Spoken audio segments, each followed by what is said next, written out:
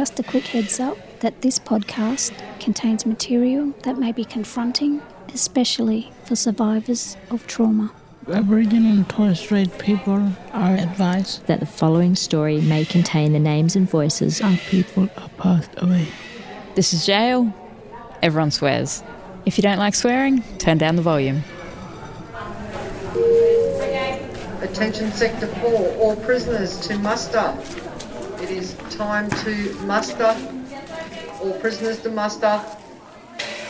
Welcome to Bird's Eye View, the first podcast made by women in the Darwin Correctional Centre. You'll be meeting all sorts of people and a bunch of birds. But first, we've got to get you into Sector 4.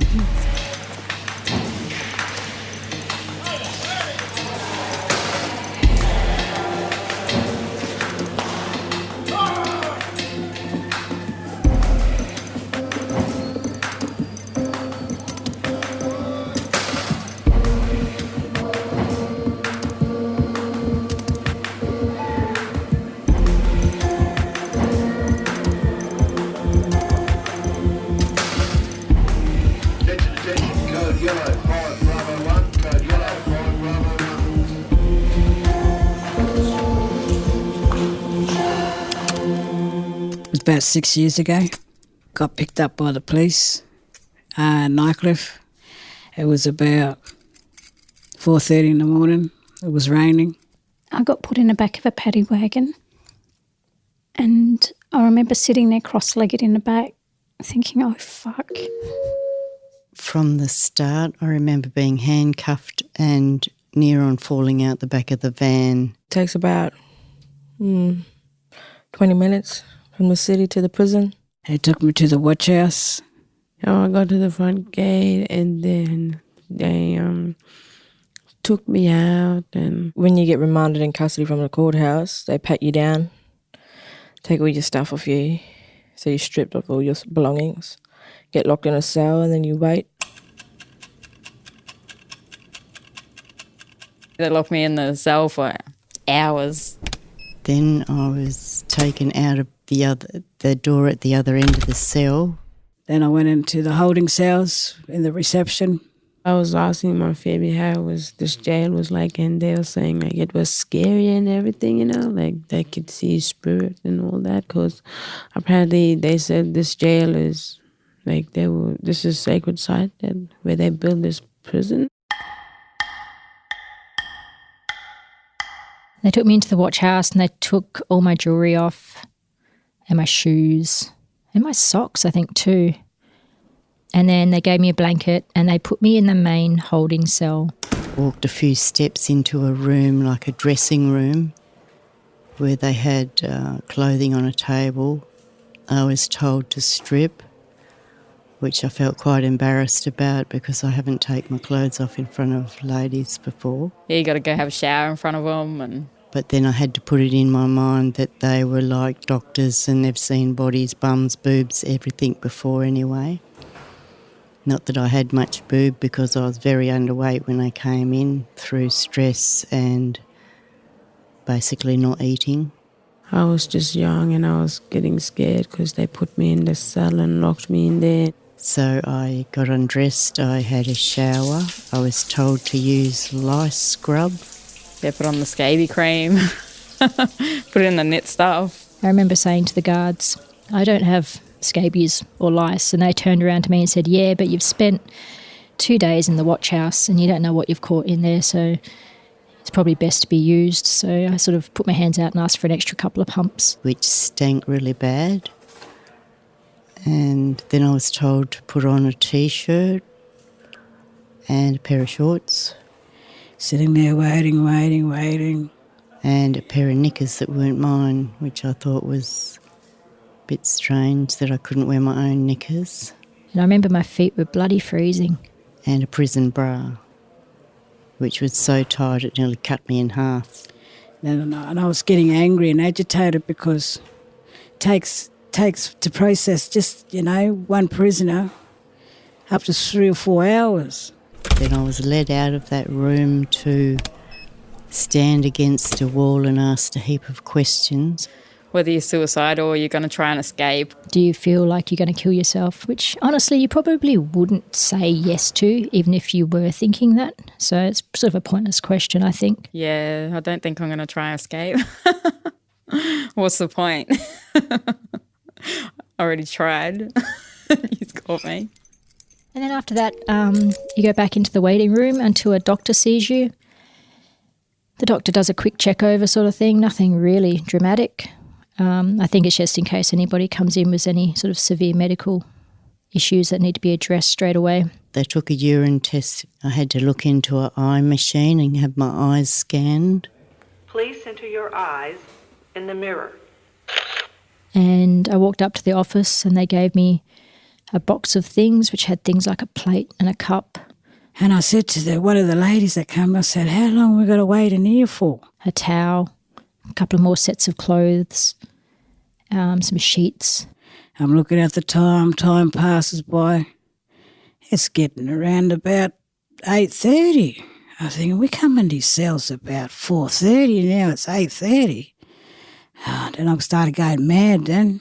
This is the second time I'd been here, so it was all good. Like, compared to the 4 days I spent in Catherine Watch House and then the 10 hours up at the cell, I was quite happy to get a real bed, you know. Sleeping on a concrete block for 4 nights was pretty shit.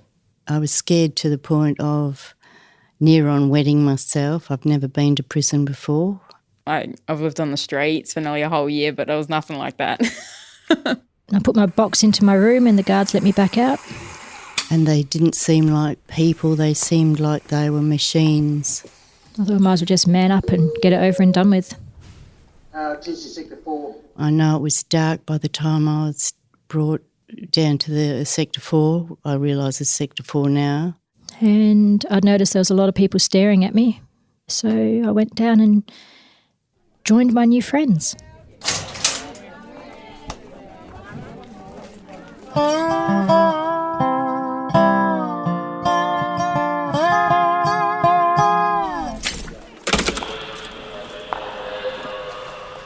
Hi and welcome to Darwin Correctional Centre. This is your tour guide. I would like to welcome you to the office. And as you can tell, the window has just been opened and we have a lovely, friendly customer service officer. When we come to the office, we can ask for forms, we can ask for hygiene. You can ask for knickers and shorts. You ask for cups, toothpaste. It's better off not to ask for anything, but... If we need to know any information, so like who is in SEPCON, who's in Royal Darwin Hospital, how many prisoners we have currently in Sector 4, we come here, we peep through the window onto the whiteboard, which has all our stats. A lot of the time we'll come up here and make funny excuses to talk to the officers just to look at the whiteboard. Okay, my name is Rocket, and for my part of the tour, I'm taking you to the Septicon. That's where you go when you're being naughty. And it's 4 cells, and they're away from everyone else. And you don't get out in the yard. There's a cement yard for when you're being naughty, but you get 1 hour exercise out of that yard a day. And there's a camera in the cell. So if you want to go to the toilet without being seen, you have to put the mattress up against the camera so they can't see. Oh, yeah, and you also, before you go into the Septicon, you have to get strip searched. Cough, squat and cough. Okay, we're here in Sector 4. We've got 7 phones between 80-odd women.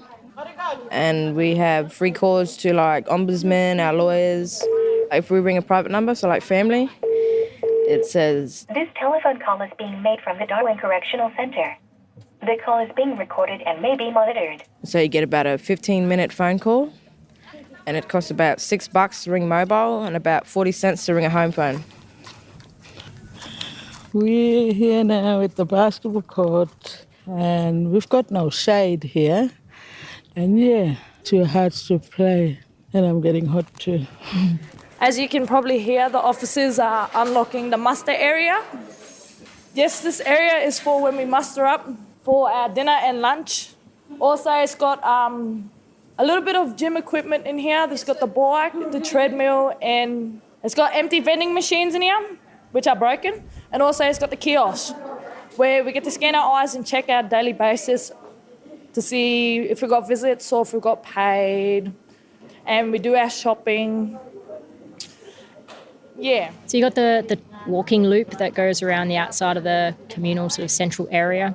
It's just a concrete path that runs around as close to the outside as possible, with all the access paths running from the centre through it out to the individual accommodation buildings. We've got 4C1, 4C2, then we go into the 4D, and then we've got the H block, which is SEPCON, which we've been to already. And they're under strict lock and key.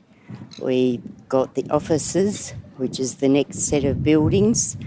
Then we've got industries, where the women go to work. They do the headsets and they do the buys and the shopping up there. I've got this library room. There's a few just sort of odd desks and chairs kicking around and a couple of blue couches which tend to fill up really quickly because they're the nicest place to sit. It's cleaned about once a week, but we did have an issue here for a little while where people were cutting their toenails in here, but that seems to be cleaned up now. It's got a whole row of bookshelves on one side, which for some reason is full of at least 50% of love and liaison books, which is all about throbbing members in their pants and all the other sort of crap that goes on. It's not really the stuff you want to read in prison because, there's a bit of a lacking of the male diversity in here. Oh, you missed the slamming of the window. And this concludes your tour of Sector 4.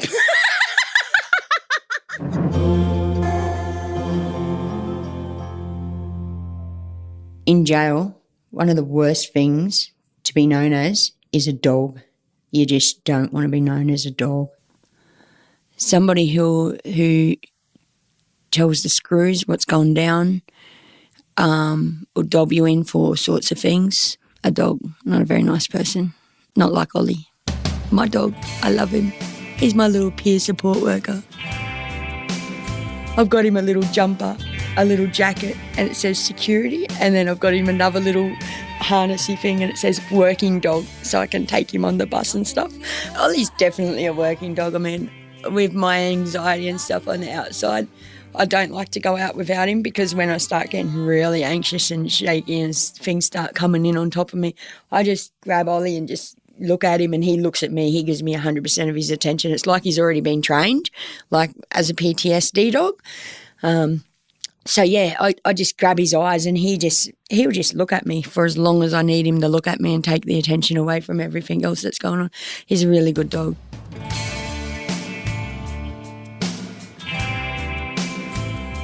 My real name's Renee. They used to call me Rocket-Propelled Renee, and then everyone just started calling me Rocket. I've got ADHD. Like, they give me dexamphetamines to slow me down.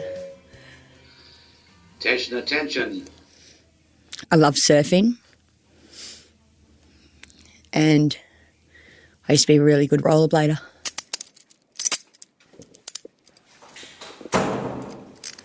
Please center your eyes in the mirror. This is my 7th time in this jail, and Queensland, and then Brisbane jail. I've done 2 sentences as well. Brisbane's my favourite. You get a better choice of women there. I've always been a pretty angry person, like not a pretty angry, a fucking angry person. And I had no I had no control over my anger for a long time.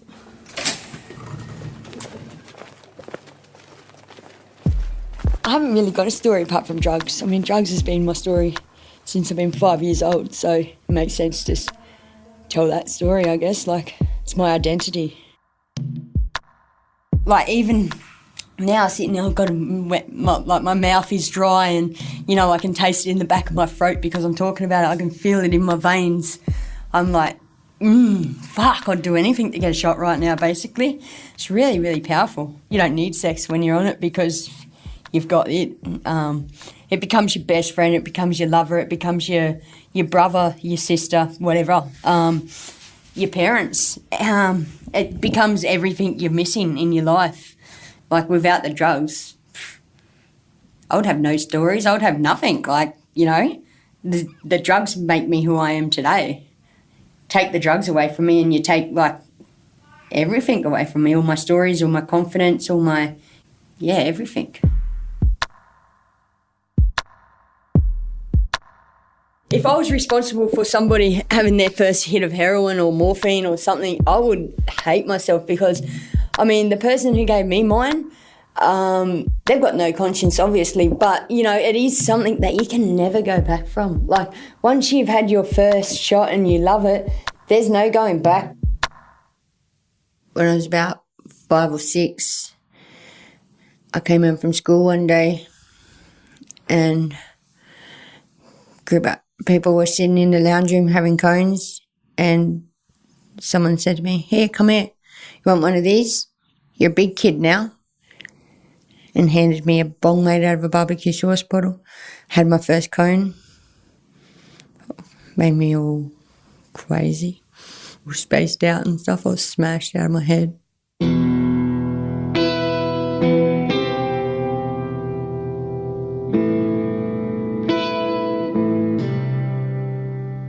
My whole life I've always had to watch out who's coming from behind, looking over my shoulder to see who's on my back, what's coming for me. You know, whether it be child protection or whatever.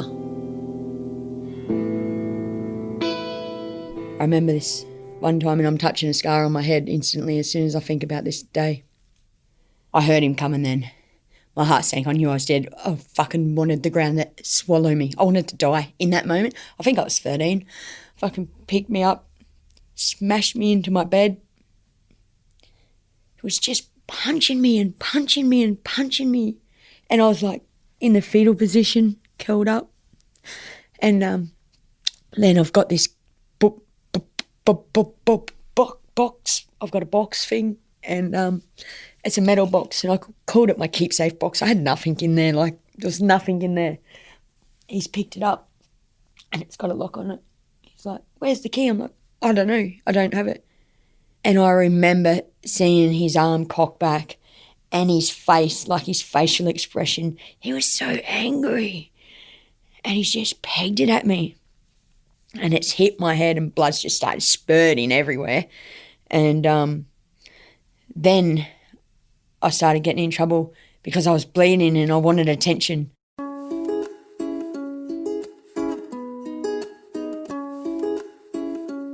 Us kids had to go to a foster home every weekend. So, and me and my brother, we hated these foster homes because some of the shit that happened in these foster homes, fuck man, like, well, I guess you could imagine how bad a foster home could be. My brother copped the most of it. He never spoke about it before he died. I feel so guilty about that, but because I watched it and I never spoke to him about it. And my brother always tried to protect me from everything. He was such a good big brother. He was my world.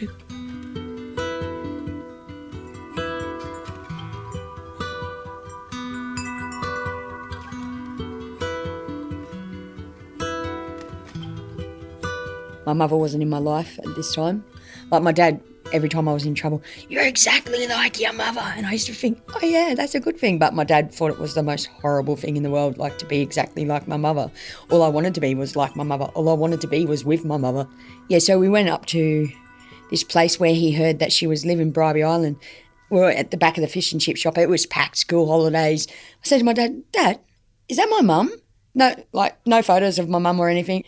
And just no idea, but I've seen this lady and I'm like, that's my mum. I've like climbed through everyone's legs, put my hands, like my arms folded on the counter and my face down on top of my arms. I said, "Hello, Mum." And she looked at me and she mustn't have heard me properly. She goes, "Hello, little girl. What's your name?" And I'm like, "Renee." And she's like, "Renee." And she screamed at the top of her voice. And she's just flipped the counter, grabbed me up in her arms, and it was the happiest moment of my life.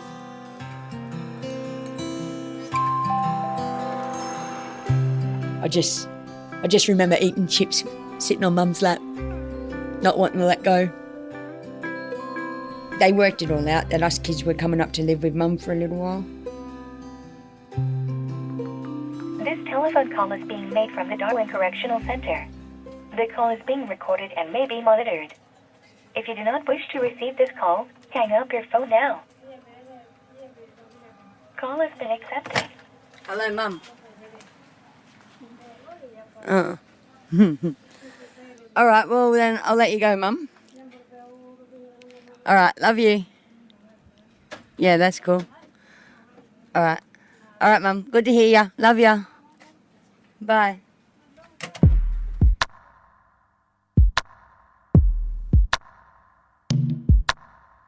I never really cried till I was 34, 37 now. But I'd never really cried. I'd cried when I read my brother's eulogy. I cried the day I got the biggest flogging in the world. But before that, I'd always been taught, if you cry, you're weak. You're showing your weakness. But then, yeah, as I grew older, I realised I do need to cry. I've got so much to cry about. And now I will cry at the drop of a hat. You tell me your kitten died and I'll start fucking crying, man. I may glorify it the way I'm describing being on drugs, but that's in that moment, and it's not worth the heartache and the loss that you suffer in the long run. Lost a lot of friends from drug overdoses. When I'm on the drugs, like when I'm on ice, I think I've got everything together and everything, but I'm really this just really angry person who everyone's just scared to approach because they just don't know if I'm going to flip it or if I'm going to laugh at them. When I'm off the drugs in here, I'm just really happy all the time, happy-go-lucky, and then when I'm on morphine or heroin out there, if I'm not nodding off, then I'm like cranky because I'm trying to get a shot. The drugs make me angry, and you sort of got to look at yourself and realise you got a problem when none of your friends will come near you. Drugs took my freedom.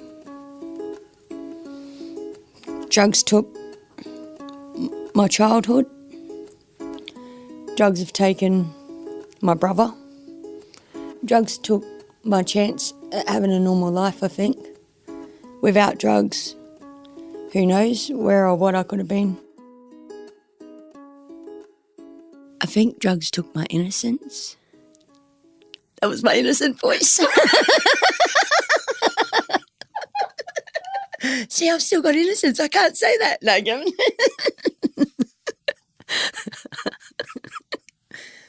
I lost my innocence so young.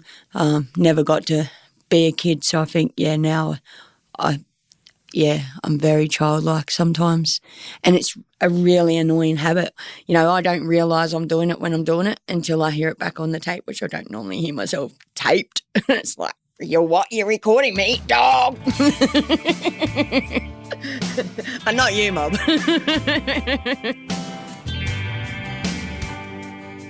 Until recently, I was just going to go out and get back on the drugs. I've seen no point in changing, but I guess that's a bit of a cop-out.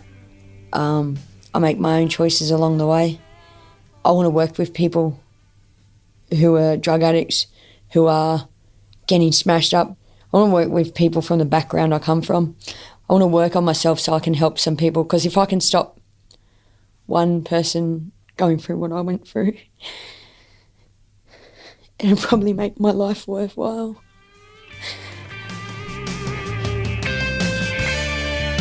Pieces have been picked up because of you. Never really had my story about what made me told, and it's important that people know, what I went through, where I came from. I mean, I'm just shoved in here and I'm a number. I've become a number 263767. And, I just don't, I feel it's important to let people know that I'm not just a junkie or a drug user. I'm not just a number. I'm more than a number. And for no fault of my own, well, a lot of fault of my own, but I mean, I didn't ask to be born into the life that I was born into. And, I think that's played a massive part in the person of who I am today.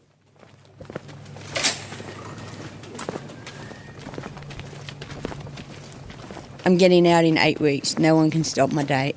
The first thing I'm doing, I'm going to find my dog, Ollie. I have no idea where I'm going to sleep my first night out of jail. Absolutely no idea, and nor do I care, as long as I have my dog. No more tears, no more fears. Just be glad that you're here. Every day when I wake up, I hope to see the sun. Forget about my troubles till the day is nearly done. Rocket has been out of prison since mid-2019. She did rehab in Alice Springs and then moved back to Darwin, where she now lives with her dog Ollie. She's working and doing lots of advocacy work for women in prison. Last time we spoke, she was super excited because she still was clean. And it's the longest she's ever been drug-free. Oh, my God. Here's the first chat she had with our producer on the outside. Hey, yo. Hey, welcome out. Yeah, it's awesome. How's it going on the outside?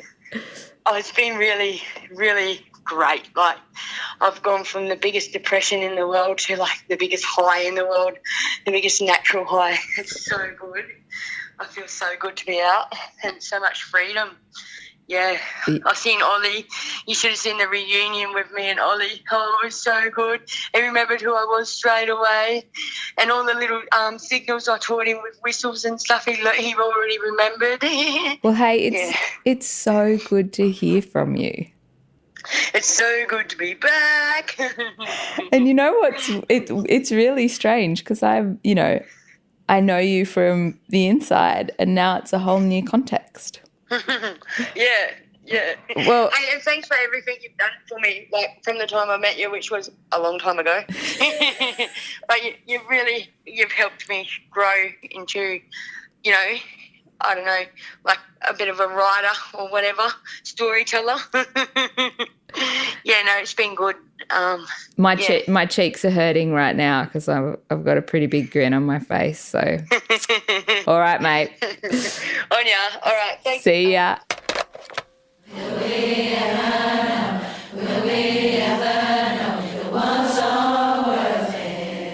Everyone's heard about the stereotypes about us. Yeah, we're shit. Damaged. Junkie. Stupid. Bad mother. Scum. Disrespectful. A burden. Uneducated. Dysfunctional. Animals. Tainted. Low lives. Just a number. But what about the real us? What about our stories? Not his stories, her stories. We called it Bird's Eye View. Because we wanted to shake things up and give people a new perspective on who we are. Plus, there's a lot of birds in here. Not just jail birds, real birds. Come on, we'll introduce you to some of the wildlife.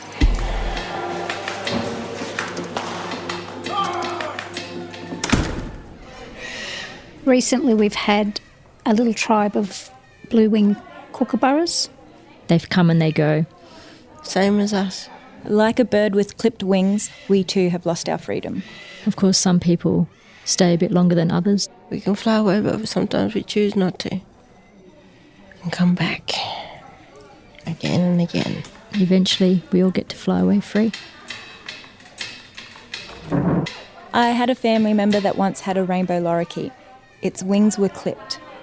One day we left the cage open by accident and it got out. The dog got to it and it couldn't fly away. How uncanny when a lot of us in here are put in here by dogs.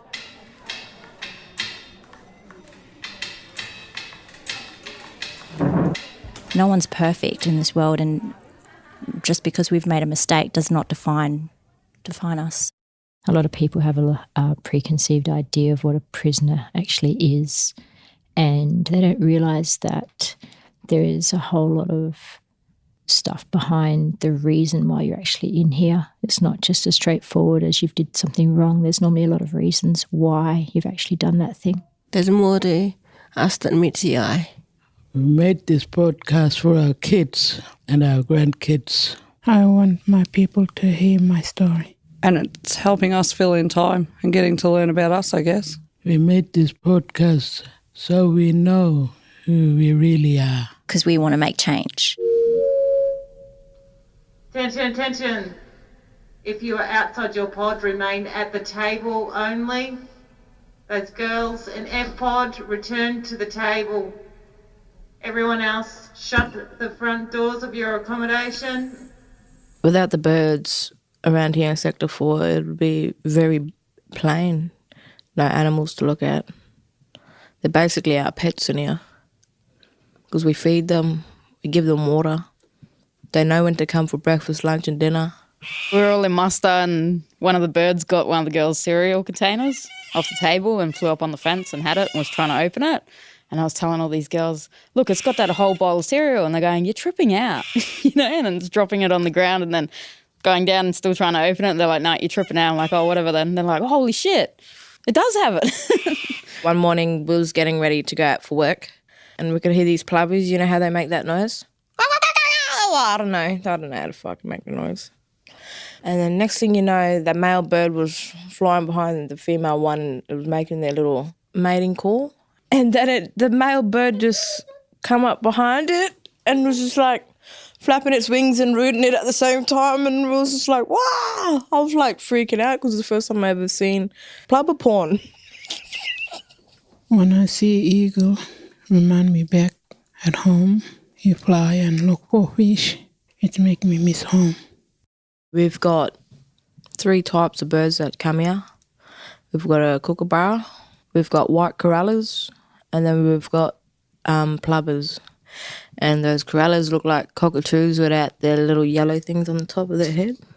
And they've got big grey eyes and they look very hungover. And they always call out, like, I'm hungry, feed me. You can actually feed some of those white cockies out of your hand. They walk right up to you. Some of them walk into your pod. I don't think you'll ever be able to tame them because we haven't had them from babies. But we've got some of them to a comfortability in knowing that we're not going to harm them. We're there to feed them. And they know feeding time. On Saturday nights, we get steak. And if you can't eat all your steak, you give it to the birds. And one night I threw my steak to the kookaburra and it was smashing it around the steak in its beak as if it was still alive. There's totally different kookaburras, not like the ones down south. These ones got blue wings and the blues, it's like a metallic blue and they sound like this.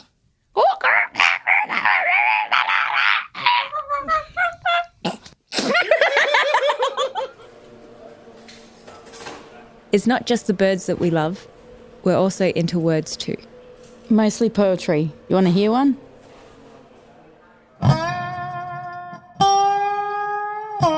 Life in Sector 4. Salty plum lips. Eating wheat bix. Out in the sticks.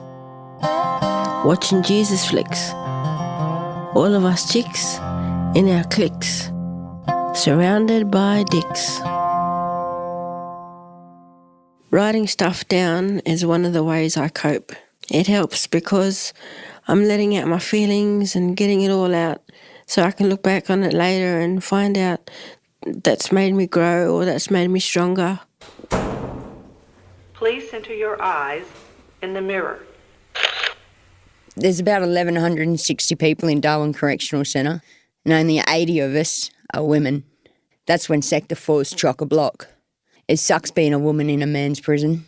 We're not classed as equals. We're left down the back of a prison. And when they want to take us anywhere, they walk us right through the whole lot of the men like we're on parade. It's like walking through a meat factory. There's so much things that we can't do without someone accompanying us in a man's prison. We're always delayed to go see our family because we have to wait for an escort to take us over to visits. We don't get the same opportunity. I've been in a women's prison in Victoria and it's different because we're treated as one whole. We're given opportunities down there. There's a lot more access to programs. There's a lot more different types of work platforms. We have our own TAFE in the prison, so we're actually able to study something that may help us on the outside to get jobs. It's completely different. They help fill your time in. We can cook for ourselves. It's not cooked for us, it's completely different. It's a bit more humanised, I think. It's hard being a woman in a male's prison because I can't touch my boyfriend. He's on the other side of the fence.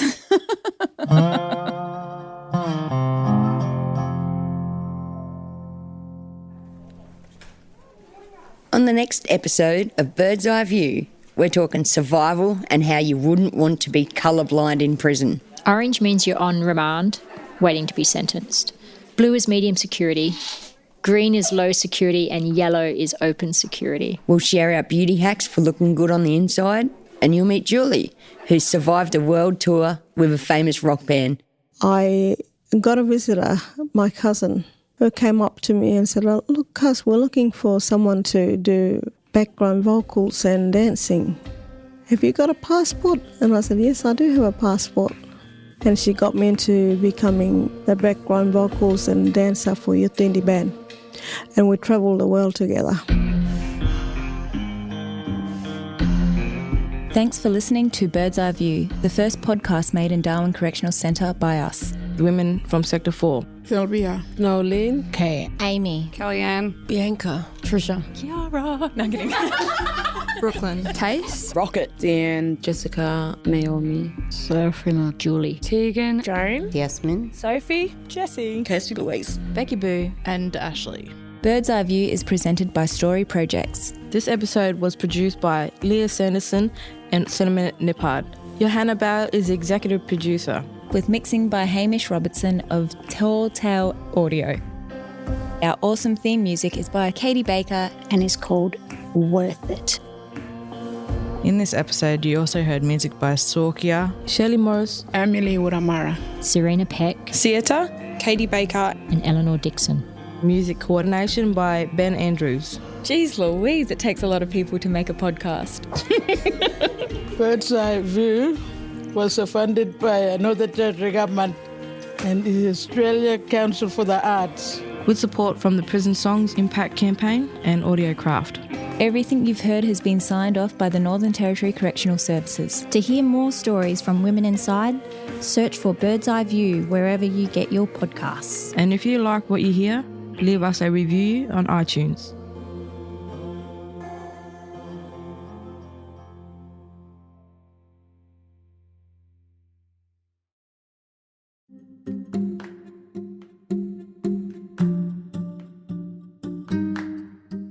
Grady Ivy's tacos and fajitas, 2 cups of U.S. blend non-spicy chili powder, 1 cup of sweet paprika, 1/2 cup of ground. Hello, I am Tony Burnett Rand, or Honey Child, depending on how you know me. 2 tablespoons of ground dry chipotle chili. We are Creoles from Louisiana by way of St. Kitts and Belize. The joke is that we are everything but Vikings, and I married a Viking, so now we have that too.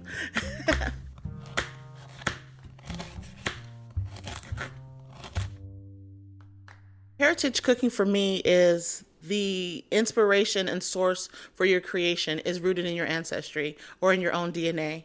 In my case, it's combination DNA and my travels because I've had a very blessed life of seeing much of this world. So I try to fold that into my cooking with my ancestors always as the compass.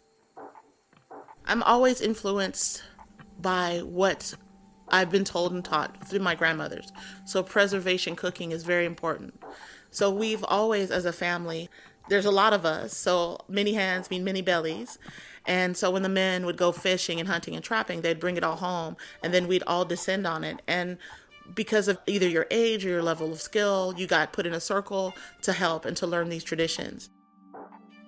I believe I was maybe 5 years old when I got to be able to peel with a knife, not a peeler, but a knife, because my grandma said, if you learn to cook in a humble way, you can cook anywhere and everywhere for everybody. When I make a pot liquor, I always start with the bones and cold water, all of my seasonings, and I let that go. And then usually I remove the bones and all of the aromats. So you remove it just to make your guests more comfortable. But my grandma said in times of trouble, you leave those bones in because it is time for you to slow down. It is time for you to remember. And it's time for you to be reverent about the opportunities that you have around you so that you can make really good choices. And that's why I take it so very serious. And it is my honor to display heritage, because a lot of people understand the parts of Black culture that they enjoy, but they don't understand the roots or how we were able to cry and laugh at the same time. How we can protest and protect. How we can march and mourn. We are a dual people of great ebbs and flows. And I really love that I get to tell that through my food. I mean, from a brownie to gumbo. No matter what else is going on in your life, you have to stop and eat a couple times a day. And if you can do so from a source that you know has nothing but the pure intention of seeing you better than you started, there's nothing I can think of that I could be doing with my time that is more important than that. Anytime I have cooked Mexican food, it is 100% Granny Ivy. And any human being lucky enough to be loved by their grand has that memory of opening the door to grandma's house and what does it smell like. And because my grandma was a proud Texican, I never have cooked any Southwestern based anything that was not hers. This piece was produced by Lee Redfern and Sarah Mashman as part of the 24-hour radio race from KCRW's Independent Producer Project.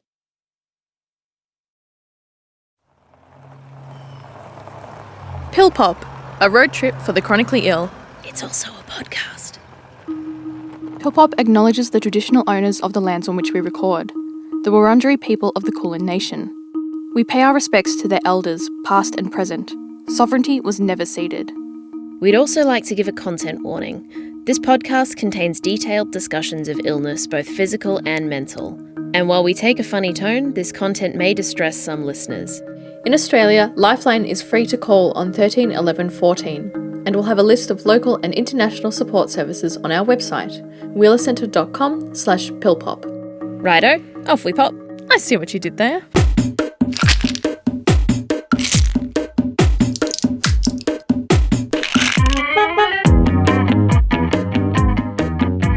Last time! I sometimes hide my good days or hide my bad days so that people only get like the moderate in between, and so they can't really judge against them. Coming up, we've got inbuilt in us this sense of honesty in work. And when you're not able to do it, there is a skepticism around you as a person. You know, what are you trying to pull?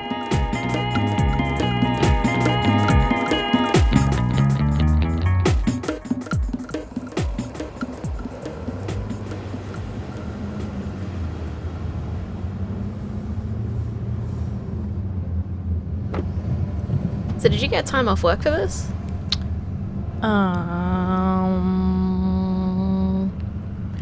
Not exactly. Okay. So you're just like calling in sick every day for the last months? Several months? So the thing is, because everyone's working from home now anyway, because of the pandemic, they kind of just think I'm working at home. Ah. Yeah. Hope they don't listen to this podcast. It would give the game away, something fierce. That is true. That is true. Don't you think it's strange that employers are just now realising they can implement work from home policies when chronically ill people have been advocating for exactly that for so long? Right? Like, turns out this has been possible the whole time, and employers were just like, we don't want to. Yeah. Yeah. Yeah, funny about that. No, we can't do that because of, And they just walk away. They just stare at you until you leave their office. Yeah.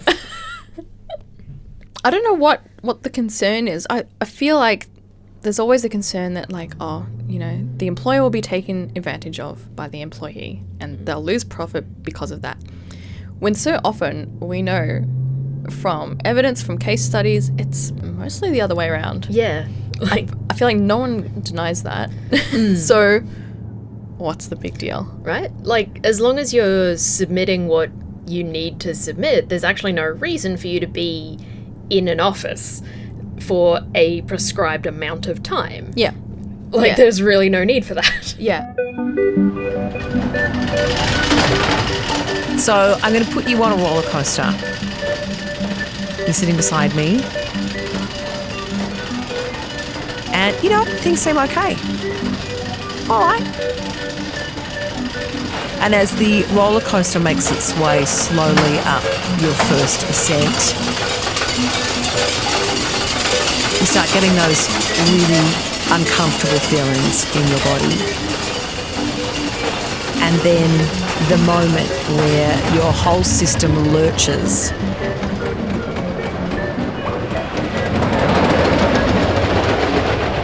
And there's a great deal of, we'll call it pain in this experience. And there's a lot of screaming as we go down that first run.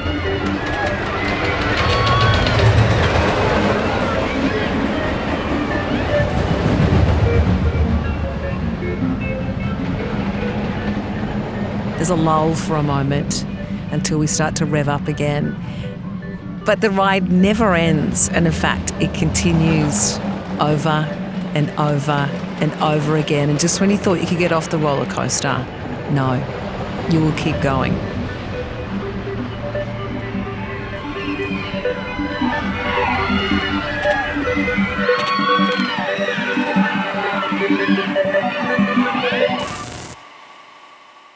Hi, I'm Jacinta Parsons. I have Crohn's disease and I'm currently working at the ABC. At the moment, I am the afternoons presenter on 774. So how do you normally explain Crohn's disease to people who have never heard of it before? That is such a great question because I don't have a good answer. And after 20 years or more, you would think I would write 2 lines so I could just say it. But I've fumbled about it for about 20 years because I don't even think I totally understood it myself for a long time. But I would say it's an inflammatory bowel disease and it has got nothing to do with food that we eat, although they are finding out a little bit about that. And it's about an overactive immune system. Yeah, I pretty much say the same thing because Have I you have got colitis. colitis? I've got colitis. Yeah, I feel like I want to hug you right now. Little sisterhood. It is a bit like that. Yeah, and I think you're the IBD first person. pals. Yeah, you're the first person we've interviewed that has the sister disease of colitis. Yeah, because we haven't interviewed anyone with colitis or Crohn's yet. So. No one with diabetes either. Oh, yeah, true. Yeah. Cute. Nice. Let's find them. We're collecting them all, like Pokemon. Yeah, I know. That's so cute. How have your employers in the past reacted when you've told them that you're chronically ill? Well, that's the interesting thing I think about chronic illness is the capacity or the propensity for us to actually divulge illness, because I think, and I don't know how you guys feel, but I know that people that I've spoken to have chronic illness. I think sharing that is a really vulnerable thing to do in a workplace. And often if you found yourself back to work, which I did, I guess, after I'd been really, really sick for a long time, I was really frightened that employers would think that I was a risk and that they would maybe not say it out loud, but possibly not give me opportunities and these weren't necessary scenarios that I tested out. But I often, and again, this is something that I found a lot of people have the experience of, when you've got a chronic illness, you kind of keep it under your hat. You put up with a lot of the symptoms because if you want to work, you kind of have to find a way to do it with the illness symptoms. So I haven't really shared it explicitly with employers. I've written about it, and so they know. But and when you go to hospital or things happen that kind of you can't avoid sharing it, I found that a really vulnerable kind of situation to be put in. Yeah, I was just going to say I read your great article about illness morphing you without your consent, and I related 100% to that. Was that the first time that you'd written about it? Yeah, it's actually interesting because I probably was diagnosed 20 plus years ago.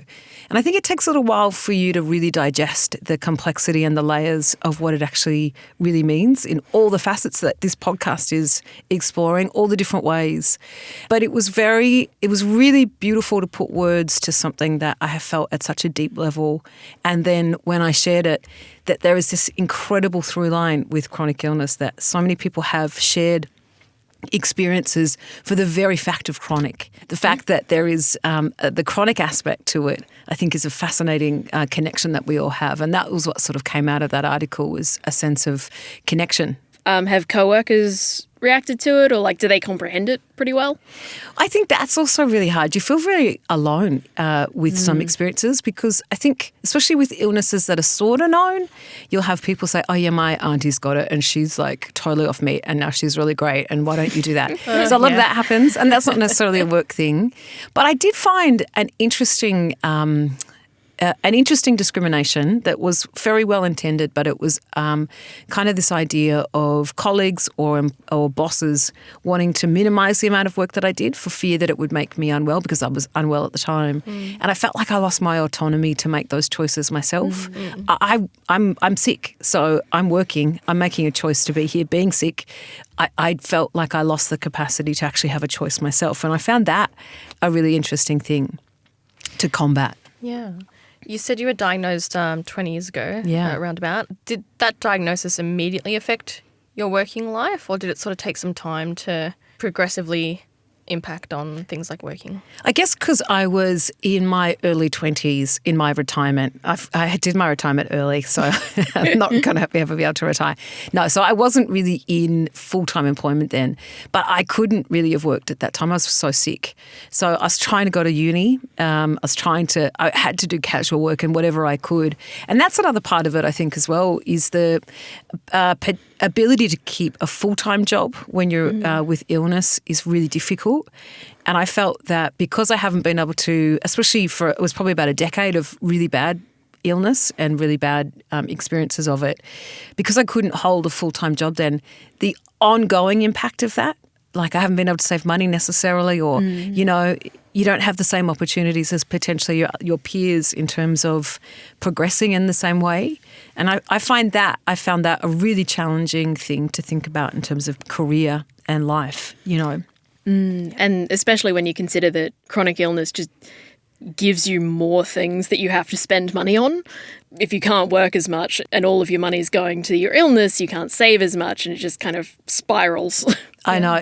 That's so true. And it felt, I mean, I remember I had friends who were working in jobs where they got car allowances and all that sort of stuff. And I was like, I need a car allowance. Yeah. Like, why do you have one? You've got money now. You know, that sort of thing, I think, is a really, really big deal. I remember that time when, you know, that threshold you hit with Medicare where you don't have to pay anything anymore because you've had to spend so much money.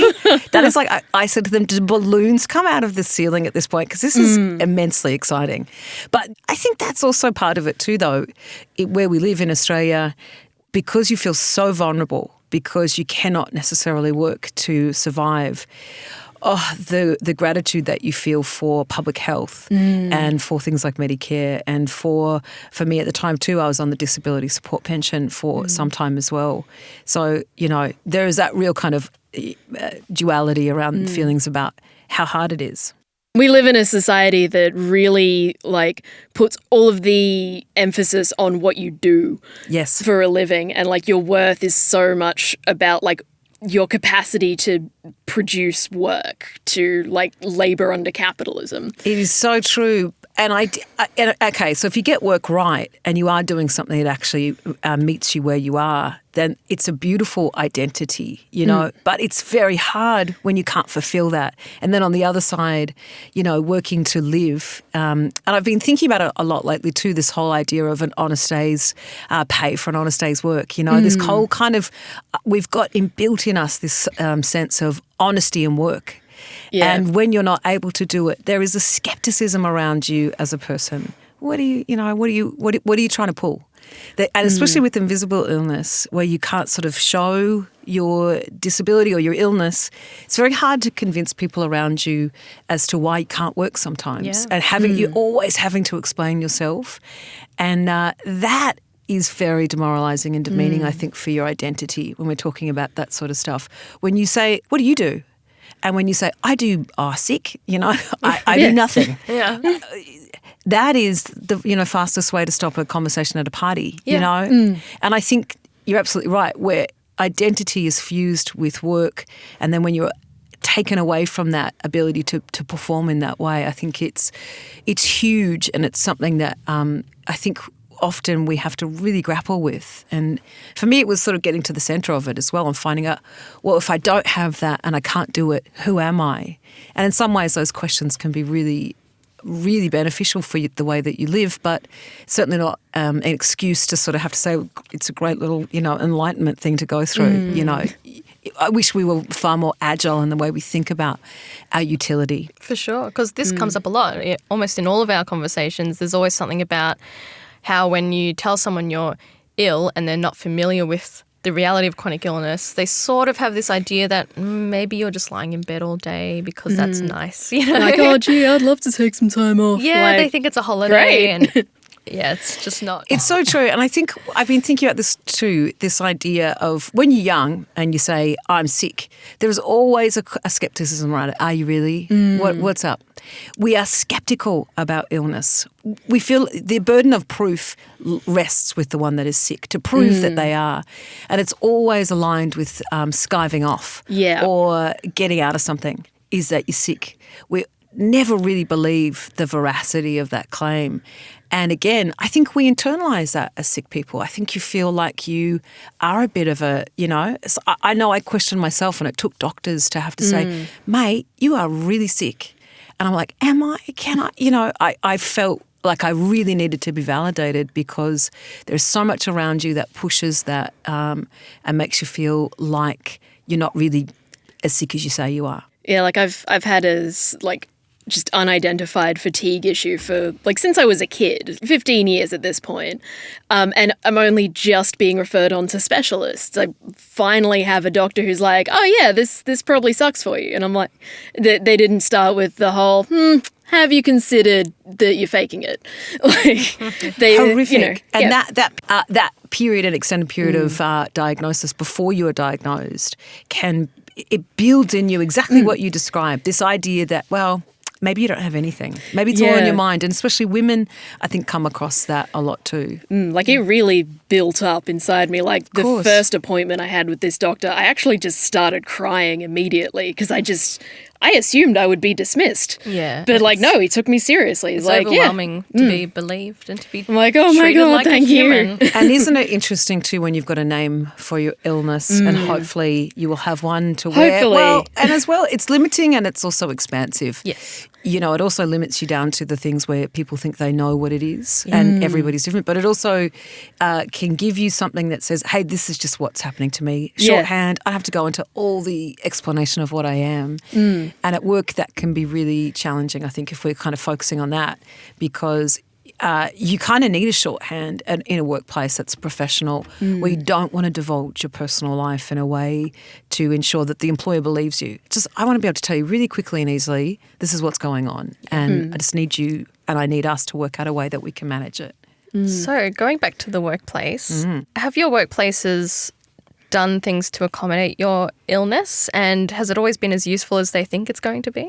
That's so interesting. I've worked in really wonderful places, 100%. I really haven't given them much opportunity to be supportive because I've been so frightened to talk about it. Yeah. But I believe they absolutely would. I do think about this again a lot, and I've heard a lot of stories around, I think we don't know how to do it very well because I think what we still are very much stuck in is very traditional ideas of work. It's around hours equal money, when really at the end of the day work needs to be thought about differently because I think for chronically ill people, hours that string together in one consecutive block can be very difficult. Yeah. And I think we start seeing a little bit of lateral thinking around work, but we are so embedded in this idea of you sit there for 8 hours. I don't really care, what you're doing, but you must sit there for 8 hours or you must lift those bricks for 8 hours and I'll give you money at the end of it. And if there's anything different to that, it feels like someone's getting shortchanged. But we need to change the way we think about work. We're needing to for a whole range of reasons, but equity of access to work, which is what we've talked about in terms of the importance of it for so many reasons, including personal identity, but also the economics of it. And workplaces need to not just sound like they are helping or wanting to be flexible, but actually thinking about fundamentally how they can be much more agile when it comes to ensuring that people with chronic illness can be included in workplaces. Yeah, those are great ideas. So what's your personal management plan like then? Because it sounds like you're pretty much doing it all yourself. Well, I guess with the support of GPs and specialists as well. What's necessary for you to keep working? I don't think it's a good plan, but at the moment I'm actually feeling probably better health than I have for a while. So I'm saying this in that kind of frame. But prior to that, when I was really sick at work, I would push through and I would get to the weekend and I would lie in bed for 2 days and I'd go home and go straight to bed because I felt such a compulsion to keep up at work in the way that everybody else was. So my management plan is not recommended. And I think that my management plan is about how we've done it in the past and how we need to change it. And my management plan is about hiding and about doing because I didn't want to get left behind because I wanted a career. Yeah. I didn't want illness to be my identity. Yeah. I wanted the things that I had missed out on for a really long period of time and I pretty much wasn't prepared to let any of it not happen. Yeah. Yeah, I've had colitis for 10 years now and I've found it's almost necessary to be just a bit cavalier with it and just go, well, screw it. Like everyone's expecting me to be a part of the world in the way that everyone else is. You know, everyone else is out there slogging it, doing 9 to 5. So I should be able to do that too. Like there's no reason I shouldn't be able to. And then, you know, kind of putting, you know, the illness in the back seat, trying to forget about it. And then, of course, it rears its ugly head. Yes. And it doesn't help that every now and then something will pop up in your feed about how competitive the workplace is and how it's more competitive than ever before. And it's all just the increasing casualization of the workplace. Yeah. When I started my PhD, every single person said to me, so, you know, the job market is really competitive, right? And I'm like, ha, ha, ha, ha, ha. Yep. Yeah. Cool, thanks. That doesn't terrify me to my soul at all. I know. We've taken the human out of the workplace, I think, too much. And I think we've increasingly done that. I think it's fed into a lot of things. And I think we've done it slowly but surely. There is an expectation, as you said before, around utility as opposed to humanity. And I think we miss efficiency. I think we miss a lot of things when we think about it like that. And I think we need to change, but I don't know how that will happen. Yeah. Do you ever feel like your good days might be used against you? I think one of the hardest states to be in with chronic illness is the grey state. I was really good at being sick, where I was bedridden for weeks and weeks and months, because I was able to find a way through that. It was very painful, but it was a part of a process. I'm really good at being well. I know how to do that. That's pretty simple.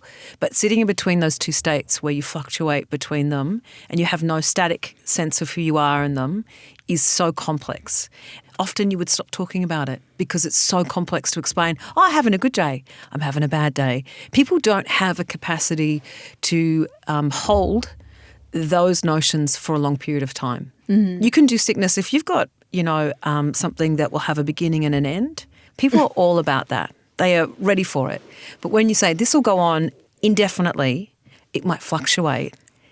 It is so hard for people to imagine how they might be able to be part of that because it requires so much. Yep. Yeah. Yeah, and on that, does your illness ever inform your work in a positive way?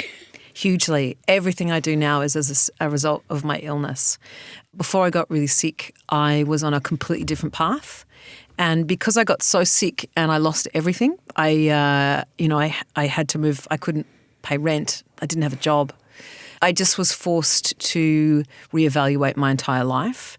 And so it gave me this wonderful opportunity to start from scratch because everything was gone. And when you're faced with illness and, sometimes it can be a very profound experience of losing identity, all the stuff you go through. So I had a really good opportunity just to sort of go, well, what do I want to do? And then realising that what you want to do is actually about a whole lot of small steps, not about these big ones, and just going about it that way. So illness has been everything. It's also my empathy. It's my connection to myself in a lot of ways because it stops and it makes me think. I would never choose not to have this experience. How do you feel about the question that often comes up in job interviews where they say, is there anything that might preclude you from doing this job, and you sort of feel like, well, maybe this is where I disclose my illness, but does that mean they can then discriminate against me, like in a sort of loophole way where they're legally not allowed to do that, but they've asked you a question and then they could just say it was something else that made them say no to you? My answer is probably, not the right answer, but I don't trust employers. I trust my employer, P.S., if you're listening to this. My employer is wonderful.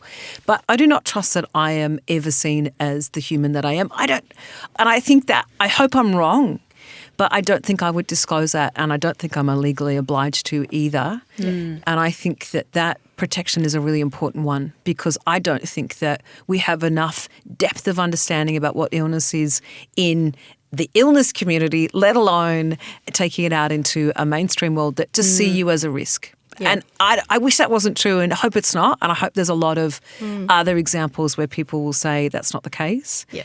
But yeah, at this point in the way that we see the world, I don't feel confident I wouldn't be out and out until I really understood what that employer's values were and how they dealt with things. Yep. I'm totally on board with that. I used to never disclose it until I worked for a certain fast food franchise, and I didn't say anything, and then a few months into the job I had a colitis flare-up. And I was actually pulled aside and they said, well, we did ask you at the start of this job whether there was anything that would preclude you from, working normal hours, and you didn't tell us about this, so what's going on? And I had to basically scramble and come up with excuses I didn't know that's what it was for, and play dumb. Preclusion is your inability, employer, to actually find a way to support me to work when I have an illness flare. It was pretty horrible. What happened after that? Well, I told them that I was on some drugs to help me. It was steroids at the time. Oh, God. But his response to that was, oh, is that the good stuff? And winked at me. So. Are we able to take that person somewhere like a court? I'd love to. That's horrific, I got to say. Like the Thunderdome? But yeah, and since then I've been like, oh, God, maybe I should say something. And then just hope that, I thought about it this way, like if I do disclose it and the employer says no thanks, then they're not an employer I want to work for anyway, because if they can't handle the fact that I have a chronic illness, then I don't want to have that sort of tension every day coming into work thinking, oh my God, they're going to fire me just because I'm sick. So unfair though, isn't it? Because the responsibility should be on them to ensure that they have good policies and processes in place. And even employees without chronic illnesses, people get sick. Yes. People get dramatically sick. Yes. People get sick for a long time. It can happen at any time. Yep. It's just a thing that happens. Yes. So I saw that you're a Crohn's and colitis ambassador. Tell me about that. Why did you decide to become one, and what does that involve? Pretty much it involves just, having a little speech here and there, and being part of some of their programs that they do, some of the fundraising, I suppose, and just being a voice, being prepared to go and talk about it wherever I can to extend the understanding of it, that it's really nuanced and everyone has a really different experience with it, and all those sorts of really important understandings that we have. So many people have IBD, and we don't talk about it enough because there's a lot of shame associated with it. And so I just feel really proud of it, and I feel really proud to talk about my experiences with it and make sure that, I'm another voice that's done that. I know when I first got diagnosed, there was a musician by the name of Beth Orton she has Crohn's disease, and there was something little that came out about it. And I remember just looking at her and thinking, if you've got it, okay, that's all right, you know? And I just think it's really important. I actually got a chance to meet her. It was 15 years after that, finding out about it, and I told her. And it was such a beautiful moment for her to realise that there was someone on the other side of the world that took a lot out of knowing that she had the same disease as I have, you know? I think it's important that we are out and proud and can talk about it and talk about the complexities of it as much as anything. Yeah, for sure. Those connections are really, really important. Yeah. Because it's one thing to maybe talk to strangers on the internet about it, but it is different to actually know someone that you can talk to one-on-one and just have that conversation about your illness and how it's been affecting you. And where you go, oh my God, that's the same as me. Yeah, exactly. Or whatever, it's because it's very hard to understand the depth and the layers of the experience. And the Crohn's and Colitis Association, are they mainly focused on raising awareness of the condition? Yeah, and they advocate as well, awareness and advocacy to governments to sort of, I know that there was campaigns to kind of help with some of the systems and how stuff works in hospitals. So they're treading the pavement as well in trying to get some significant changes to the way things are processed, etc. Great. Yeah. And one final question. Jacinta, when did you realise that your illness would be with you forever? That is the great question because I think I'm still realising it.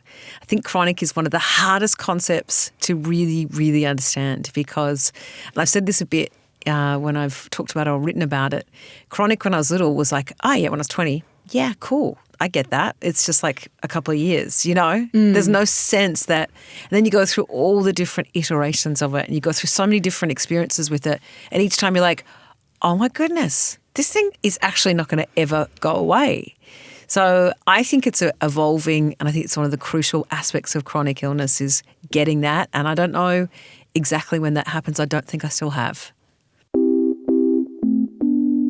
Yeah. Well, thank you very much, Jacinta, for joining us today. What a delight. It was delightful. Thank you very much for having me.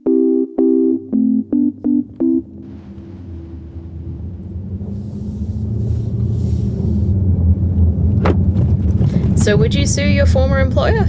The one that asked me about the drugs and whether they were the good stuff? Yeah, that one.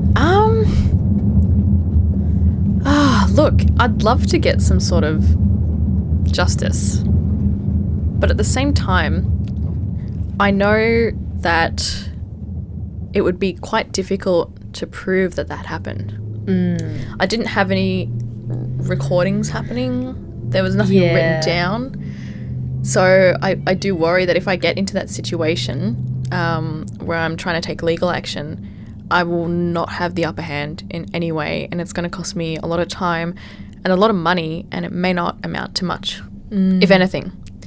You know, so that it's one of those situations where it's like, you know, I dream of justice, but whether that will ever happen, I don't know. And it was so many years ago now. Yeah, I kind of don't care enough. Yeah, like I hate that happened to the version of me that I was then, but I also know now that, you know, it's taught me something important, and I'm better at advocating for myself. Yeah, and you can like take from that what you can and learn from it. Exactly. But at the same time, if that guy happened to wake up one morning and his testes had shriveled up inside his body, I wouldn't wait for him. Well, personally, I'd like to sue your former employer because their burgers aren't very good and their chip seasoning has way too much oregano in it.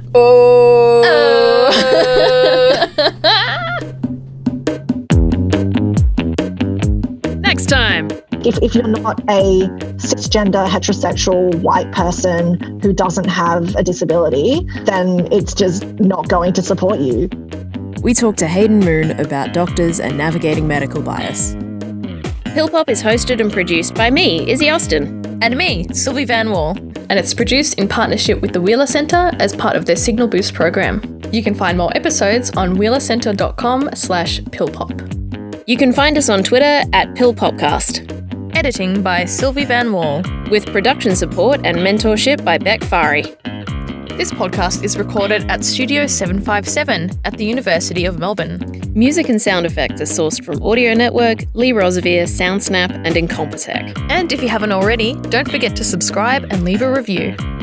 Pill Pop is a podcast about chronic illness. We're not doctors, and no part of our series is intended to be taken as medical advice. If you think something might be up, try to find a doctor you trust. It's a hard journey, but you're not alone. If anything we talked about today brought up distressing feelings for you, remember that Lifeline is free to call from anywhere in Australia on 13 11 14. And we've got a list of support services on our website, wheelercentre.com/pillpop. That period of diagnosis, which can be so extended for a lot of people, can you not hit the microphone, please? You gave me the look of, oh God, I shouldn't have hit the microphone. Oh no. I'll start that sentence again.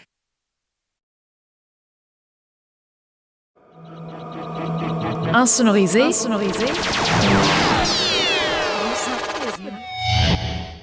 A tropical cyclone has the power to destroy physical things, the sofa, the roof, the house itself. It can also destroy the symbolic order of things, where you belong, public services, even the rule of law. But above all, a tropical cyclone tears at our sense of reality. It reminds us in an age where ecological crises are common that your world can disappear in an instant. Moving Homes by Berlin-based Aussie composer Thomas Meadowcroft is set on an imaginary Queensland coastline that is ravaged by severe tropical cyclones. Cyclone Maria has landed and the inhabitants are all stuck with only their radios to keep them up to date and keep them company. Between emergency broadcasts, name-dropping weather forecasters and depressed surfers on talkback radio, Thomas has composed a jukebox of fictional cyclone music. Over the next hour, Moving Homes reflects on the terror and beauty of natural disasters, the role of radio in times of crisis, and that everyone, including Thomas's cousin, is their own best philosopher in Queensland. If you listen closely, you may pick up on some strong language, but it's not exactly what you think. Here's Moving Homes.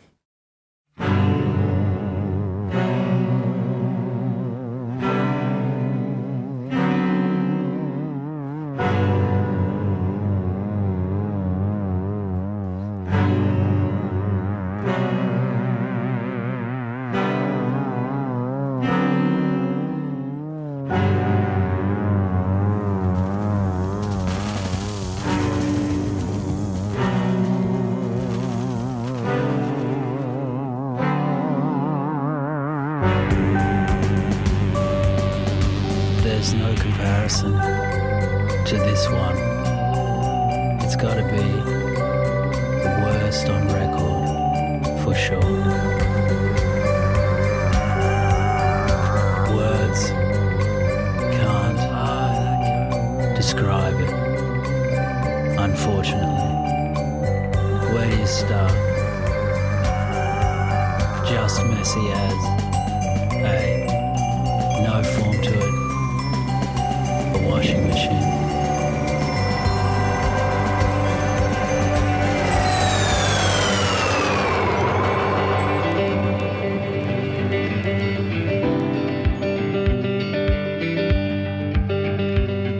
Kathy.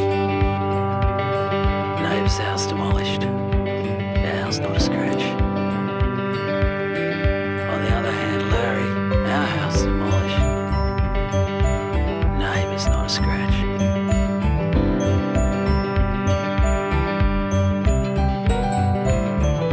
The ex took the left loudspeaker roughly 3 years ago. Then Ingrid came to town and took the right.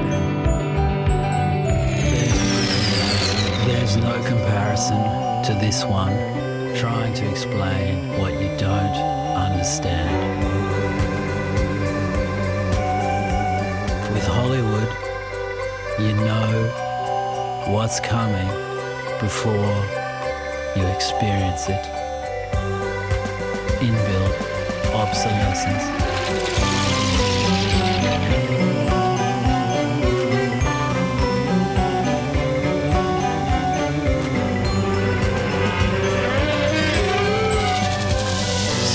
Tropical cyclones may lead to the breakdown of civil order, from which, as a pretext to returning to this order, the state can cut basic services. So, grab the kids, but left the dogs. Destruction of the social fabric, the fear from one day to the next. An eye for an eye. The real takes vengeance. Family photos. Mum's quilt. The wedding dress.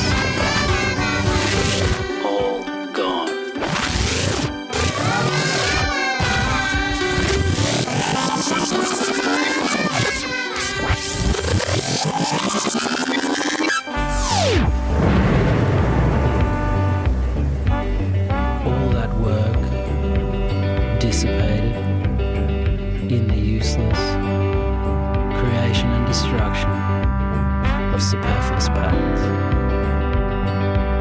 Ideology is now the clouds above your head, from tropical low to tropical depression.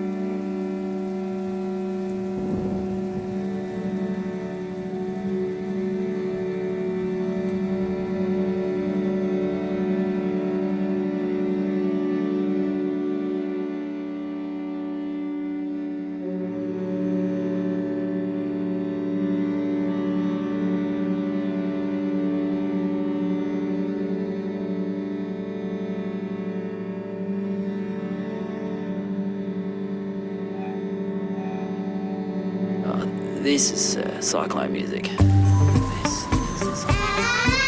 not proper cyclone music, but you need the emptiness of the object, mate. This is cyclone music, but that's not. You need the emptiness of the object. The right music for tropical cyclones. Just saying. Is the emptiness music of the object as expressed in sound. As for the thing in and of itself, well, that's terrifying. Apologies, Sean. Twice as powerful, twice as devastating as Cyclone Shirley.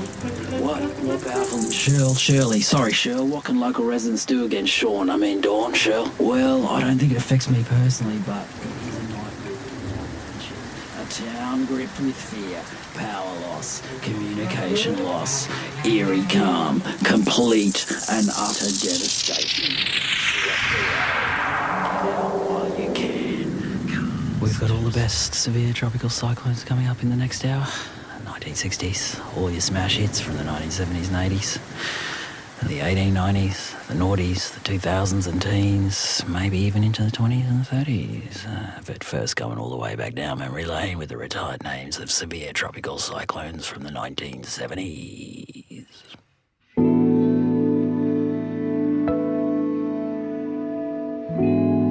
Ada. Category 3 severe tropical cyclone, January 1970.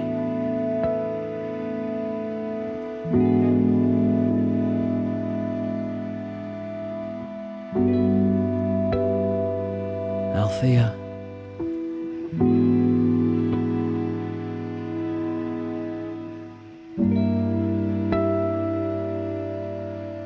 Daisy.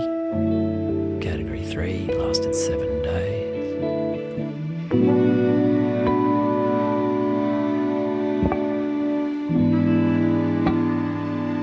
Beth, Category 3 severe tropical cyclone, February 1976, across the coast and took 200 roofs with her. Ted, Category 4 severe tropical cyclone, December 1976.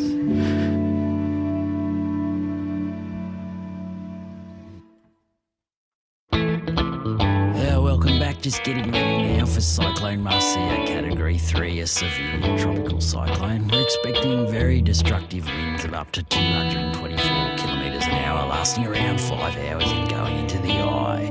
Power failures are likely. Well, let's just see how some of the objects which I'm tipping are paying on the tote today. Just making a nice cup of tea here. Someone on the line. Call up, please. Go ahead, mate. Yeah, two things. One, How far can you run up the profit margin before the whole bioethical substance of the world collapses upon itself? This is the challenge for business, both small and big today. 2, what makes your electric kettle desirable is not the thing in and of itself, but because my neighbour wants it, and my neighbour's desire makes all objects exchangeable. Goodbye at 5:20. Mrs. Green's palm tree at 8:20. Just personally, she'd be my bet. They put her in after Larry. Took out the last one, the palm tree, that is, not Mrs. Green. And another tip there. On the outside, Cheryl's hot water system paying $25.40 on the tote today.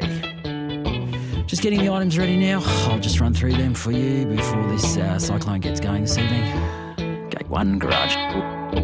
Gate 2, from number 4. Satellite.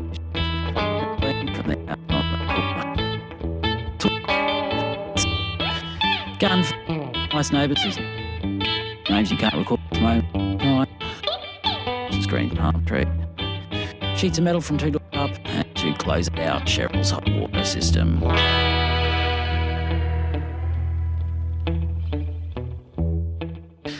And it looks like we're ready to go here for Tropical Cyclone 8 of the season. This is Category 3 here today. Marcia.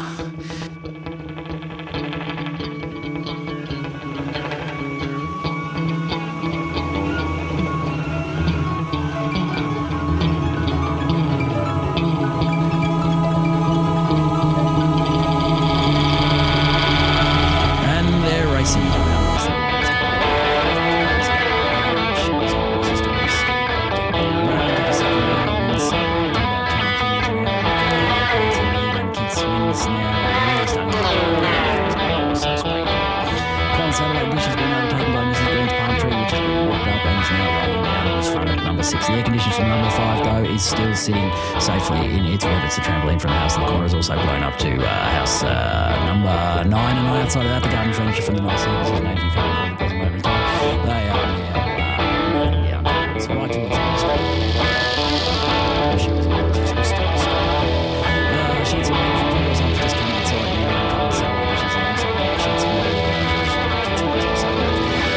Now moving into the third hour, wind speed still hold. Patio doors cold from the house on the corner. Gun from nice neighbours whose name you can't record the present moment in time. Sheets of metal from 2 doors up. Top of the fourth, and the wind speeds 250 kilometres an hour. And I'll call, as I said, visibility very poor at this point, and we've got kid swings now overtaking patio. Take it up now. On the outside of that, the air conditioner from number 5 to another. Excuse me, the air conditioner from number 5 this present time is now really taking off. We've got tables, we've got all kinds of things, gazebos down there all stacked up alongside sheets of metal from 2 doors up, and again Cheryl's still standing there nicely. Not closing out the 50 inch we dropped off.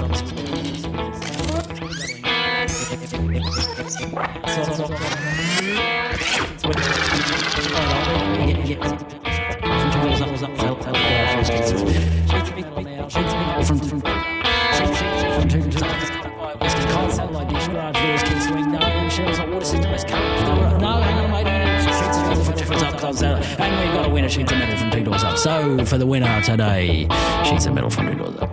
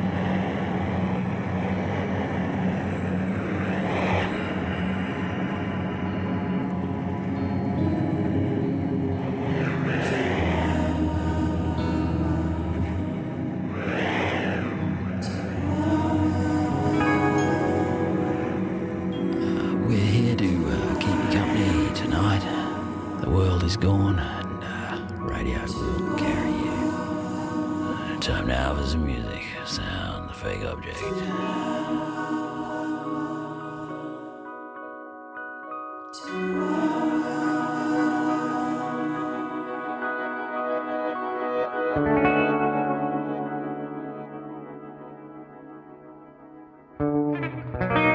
What's beautiful about radio music is that someone else's memory.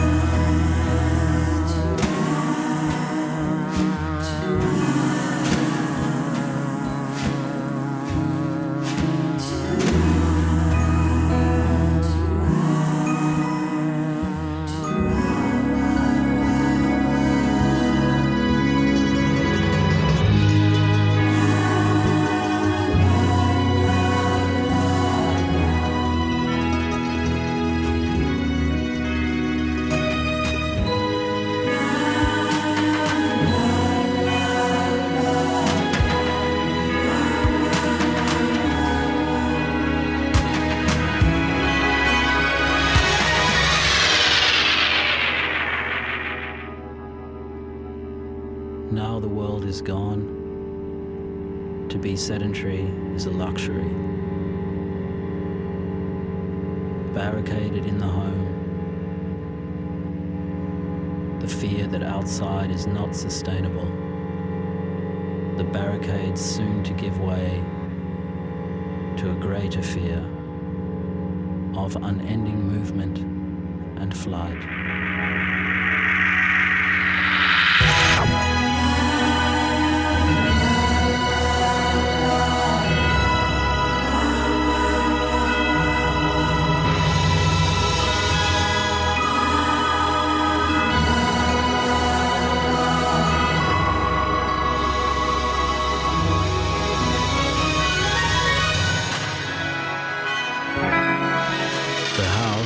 Is a metaphor. The home is real, and the box is empty. In the center of the work right now, of love in this world, there is no recovery. What's beautiful about aphorisms is that they take on the appearance of objects.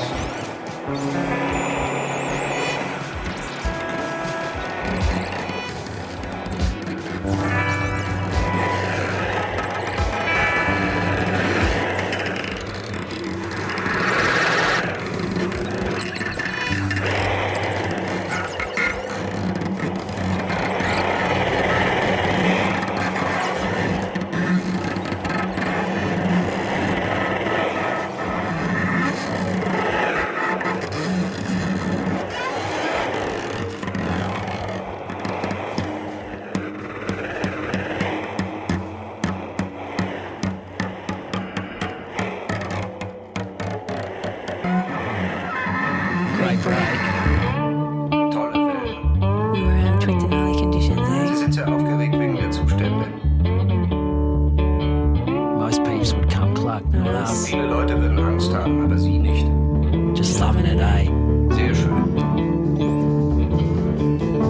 Oh, you know, it was just like... Somebody ran through the house and ripped the Es ist, roof als ob off. jemand durch das Haus gelaufen wäre und das ganze Dach gekriegt. We wanted to find out back, but the phones were messy ass. Die größeren Wellen, aber die kleineren davor waren im Weg. We're all diving underneath the Table and hiding underneath the mattresses. We swallowed the chowder and got fully raped.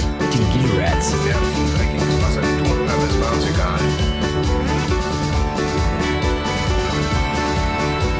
Faces were cranking and the barrels were totally sweet, eh? When the roof came off the imaginary collapse, renovators dream would have been an understatement.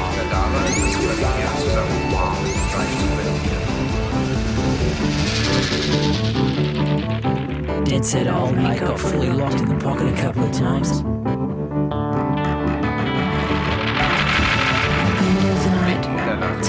his roof off and you see swine. I reckon. We had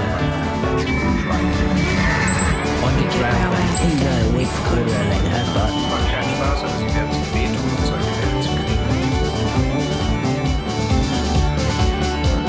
when you look down the back, Look down the back. all the way down the back there, It's just people's furniture. and the fella across the road, all his furniture, his fridges and freezers, they're in our backyard. And there's some beers and tokes and beers and stuff. Devoed. Too good. Slay again tomorrow.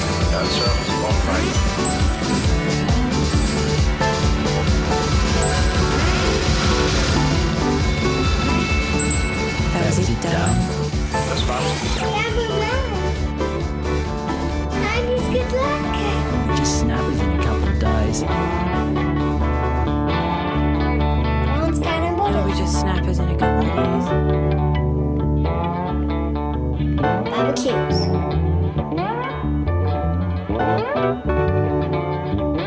TVs and computers. Itty bitty bits. Speed dealers. Golbers. Escape. DVDs. Kids' toys. Gathering. After the side of mattress. Smartphones, speed dealers. Roof ends, hills, hoys, clothes, pegs, windows, Whiteboards, vision highways, boards, TVs, plasma screens, computer screens, television screens, PlayStation 6s, Xboxes, Nintendos, phones, smartphones, speed dealers, tablets, video players, fritz bars, whippersnippers, leaf blowers, fishing rods, category tube TVs, SKs, DVDs, SD cards, kids toys, CDs, games, cartridges, photo albums, telephone books, e-books, audio books, water damage books, newspapers, videos, more green waste, more kids toys, futons, rocks, bamboo blinds, Chinese good luck cats, bronze garden hoses, USB platforms, wrapping furniture, insulation boxes, ovens, tripoders, games, lunchbox, tables, old mobs, washing lines, roomers, meals, clothes pegs, green waste, scrap metal, hard waste, TVs and computers, mattresses, barbecues, fly screens, plasma screens, computer screens, television screens, bird baths, birdhouses, outdoors, spit roasters, deep fry cookers, fondue sets, tapware, PlayStation 6s, Xboxes, Nintendos, phones, smartphones, speed dealers, tablets, video players, foot spas, whippersnippers, leaf blowers, fishing rods, cathode ray tube TVs, SKs, DVDs, SD cards, kids toys, CDs, games, cartridges, photo albums, telephone books, e-books, audio books, water damage books, newspapers, videos, more green waste, more kids toys, futons, rocks, bamboo blinds, Chinese good luck cats, bronze garden borders, USB powered fans, rattan furniture, imitation crocs, itty bitty bins, tiki torches, exotic punch bowls, marble top tables, old mobs, off-cuts, juicers, printers, mixers, blenders, stick blenders, crazy shakers, jaffle iron, wine coolers, Euro choppers, slow cookers, sandwich makers, deep fryers, bread makers, vegetable steamers, electric can openers, water filters, meat grinders, napkin holders, cutlery trays, decorative teaspoon holders, plastic pots of various shapes and sizes, vintage stuff, vintage clothes and shopping trolleys on the verge. You heard. What do you want to say, mate? I can hear it. Kant war eine richtige... Excuse me? Immanuel Kant? Immanuel Kant? Oh, yeah, that Kant.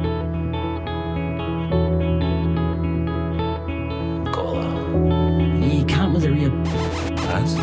Immanuel Kant. Ach ja, der Kant. Oh, mate, what...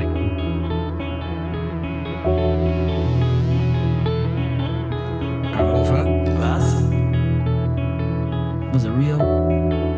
What?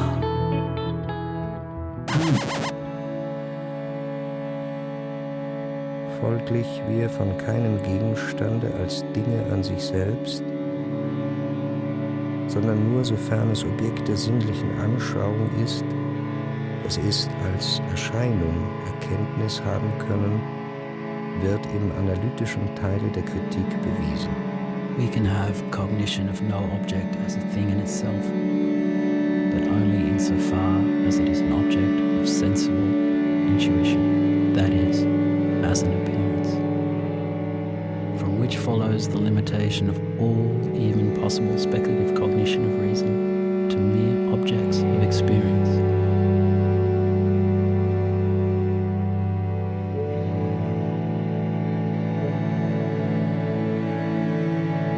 hinaus denn freilich die Einschränkung aller nur möglichen spekulativen Erkenntnis der Vernunft auf bloße Gegenstände der Erfahrung folgt. Gleichwohl wird, welches wohl gemerkt werden muss, doch dabei immer vorbehalten, dass wir eben dieselben Gegenstände auch als Dinge an sich selbst, wenngleich nicht erkennen, doch wenigstens müssen denken können. Denn sonst würde der ungereimte Satz daraus folgen, dass Erscheinung ohne etwas wäre, was da erscheint. Even if we cannot cognize these same objects as things in themselves, we at least must be able to think them as things in themselves, for otherwise they would follow the absurd proposition that there is an appearance without anything that appears.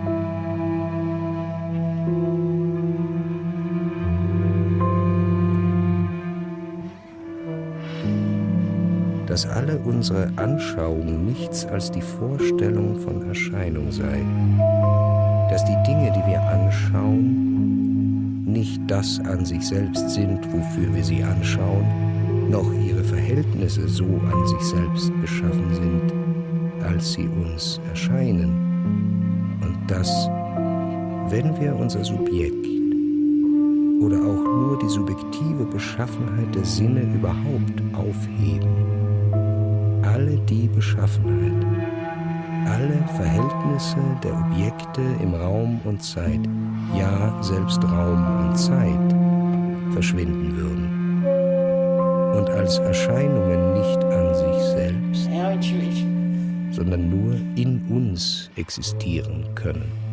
Our intuition is nothing but the representation of appearance. But the things that we intuit are not in themselves what we intuit them to be. Nor are their relations so constituted. I'm not talking about relations, I'm not talking about the cousins.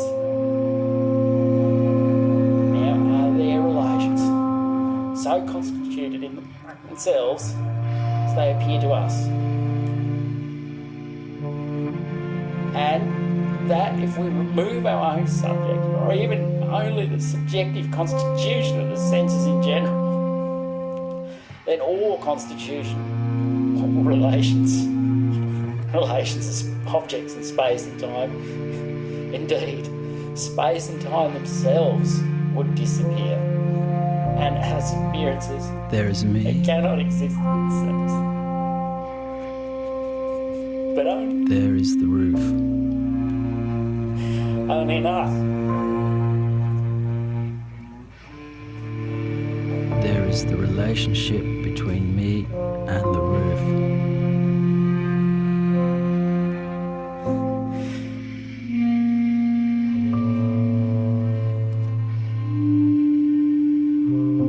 To think the roof and to know the roof are not the same thing.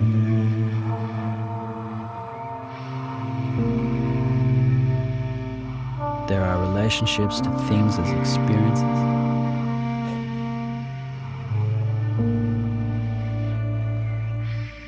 And there are relationships to the experiences themselves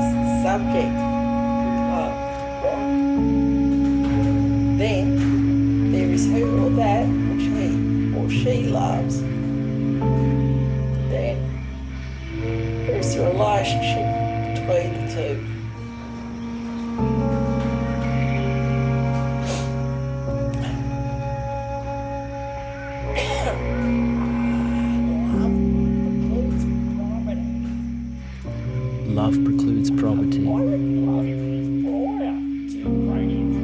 Love exists prior to the pronouns you and I, and so too to the possessive pronouns yours and mine.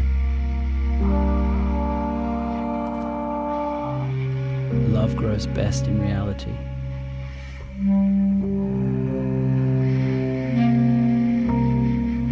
Love is not a consolation.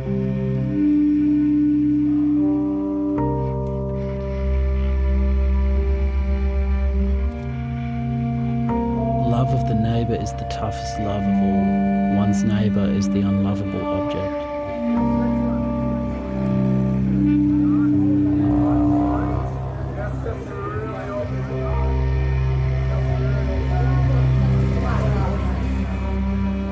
It requires a certain distance that is both too close and too far.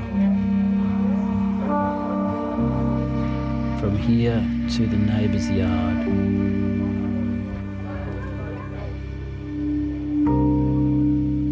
To treasure this distance is love.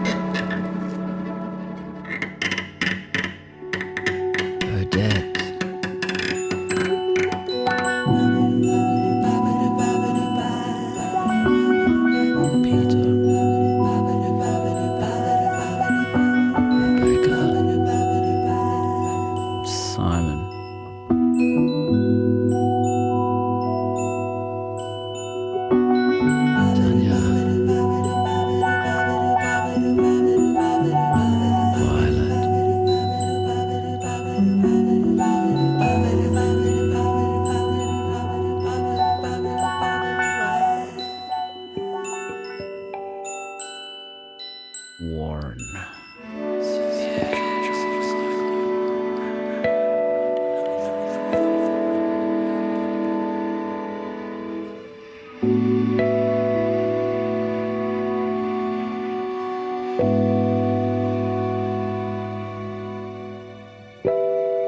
Yazi.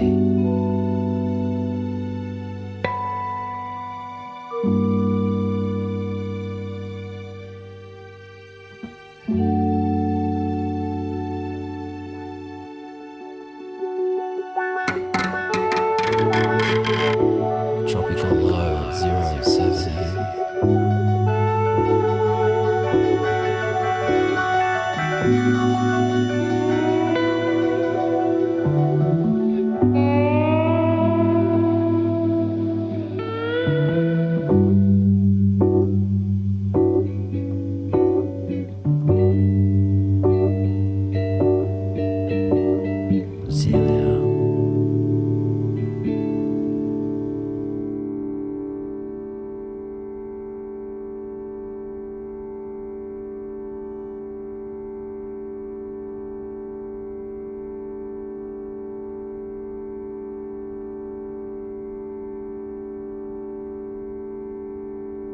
This is cyclone music. That's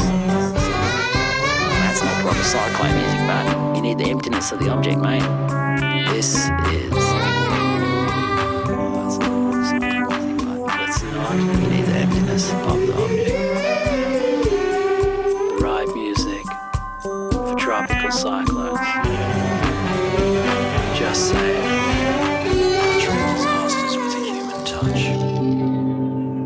Is the emptiness of the object as expressed in sound.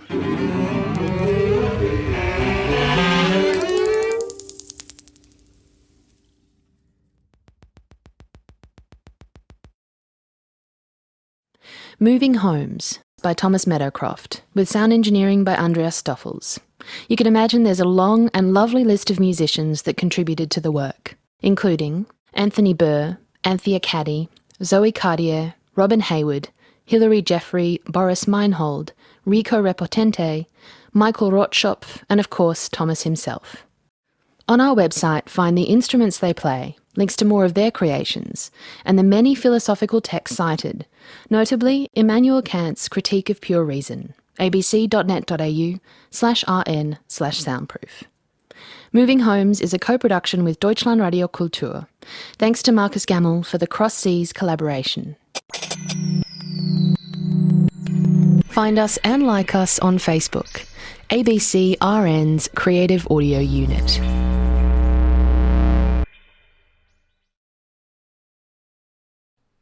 Hi, I'm Maeve Marsden and you're listening to Queer Stories.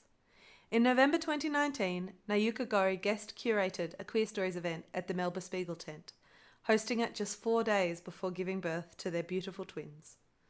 Nayuka is a Gunai Kurnai, Gudichmara, Wiradjuri and Yorta Yorta writer who's been published widely. They were a Wheeler Centre Next Chapter recipient in 2018 and they've written for TV, including black comedy, Get Crackin' and The Heights.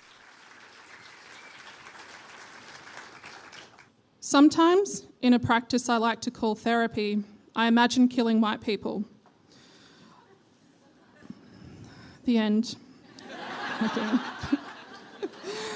I was recently standing in line at the Ceres Cafe when an old white woman behind me nudged my back to move me forward. Half an hour later, an old white man pushed in front of me at the Ceres Community Nursery. An hour after that, a middle-aged white woman and her daughter pushed in front of me at the local veggie shop. Then as I left that veggie shop, 2 more white people attempted to lock their bikes on a pole outside the passenger door I was trying to get into. The bikes and their bodies rendered it impossible for me to get inside the car. They saw me but didn't move. In these moments, I am invisible. I wonder if I had died that morning and have been inadvertently drifting through the world as a ghost, not yet aware of the fact that I am dead. I am the Schrödinger black. I exist when I am apparently in their way. I do not exist when they are in mine. When I was in Year 10, my physical education teacher, who, rumour had it, in my year, groped a Year 11 girl on the arse, during our lesson on first aid, he told the class that you are not legally required to perform first aid if you believe it's a risk to yourself. My teacher recalled a time he saw an Aboriginal woman covered in blood who needed CPR, and he talked about how he really had to weigh up whether or not she was worth saving. You know, she could have had something infectious. It seemed really important that she was Aboriginal. It was not necessarily she was bleeding, it was that her blood was black. I was 14 and slipping further and further into my seat, my face turning red and hot, wondering what my peers would do if I was bloody and needed CPR. The teacher was probably more likely to grope me than help me. Sometimes I wish to be invisible. I wish to not be seen by white people. When they are loud and drunk on the tram, on the street, men, cops, teenage retail staff asking to check my bag, but none of the white people who went before me. Every time it's pointed out to the white person as it happens, excuse me, I was next. Excuse me, I need to get into the car. Excuse me, I am a human. It is met with apology and, I didn't see you there. Every single one of them thinks it's a mistake, but when it happens 4 times in 2 hours, I begin to wonder, what is it about me and what the fuck is it about them? Almost every time I cross the road, I'm convinced the white person driving is going to hit me accidentally because they have been conditioned to not register black bodies as human forms. I'm scared one day as I walk from one side of the street to another, a white person will accidentally keep driving, and it is not until my body is under their car between the first and second set of tyres they will realise they have hit me. Maybe they'll think it's a dog. But what happens when you force the white person to look at the black thing they don't or can't entirely register as human? I think the answer can often be found in our healthcare system. In 2018, I moved to a town called Lismore. Lismore is in the northern New South Wales area, and while it misses out on the Bogan beach glamour of Byron Bay, it still managed to share the anti-vaxxer hemp seed vibrations man. This, combined with the white farmers whose ancestors probably dispossessed and murdered Bundjalung owners of their land, makes for a really weird town. One June morning, I woke with pains in my side and a fever. My partner Whit took me to the hospital. It didn't take too long to be seen by the white staff there. They asked me the usual hospital questions, symptoms and pain levels. They took my temperature and blood pressure, both of which were high. They sent me back to the waiting room. Sitting in the waiting room was like sitting in a restaurant and watching everyone else get served before you. Initially, you just brush it off.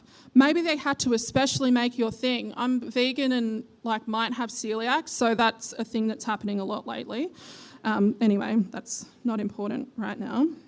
You wrestle with whether or not you should say something, but it's been hours and you've seen 2 different rounds of people eat their entire meals, including dessert, to eventually realise, it's not all in your head. I was nauseous, feverish and crying in the waiting room while staff ignored me. An infected ghost. It wasn't until my partner said something that the staff realised they had noted in their system I had meant to be given a bed immediately because I had an infection. I was shuffled to a bed in my own room. I knew doctors would assume I had appendicitis because I was experiencing pain in my side as well as other infection symptoms. I wanted to save them time. On 4 separate occasions, I told the staff my appendix had already been removed 10 years earlier. I stayed overnight and my body was flooded with saline, endone and antibiotics. I was discharged and given a referral to an ultrasound. At this point, I want to say, obviously I'm up here, so it's a near miss. I made it out of the hospital, but so many of us don't, or so many of us don't get seen in the first place. When I went to my ultrasound, the technician, an old white dude in his 40s, asked me to shift my clothing so that he could access the bare skin on my stomach and the top of my pubic area. I have not been this intimate with a man for a while, although not anymore. When I wrote this, that was the case, but like so many people have been up there with the pregnancy now. Anyway. He put cold gel on my skin and he moved the oval metal probe across my tummy. While he was doing this, he asked me where I was from. I told him I was black and I was from Melbourne. He kept rubbing the same spot over the probe, a cartographer mapping the same terrain over and over. Eventually, he gave up. I asked him what was up. He said he was looking for my appendix because the referrer requested it. I told him, bruh, I don't have an appendix.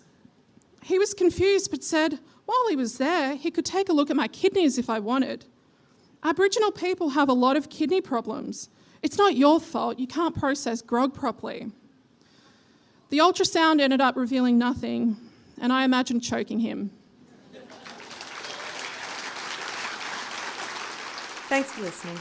Please subscribe to the podcast, rate and review it, and follow Queer Stories on Facebook for updates.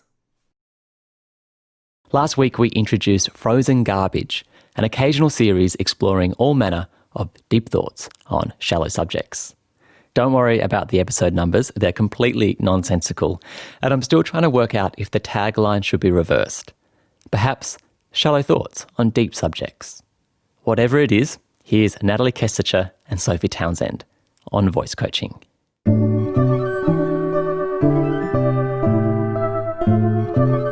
Frozen Garbage. Episode 61.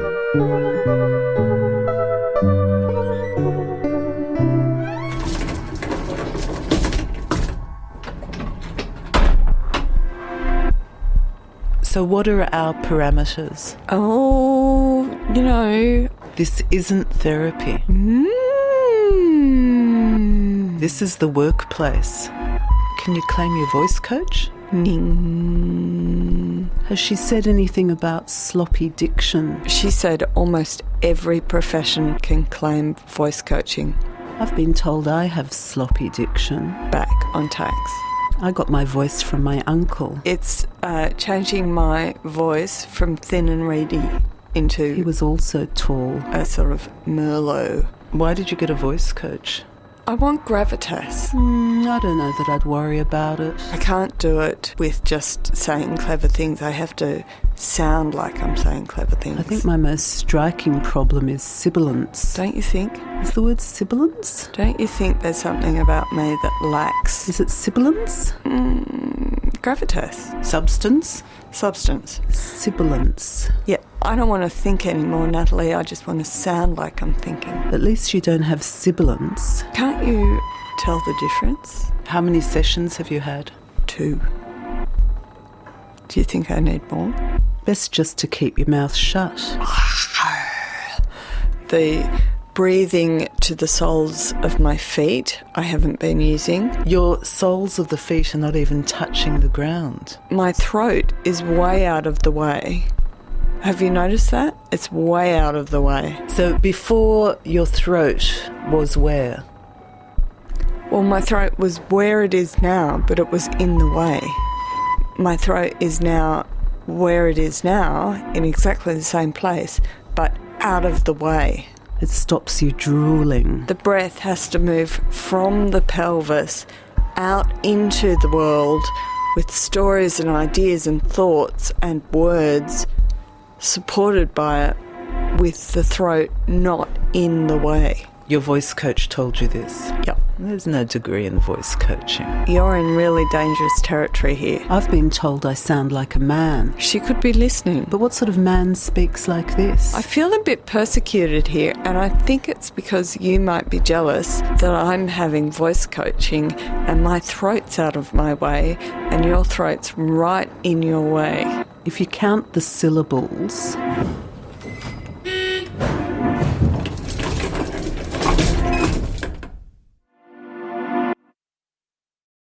Natalie Kestecher and Sophie Townsend with episode 61 of Frozen Garbage, called Voice Coach.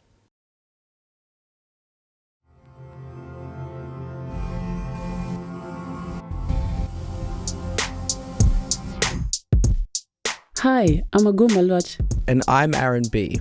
And you're listening to Braided, a podcast from the Artful Dodges Studios.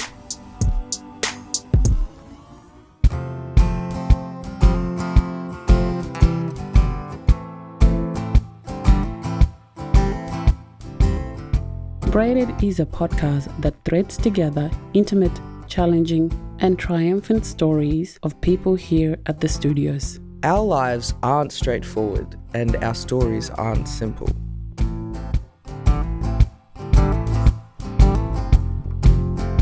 This episode, we hear a piece from Agum Malwach. Prepare to be transported by the sounds and feelings of a village in South Sudan.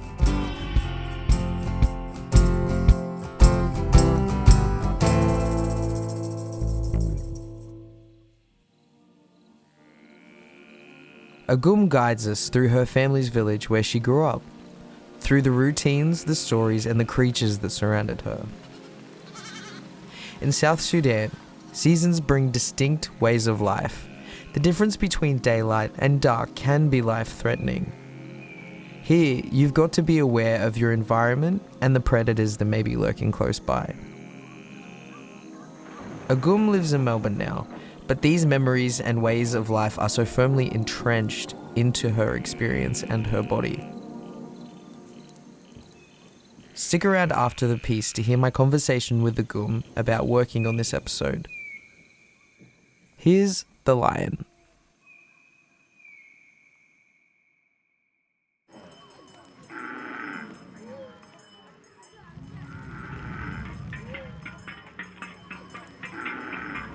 Just listening to the sounds of the village play, it gives me chills.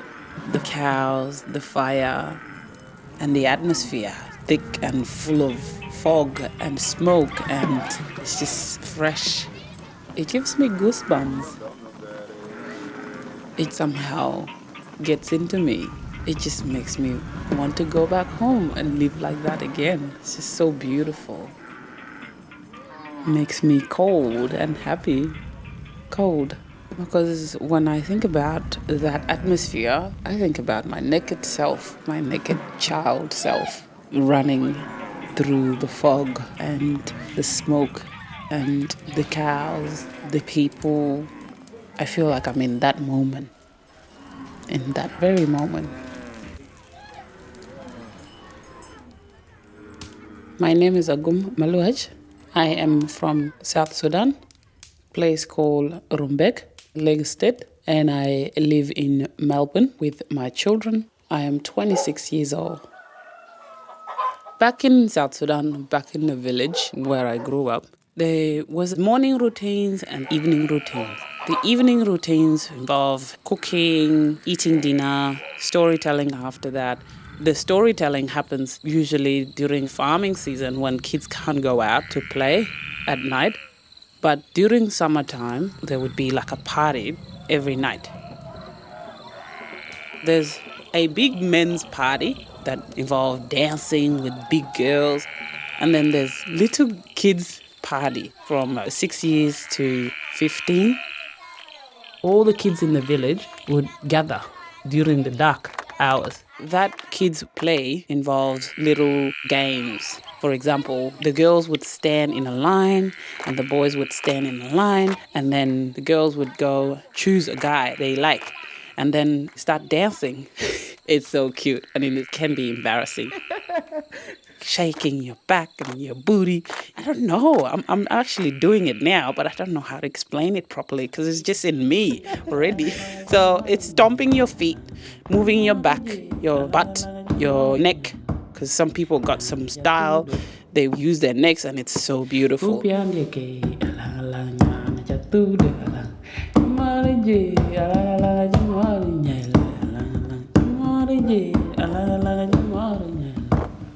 This happens during summertime because in South Sudan, the common crops would be finger millets and stuff like that. So they grow quite tall, meaning that during a farming season, when the crops are so high up and the bushes are darker and everything is so thick, nothing can be seen, not even a neighbor's house can be seen. That means it's dangerous. You can't be out. You can't stay out after dark. So what I'm saying is that villages are all surrounded by bushes, by tight trees, dark plants, and huge rainforests that are thick and full of animals, full of predators. We are aware of our surroundings and aware of the predators and their capabilities. We are always calculating safety because otherwise, animals are part of us. We live with them. We maneuver around them, meaning they also maneuver to learn how to live with us. So that's why kids don't play during time where animals are very dangerous. They understand that we actually have lions and we have hyenas, we have all the dangerous animals. But summertime, after harvesting, all the crops are flat destroyed down. It means that at night, neighbors can see neighbor's house, and if any predator tries to come, we will spot it far away because the eyes in the dark glows. I remember far, far away, there would be a drum and a song, and I would know that that's a party, but that's adult party because it involves a drum. So you don't go there. The kids one don't have a drum because they're kids. They just sing and clap. When you hear a clap and singing and kids' voices, that's kids' party. You can go. You can ask your mom and your dad to go. And if they say, yeah, you can go, oh, it's the most exciting thing in the world. You get to meet other kids. You get to socialize after dark. There was something about it that is dangerously fun. That adrenaline. You're excited. Even the spooky feel of going, because on the way to a party after dark, there's the fear of animals, there's the okay signal that you are given home, so you are very excited about that. You're okay, you're safe to go. And then there's also the unknown. Sometimes the boys would be silly and they would hide in the little stash bush and then they will jump out. So you are always looking out for somebody to spook you out. I'm telling you, I need to live like that again. So you walk, you run. Actually, we run. You can run so fast because you want to get to your destination, but you also want to eliminate any fear on the way. The location would be a spot that is dry. It could be an old cattle spot. There's manure. It's dusty. You have this dusty smell, the manure smell. You just go there and play and play and play and play. Well, you dance, you run around. I get tired. There were different clapping patterns. So it would be, it's like 1, 2, kawaro, kawaro, diggly, kawaro, kawaro, 1, 2, kawaro, kawaro. Everybody knows the rhythm, so it's punchy, it's strong, and really, really exciting. This is very sharp, but when it's a lot of people, it's like, it's soft. It's almost like a bass drum beat. And it's really, really coordinated because you are paired with a person the same height as you. No one is reaching out for someone who is very tall. There's one particular game called Korechawat. Korechawat means that the lion has turned savage. And the person outside is the lion and the person inside is the human. And so you all have to protect the human. So you make sure that the lion doesn't get in the circle. And there's a song and it can't come. I can't remember, but it was one of my favorite. I'm just thinking of how it used to go. When you're thinking of something and it's there, you can hear it in your head, but it's not coming out. I'm finding it really hard. My brother's wife would know. Maybe I can call her.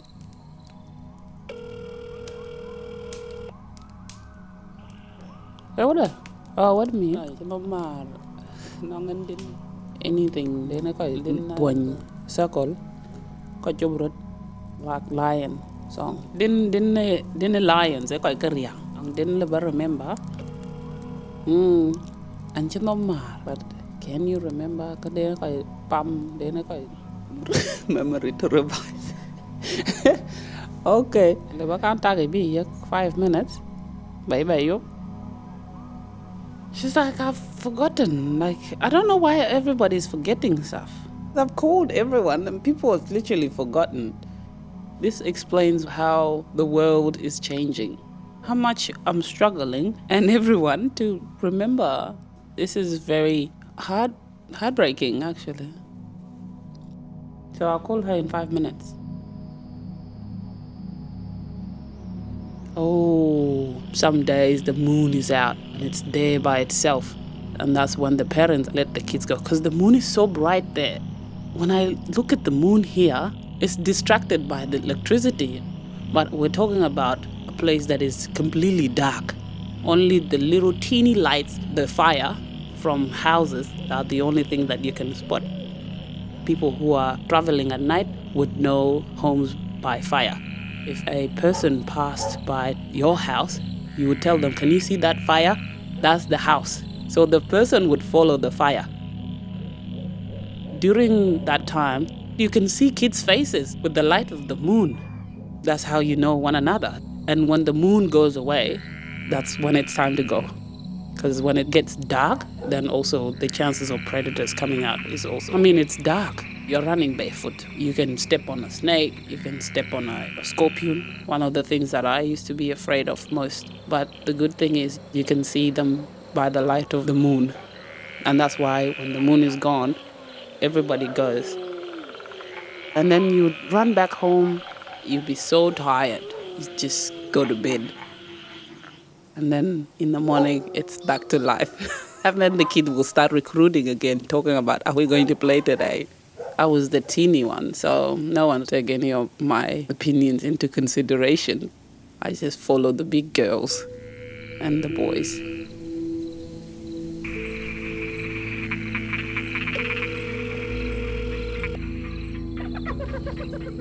When I was very young, I was 5, 6, I had a dog. Her name was a terpir. She was so loving. She would follow me everywhere. She would follow everyone when we go out hunting for guinea fowls.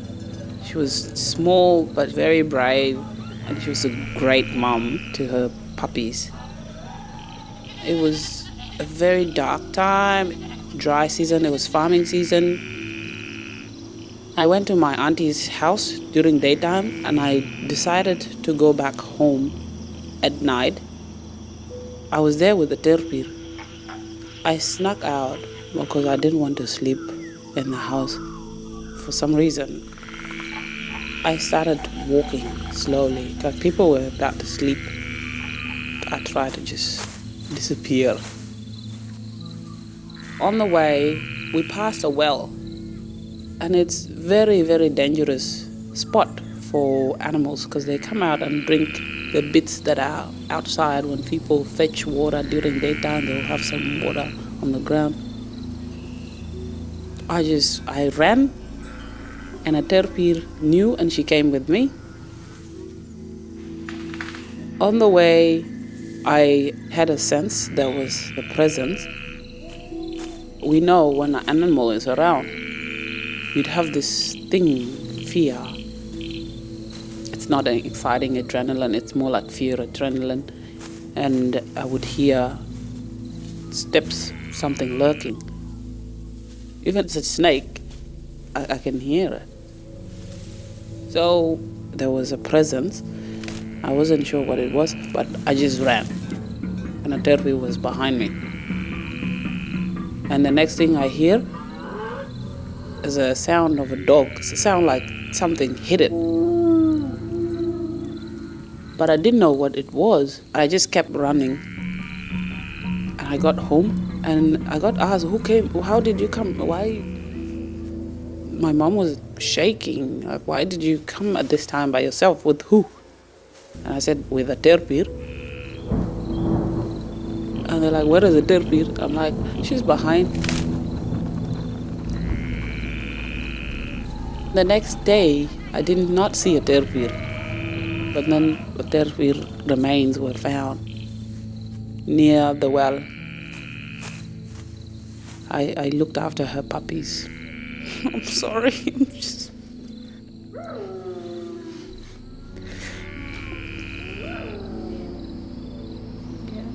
I don't know. Yeah. There was a bush. She noticed that something was there. To protect me, she went in. They found a footprint. It was a lion. And that's the first time I actually understood what death is.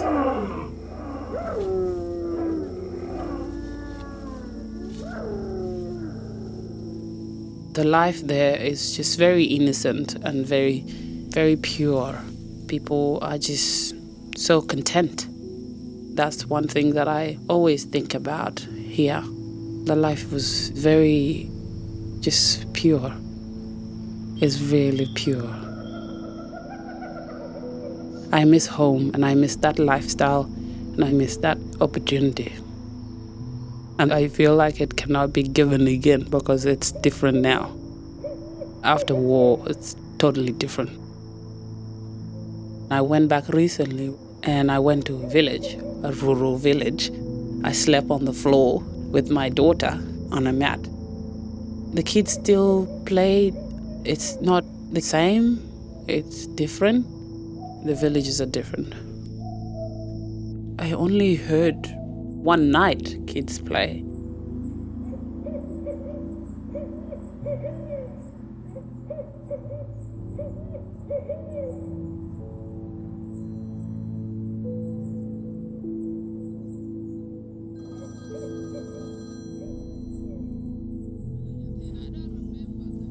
Oh, wow.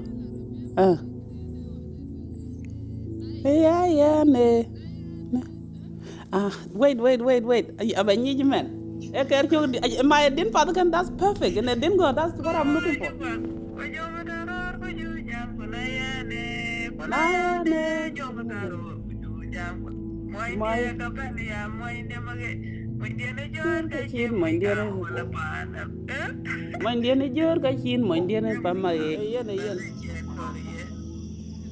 Tay into opposite kalwel chol ngage like to men chola u chin mo indian lay, so it's like the lion. Oh my god. That's it. That's the song. Huh? What can I do for you now? Huh? You are the best. I'm going to add more 5 cows to your family. I'm so happy. You have not forgotten. Well done. I love you so much. Thank you.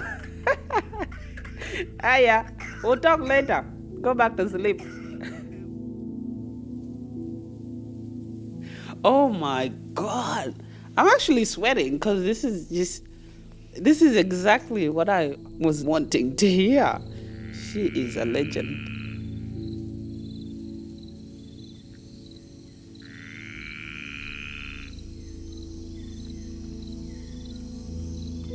So the song, Kuruchuwat. So lion turns savage because it's trying to eat the person. So there's a wild lion and there's this precious person too. We think this person has the power too, like the lion. The lion is the king of the jungle and this person is the king of the village. Say for example, a gum, a beautiful girl with bright teeth and their eyes are like of a lion. They glow And then there's a part where they say, let me go. Like, let me go.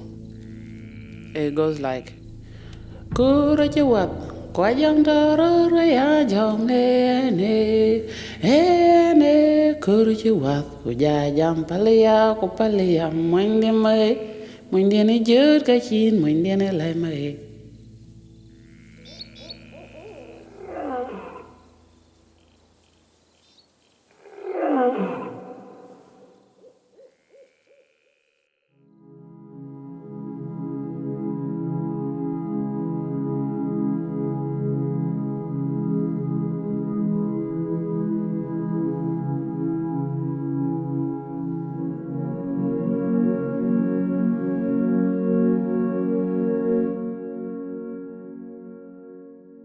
Hello, Agum. Hi, Aaron. How are you? I'm well, thank you. Thank you for coming and having a little chat with me today. Pleasure. I'd first like to ask you, you describe your village and how you used to live. It's a very vivid and it's very transportive piece. What's it like to remember those places? What do you feel when you remember that? Well, when I remember,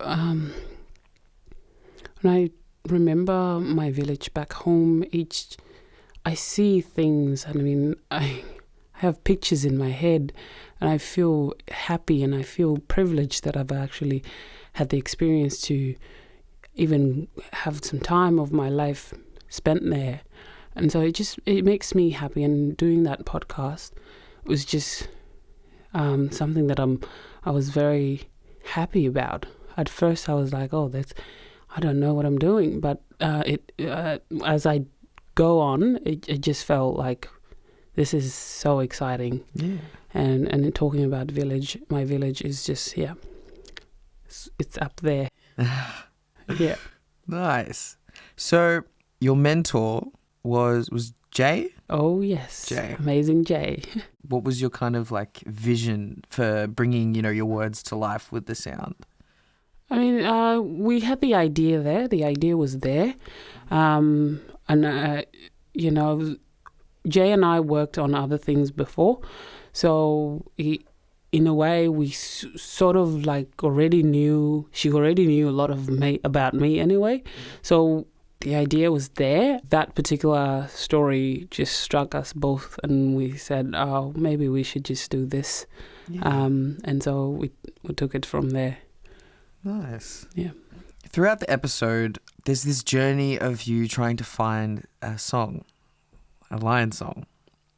And I guess the thing that really sparked an interest was the people you were calling. They couldn't really remember the song or remember exactly. And you said something about being really frustrated. And what did it feel like to, you were trying to find this song and just not being able to just write until the end, finding that song. But what was the journey like up to finding that song?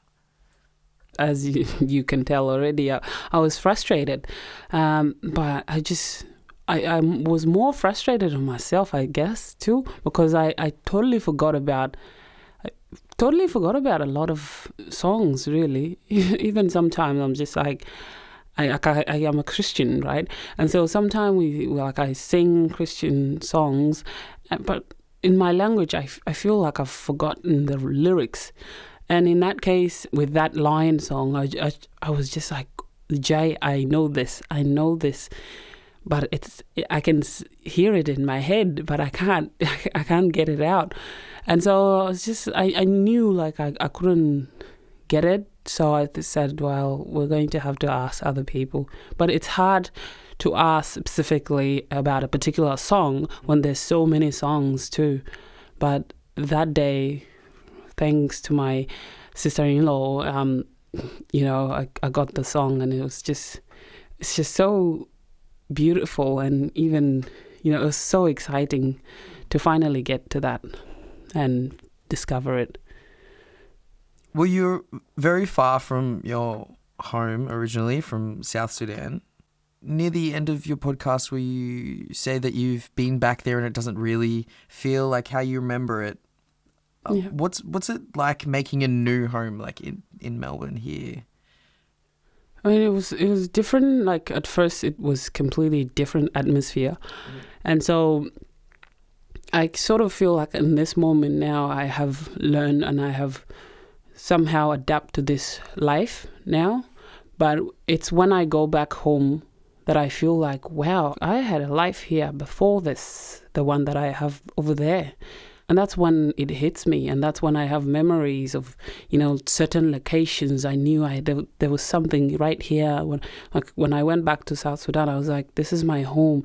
And yes, I went to my village, and I was like, this tree was here, and there's no more tree there, and there's no more lake there, and it's just different. But here in Australia, it's definitely another life, I feel. There are some moments there where I'm super emotional. Say, for example, the beginning, even just the atmosphere, when you listen to it at the very beginning, the atmosphere of my village, that just excites me. And I hope that shows you that side of me and in my life. And as a person who lives in Australia and as a refugee, this whole thing is just, I feel like it's the beginning of something amazing. Thank you, Agum, for coming in. Thank you so much for the questions, Aaron. No worries. Let's do more co-hosting. See you soon. See you later.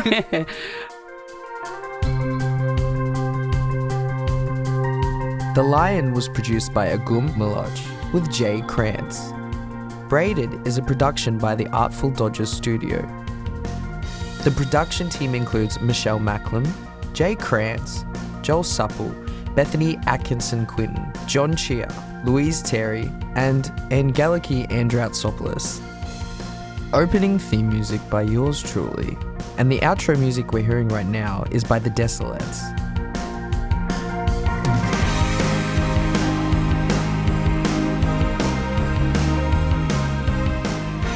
The podcast is hosted by myself, Aaron B., along with Agum Malaj. This first season of Braided drops new episodes weekly. Next week, we hear from Daniel Kanani and his journey from Uganda to his new home in Melbourne. Hey, my name is Daniel Kanani. I'm 23 years old and I moved to Australia in 2017. I was really excited when I left the international airport in Uganda. I was so excited when I landed in Dubai. But then when they changed us from our terminal to the Australian terminal where I was supposed to board Qantas Airways, that's when I just got scared. I don't know why I got scared, but I wouldn't see any black person there. I wouldn't see anyone that looked like me.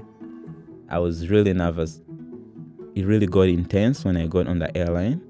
We got the middle seat with my family, and my mom looked at me, and I looked at him, and we smiled because we knew we were in for it.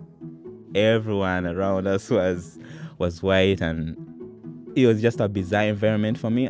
Everything changed for me, like the whole picture changed. For more about Braided, visit our website, braidedpodcast.com.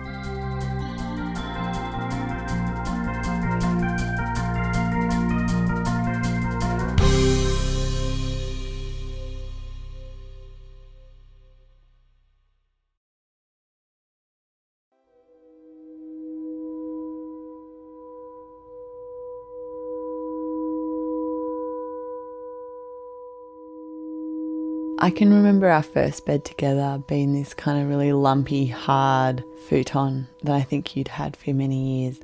And I used to complain about it because I was a bit of a fusspot with beds even back then. And I remember you going to great lengths and putting the futon on the top of the roof where it's the most sun, and you climbing up a ladder with this huge futon rolled up on your back. Yeah, it was very hard work. And sunning the futon so that it would be warm and fluffy. And it was the most beautiful gesture. And you were warm and smelling beautiful next to me. And I remember, just loving sharing that space with you. I've always loved sharing a bed with you too. Except I never really got used to all the talking. You used to always talk all about the day. And I can remember once having to say, look, Kate, I just can't talk anymore. It's like even the other night when we were going to bed, we were texting. Like I was in my bedroom texting you, and then you were in your bedroom texting me. There's always one other little thing to talk about.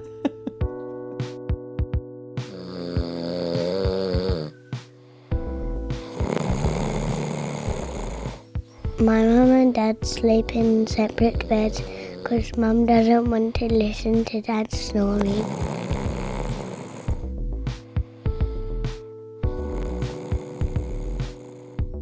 I think we slowly drifted into separate rooms after we had our first child. Yeah. I kind of became this really light sleeper and was always on the alert through the night. And after nights of being up with your snoring, I'd just be irritable and cranky with you all the time. And in the end, you moved into the office and you've been sleeping there ever since. How do you feel about talking about this and recording it? This is a real sensitive subject for me. I don't talk about us not sleeping in the same bed to either my friends or other people, because I feel that they'd judge me as if we weren't in love or we weren't having a good relationship. Yeah. As a child, I always thought it was weird when you hear kids at school talking about their mum and dad who don't sleep in the same bed. And I've always thought it would be weird. I'd never do that, I'd say. I'd have to sleep in the same bed as my partner. I don't know, I just thought it was a real place of love.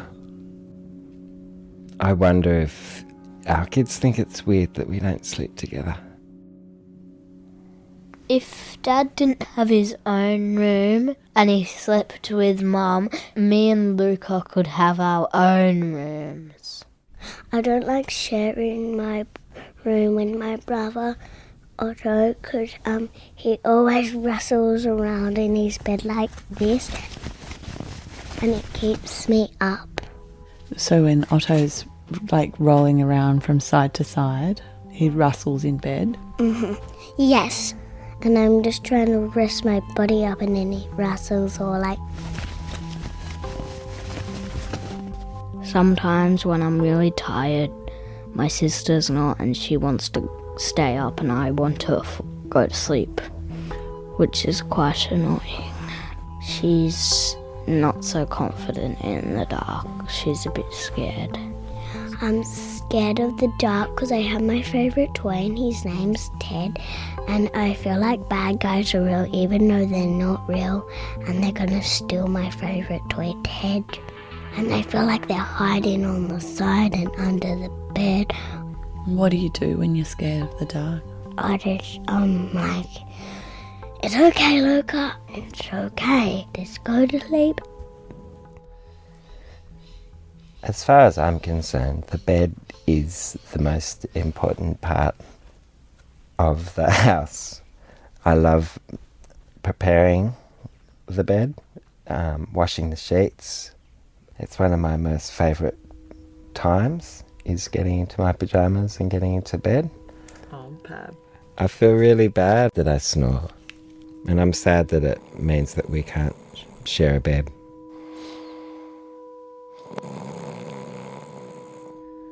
So what are we going to do? Because we don't have enough rooms for us all to have our own room. So who do you think deserves having their own room, or who should have their own room the most? Maybe me, because I'm going to be doing lots of studying, and if I was going to have the attic, it's full of boxes and dead rats and things like that. I don't think the attic's really an option. Like, I wouldn't want you to sleep up there. It's not even really a bedroom. It's more of a dark cave. Well, maybe you and Dad could sleep in the same room and you could use earplugs. I have kind of tried the earplugs. Does it help? Not really, because the snoring's really, really loud. could sing la la la la la and put earplugs in your head like that. So put earplugs in and also go la la la la la la la like that. In your head. Oh, to sing in my head. Until you get tired and you fall asleep.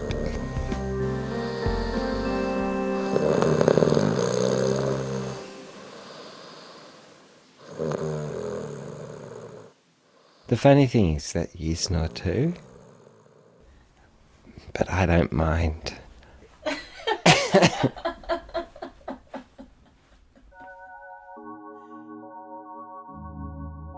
So is it just that you want your own rooms, or do you think it's a problem that Dad and I sleep separately? No, it's not really a problem, because if both of us have a bad dream on one night, Luca could go into your bed and I could go into Dad's bed, just so it doesn't get too crowded in one bed. It's not a problem because in the morning my dad comes into my mum's room. Why does he come into my room in the morning? Because he just wants to have a little cuddle.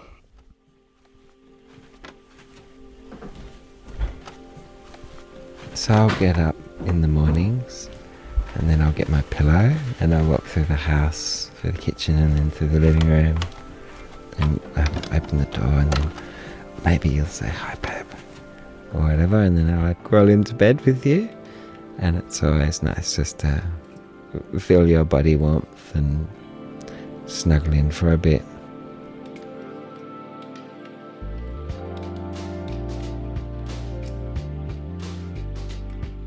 I don't mind sharing a room with Luca for a little bit longer. Until she's not scared of the dark anymore. So Dad can keep the extra room for now. How about you put the blanket on top? The pillows in it so it's comfy. Alright, I think it's time for bed now. It's pelly. Do you think we'll ever sleep in the same room again? I hope so. But either way, I still think we're extremely close and kindred. We're all under one roof together at night. Yeah. And even though we're in separate rooms, there's like these little pods of sleeping bodies in our one small little house. Snoring away. Yeah, snoring away. And I like that big nest feeling. And it's nice, just the way it is. Yeah. Good night, Mum. Good night, Dad. See you in the morning. Have a good sleep. I love you. I love you. Let the bed bug fly. Good night, Babs. Good night, Kate. I love you. I love you too. Sleep well.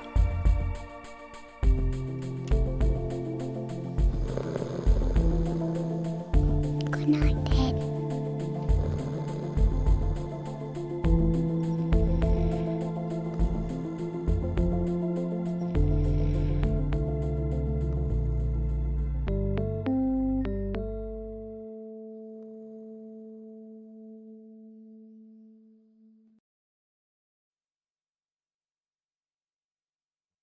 Welcome to the year 2222. Location: State Library, Victoria. State of the world: uncertain. Step into the dome. Are you there? Good. For the next 20 minutes, you are a visitor to this future, and these headphones are your passport. As you listen, you're welcome to roam anywhere you please within the dome. Run your fingers along the shelves that line the walls. Take a seat in one of the wooden chairs nestled at a wooden desk. How old is this wood? Older than you, maybe? As you look around the room or consider the ceiling, keep your wits about you and remember you are not alone.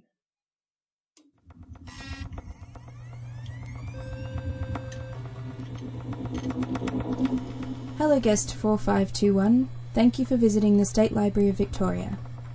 I'm Avery, your virtual library assistant, and I'll be helping you navigate the library and its many collections. What can I assist you with today?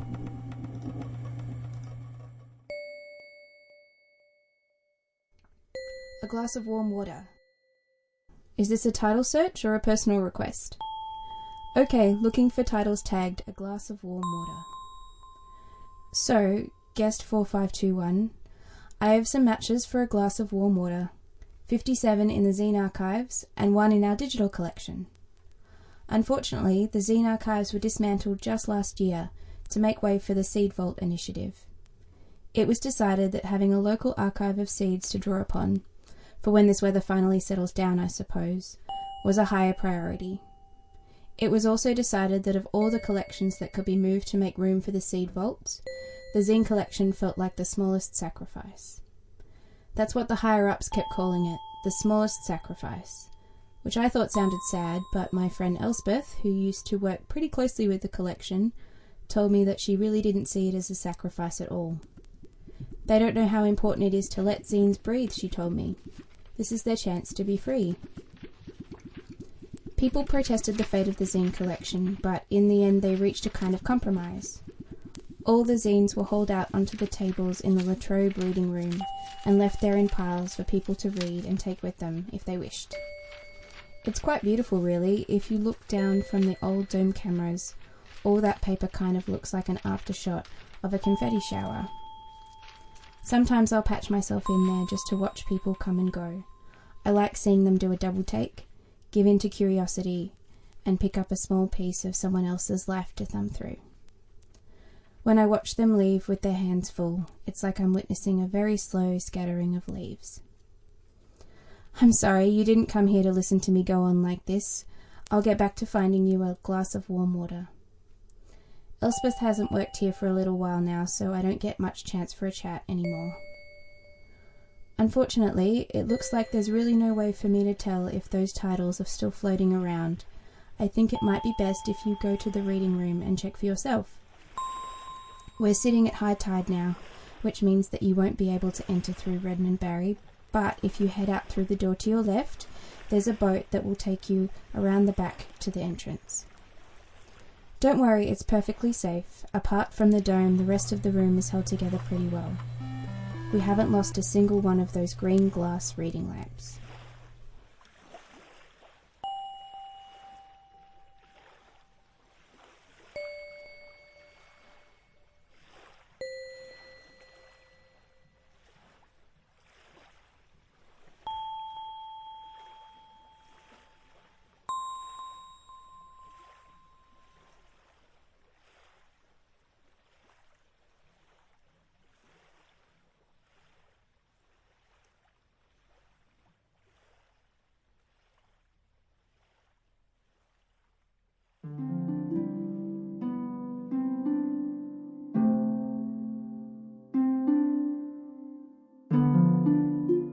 You stare up at the magnificent dome built so long ago, before you or your great-grandparents or even your planet could ever be conceived of.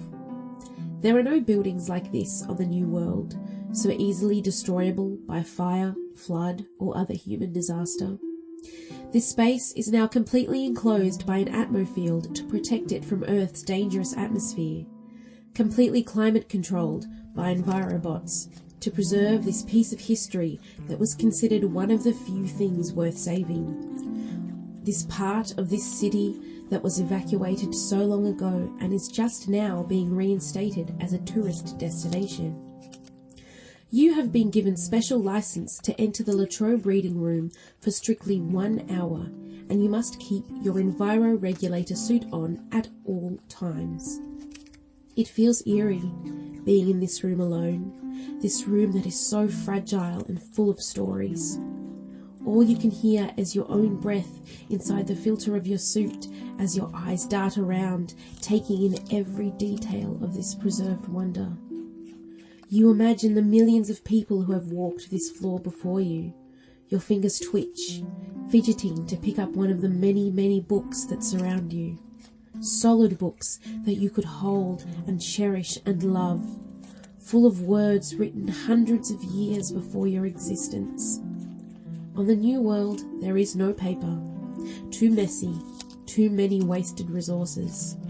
You've never seen a paper book before. You stare reverently around at them all, calling to you, just waiting for you to pick one of them up. Your time is limited. You need to choose wisely. You can download any book ever written from the Universal Infotech Library directly to your own internal hard drive, and you've read so many. But you've never held one in your hands, felt its weight, turned its pages, breathed in its history, its personality. You approach one of the shelves and stroke the spines with your gloved hand. You are desperate to remove your suit and feel the pages beneath your fingertips, to inhale their scent. You know, however, that a single brush with human skin or breath could expose these precious treasures, so carefully preserved for so many years, to dangerous moisture or bacteria from the New World that could see them lost forever. So you choose a book and sit down to spend your remaining 55 minutes or so cherishing it.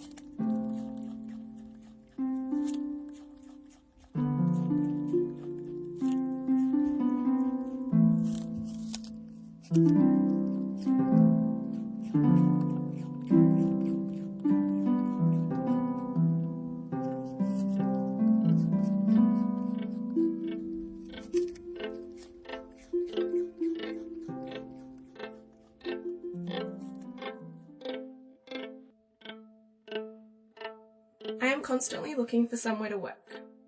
I like to be among people, anonymous but surrounded, observed in constantly.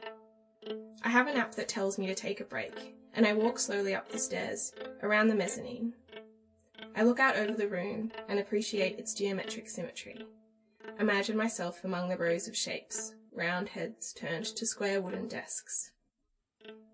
Libraries as we think of them are built around the codex, the bound text, the spines along the shelves, discrete objects optimally organised and displayed.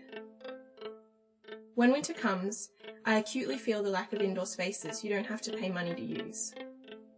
I decide to visit a new library each day. I think I will sit and read, but mostly I just sit. I like watching people going through their routines, the old man reading each of the day's newspapers before getting up to leave, the kids pushing books through the chutes on their way home from school. When I try to imagine the Library of Alexandria, it's a maze of shelves, rows of tightly stacked books we no longer have. I imagine flicking through their pages, but all of this is an anachronism. The Library of Alexandria collected papyrus scrolls. I'm not sure how you shelve scrolls, so I just start to imagine the negative space, the floor around the shelves. A new library is built near my uni. Students haven't really discovered it yet, so it's easy to get a desk with natural light. There are children playing and a man yells at them. "This is a library!" The children are brown and I am brown and the man is white, and I calculate that the man will probably read me as white. So from my chair, I say, "It's also a community centre. They have as much right to be here as you." He scowls at me and he doesn't really stop yelling at the kids, but now he's also yelling a bit at me, and I smile at the kids each time they pass, try to communicate a sense of approval. Book historians talk about us returning to the scroll, how we read on our phones, how it changes the way we organise our writing and thought. Not to be flicked through but scrolled. Maybe it's bad, or maybe it's good, or probably it's a mix of both. There's a physicality to it, a steady, dedicated engagement that feels good to me, that discourages picking and choosing, that draws attention to what is unfinished.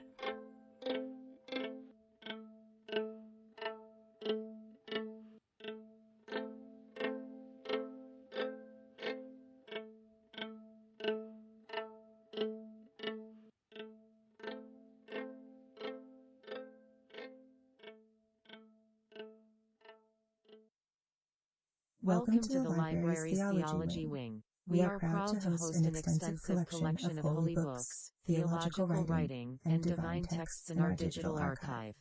Please enter the title of the book you are looking for, an author, or a relevant search term. You have selected Metatron's book.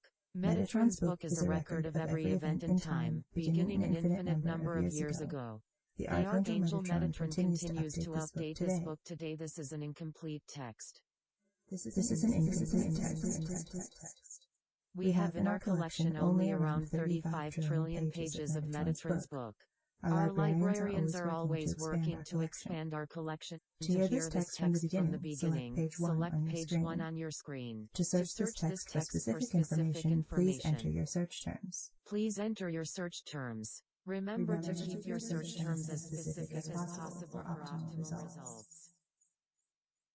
Your search returned 581,000 results. To hear these results from the beginning, press go. 2 sea slugs touch in a rock pool. A hand dipping into a bowl of brown sugar. A spirit reveals itself to a human. It takes a humanoid form with a silver body and a head made out of bluebells.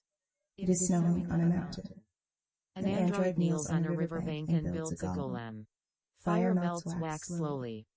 A bride leaves a groom at the altar because she has realized she is in love with her maid of honor. In the desert, a snake hears the rattle of another snake who it loves. A mother prays to be visited by the spirit of her daughter who has passed away. The daughter comes to the mother in a dream. The mother wakes afraid and prays to say thank you and please do not come again. Saint Sebastian and the ghosts of 20 cats dance together in the constellation Pisces. A jeweler casts a gold ring containing 3 rubies. A possum who has spent days scratching away at a ceiling finally breaks open a small hole. It urinates through the hole onto a person sleeping below. Sight and smell of a juniper bush. 2 girls kiss for the first time. The moon is big and red tonight. A bee is mating with its queen. Far away, 2 other bees nap together in a flower.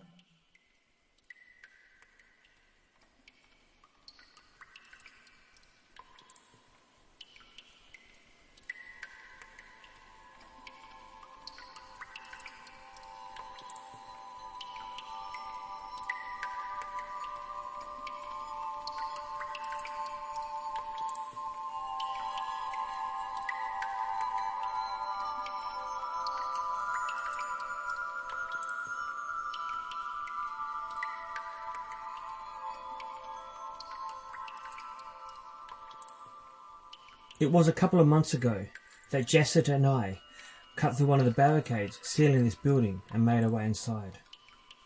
The doors and windows had been sealed from the inside with wood and screws and steel. I don't know why nobody attempted to break into the barricades, into this place. Perhaps there was nothing in here immediately variable enough to justify the effort of breaking in. Yet we found in here the greatest treasure ever seen in history.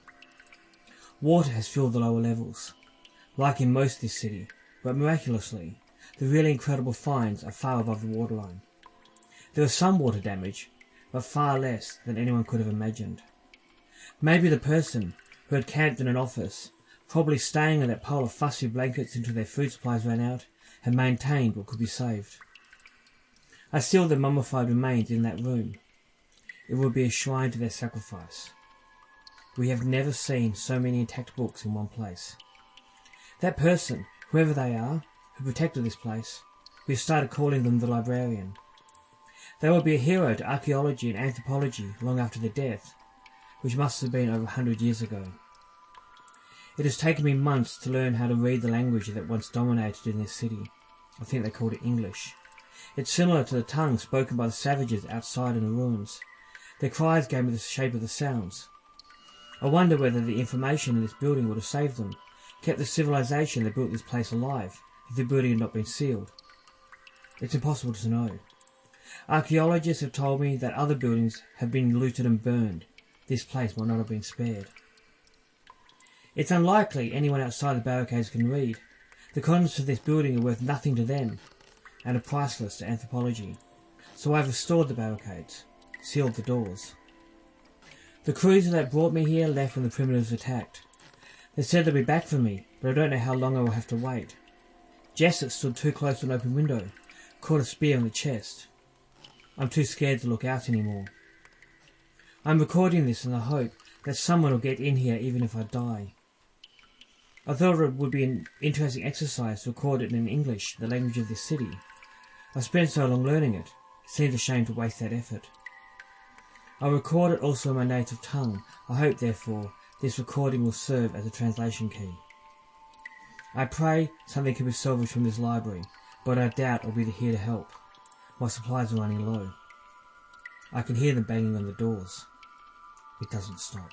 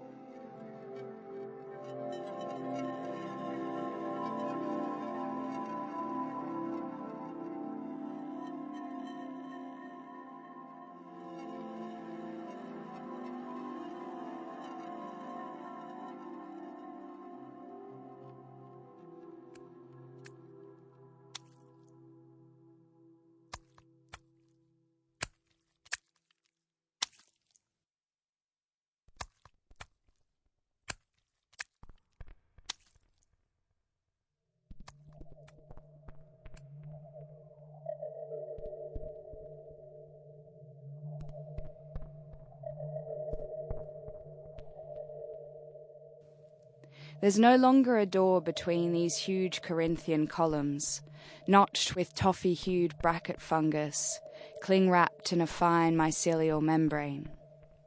But there is a doorknob, made of lion's mane mushroom, and an arrangement of solar-powered neon letters which read, "One side will make you grow taller, and the other side will make you grow shorter."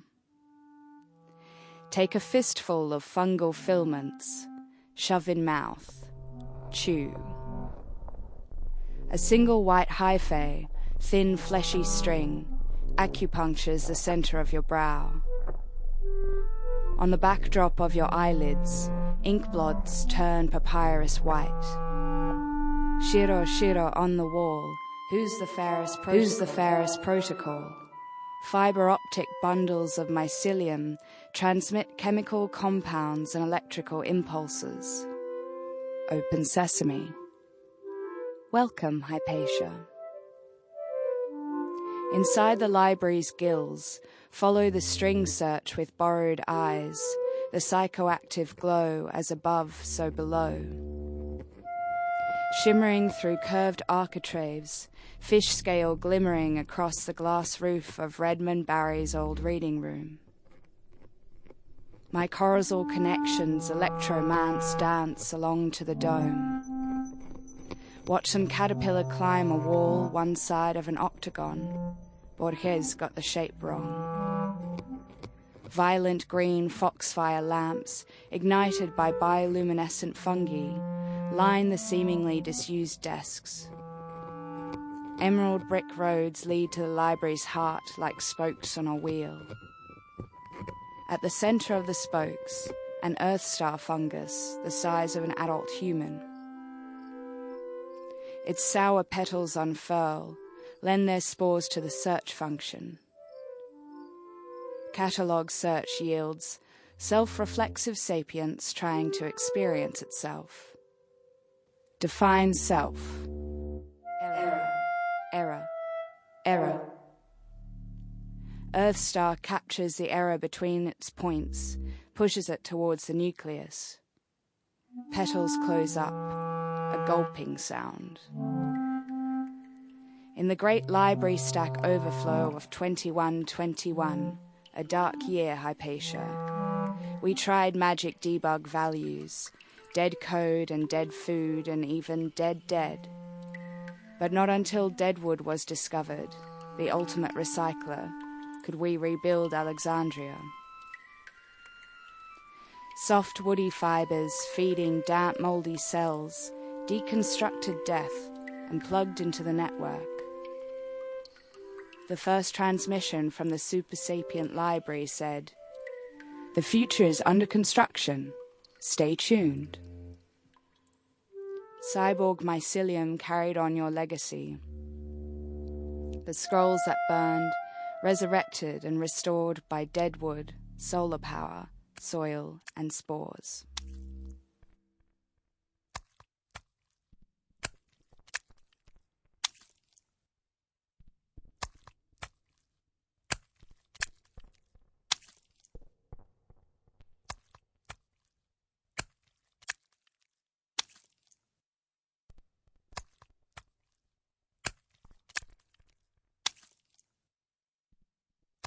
Thank you for joining us.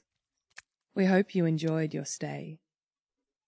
It's time to head back to the year 2019.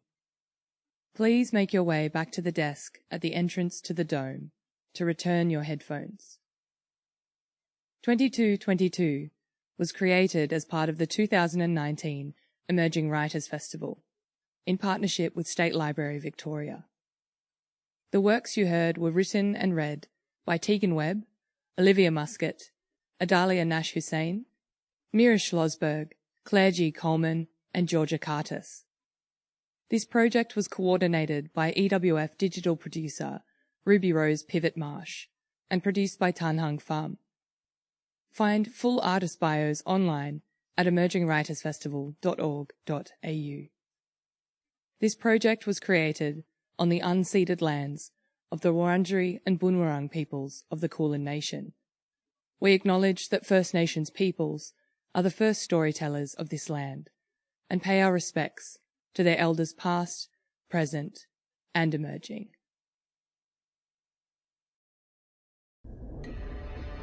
Just before 9 o'clock last night, the jury returned guilty verdicts against all three defendants. It was absolute shambles, to tell you the truth. Just absolutely ridiculous. Had blood on his clothing the day after the alleged attack. On a shallow mud bank in the Fitzroy River. Basically, I think most of the people who used to me are good people. I think a really important question we need to ask is how many Indigenous prisoners in Australia are innocent?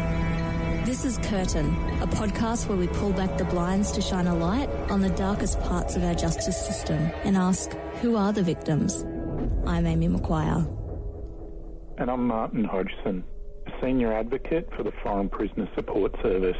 And a warning, this series contains the names of deceased peoples and has distressing content that might upset some listeners. Welcome to Curtain the podcast. As everyone will be aware, America has been ablaze with rage at the murder of George Floyd in Minneapolis at the hands of 4 police officers. Those officers have now been charged, and we've seen protests right around America and around the world. The central theme is that Black Lives Matter and that this continuing murder of black people around the world by police must stop. What we've also seen is quite a bit of reaction in Australia. But as always, that tends to be driven because this has happened in America, and most of the coverage remains about the issues in America and facing the African American community. This week, my co-host Amy McGuire has written numerous articles about this particular issue and has focused very heavily on why black deaths in Australia and black deaths in custody never seem to get any attention. Amy, you wrote a piece on your own blog the other day that's been shared right across the internet and around the world talking about this very issue. Why do you think Australians always seem to have to wait for something to have happen in America before they even look to what's happening in Australia? It's very interesting to me that Australians can't learn the lessons of white supremacy and racist violence ingrained in the systems in Australia. And obviously we see the result of that is the continual death of Aboriginal people at the hands of the state. And since 1991, we've had 432 Aboriginal deaths in custody. These deaths are seen as invisible to Australia. They do not recognise them. And we see that in the protests that are unintended.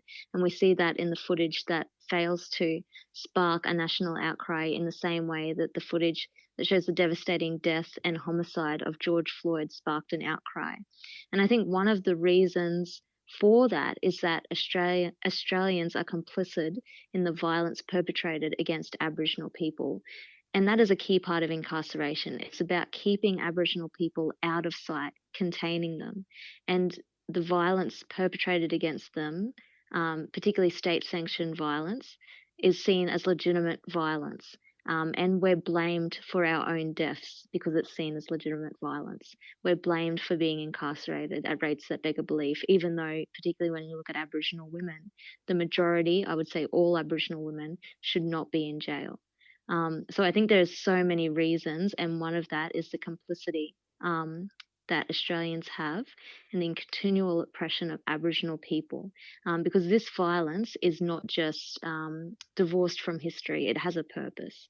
We know that what that purpose is. The purpose is the erasure of Aboriginal people from this land, because this land is stolen land, and Australia has profited from this land. So it's connected to so many other things. Australians are comfortable with the distance. They can look at the dehumanization of Black lives in America and say this is wrong. They can't do the same here because they're benefiting from it. Yeah, I think that's very true. And something I've heard this week is that, well, we see from America the video footage, but we've also seen horrific deaths of the people like Mr. Briscoe in Alice Springs. Why do you've explained sort of why that doesn't trigger Australians, but what about the Australian media? Because they're often the ones too that are profiting this idea that it's because it's captured on film in America and we get to see it. Why do you think the Australian media won't report on what's happening in Australia? I think one part of it is laziness, but I also think it's the fact that majority of Australian journalists are in positions that the majority of Australian journalists are white, upper middle class, non-Indigenous definitely.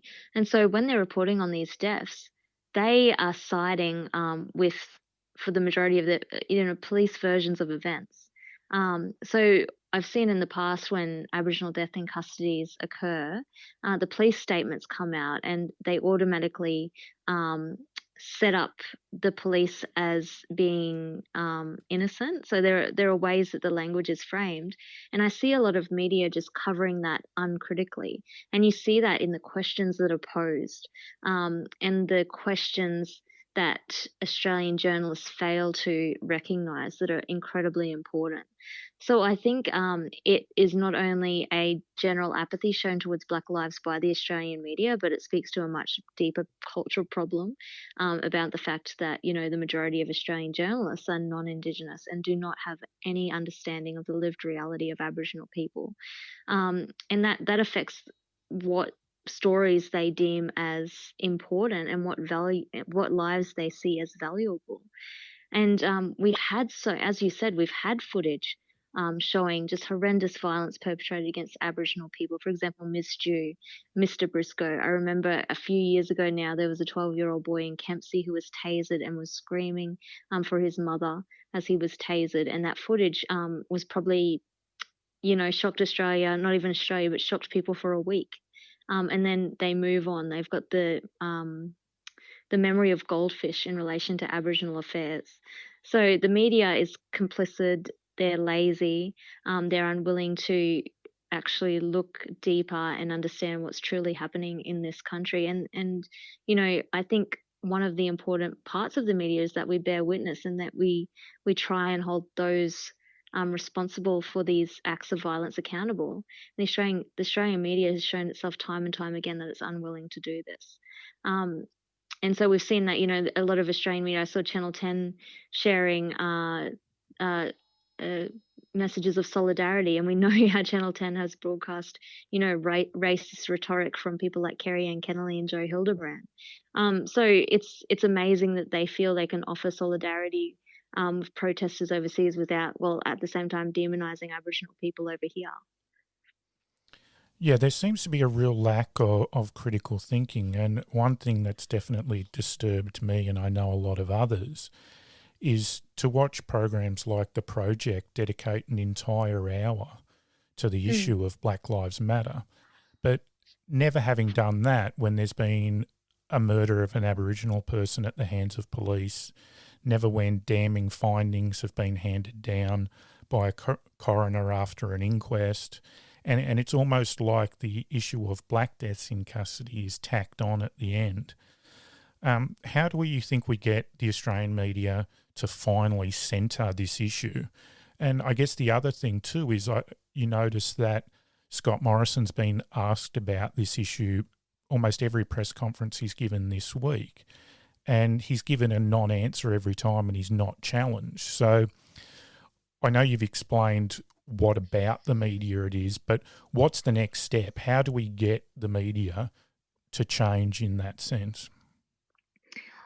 I don't have a lot of hope in the media. I'm very cynical about it because, as you said about the project, imagine if they had done an hour-long special during the inquest or straight after the inquest of Ani Tenure Day, which only happened a couple of months ago. Imagine if they had done that and applied public pressure at the time. Maybe we would see, greater calls for action than we currently are.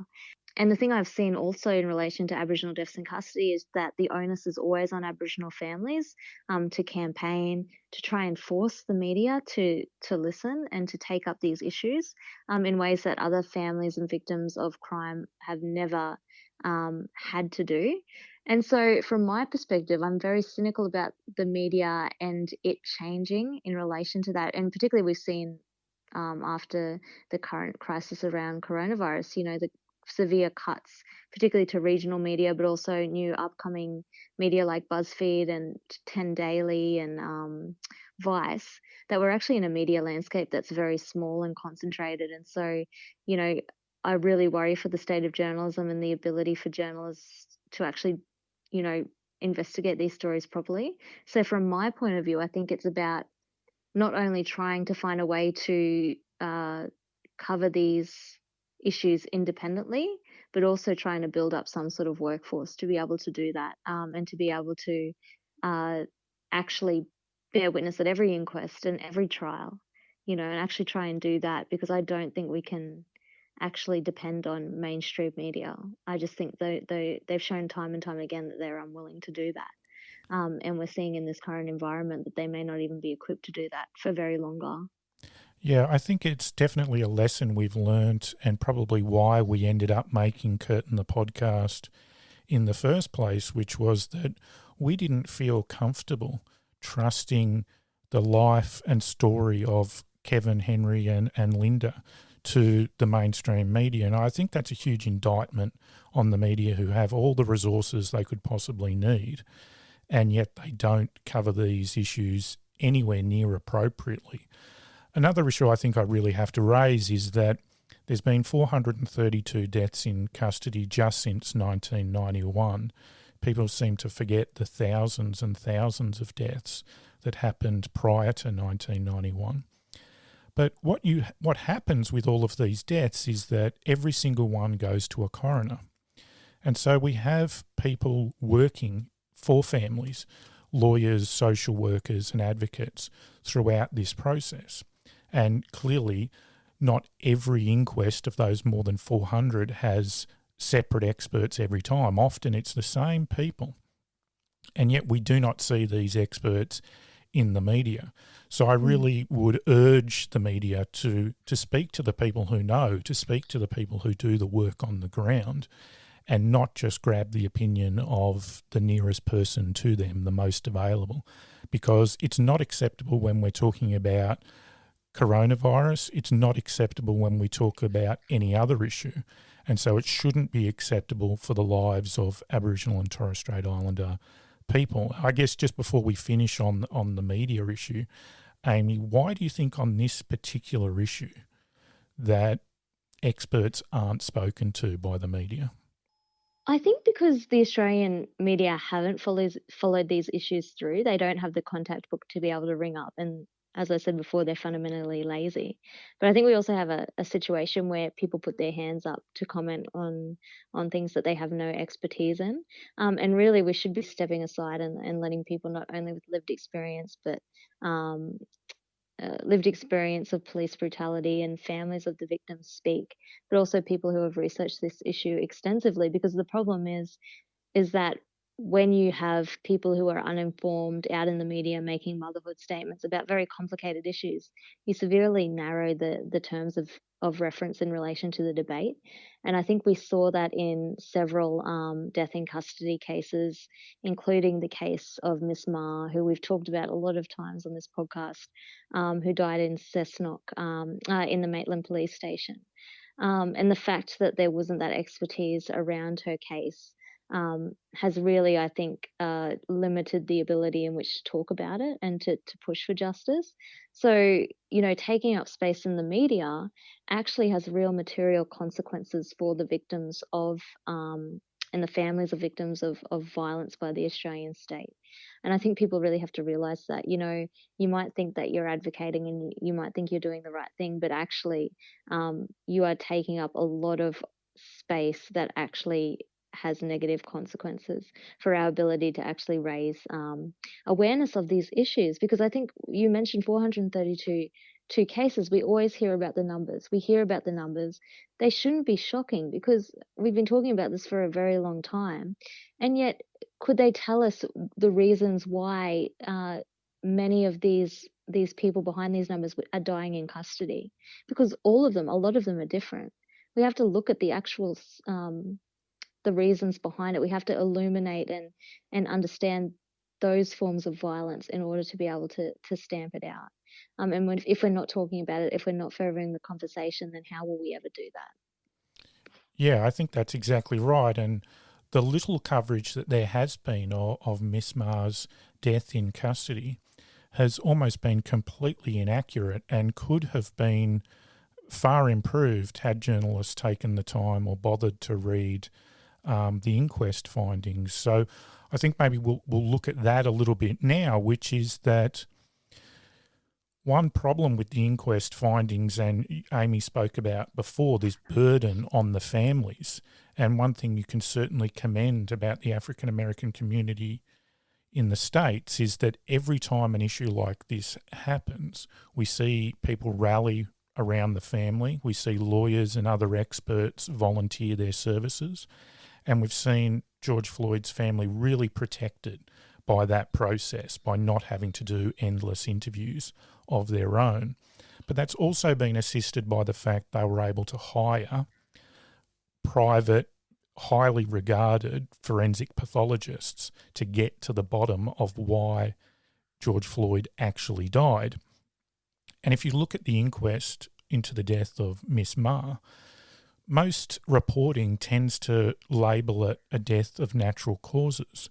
And we see in a lot of the reporting, a lot of the statistics that really lacks any humanity, that these are cases listed as dying of natural causes when that is just not the facts. So I think we need to explore a case like Miss Ma and her life more vigorously. And Amy, as we've spoken about on the podcast before, can you just quickly brief the listeners on why Miss Ma was with the police in the first place? Yeah, so Miss Ma was a 36-year-old Aboriginal mother of four. She was living in, she was walking along the street in Cessnock in the New South Wales Hunter Valley at midnight when she was pulled up by police who suspected her of breaching bail. She actually hadn't breached bail. But while she was walking along the streets, they detained her anyway, and they detained her under a piece of legislation in New South Wales that allows police to detain people for intoxication, but it has to be as a last resort. So they have to actually find a responsible person to care for that person rather than place them in detention. So Miss Ma was taken into custody. When she was taken into custody in Maitland Police Station, so the police believed that she had HIV, and this actually affected the ways that they actually took care of her. So the coroner found that they did not take her welfare seriously. So that was not just in relation to not actually finding a suitable person to place her in their care. And the coroner actually mentioned that her mother was available that night and that the police should have found it quite easy to contact the mother, but they just couldn't be bothered. And they just didn't care about her welfare at all. They mocked her. One of the police officers actually walked and mocked her way of walking as if she was like a chimpanzee, which is a highly racialized imagery based on the fact Miss Ma was an Aboriginal woman. They did not provide adequate checks on her, and so she actually had a pill bottle, and her cause of death ended up being mixed drug toxicity. So there were all these different forms of violence perpetrated against Miss Ma, largely because of the callous disregard they showed to her life and the fact that they did not care for her welfare at any point, and that included not just their failure to place her in the care of her mother or in hospital, but also the fact that they failed to conduct regular welfare checks on her. And yet, when the details of Miss Ma's death were coming out, the focus was on the custody notification service, which is a 24/7 hotline which police are required to call when they take an Aboriginal person into custody when charged with an offence. Now, the police were not even legally required to call that hotline. And when the inquest came out, the coverage was largely based around New South Wales government actually extending the CNS. So police are now required to call it when they place an Aboriginal person in custody for intoxication. So we see that, there was no focus on the fact that New South Wales is still locking up people for basically the crime of being drunk in public, which, as we know, is not a crime and shouldn't be a crime. And we've known that since the days of the Royal Commission. And yet the focus has not been on that. The focus has not been on Miss Ma and her personhood at all. In fact, she's been largely ignored in these entire proceedings, as has her family. And her family, particularly her mother, at the very beginning, 2 months after her death, we're asking these questions. Why was my daughter in custody in the first place? Why was she allowed to die in a police cell? And yet those questions, those crucial questions posed by her family, were ones never posed by the media at all. Yeah, I think you've made a bunch of good points that go to what we were speaking about earlier. We've been critical of the media, and some would say, well, we need to explain how they can do better. And I think Amy's just outlined how they need to do better. Go to the very first issue of the police taking Miss Ma into custody for being drunk in public. Well, go anywhere in Sydney, any town, large or small, there are drunk people coming out of pubs and clubs, their own home. People are actively encouraged to take a designated driver, to use a taxi, to take an Uber, to walk. Miss Ma had not been drinking. So any decent journalist should be asking the police that question. Let's go to the second issue. Allegedly, the failure to report for bail. She had reported. Now, if a white person or any non-Indigenous person had died in custody, having reported for bail, and the police claim that they hadn't, I think there would be questions asked. It's, again, unacceptable. Let's go to another issue. The assumption by police that a mother of 4 had HIV when she did not. This was supposed to be an issue we left with the prejudice of the 90s. Despicable, wicked prejudice that killed many members of the LGBTQI community for absolutely no reason, who bore the brunt of vicious police violence through that period.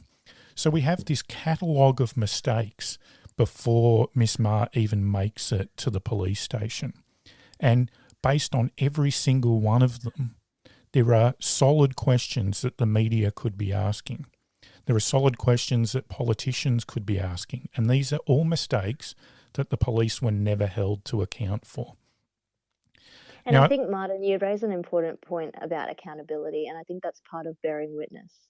If we're going to bear witness to all of these deaths, we have to hold people accountable, and we have to be accountable as well. We can't just sit by and let them, the tally of Aboriginal deaths just pass us by. Things have to change now, and they can change by demanding accountability. Yeah, absolutely. And I think that call you make to hold ourselves accountable is really important. And you raised the issue of the CNS, the Custody Notification Service.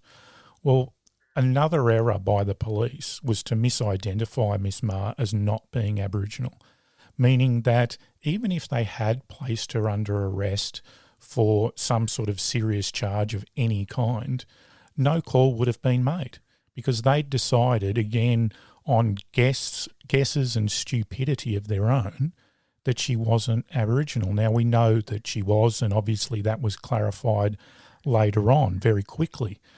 But again, this is another issue that wasn't picked up, and it's another reason why the CNS, as it's being advocated for, doesn't work. And the other issue I would add to that is that if the police had picked up the phone, having never should have arrested Miss Murray in the first place, she wasn't drunk in public, and even if she was, she shouldn't be touched, or go and arrest every drunk person in the state of New South Wales, having misidentified her, having mislabelled her as carrying HIV, having claimed she hadn't reported for bail, but she had, she was placed in a cell and she was dying. A call to a solicitor hours away, as we sadly found in the inquest into the death of Arnie Tanya Day, will not save the life of an Aboriginal woman who should never have been in the cell at all.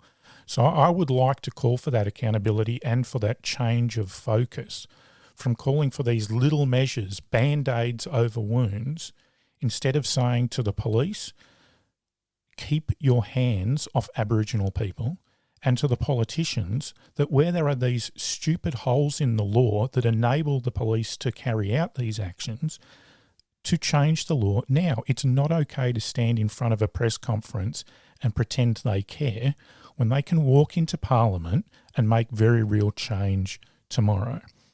And I know some of the pushback that will come, that this was an issue where there were pharmaceutical drugs involved. People will say maybe it was natural causes, maybe it wasn't. Trust me, you're wrong to question that because I know most people have never read the inquest in the first place.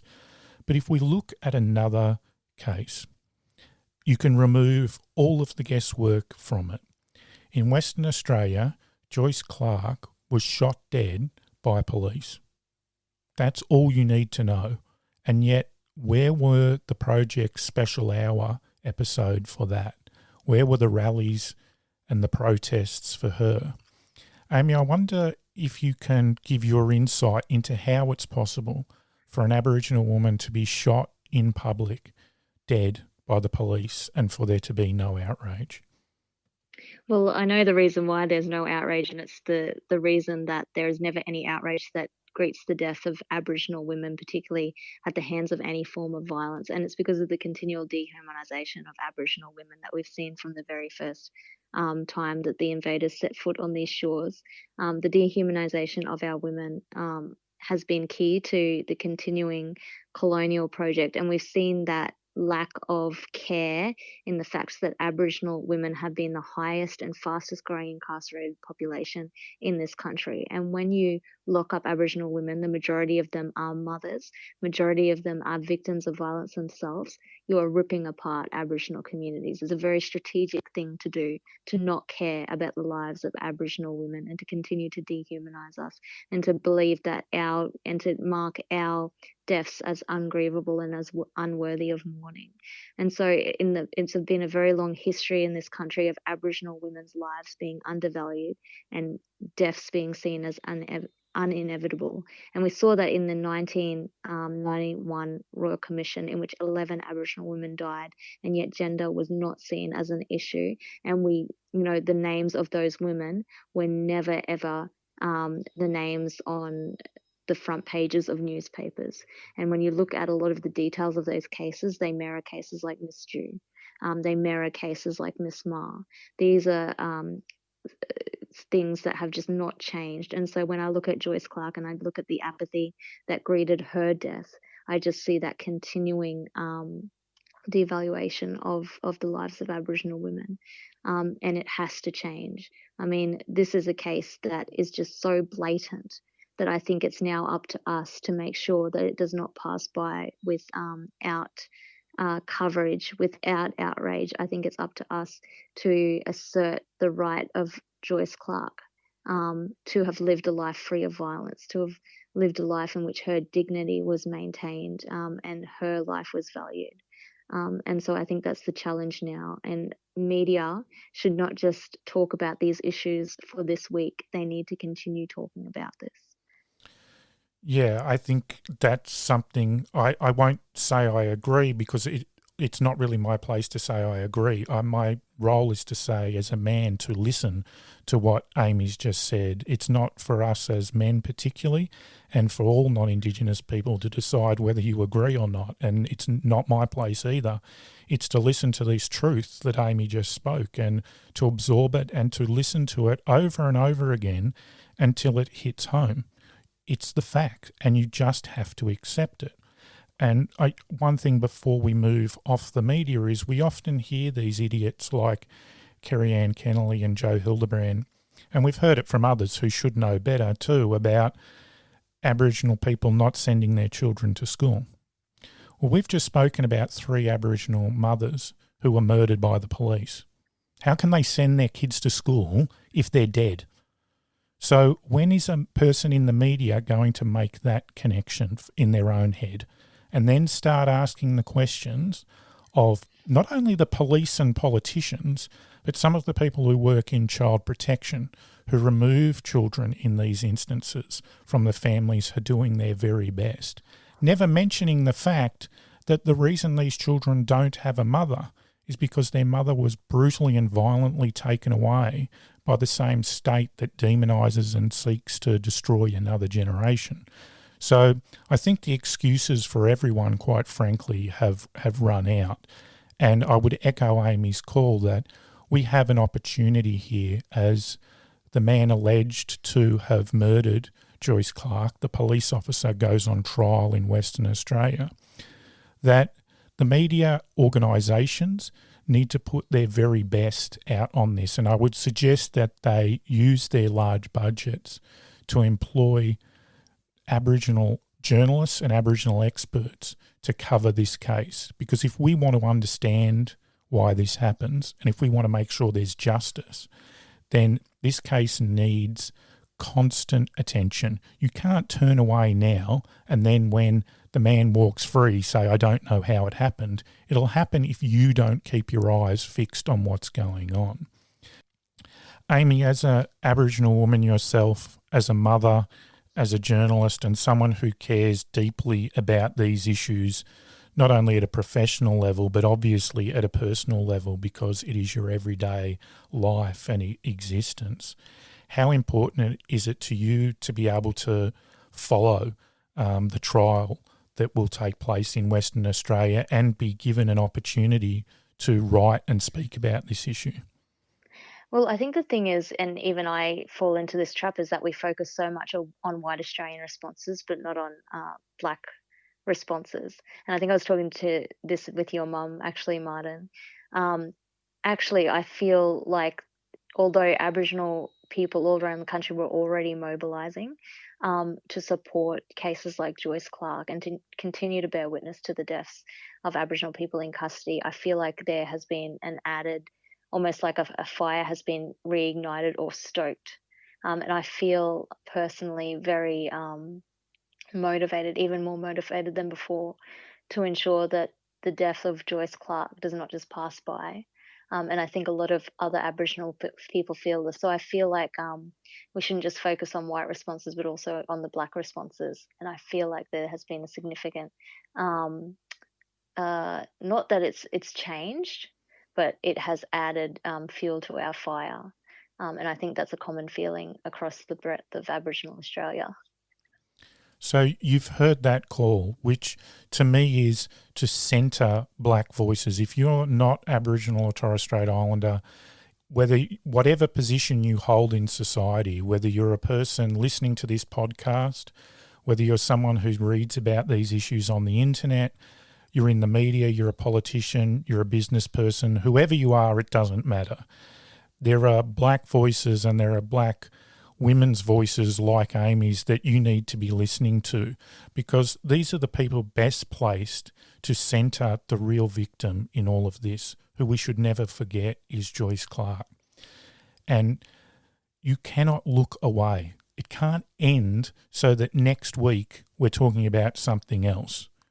Clearly, as you've heard, and Amy has been committed to Curtin as a project for the last 4 years, committed to the cause of valuable and invaluable journalism her entire life. And there are hundreds of other Aboriginal women across the broad range of the professional world and in their own communities who are doing this work. So I think it's time for everyone else, myself included, to step back and to push those voices forward, to hear them and to listen. And so to end Curtin the podcast today, I would encourage you all to buy a copy of the Saturday paper this weekend, where Amy will have a cover story on these very issues. And read it, listen to what's being said, and then make sure everyone you know does the same thing. And then once you put it down and you start to invest your time into the work of Aboriginal women that is readily available if you only look, then I hope that will be enough as you understand and begin to understand that the humanity that's been stripped from Joyce Clark, that we won't have to ask for you to stand behind Aboriginal women again and support and fund and give your platform to them, that you'll just do that naturally. Otherwise, I've failed, you've failed, and as a country, why even be here?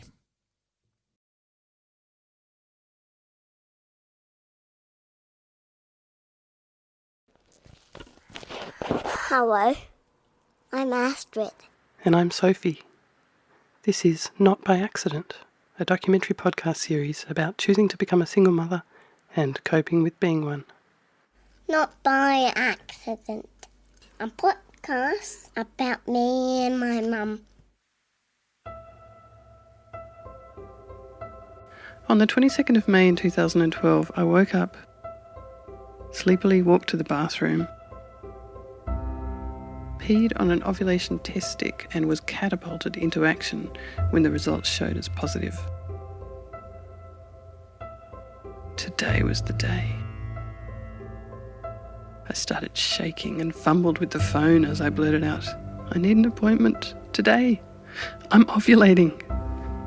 "Right, what time can you be here?" she said. This is a story about how life happens and we can't always control the circumstances or events. We just have to deal with what comes our way. But now and then we can make a big choice and take action and set life on a new course. We don't have to just accept things as they are. We can make life more what we want it to be.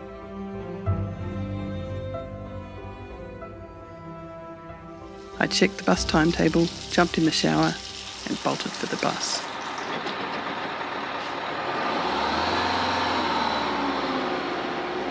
Once I was on, I had time to stop and think. The hour-long bus ride along the bay and through the Danish countryside to the clinic in Aarhus was beautiful and peaceful, in stark contrast to my state of mind. I thought again how amazingly fortunate I was to live and work in Denmark, with its thriving fertility tourism industry and maternity benefits that made it possible for me to even consider doing what I was about to try and do. I worried that the butterflies in my stomach might interfere with the sperm-egg situation. I thought how lucky it was that I had this week off, so no need to explain anything to anyone. I calculated the time difference and rang my mother in Australia to tell her what was happening. We talked nervously but excitedly. She was so ready for this. I rang my dad to wish him happy birthday. I didn't tell him what I was up to. "You have people over for birthday drinks? Great, I'm on my way to be inseminated this morning, so hopefully it's happy conception day for me too. All right, happy birthday."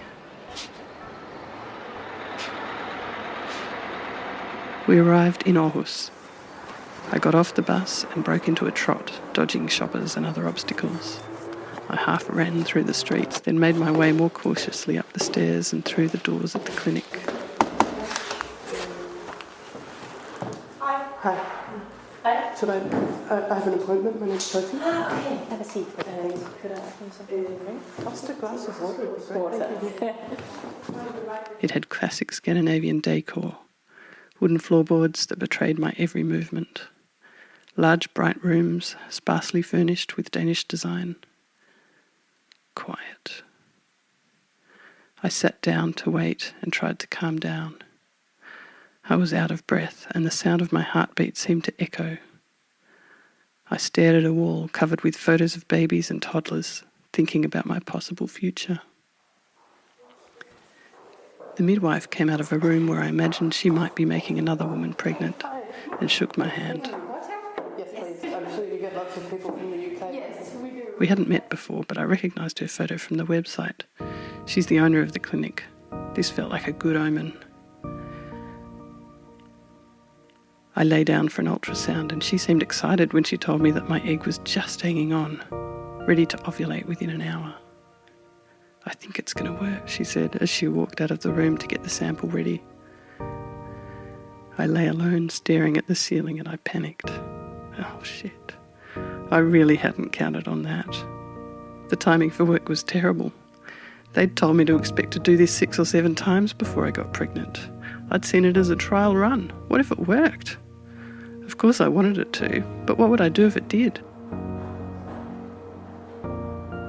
She walked back in with the semen and told me she'd had it under the microscope. It's a very healthy sample, she said. They're extremely active. Good, I said. That's good. I've been using my audio recorder like a sketchbook or a camera for the past 5 years, capturing important moments and conversations on my path to single motherhood. Of course, I forgot to record much on this day, this incredibly important day. I was too consumed with what I was actually doing to remember to turn it on. But I recorded my end of the many phone calls I made to tell the stories over and over to endlessly patient family and friends. I just started suddenly talking a lot to the midwife as she's sitting there and I got my legs open and she's about to do it. And I started saying, yeah, this is really weird, and just like blah, blah, blah, blah, blah, blah, blah, blah, blah, blah, blah. And she was peeking around the side of my leg going, really? Yeah, but you think this is... And I said, yeah, I wouldn't be here if I wasn't sure, but still, you know, blah, blah, blah, blah, blah, blah, blah, blah, blah, blah. And she was really nice about it. I just needed to just have some verbal diarrhea. She sat poised and looked concerned as every thought bouncing around in my head tumbled out of my mouth. Are you sure you want to do this? It's not too late. Are you sure? No. But yes. Yes.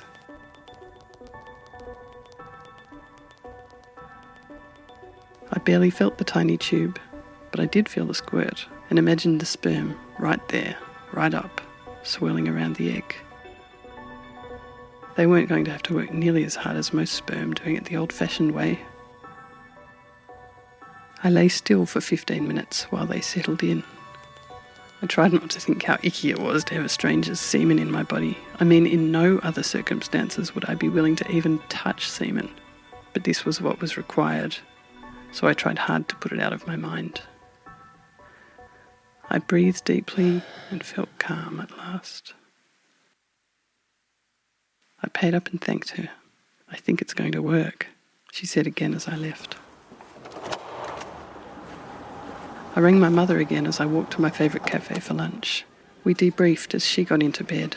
The insemination had been perfectly timed for us to share across time zones. But it was so matter of fact. I mean, it's like going in for a pap smear or something, you know, just really so easy. It was just weird that that's so easy and uncomplicated in terms of, you know, making it, organising it, and then the result might be so enormous. I sat alone in the cafe eating a delicious sandwich and trying to process what I'd just done. I felt like everyone must be able to see just by looking at me. All my senses were heightened, and I felt empowered for taking this huge step all by myself. And at the same time, tranquil and so present in that moment.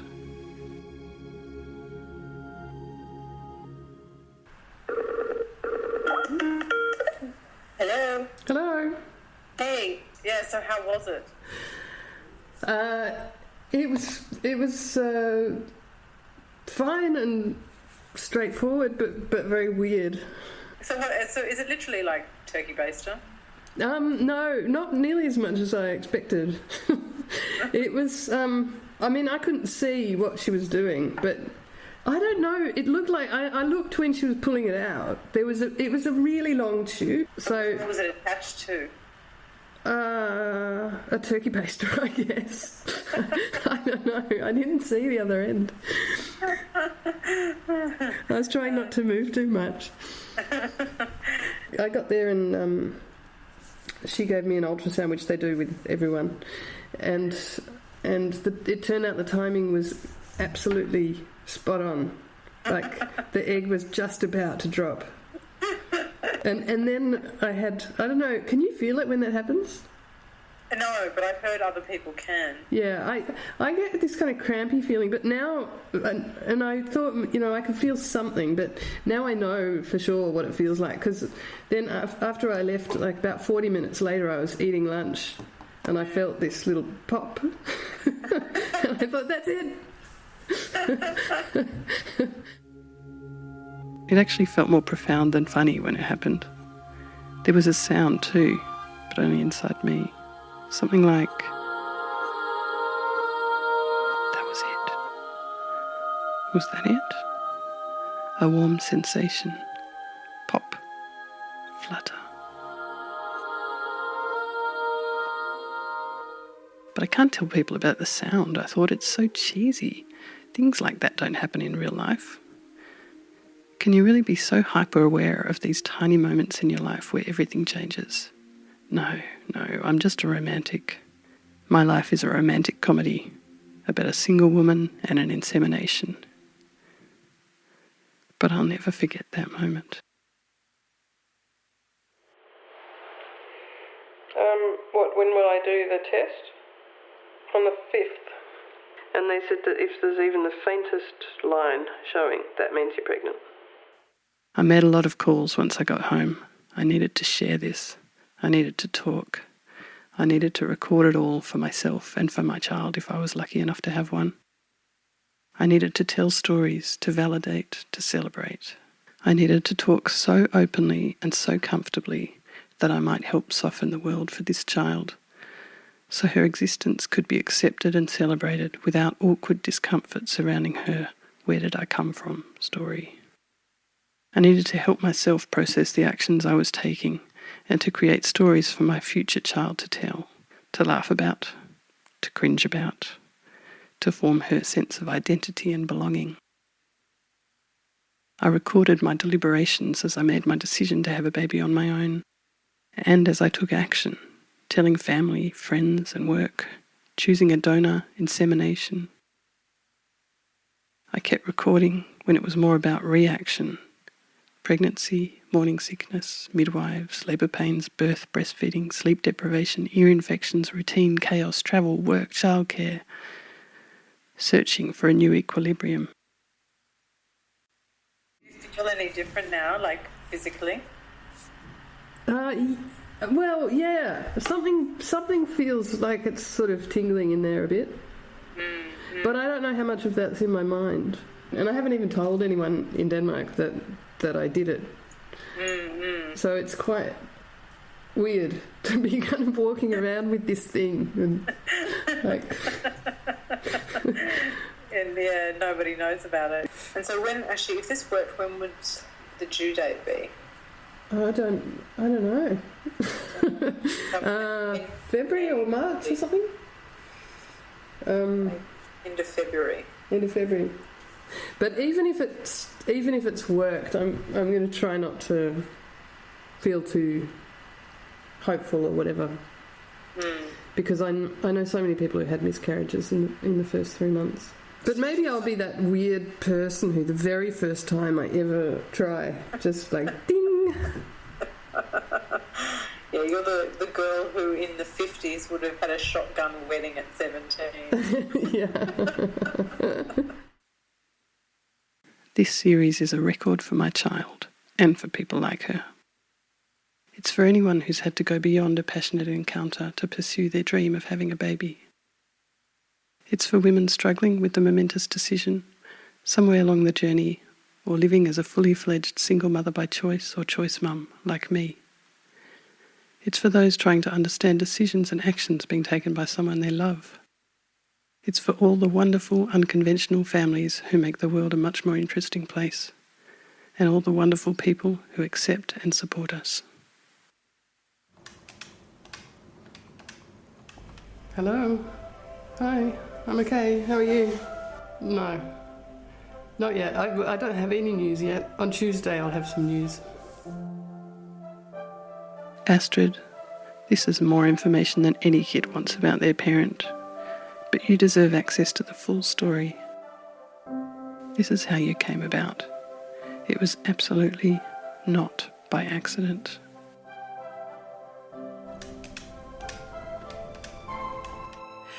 Yes, something's going on. I'm calling with some news. I'm pregnant.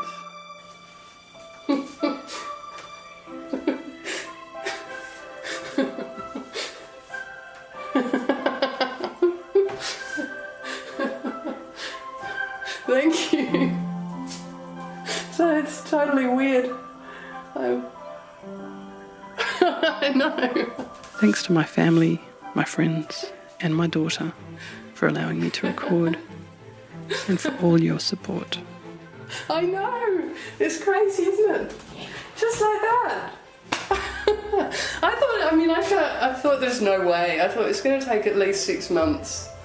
I'll be releasing new episodes every 2 weeks on iTunes, Stitcher, or wherever you listen to podcasts. They start the count actually earlier. They start the count from the first day of your last period. Because most women don't know with such precision when it happened. To the minute, yeah. Music by Dexter Britton, LJ Cruiser and Chris Zabriskie. In the next episode, we'll go back in time to see how I got to here. Please subscribe and leave me a review in iTunes to help the series find more listeners. And if you know anyone who might like to listen, please share.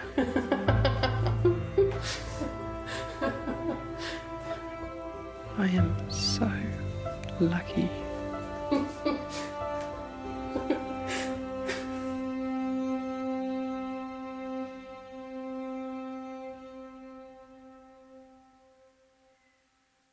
Goodbye, everyone.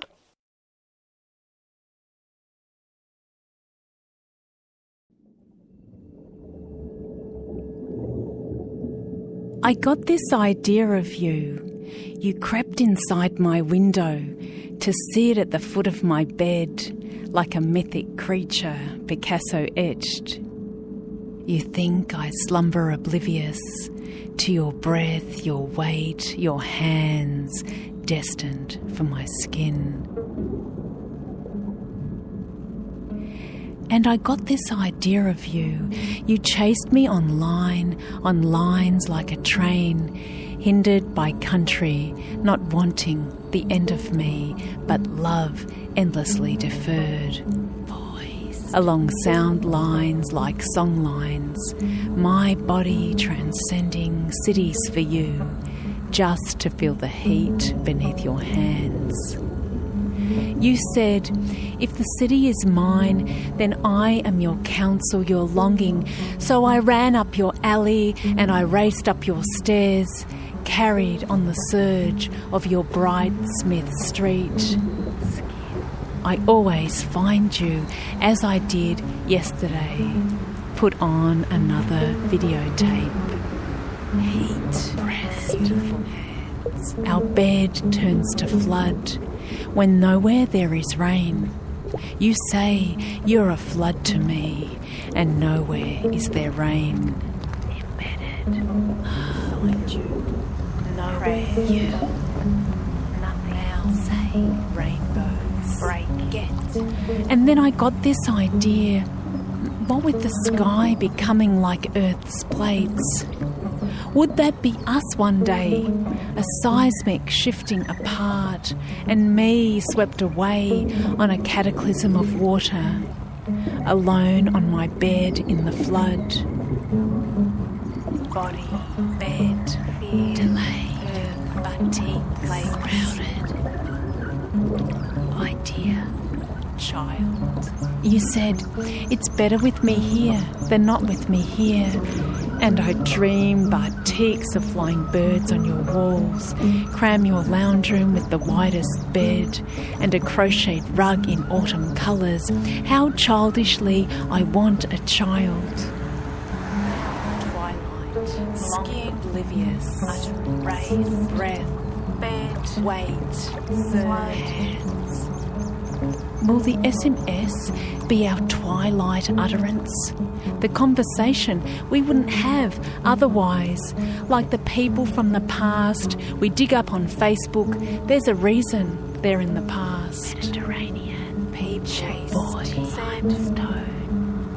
reason, my voice, love, searching, endlessly. Voice. What if you lost my voice? And next, my email address, no more links or attachments, your words tapering off into all that wide space.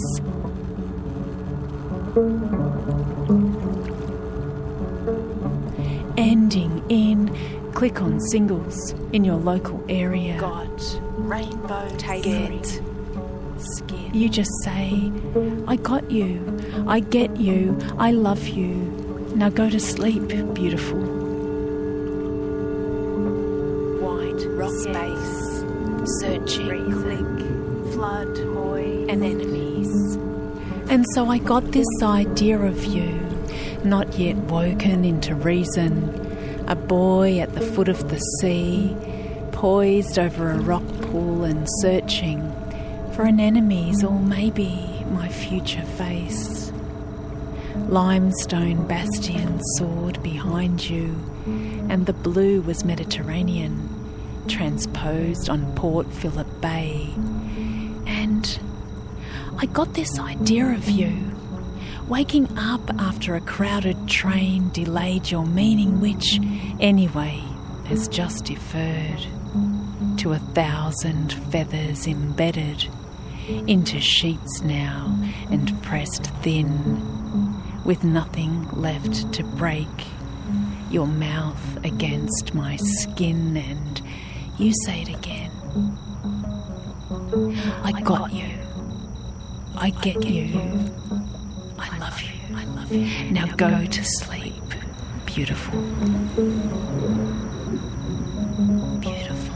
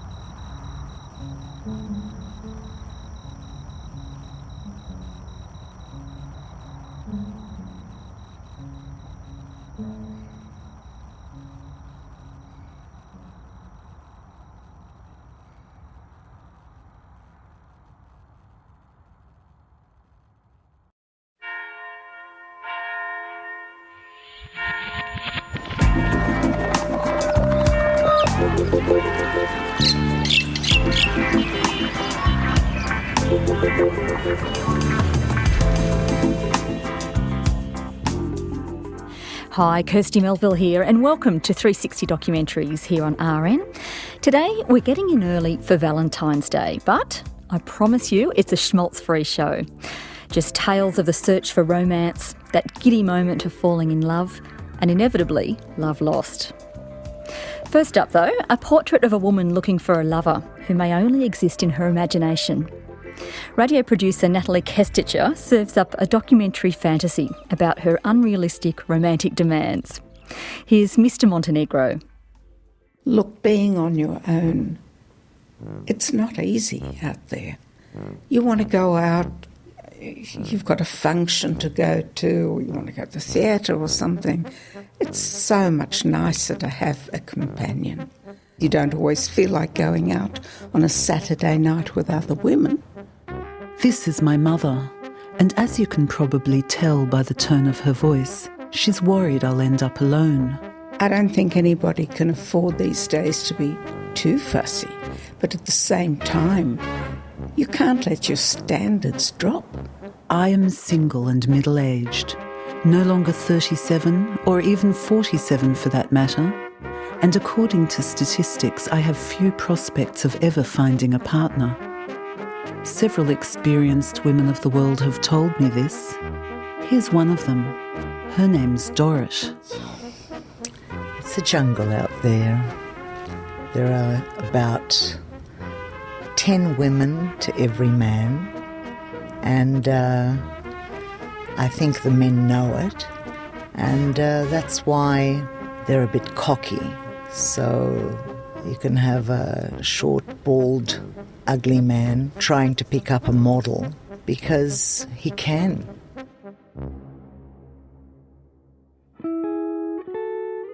So am I bothered by any of this nonsense? Yes, unfortunately by all of it.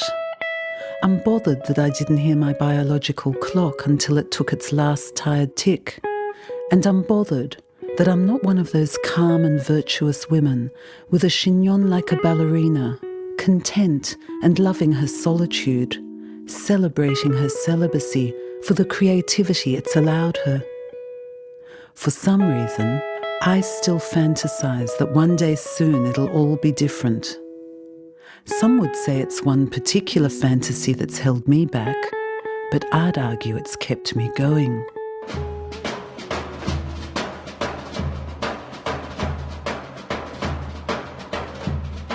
My fantasy of having a brooding, masculine, monobrowed Balkan lover started in the 1980s when I first saw the film Montenegro. In the film, Susan Arnsbach plays the role of an unhappy housewife in the throes of a midlife crisis and stale marriage to a wealthy Swedish businessman. When she finds herself in a seedy Yugoslav enclave of Stockholm, she's drawn to a young labourer they call Mr. Montenegro, and he is drawn to her. For a while, alcohol, sex, wild music and sizzling Balkan barbecued meat dim the memory of her other life, which she's grown to hate. The film both starts and ends with Marianne Faithfull singing the ballad of Lucy Jordan. At the age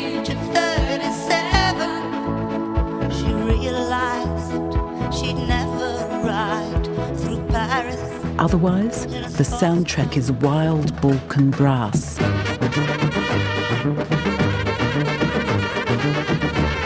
And ABBA.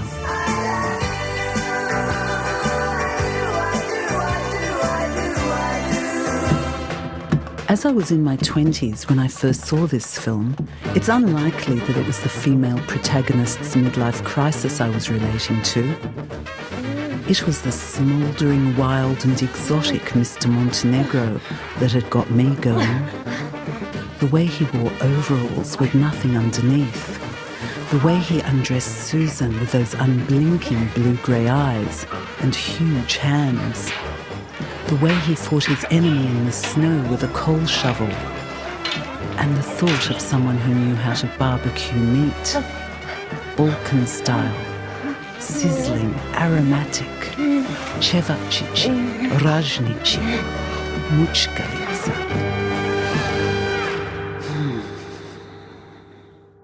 I mean, you know, you're no spring chicken, and you've still got these bloody fantasies. First there was Hector, then there was Victor, then there was Alejandro, then there was Jacques, then there was Jaume. I mean, you know, all these exotic foreign guys. Is it some sort of compensation, or are you hoping that some of their exoticness will rub off on you by being with them? This is Hugh. He's an ex-boyfriend. Why, at your age, are you so superficial still? He has the memory of an elephant and a sharp tongue. But I have to admit he's right. I am unrealistic and pretentious in my tastes. You have to know that at your age, the men that are available are looking for younger women. Let me tell you this, there is a lot of competition out there. Business girls, beautiful girls, whatever. So don't wait too long. Time passed, but not my fantasy. I remained single. Hope finally came in the form of internet dating sites where I was able to be specific about my desires. Although keen to find love, I was also suspicious and secretive, not to mention ashamed of having to resort to online dating. I'm not of the generation that considers this form of liaison normal or natural. So I'd sneak into internet cafes and try and find the computer most obscured from view, lest an acquaintance discover what I was up to. After several unsuccessful years of rendezvousing with strangers, I signed up to a website called Balkan Nights, and that's nights with a K, not an N, although one could always hope. This website was for women like me, who had a thing for Balkan men. I called myself Secretive Susan, after Susan in the film. At first, it seemed too good to be true. I read their profiles with disbelief. There was Goran, the mountain man, and Branko, the glorious protector. There was Happy Guy Radovan and Fearless Noboya. There was Steady Stoyan and Ratko, Make Me Yours Tonight. There was Boris, Drago, Dushko, Milenko. There was Novak and Ozrin, and Rado and Senko. My head was spinning with possibilities as I read through the profiles of available men, each hunkier than the next, each wanting to meet a woman like me. How was I going to choose? And then I saw him. Mr. Montenegro desperately seeks the Susan. I can't tell you how excited I was. Clearly this was fate. I'd tried to have relationships with Australian men, but they never went anywhere. I'd always felt like I had to play down my intensity, edit my emotions, and suppress my appetite for life. Just like the woman in Montenegro, I needed someone raw and passionate, unspoiled by Western culture. A man who knew how to work with his hands, love with his body, and prepare a piece of meat. I come from former Yugoslavia, now Serbia. and my ancestry, like, it's mostly Serbian, but originally on my father's side, we come from Montenegro. We arranged a meeting, and one thing led to another. It was only after a heady night of Earl Grey tea that I learnt more about who this Mr. Montenegro really was. Perhaps I should have twigged when he stripped down to his underwear. There was something unmasculine and cautious about it. I closed my eyes and imagined my unshaven, brandy-swigging cinematic hero.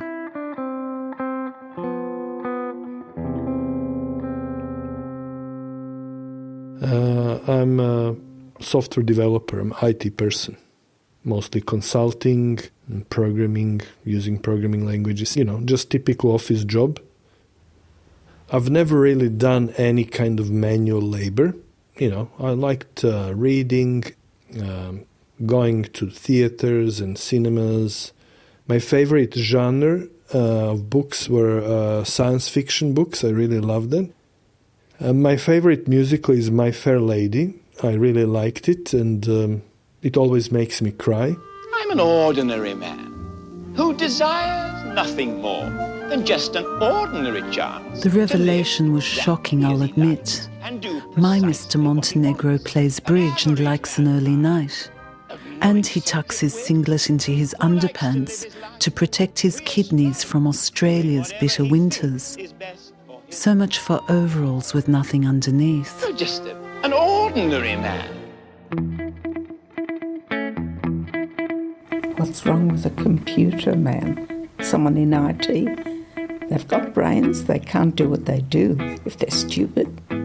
Just because he's not your idea of a Balkan he-man, he sounds as if he could be a very nice guy. I don't see anything wrong with giving this one a go.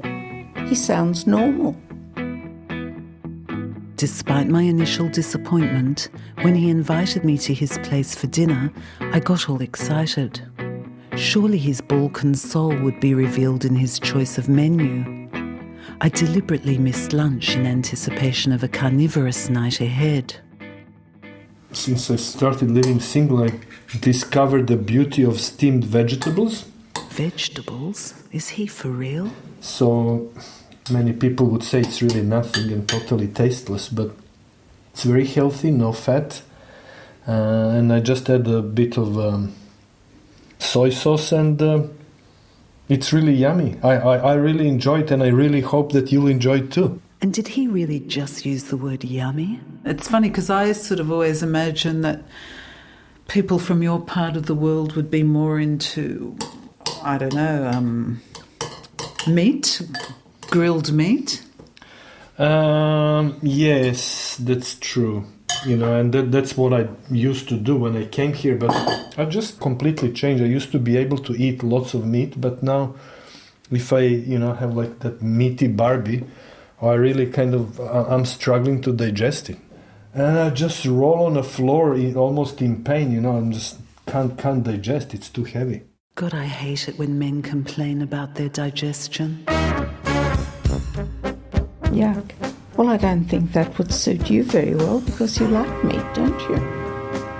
I say, if you had some fantasy about a macho Balkan guy, then I think you're barking up the wrong tree. He's a middle-class nerd, and a vegetarian at that. Yeah, it's a shame. Most people from that part of the world are usually quite hot.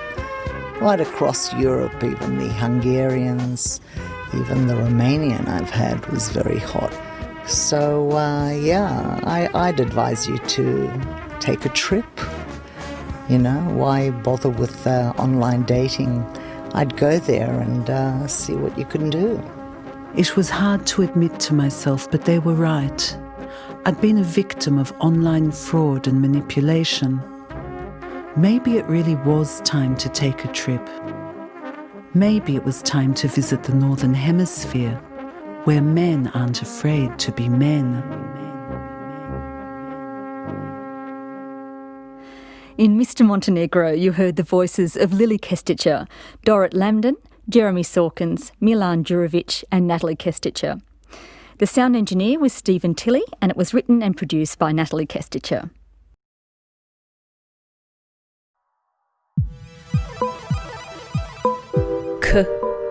Stell. Patience. Oh, jerk.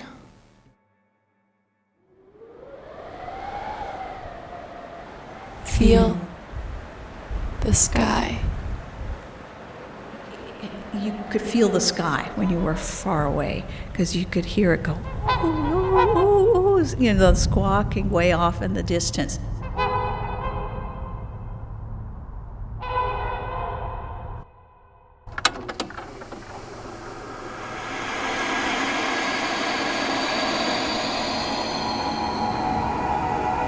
Side A, J. Krantz.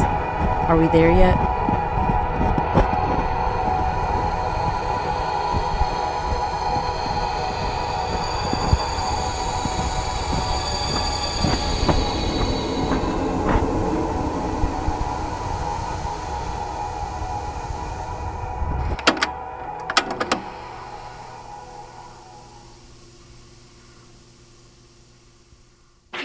Testing 1, 2, 3. Hello, Jane. I'm making you a tray of raspberry stick. Now what?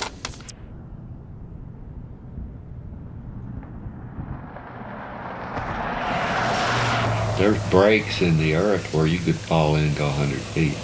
Wow. The space between things, we don't really consider. We think it's nothing. But it's kind of everything. This is every note on my violin.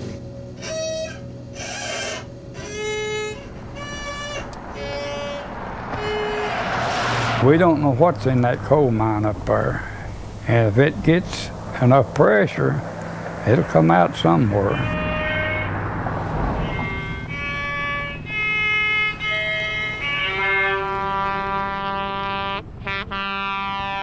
You don't see nothing there that reminds you of where you're at.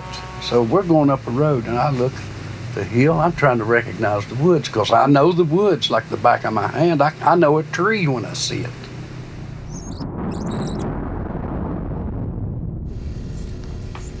You've spoken a few times about a landscape that you visit. Mm-hmm. You'd like me to talk about that landscape? Yeah, well, I mean, how would you describe its place in your world? Is it a haunting? No. Yes. Yep. Hello. The place that I revisit and have repeatedly over the years is not at all like that. It's more of a feeling of coming home, of knowing somewhere really well. So is it always a hill in the house? Yep. Every time it's always a house on the hill with the ocean below. Did you walk the last way, like from where to where? When does the there begin? It always begins with a view of the mountain peaks in the distance, and I can see it in its totality. I always start my journey on foot. I'll be walking up onto the land, I can see the trees, I can hear the sound, and I suddenly remember that I have this really beautiful place, and I'd kind of walked over a fence and realised, oh my God, my place is near here. And I just get so excited. This rush comes through me and I run up the hill and discover the house. It's just a matter of walking around in the woods and come on it. Yeah, come up on it. If I did see them, the mountains, I'd know them instantly. The mountains, the land, I don't know, they're just, it's home. I've played in these mountains. Now we can't get in them. I was walking through the house, these beautiful spaces, going up the stairs, and it was like my home. And this incredible happiness came over me. It's very rocky and there's snow, winding paths, and it's wild. It's uninhabited, there's never any people there. And you can look to your right. That's where that old path starts, that old footpath, and it goes on to Bradley Mountain. Now, where did that footpath, did it go beyond Bradley Mountain, or what were they? I don't think I do much there. I sort of just wander around feeling good, looking at the view and feeling at home somehow. Yeah. When did you get a sense that you were going to the same place? You couldn't get down that mountain. These places that deep, you can look straight down in there. And have the cave-ins been recent, or? Oh, no, not recent. Several years. I've been going to this place for at least 30 years. It's just one of those reoccurring numbers that doesn't seem to shake. The mountain broke, and there's places that is wide enough for a car to go down in. It's so deep in there, the crack is so deep that the steam comes up out. What would happen if you found them? There's the mines. Okay, you can go on this way. You can go on this way up through here, and you can go to Bradley Mountain. I can hear my feet crunching on the snow. I can touch rocks, climb rocks. The children would manage to get there. I don't know how. I remember them wading through that snow. But I'm never cold. Okay, I'm just playing some nice piano music, starting now. It's got such a big view. My eyes are not used to having such a big view. And Grandma used to step out on the porch and look up on the mountain in the summertime, and she'd say, it's going to rain, the belly of the lind trees are turning to the wind.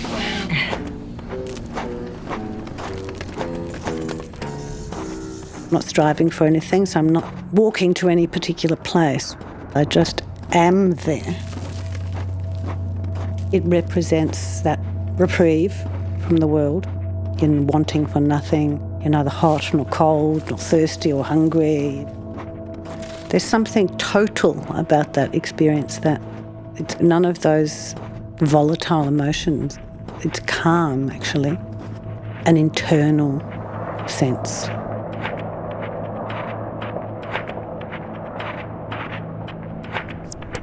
Before I get there, I'm excited and remembering it in a way. I don't know why I forget this place, but every time, without fail, it's like, I can't believe I forgot it. And all of the joy and the memory and the beauty and the power of that place comes back to me like it's happening for the first time. So I don't decide to go there, I'll just stumble across it. I did this, but I'm trying to recognize where I'm at. I got up after a while and I looked out the window out the back, looking at the hills, and I looked down. It has that impact, in a way. If I find this house, it's like a relief. It's like I found something that's very important to me, like a child, like something you love or something you love. Like something you love or something you love. Today we are going to look at our new house. Because we got a new house. Because we got a new... Don't. I'm not doing anything. It's more like it's the absence of danger. It's the absence of propulsion. It's the absence of violent changes in weather or emotion, rather than, say, from something. 500 feet down. You can throw a rock in there and you'll hit the bottom. It's so far down. It's a dangerous place.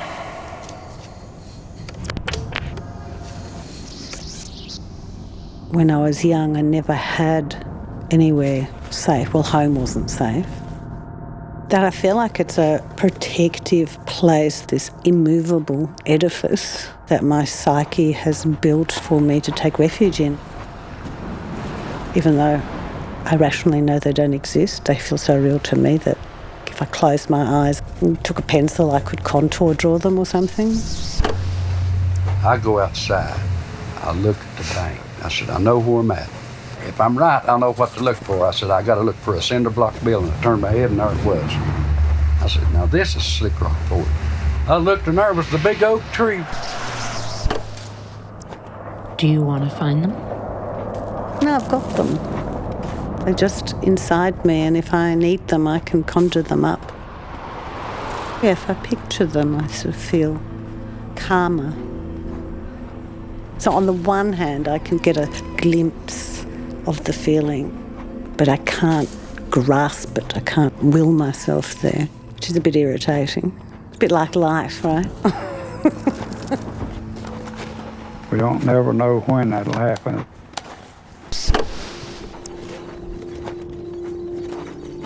There's a little thing in me that thinks maybe one day I might find this place. And this mountain is... I'm not alone. I can always go there. It'll always be there. You are home, little fishy. Don't cry, don't cry. You're home, little fishy. Don't cry, don't cry.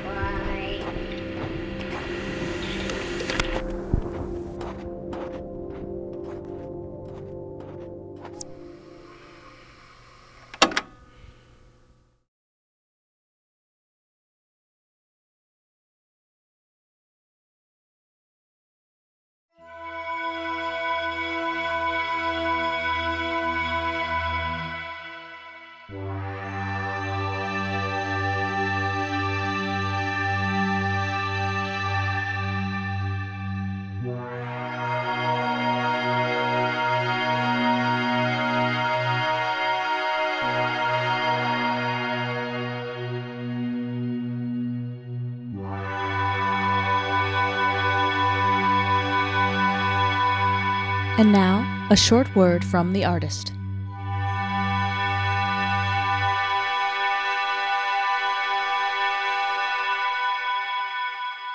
This is a quote from journalist Heather Evans, reflecting on a field recording the constellations gave me as a prompt for this piece.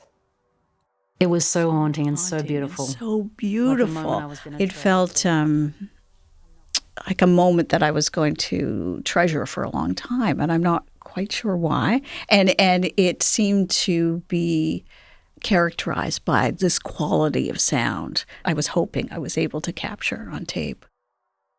It's 27 years ago or something, and it's by listening to the sound, it's just as clear as the day it happened. Are We There Yet is a strange, recurring road trip towards home, a home we can never really find or retrieve, while at the same time being a home we've already found, the one that's already ours. A circular roadmap for finding our way there. We hear the same driving tape over and over, but we move through different landscapes, across vast spans of time and place, in a dreamscape where the laws of separation and structure, boundary and contour, don't apply. When Heather speaks of the landscape she captured on tape in 1992, it's as if that place still lives in her. This made me think about our own private landscapes, as opposed to those external geographies we share with others. There are places we carry inside us, haunted and haunting, those that once were and are no longer, but whose maps we still clutch, and those we imagine, the ones no one else can glimpse, but that we live alongside, often intimately, all our lives. There's bleed between our experience of external landscapes and interior states.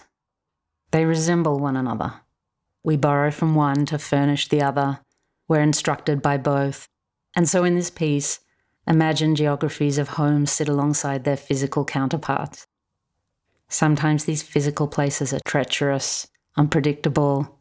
These are the landscapes of mine shafts and coal seams, ground plundered and sundered that could split apart at any moment. These sit in sharp contrast to the immutable, forever safe places we build ourselves, the impeccable, unswerving, untouched ideals of our imaginings.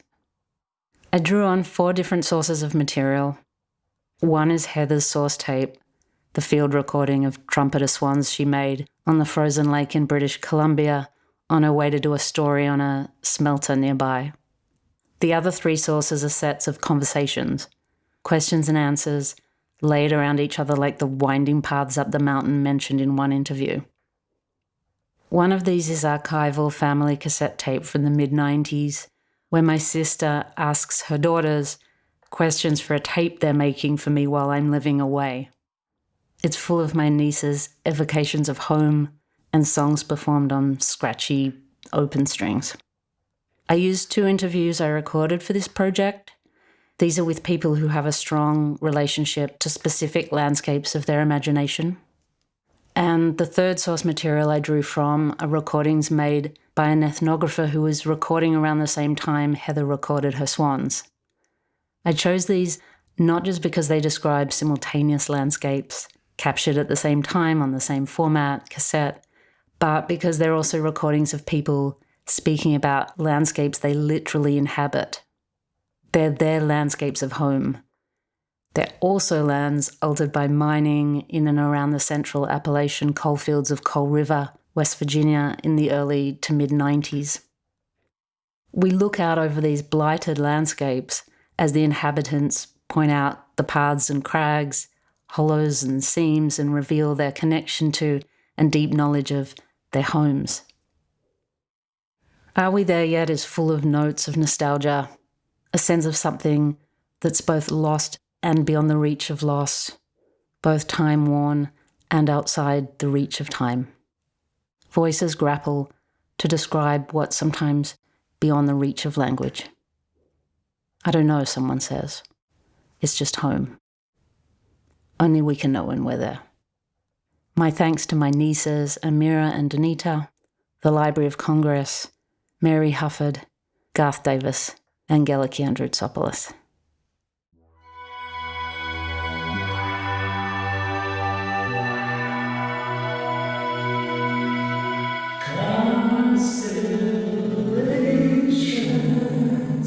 Feed your ears.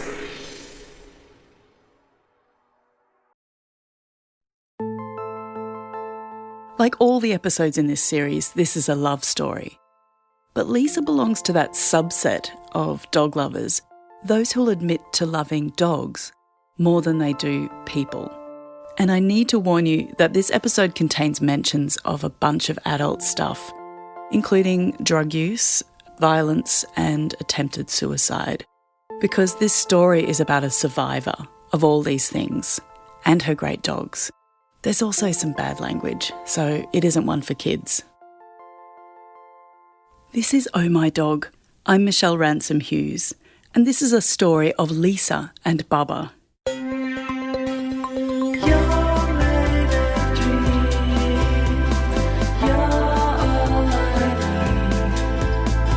I'll walk beside you if you walk with me.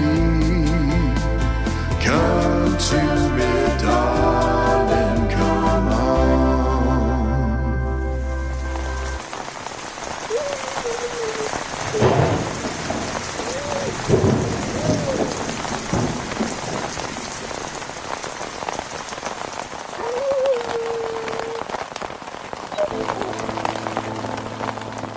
Where I had my tent was right in the scrub, and I woke up one night and I could feel something wet, and the whole of the pond had swelled up, and my tent was about 2 or 3 inches underwater. Had to battle my way out in the middle of the night. It was horrible. If it wasn't for her, I probably wouldn't have woke up because she was there whinging. Then I woke up, felt the water, and I was like, what the hell? I got up and my foot sunk straight into the dirt. I'm like, no. And it was raining, so we had to go sleep up on the toilet that night. I lost everything. Everything got wet and ruined. I just left it all. It was all wet. It was pointless keeping any of it. My whole bag of clothes was just absolutely, the smell of swamp water? Yeah. So the lady at the cafe gave us new clothes and stuff. Would that kind of thing happen a bit? You just have to leave stuff? All the time. Give it up? all the time. Either that or someone will take it off you by knife. That happened to me at Fortitude Valley for a blanket. Someone put a knife to my throat for a blanket. Yeah, it was awesome. I'd love being homeless. When you spend proper time with these two, Lisa, a woman in her late 40s, and Bubba, a large, healthy brindle staffy, you notice a current running between them, a supersensory awareness, something so powerful that over time it starts to feel like they're one being in two bodies. She was born only like a week or two before my birthday, so I've made her birthday on my birthday. She got my eyes. She does, hey.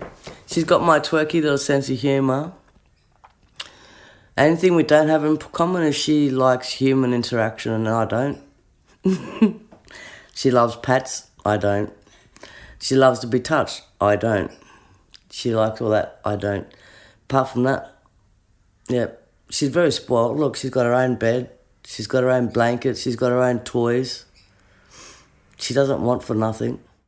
For the 2 years of Bubba's life, they've been inseparable, sleeping side by side, and mostly sleeping rough. I used to call my dog my companion. I used to call her my canine or my companion other than call her a dog because I never wanted to offend her. Bubba, a strong, gentle girl with shining fur and eyes, is Lisa's companion. I was called a dog many times on the street, and that's the worst thing to go through. And yeah, so when you're a dog, it means that you go to the coppers and you knock everyone out, and that's what I was named quite a few times. Especially when I tried to give up using and stuff like that. Especially then, you get called some nasty names. For around a decade, Lisa had no fixed address. I'd say 6 years full on of being homeless, living on the streets without a car, without any doors whatsoever at all. But if you don't abuse your dog and you don't mistreat your dog just learns. That's just how it is. You're homeless. You don't have somewhere to go. You just got to tough it out, don't you? Lisa's got a big stash of horror stories to tell about herself and others. They stretch right back to when she was a kid growing up in central Queensland. She first ran away from what was happening there at home when she was 12. Lisa's seen plenty, and she's done plenty. Having said that, 10 years ago, before she went on the streets, Lisa's life in Townsville was fairly stable by her standards. She tells me she had her own work, house, and car, and didn't want for anything. Lisa raised 4 kids by herself. They're adults now, and she's got grandkids too. In 2007, though, Lisa was also a stepmother to a 13-year-old girl, Jess. That year, the worst thing imaginable happened. Jess was raped, then murdered by an uncle. It was Lisa who identified Jess's body, and she helped with the funeral arrangements. Jess's murderer was jailed, never to be released. Lisa told me she thought she wasn't entitled to the overwhelming rage and grief she felt back then, that she still feels, because she wasn't Jess's mum, but her stepmum, even though the sweet teenager had called her, Lisa, Mum. A few months after all that, Lisa walked out of the Townsville house she shared with Jess's dad and hit the highway. First she drove to Catherine to visit her son. Well, in my mind, I was just going away, but I never came back. I still haven't been back. Can't you try going back to a house that's been, all you see is your dead stepdaughters, what she used to do, how she used to do it, the smells, the drawings she used to do. Like, there's a phone pole out the front of the house with her handprint on it. Yeah. She's only a baby. The first time I went round to visit Lisa, it was almost 11 years to the day her world fell apart. Right across Brisbane, there was bright winter sunshine. But behind the double-locked doors of her little house, it was dark. And Lisa, nursing a huge coffee, barely moved from the couch. After initial greetings, Bubba sat, a sentinel, at Lisa's feet, responding to any upset in Lisa's voice with little whines. And it's August. It's a hard month. It always is a hard month. Yeah. Because you go through the steps leading up to it and shit. Yeah, it just, oh, God.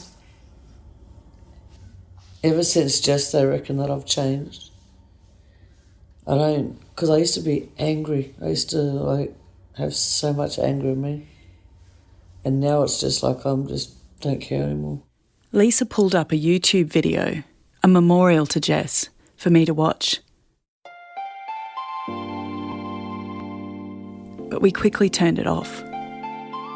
And though she was determined to keep talking, one of her hands worried at her trousers, brushing her leg.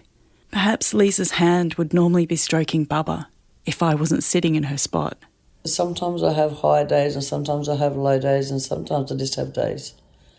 And every day this week has just been a really low day. Does that change how Bubba is around you? Bubba just, she goes really quiet and leaves me alone when I'm like this. Just wants to lay beside me and stuff. I've been to hell and back and not one person has been there for me, except for my dog. My dog never leaves my side. And in the darkest of times, that's when she sits there and she's, starts to talk to me and stuff, she never leaves my side. By her own reckoning, having a dog is what's kept Lisa alive in recent years. I tried to commit suicide a few times, and if I didn't try it, I at least thought it every day, and I don't anymore. Well, not as much. Because? Bubba. No one will take care of Bubba the way I do. Nobody can take care of Bubba, not even my daughters. Bubba's family to them, but I don't know. Nobody would look after her like that, as simple as that. And she'd probably have a heart attack if I wasn't around. I talk to Bubba like I'm talking to you right now. And she sits there. She talks back in a way, even though she doesn't talk back, she does. Sometimes she actually does talk to me. She'll sit there and vocally talk.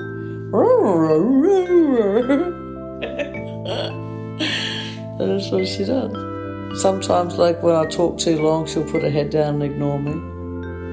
But then she'll wag her tail to know that she's there. I'm all right now. I got Bubba. She keeps me sane. She takes all the bad away. Before she had Bubba, when Lisa had just started roaming the country and her life was wild and loose and angry, Lisa had another dog, the famous Cooter. I was on Gumtree and it just popped up that this dog was for giveaway, so I rang him up. And she said, yep, she still had the dog, so I asked her if I could go around. She said, yep. And when I seen Cooter, he was beautiful. Purebred, blue American stuff. Worth a fortune, and I would never be able to afford a dog like that. And I said to her, why don't you want him? He's beautiful. And she put her head down. She said, because it's so embarrassing. I said, what's that? She said, because he's got a really large thing and it sticks out all the time. And I just can't have it. It just makes me sick, so I can't do it. So I'm giving him away while my husband's at work. And it was massive. Lots of people used to comment on it, how big it was. Seriously. I'm not even kidding you. He was all dark brown, but he had that silvery blue, when he sits in the sun and that, you can see that he actually had a grey colour over his fur, you know what I mean? Yeah, like a sheen. Yeah, it was beautiful. And he had a big white chest, pretty much the same as Bubba's, but bigger. Yeah, everyone wanted him. And he used to love horses. He used to love, because we were homeless at the race course in Redcliffe, and every fucking morning Cooter would be missing and I'd go find him and there he'd be running around the track trying to race the horses. He could run, he could run, he was so fast. He was a good dog, but far out, he was such a good dog. Lisa and Cooter spent 3 chaotic, intense years between Adelaide and Queensland, living in a clapped-out 2-door Datsun, and when they had to give that up, wherever they could find shelter. They were each other's constant companions, until Lisa went into rehab for a few weeks.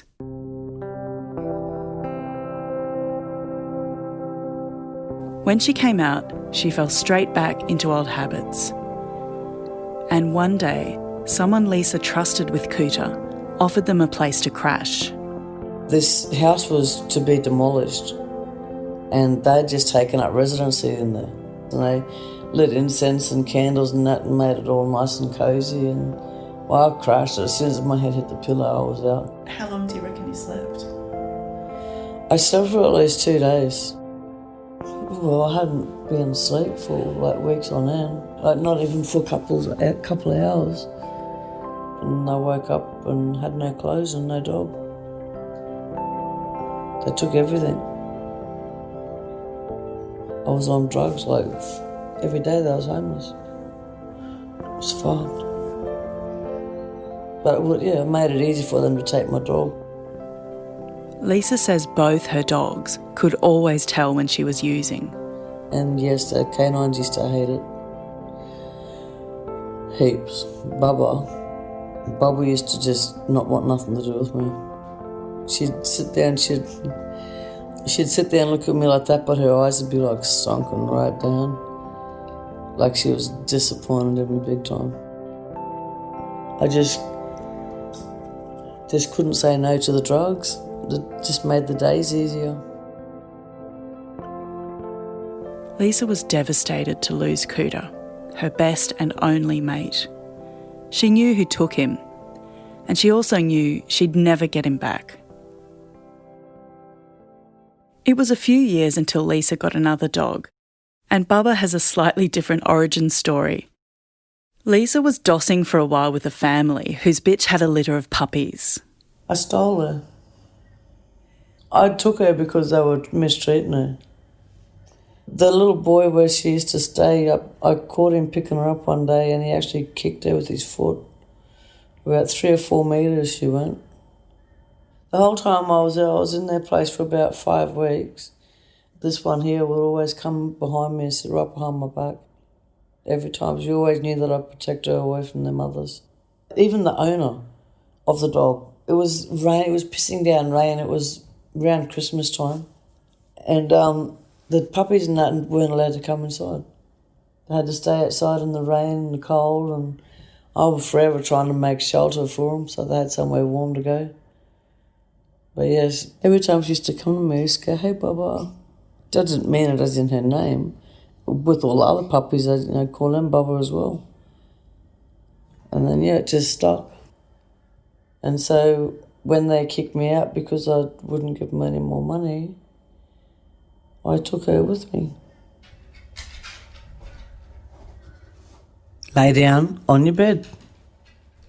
Bubba.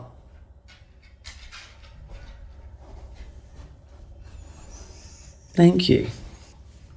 Don't look at me like that. No, do as you're told. Those eyes on you. Well, she tells me to go and get stuff most of the time, don't worry. She doesn't like being told what to do. But obviously she does what she's told. Oh, yeah. No treats for naughty girls, hey? Slightly to my surprise, Lisa tells me countless times that she and Bubba found it easy being homeless. Don't ever let anyone tell you that it's not easy, because it is just very easy. Especially when it comes to getting stuff. Like you can go into the 1 Street nightclub, pick up clothes, a toilet bag that's got everything you need in it, like your Rexona. You get given stuff. Her dogs were homeless too, she points out. But most services won't give extra food for dogs. Being homeless, it's hard to carry around a bag of dog food. So I'd give her whatever I eat all the time. And then I got in trouble by the vet because dogs aren't supposed to eat human food. It really is bad for their intestines, their system. So what sort of stuff were you giving her? If I had bacon and eggs for Becky, I'd give her half of it. No matter what I had, I'd give her half of it every time. Having a dog meant there would never be a bed for Lisa at a shelter or a refuge, and pets aren't allowed in rehab centres either. But there were those who recognised their need. The Salvos, whose land she and Bubba would camp on. Bubba got sick one morning, like, not just sick, but she couldn't even walk. She'd try to stand her up and she couldn't even walk. And because I was staying at the Salvos, on the Salvos ground in a tent, they offered to take her to the vet for me. Luckily, otherwise she would have died. She had paralysis tick. An amazing woman called Kathy, who runs a volunteer service for pets of the homeless. She gave Lisa proper dog food for Bubba every month or so, and still does. And there was one mysterious benefactor who'd observed Lisa and Bubba going into the same cafe each morning. There's one fella there, it makes me tear up. He used to get dog food for her, to leave dog food there. And then one day he left a card there with a blank cheque, and it was to take Bubba in and get her microchipped and, taken care of. So we done that, got your chip put in, so now no one can steal you. He used to watch me and Bubba go in and out of the scrub every day, and went to the cafe and asked what the go was, because I'd always walk straight into the cafe. And Nikki told him that we were homeless, and so he done that. And we thought that was awesome. After Lisa's blunt take on how much help's out there for the homeless, I have to ask, what's the stuff you can't get? Peace of mind, rest, good people. You just learn when you're homeless not to trust anybody. The hardest part about being homeless is when everything closes down come 5 o'clock, get hit with that sadness of fucking what the fuck do I do now? Where the fuck do I go now? Being lonely can't be easy. I've been lonely all my life, mate. Being on the receiving end of handouts was a place of shame for Lisa too. Yeah, I never told people I was homeless when I was homeless. I only tell them now that I'm not homeless because it's like I feel like I've achieved something by getting this place. This is the first proper home Lisa's had since Jess died. They told me that they wouldn't be able to house me because I had Bubba. So I told them that's okay, I'll stay homeless. And when I said that, they realised I really meant it. I would stay homeless. I'm not giving my baby up for nobody. There was another place, a false start, but this one's feeling like a keeper. When I go back for a second visit, 6 weeks after the first, Lisa's rearranged the furniture and her whole mood's shifted as well. Bubba, who's on heat, is wearing a nappy and just as friendly as ever. I haven't been happy until just in the last few weeks of being in this place. I got that photo back from my daughter. That's an old photo. I haven't seen that in years. Like, I've got me Pink poster up and I went to see Pink. Oh, God, that was so good. But yeah, so like this place is coming together as a home now.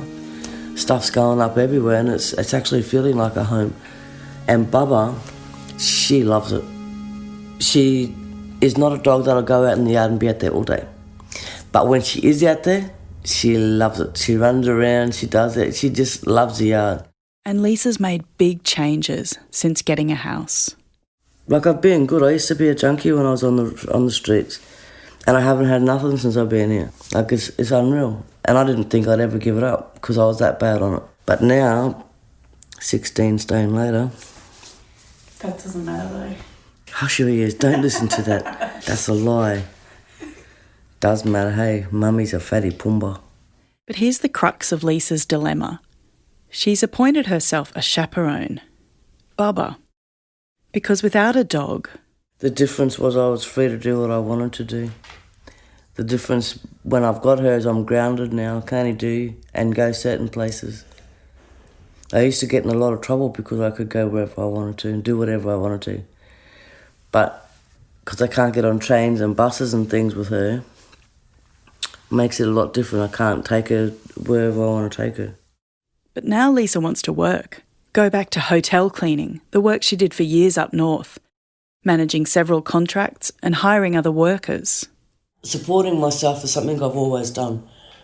And being like this is something that I haven't really experienced that much of. In my dream, I'd like to have a car so I can go back to work. I love work.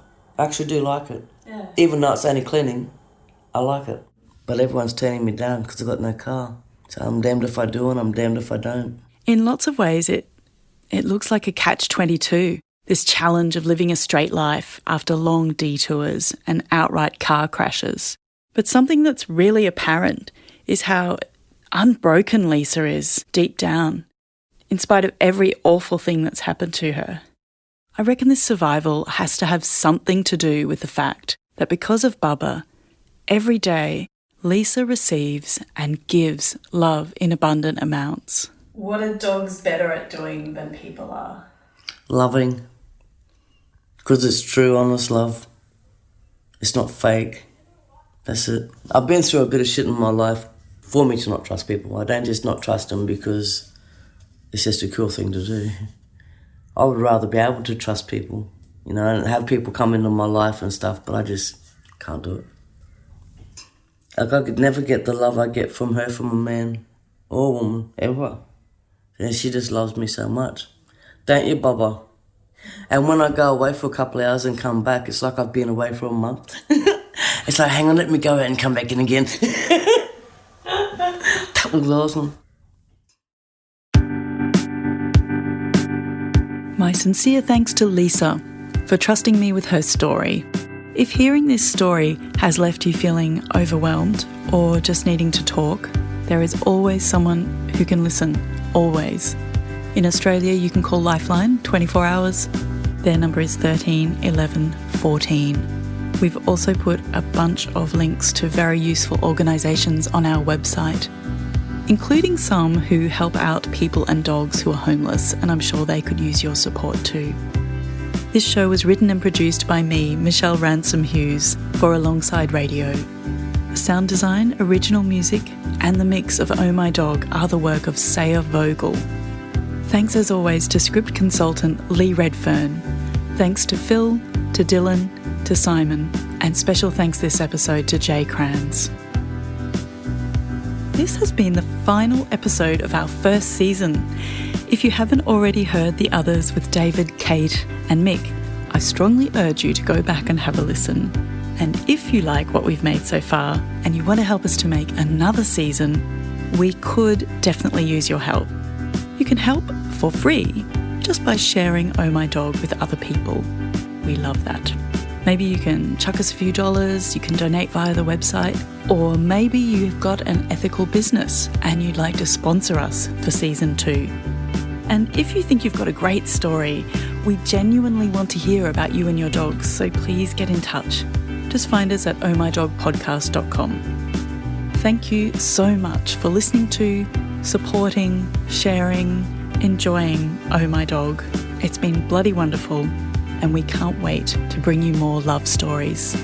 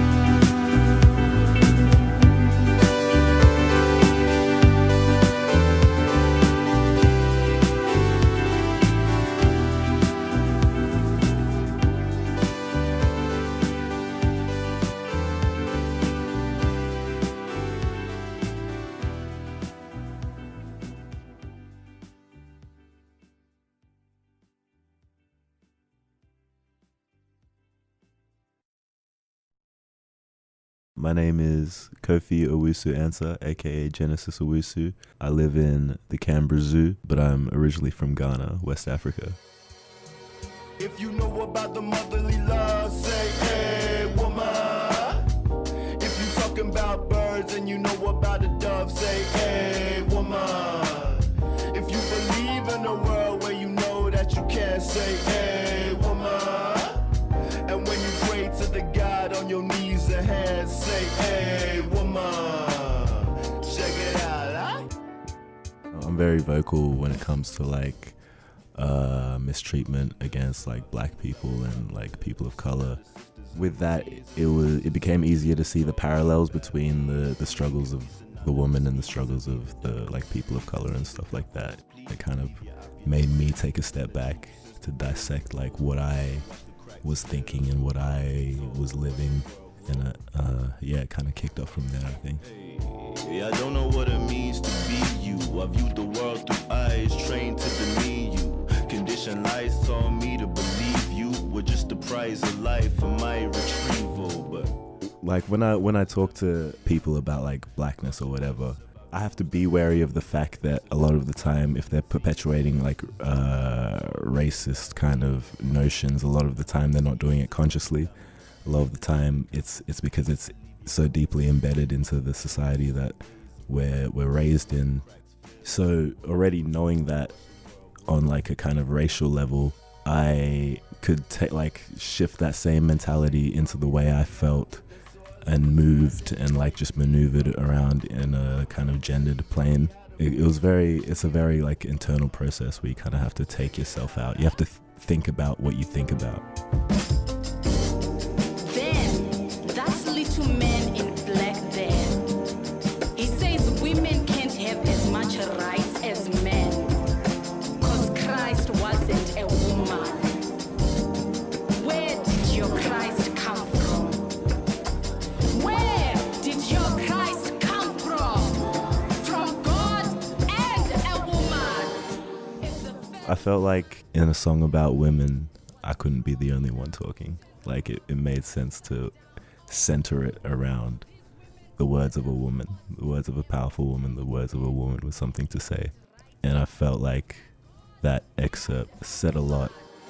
If the first woman God ever made was strong enough to turn the world upside down all alone, these women together ought to be able to turn it back and get it right side up again.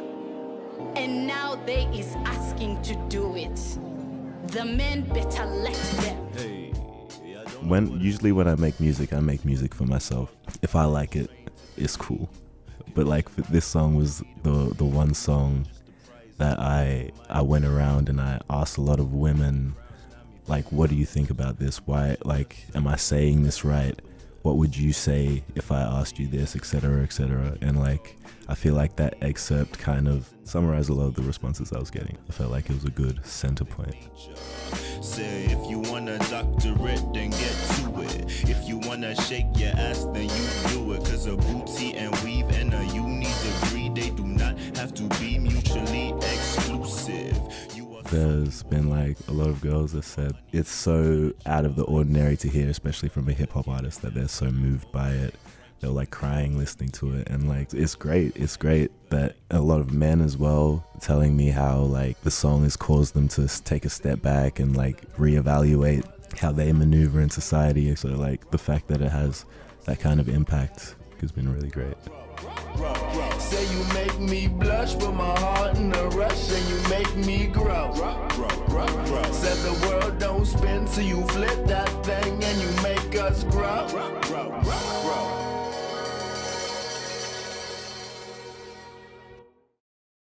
I was staying at Osnum House across from the Children's Hospital, and a lady walks in and she goes, "Oh, we're looking for people to sell this magazine on the street." Yeah, just got in and she said it's called A Big Issue and we're selling it to support the homeless and that. And I thought, well, I wasn't paying rent because I was being put up by the Centrelink people. And I think I was smoking cigarettes and I couldn't afford those. So I said, yeah, I'll have a go. Get a big issue. Here you go. Yes. I'm Lionel Farnan. I'm from Victoria, New Zealand, but I've been here for a long time, and I sort of know Melbourne like the back of my hand. About 78, I first arrived here, but then I decided to move back to NZ for a while, and now I've just come back. I got to use a walkie because of my pinched nerve, a hernia operation. Just lie in bed because I can't work.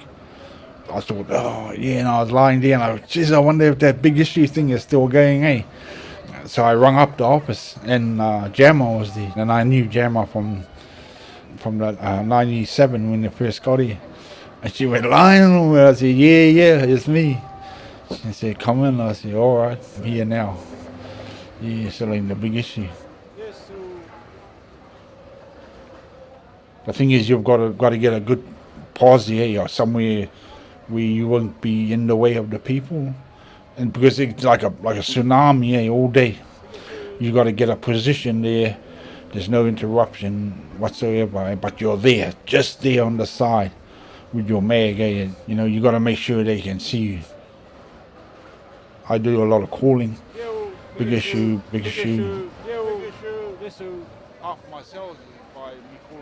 And just hold it up, and I just go with the flow, But it's really good now. I think the streets are really policed hard, eh?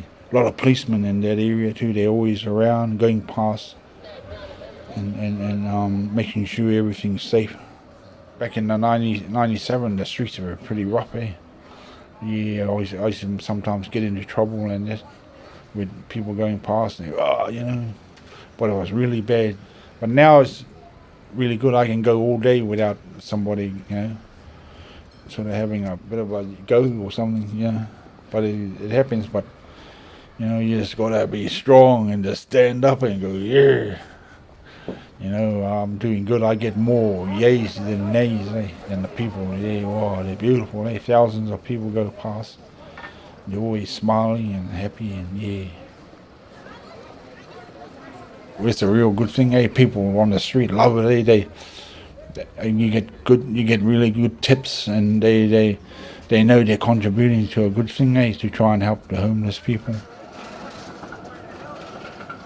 I used to work for this galvanizing place. I used to put these big gas bottles in a big acid bath, and I used to wear gumboots and apron. But somehow a bit of acid got in my gumboots and burnt my leg. And I got varicose veins in this leg as well. The employees are looking for someone they can walk around, go and get a cup of tea or something like that, and someone that can go and do stuff. You say that to me, man, you'll be waiting about for a couple of hours there or something for a real long time, because I got to get up and go there and jump on my, and somebody can stand up. I can't stand up for long, and then I have to sit down. That's why that thing is good, because I can have a rest when I want. Just that bad leg, I can't even put a sock on it. I got a sock putter on her. It's the hernia operation, because when I got it done, the surgeon cut one of the nerves as he was doing it. It's quite common. They call it a pinched nerve. It's a common occurrence when they do the hernia operation. Sometimes they cut a nerve inside there, and when they do that, they leave you sort of paralyzed for the rest of your life, But my leg swells up, and what happens is it's making my heart strain. So I've got a bit of a bad ticker as well, because of that, of my swollen leg. It makes my heart no good. I'm on a bit of a medication, lots of pills, and I go to a heart clinic, the sugar diabetic clinic, but they say it's all right. I had it like this for a while now, about 10, 20, about 30 years. As soon as I got it operated on and I come out, it was good. When I first come out of the operation, I could feel there was a pain there, and then they said, no, it's a pinched nerve. And then I said, is it all right if I can just carry on normal life? And they said, yeah. So I went out and started doing hard lifting, and that. Then after a while, about 10, 20 years back, it got a bit out of hand. It started swelling up. It made it a bit really tough for me, If I never had my leg, I'd have a job, full-time job. My leg is really, really bad there. Well, it's a good thing for, people who have a disability and that. I reckon all the vendors are disability. That's where most homeless is, where they're, a bit crook in the mind or something and they can't go to work. If they can go out on the street and do this thing to help the homeless and that. When I do the issue, I wake up every morning at 4 o'clock. Gives me a good hour to get dressed and have a wash and that, because on my leg, and then after that I catch the bus at half past 5. The bus outside my place, and then I get to the train station at 6 and catch the 6 o'clock in, and then I get here at 7, and then I just jump on the street and start at 7 o'clock. I can sell a couple before 8 and that, sometimes I sell 2 or 3 before 9.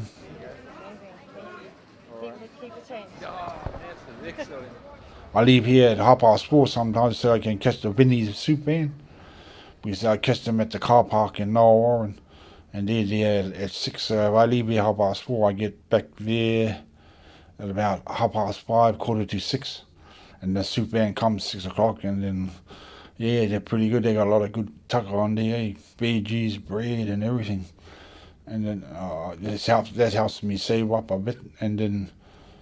Well, I have a wash when I get home, and that's it. That's my day, and then I'm down again and up again next day 4 o'clock. I do it for 6 days, and then I take Sunday off, wash my clothes and clean up my room. But I'm staying in a good place. There's 5 of us in our house. We'll share our kitchen and that. No bills, just get food, pay our rent, and that's it. I hardly meet them, but it's pretty good place. Central heating, Fox TV, we got the works. But the big issue is Unreal, it's helped me billion, Like I bought me heaps of good clothes. I buy my train tickets about $70 a month. I couldn't buy that if I was just on my dole. I couldn't buy that. I couldn't buy me clothes. My medicine's $60 to $70 a month. I wouldn't be able to cover those. I'll be able to cover it, but I'll be like, really going scratching, Really scratching. That's why I do it, That's why I come in. Before I started selling the Bishu, I tried living just with my benefits, and it works, but very tight, You're very, very tight. I was on something like powder milk, like I was drinking like skim powder milk instead of buying a bottle of milk. Stuff like that is a big help in their Vinnie's van. Get big bills, even with the help from the government. They pay for taxi, go to your specialist and that. Sometimes my taxi costs just about $100 to go and see my heart specialist, and I go and see him every, 2 months. The hospital gives me taxi vouchers, and it doesn't cost me anything. But if it wasn't for that, it would be really hard, and my medicine is subsidized from the government.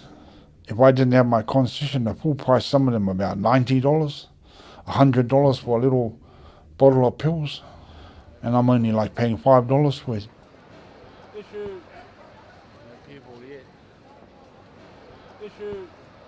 think I had gone through 2 or 3 hours without a sale, and then I was just sitting there and go, oh Jesus, it's taking a long time for someone to pull up. And this guy comes past and he looks at me and goes, oh man. And you look not well off either, you looked a bit, but he opens his wallet, pulls out a 50 and reckons here. And in a good manner, he wasn't disappointed or anything. He said, the airport a big issue, help the homeless. Yeah, and I said, shoo, I said, thank you. I always thank them, Every customer I get, I thank. It's like really deep thing. I really mean to say thank you to them, because it's quite a big money, that $10. To me it is anyway. It's not all on the tree, When they pull out $10 and give it to you, and you give them the magazine, man, I will really give them my heart. And I really look after my magazines and make sure they don't get wet or damaged. Yeah, because that $10 is a bit of a high one. To a vendor, time is precious. Sometimes I'm sitting there, I'm dying to go to the toilet, and I just sit there and just hold my magazine up. Even in the rain, if it's raining a bit, I just pull the umbrella out. I sold 2-3 magazines in the rain, holding the umbrella. 3, I think I sold this morning. I'd say I've sold it to just about every type of person in Aussie. There's no one's missed out. Yeah, that's how it seems sometimes. They buy so that they've got everything from Melbourne, from the city. It's part of the furniture, you know what I mean? Like if they don't grab the big issue, they haven't been to Melbourne. Because the big issue is part of the furniture. Big issue. I'd stay with it for as long as I can, with the big issue.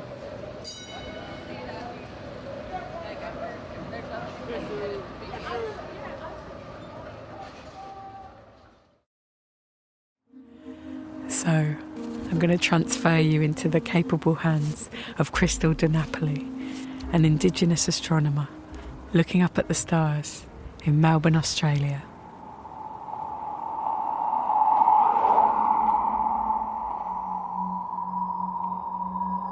Oh my goodness, I just saw a shooting star. Holy. Wow. So tonight I'm sitting under the beautiful southern hemisphere skies. I'm in Jells Park, which is a nice little touch of nature near Melbourne. I'd like to acknowledge that I'm sitting on Kulin Nation land, and that I'm lucky to have the privilege to be here tonight to talk to you about the beautiful skies and the beautiful knowledge that has been held by the people of these lands for tens of thousands of years. And moments like these are probably the times where I feel closest to home. So Gamilaroi, my country, my mob, we have an incredibly long history of looking up at the stars and wondering what it means.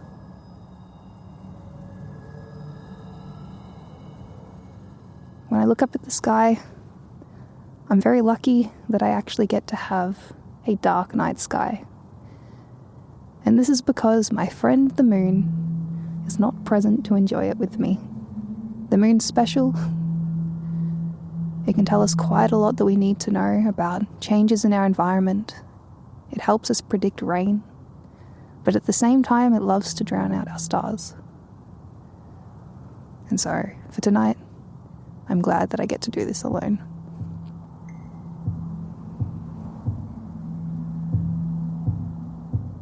Looking at the sky for me, it reminds me of nights in my hometown growing up, when I would walk back home, not a street light around, and the skies were so dark that I could just see countless stars.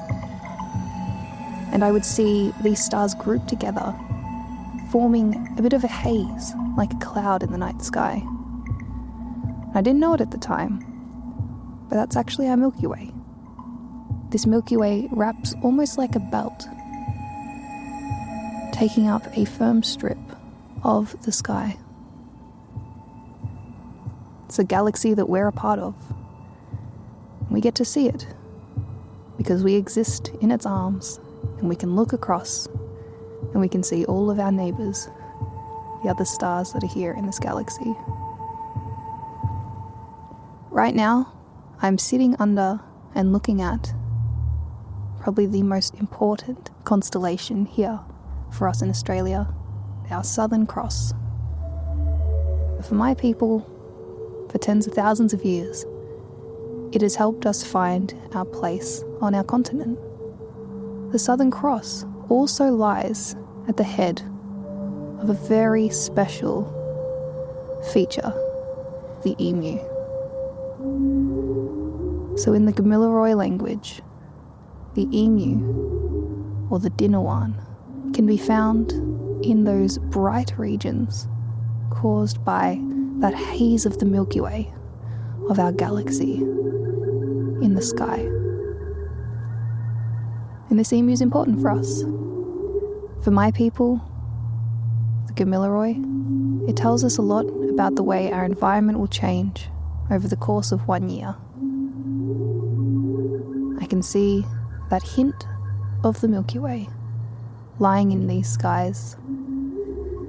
This emu, in its current position, from what I can see here in my little spot on Kulin Nation land, I can see that the emu is running as it comes over the horizon, head first, body upright, flying over and taking up such a massive portion of the sky. And when the emu is in this position, when it is upright and launching itself after sunset, this is representing the emu on the ground and how at this time of year it is running to find a partner. This tells us that it is the emu breeding season, and so we know that this is the time of year where we can start looking for the emu eggs on the ground. The way it sits in our sky will change across the year, and this will start to tell us different things. For example, I know we're heading into winter, and I know that in only a month or two, I'm going to start to see this emu constellation start to turn down across the right of our sky, nestling its head closer towards the horizon. And this is an accurate motion. It's relating to the emu on the ground. The emu on the ground will be starting to nestle over its eggs, incubating them, keeping the chicks warm so that they'll start to be hatching in the late winter. And so it's important when you see the emu starting to lie down that the eggs remained untouched, so the chicks can continue forming and they can hatch and they can start the next generation of the emus. The eggs are stunning. Emu eggs are about 6 times the size of a normal hen egg, and they are a gorgeous blue. Sometimes they're speckled. And so when you're holding an emu egg in your hand and you are looking at these deep blue, dark blue, sometimes purple, sometimes green tones with the speckled little white dots, it feels as though you're staring into a universe that we can hold in our hands.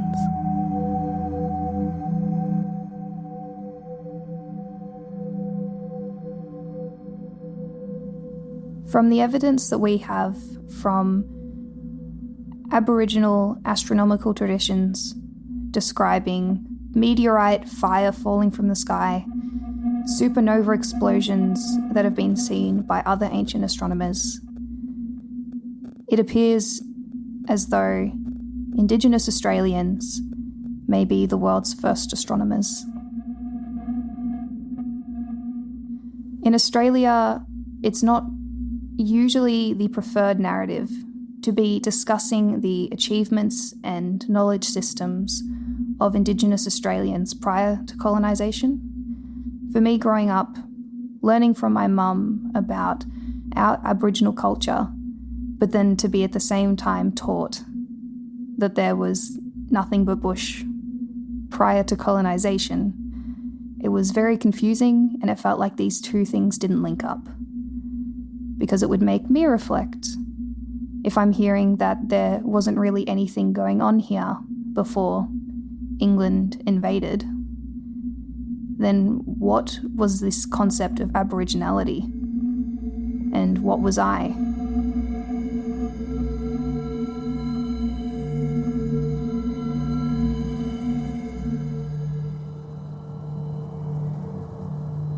As I sit here tonight, I've been able to see shooting stars.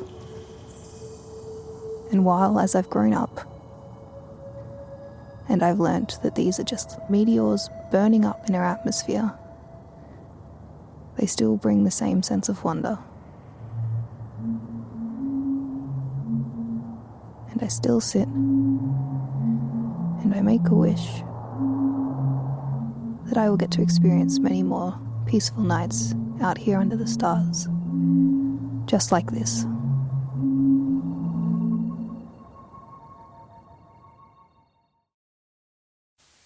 Nan says they made a lot of jokes at first. Sucks to have a harbourside mansion. Who needs a pool now, Karen? Your whole backyard's a pool. But of course, the rich just moved to higher ground. The median price of a 2-bedroom house in Katoomba hit a record high this month. The city built upwards. You couldn't live on the bottom floors anymore. I don't remember any of this. Not really. Me? I've always lived on the float.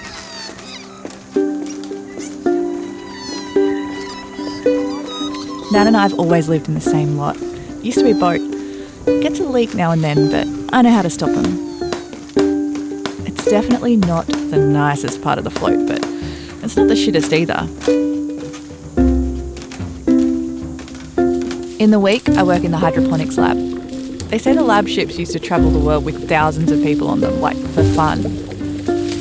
But then there was a virus and everyone realised how stupid that was. So they just sat in the harbour for decades, rusting, until someone had the idea to start filling them up with tomatoes.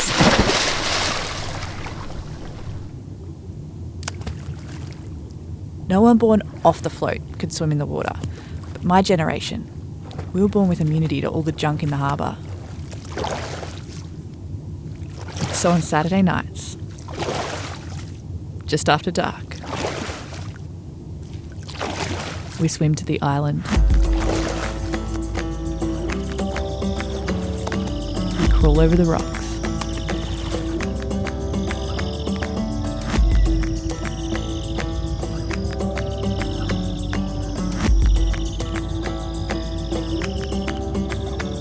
And we live.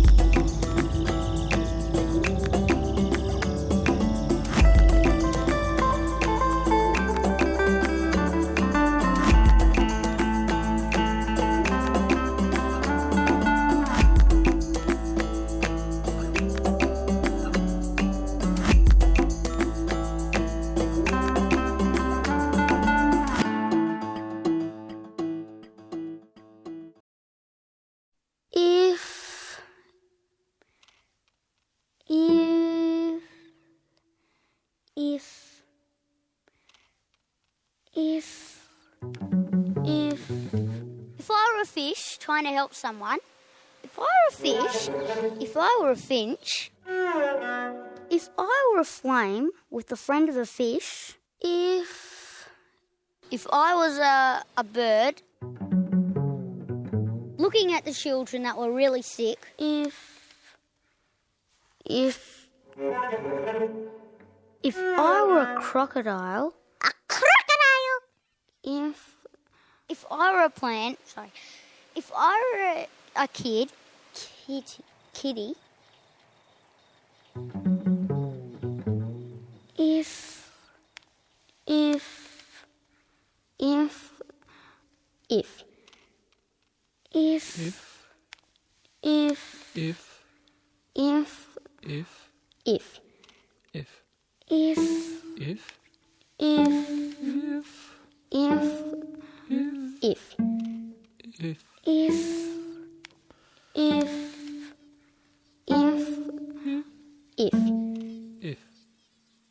if I was a bird and I saw a bandage around someone's head, I'd pretend it was my nest and start laying eggs there.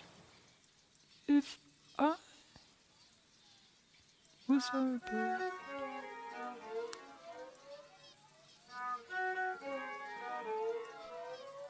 Hanged on a tree well hidden. If I were a finch nesting and in the children's hospital and I saw a cast around someone's leg, I'd think, is that a big, what do they call those thing you find around in the beach? Scuttlefish, is it? Yeah. I'd think it was a scuttlefish and I'd start sharpening my beak on it.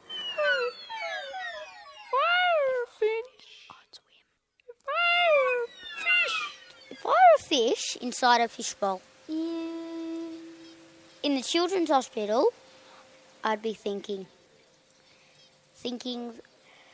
who's in the cage? Is it me or is it you? Well, it's me, you fish. When I first get there, they weigh me, take a blood test, see how high I am, write it all down. And about an hour later, someone comes in and says, well, this is what's up with you. This, and this. And in my case, it was low calcium and this, and this.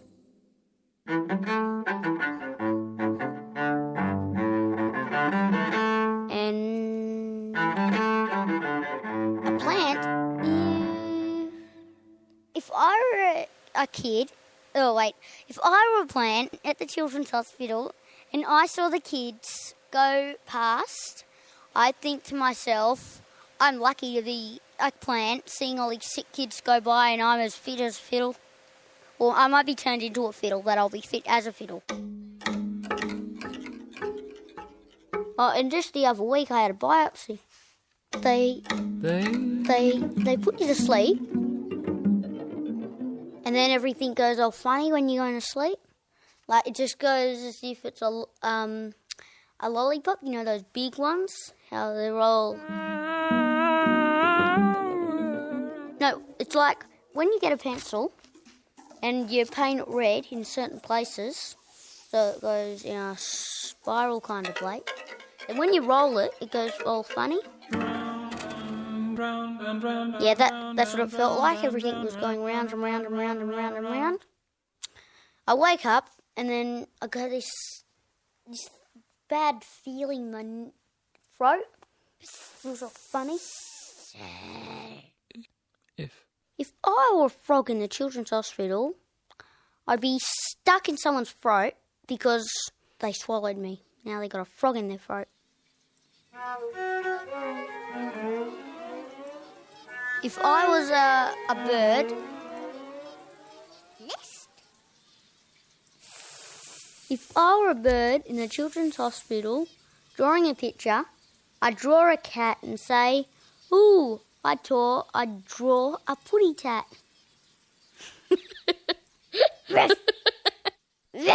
I always ruin a good picture. I add things on, think, oh, this is nice, and then I keep adding and adding and adding and adding. And when I finish, I think, I've got too many things.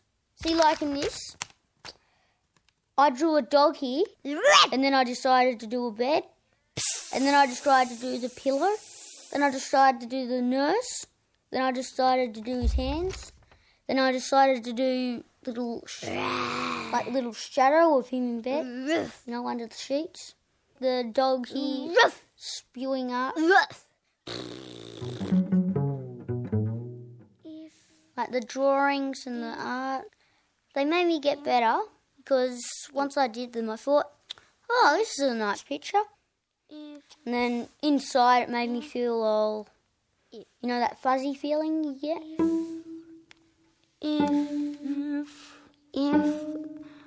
If.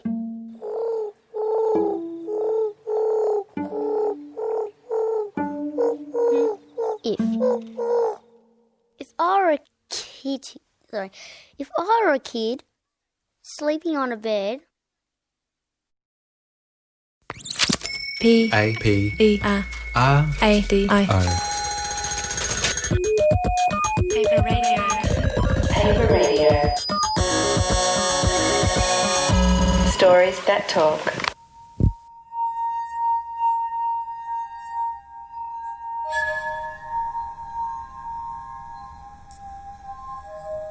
Before she left to live in Sydney, I asked my mother one afternoon where her favourite place on earth was. I told her mine was Antarctica, and she said, how can that be my favourite place if I've never been there? And I said I'd seen photos in magazines and penguins at the zoo in Melbourne.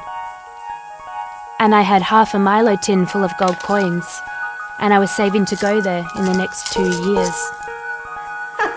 She laughed and put a fist under her chin and said, my favourite place in the whole world would have to be the Big Prawn. I said, where's that? And she said it's in Ballina. And she said it was her favourite place because I was conceived there. She said it was huge and pink and on the way to Byron Bay, where she met Dad. I asked if there were big prawns in Antarctica, and she said, probably not. A few months later, my mother said she had fallen in love with Susan and was moving to Sydney. I said Susan was a girl's name, and she said Susan was a girl. Me and Dad didn't hear from Mum for ages after she left, but I did hear about the big prawn. I read in a newspaper that the big prawn was going to be demolished, and a lot of people were upset because it had heritage value. They thought demolishing it would ruin the town's historic fabric.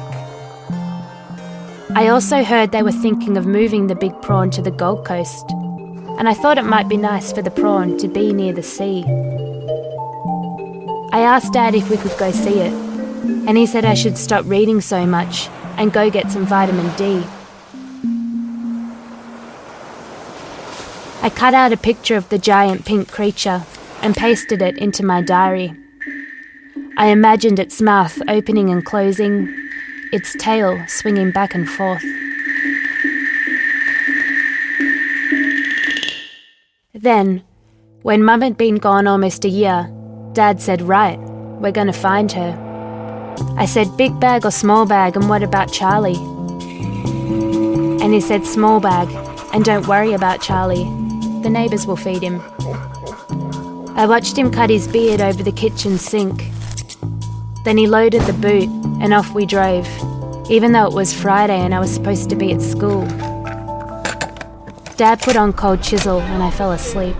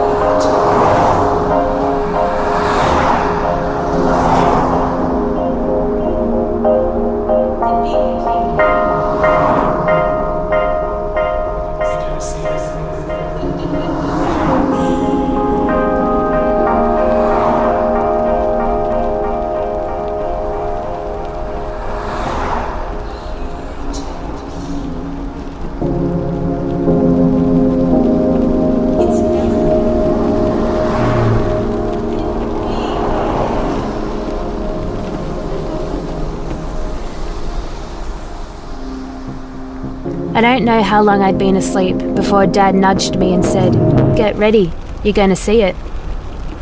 "See what?" I said, and he said, "The big prawn. We're going to Ballina to fill up." We could see the creature a mile away. Dad pulled in at the servo, and I got out of the car and looked at the big prawn from across the road. It wasn't pink at all. It was a faded white colour, and its eyes were all googly and weird. The glass house underneath was all dirty and gross, and it looked like the prawn was trying to jump over, but had gotten stuck. I had imagined grass and picnic tables underneath, but there was a vacant fish and chip shop and parking lots and car yards in all directions. Dad said, "Did I know the whole block had been purchased by Bunnings?" And I said no, I did not know it had been purchased by Bunnings.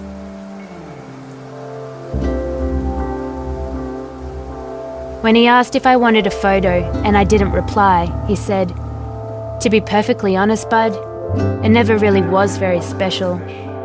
Then he put his hand on my shoulder and squeezed too hard. I used the toilets in the servo, and Dad bought me a Magnum instead of a paddle pop, and we got back in the car.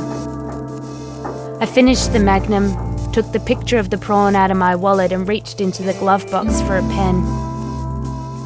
I flattened the picture on my knee and drew a moustache, a monocle and a tall hat on the prawn. Dad asked if I was disappointed, and I said I didn't care, and was he disappointed? And he said he'd have to wait till we got to Sydney before he could answer that one. As we drove away from the servo, I watched the prawn get smaller and smaller through the rear window. Then Dad pulled onto the main road, and it was gone.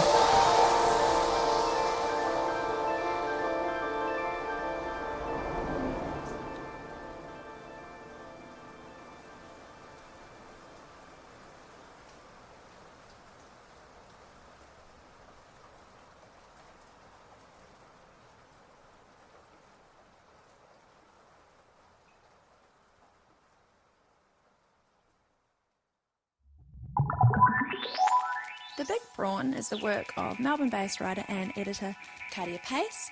Paper Radio's own John Chia wiggled his wand over the sound design. He's going to hate that. And artist Sonia Kretschmer illustrated the large crustacean.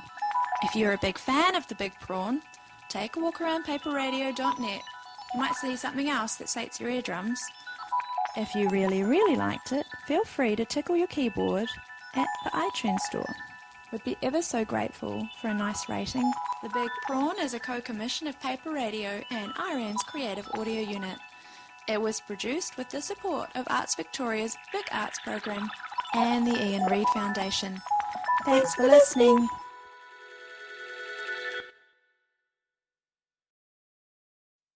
I see it as a dark space, which is why I kind of make references to the night or living through darkness.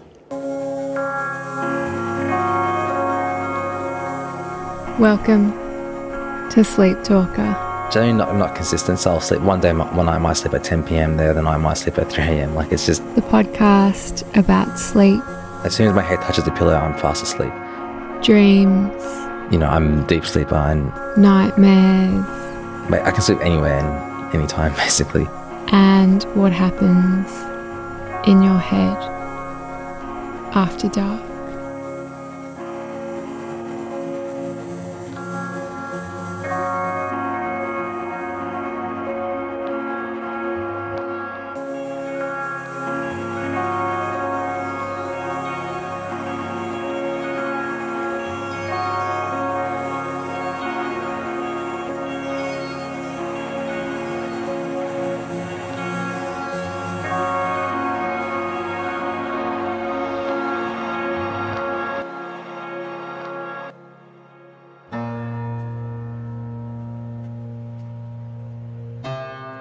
Sure.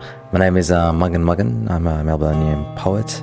I write about unbelonging predominantly in many different areas, or areas that are not so visible.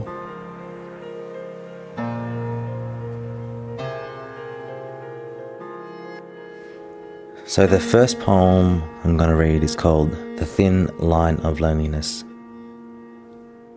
In solitude I write about my soul, how troubled it has been. In this lonely space my heart aches, my thoughts feel like a furnace, a lover leaving, or my mother's abandoning hands. Even if I enter heaven through God's grace, I will make it burn. I became the sun who did not see marble underneath her feet, nor the flowing river that rushes out of her mouth when she laughs. Oh, how cold this house becomes when the sun shakes its hand. Everything here betrays itself. The ones that stay eventually leave. Love will take you if you allow it, but the way my saliva falls out of my mouth when I am sleeping at night, it shows there are palms wanting to exit my torso. I wonder if I'll ever make it. And I'm reminded of the things that are always there. For example, the trees, the sky, the wind. I love walking, going out for walks like 2 a.m. in the morning. I love it because there's hardly see anyone there. For me, the night brings out a different kind of world or different kind of experiences, or the moon, or the trees. And I'm just like, brings out different versions of ourselves. And so to me, that when I'm feeling these things, the trees and the skies and everything else is always like, but we're here. Like, one of it brings me comfort, and on the other level, it makes me uncomfortable because I feel like those, say, experiences of those people aren't able to be who they are throughout the day. And for me, I do act differently at night. I feel more free at night. and I'm more comfortable talking to people at night than I am during the day. I don't know what that is because naturally I'm an introvert, and small talk is something that I struggle to do. But at night I'm better at doing it because I don't know what it is, but I feel more free, and I feel like it's just, I don't know, it's just easier for me to talk to someone at night.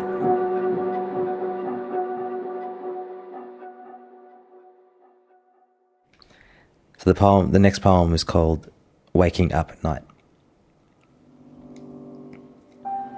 You wrecked soul, you foul being. You do not have to wake up in the middle of the night pleading your mistakes. Your heart is broken, I know. But what is the point of having one if the world isn't able to break it? We are here to get our hearts broken. Come to me, my love, let us exchange stories. I will show you where grief lies in my body. My palm is like a sunflower blossom. It is open. There is enough space to place your rage. Collect the small pieces, put them in a jar, and I will teach you how to make jam out of your rot.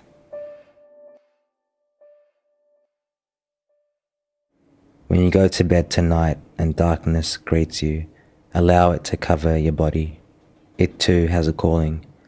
You are given everything you need to make it to the next morning. Well, I live in Fitzroy, which is like in a city. And so it's very busy, a lot of trams. I'm so used to it, I'm just realising now how busy it is. There's a lot of traffic, a lot of buildings, a lot of people. It's very, very, very busy area. And so throughout the day, there's just like a lot happening. And when I go out for a walk, like at 2 a.m, it's dead quiet. It's just, there's nothing, no one. Almost like it's haunted, actually, when there's no one here at night. It's like, it's just haunted. There's all these buildings, all these empty cars, and there's silence.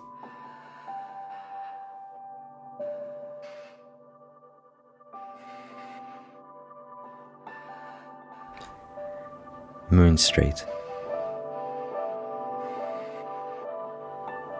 The men and women on this street are mute, each body too busy building a wall around their deviance.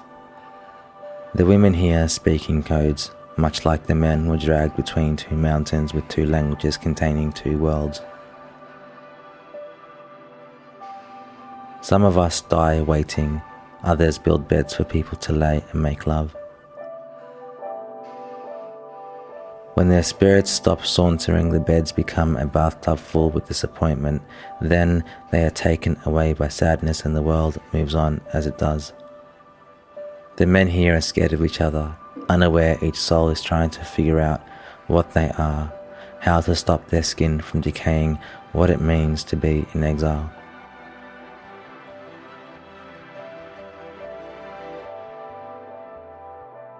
What is it that makes this street so dark? Why does it look like a hungry stomach, a mouth without teeth?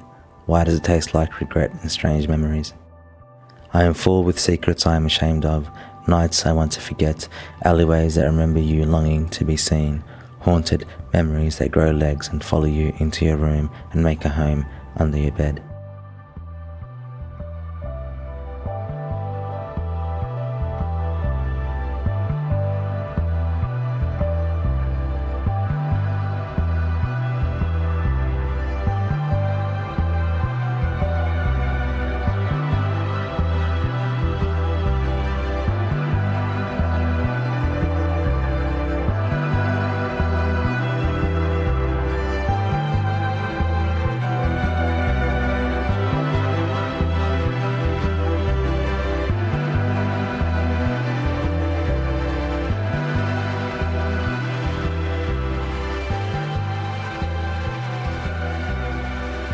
A version of this piece was first heard at the All the Best Audiocraft listening party.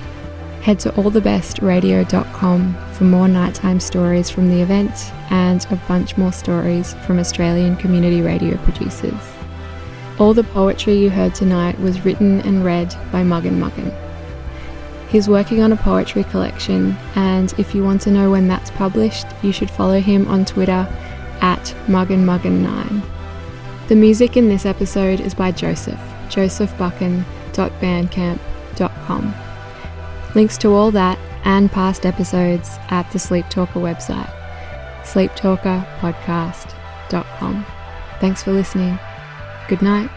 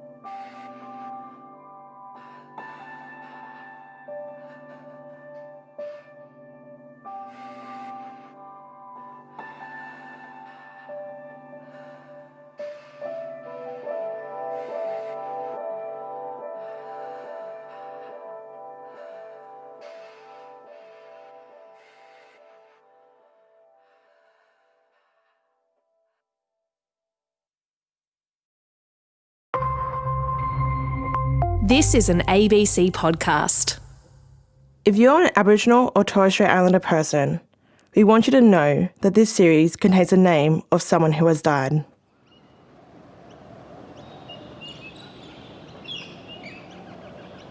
It's just after dawn on a Saturday morning in Tamworth, a town in northern New South Wales.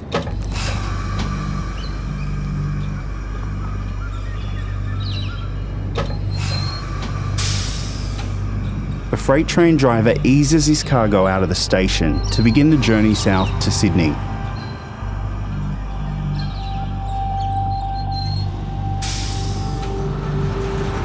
He's scanning the horizon as the train picks up speed and leaves the city limits. There's a light drizzle, so the driver can't see that well. His eyes strain to make out something up ahead on the tracks.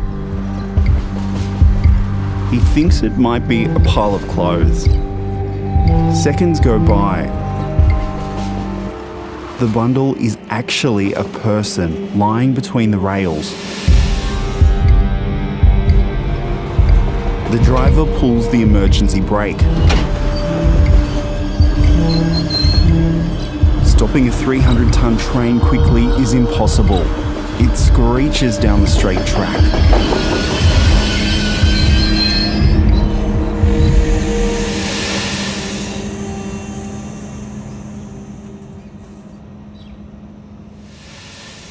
The entire length of the train has gone over the body. The driver doesn't want to get out. He knows what's waiting for him a few hundred metres back.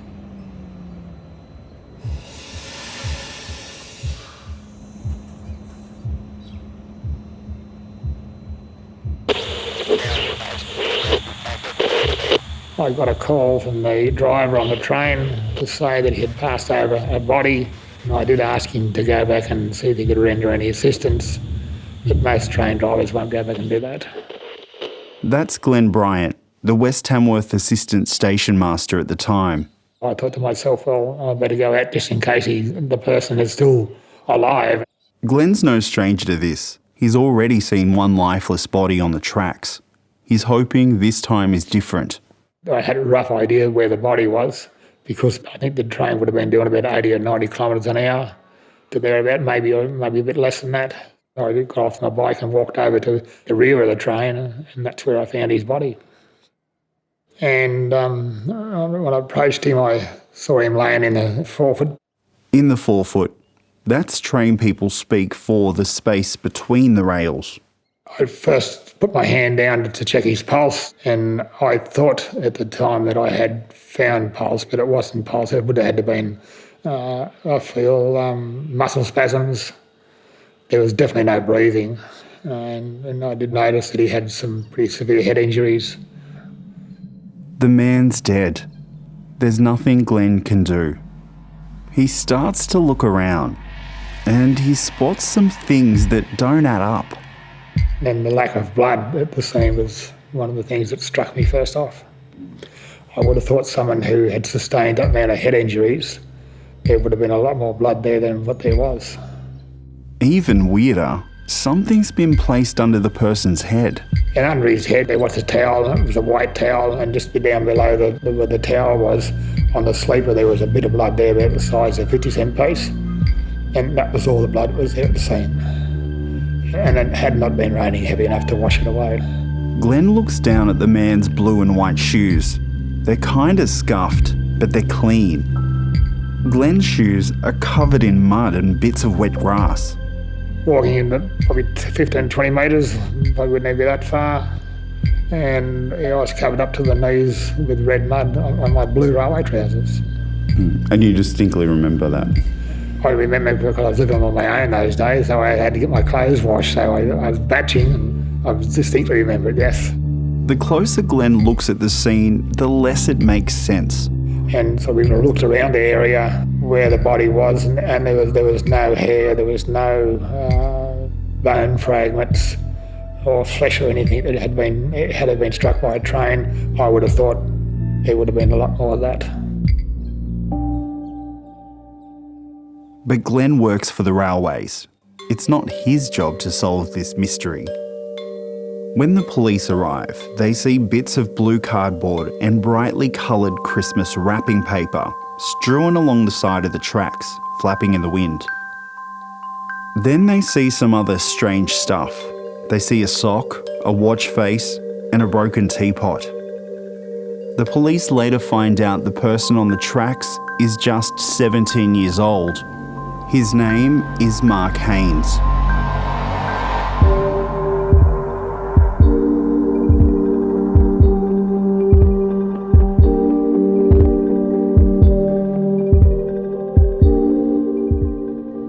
I'm Alan Clark, and this is Unravel, a new true crime podcast from the ABC. In this season, I'm going to try and explain what happened on the tracks that morning back in 1988, just outside of Tamworth. Hang on, this is unbelievable. We can't believe this. And we couldn't, to this day, believe that he went out there of his own volition. Yeah, I think that obviously if he was a white boy, we certainly wouldn't be here today. And, you know, we need to know what's happened, who was involved. It was foul play, and it was a cover-up, right from the word go. After time, everything sort of melds together, and you're not sure what's a rumour and what's fiction. It's a puzzle that Mark Haynes' family have been trying to solve for more than 30 years. For the last 5 years, I've been investigating the case myself, and I think I might have finally found some answers for them.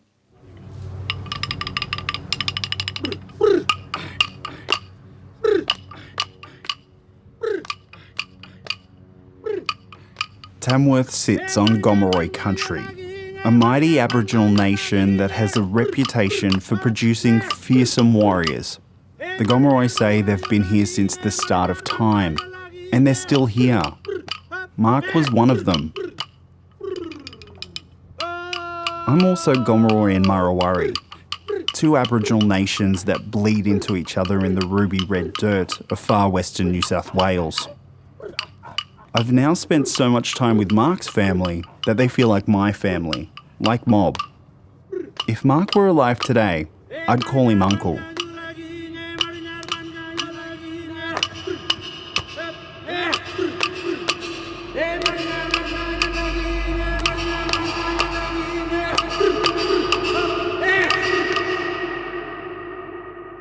So I reckon if you're truly gonna understand this story, you have to understand the layout of Tamworth. So right now I'm standing on the train tracks that split Tamworth into two. They're actually the same train tracks that Mark was found dead on. I'm turning to my right, and that is the mostly white community. So I can see over the road Lots of single-storey homes, they're made of brick, lots of hedges and manicured lawns. On the left of the tracks I can see the suburb Coaldale. And Coaldale in the 80s was mostly made up of Aboriginal families. In fact, today a lot of blackfellas still live there, and there's always been a tension between the two. And it's important that you understand that tension because it plays a very big part in this story. You know, the taxis and the police called it Vegemite Village, you know, for obvious reasons. Yeah, that was the name of Coaldale. That's how the police and the taxi called it. Where you want to go? Coaldale? Oh, you mean Vegemite Village? Yeah, those were the attitudes back then. That's Mark's uncle, Don Craigie, but no one calls him Don. To his family, it's Uncle Duck. No one can remember how he got that nickname. If you ask him, he reckons it's because he's calm on the surface, but he's paddling furiously underneath. When I first meet Duck, he takes me to his house and he hauls open the rusty door of his garage. There's a huge old filing cabinet, it's ancient, and inside are documents all about Mark. Yeah, there's newspaper clippings, from 30 years ago and anything that's been mentioned. He rummages through the files, picking up things to show me. Right up until, just recently. I noticed that Duck's a small guy, but he's strong. All of that stuff. As a young bloke, he was the best fighter on the Moree Aboriginal mission. On the dusty roads of the Mish, Duck took on men twice his size. He doesn't punch on these days, but he's taken up Mark's fight. Files. Files are on anything and everything. Mark's files, community development file, legal files. The coronial inquest are the everything, the statements and all the evidence that was given in the 2 days of inquest at 2 times. Duck hands me a big bundle of inquest papers and I take them back to my hotel room. The more I read, the more I think something's not right here.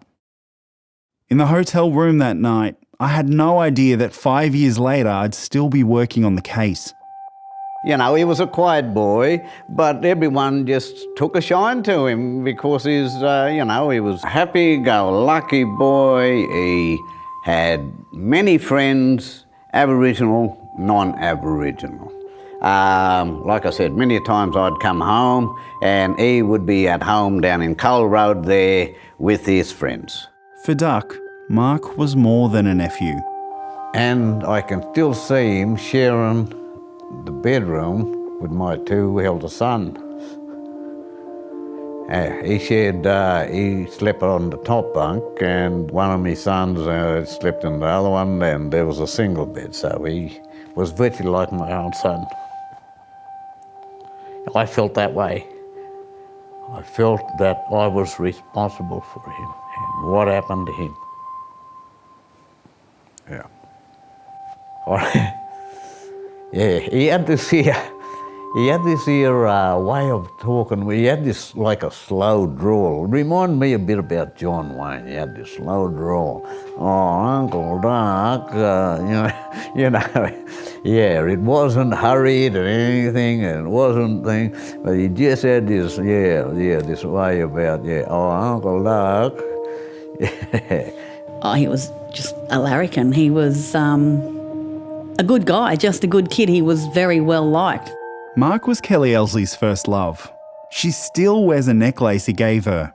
And so early high school you were dating? I was in about year 8, year 8, and he was in year 10. So yes, high school sweetheart. I always say he was my high school sweetheart. Yeah, I don't think back then there was not one person that didn't say, he had their back. Even the Coaldale community, the younger kids, or his mates. He was there. He was a good kid who cared for people. Mark's best mate was Jason Wan, but everyone calls him Wanny. Where we came from, we were both from Coaldale, obviously, and grew up together, and we used to call ourselves the Veggie Vandals.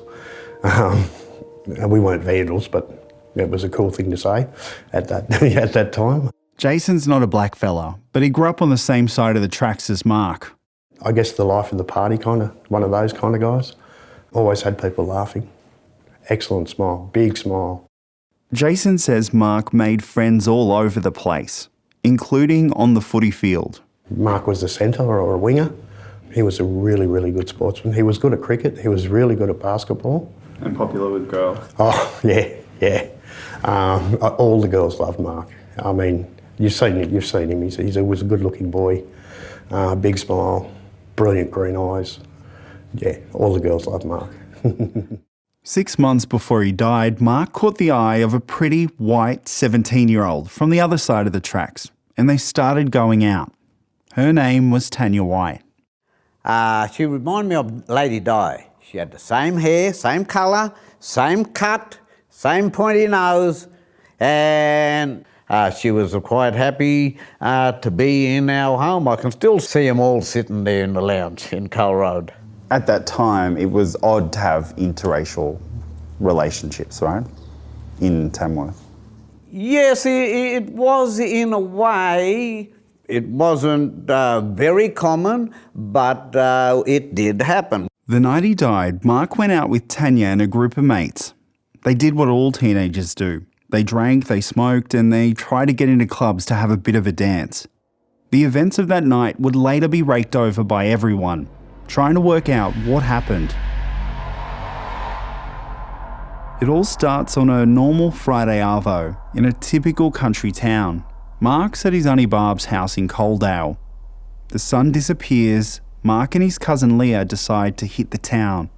They kick it off in their usual way.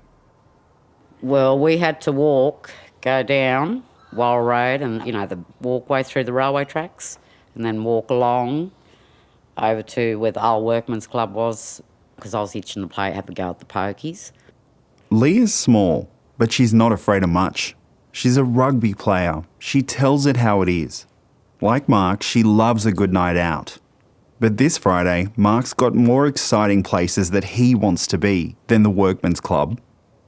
The problem is Mark's not 18 yet, so he's got to borrow a birth certificate from Leah's boyfriend. Back then, you didn't even need a photo ID to get into clubs. And then, Raymond and I, he gave the birth certificate to Mark so he can get in over at town or wherever he was going. And me and Raymond crossed the road and went to the Workman's Club. And that's the last I seen him. And I said, I'll try and get over town later, cuz. It never happened. Earlier in the night, though, they're just hanging out in town drinking cheap grog. One of the people Mark runs into is his ex, Kelly. Around 10 p.m, she comes out of the cinema and sees Mark sitting on the town hall steps. We'd walked up to the post office for Mum to pick us up, and he just happened to be sitting there on the side steps in Fitzroy Street, and we just had what are you doing roaming the street sort of. I said, what's it to you?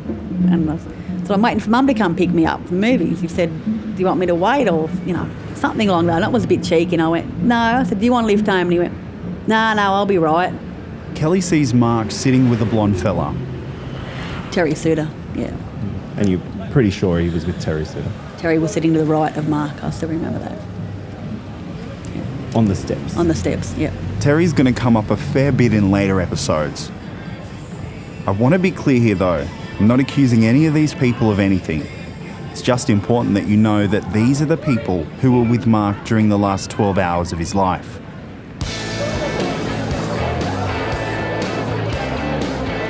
On a typical Friday night, everyone ends up at a club called Domino's. They don't sell pizza. It's a nightclub with top 40 bangers, cheap beer, and it's the place to hook up. Everything a teenager could want. Domino's was a bit of an adventure for young guys like us. We were obviously underage, and I think that was part of the attraction. We knew that they were quite liberal in regards to ID checks and everything like that. We used to call it the meat market. Why'd you call it the meat market? Because it was just a dive of a place, and you'd go there to pick up. Yeah, Domino's was pretty full on back in the day. There's a big mob of mates with Mark and Tanya that night. Leah sees one of them out the front of Domino's around 1 a.m. She'd just finished at the Workman's Club.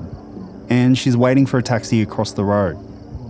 And that's when I seen walking up and down outside Domino's. And that's why I just yelled out, "What are you doing?" And he said, "Oh, no, nothing." And then the next minute the taxi came and I got in and then went home. So you might be wondering what all the beeping's about. Well, we're not going to reveal that boy's name, and we've beeped it for legal reasons. I'm going to call him Greg. For now, all you need to know is that Mark was with Greg that night, and they were mates. At this point, it's just a regular Friday night and everybody's having fun.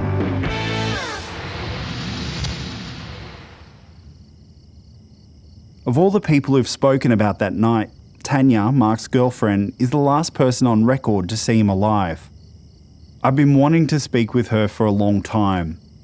Tanya didn't want to take part in this podcast, but she did tell the coroner's court her account of what happened that night. Mark and Tanya leave the club with a couple of friends around 2 a.m. They all walk together for a bit before splitting up, and then Mark and Tanya are alone. Tanya says Mark walks her to her house on the other side of town. It's a long walk. I've done it myself.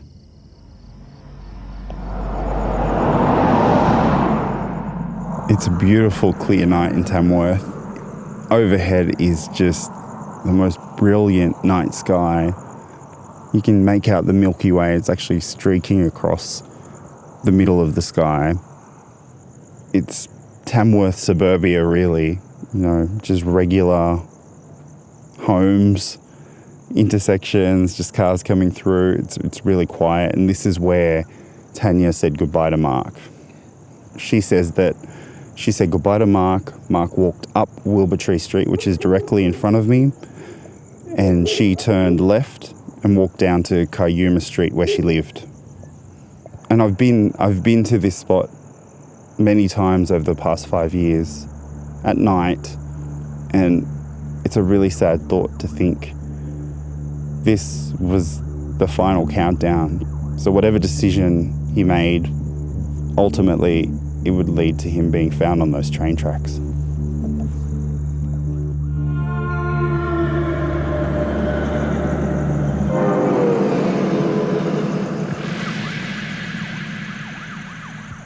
Okay, by this stage in our retracing of Mark's movements, it's after 3 a.m.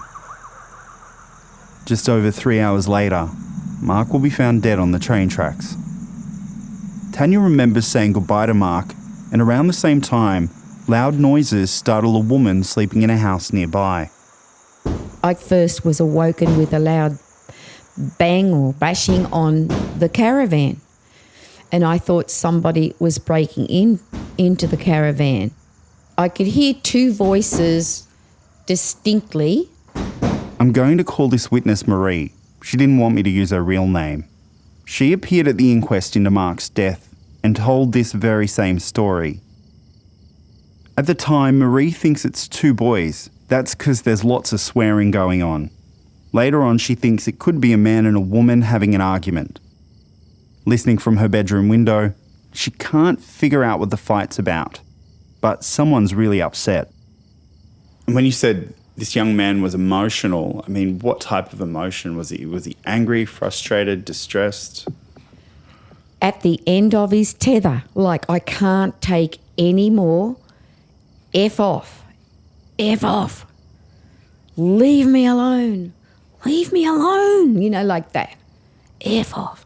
I thought someone was hurting him. Scared, Marie wakes her husband up, but pretty soon the voices are gone. Yes, they walked off into the night, but I was still very concerned. There was no way I could go back to sleep, I can tell you that. And then finally I got up and I thought, I'm going to look at the clock now. It's 3:30 a.m.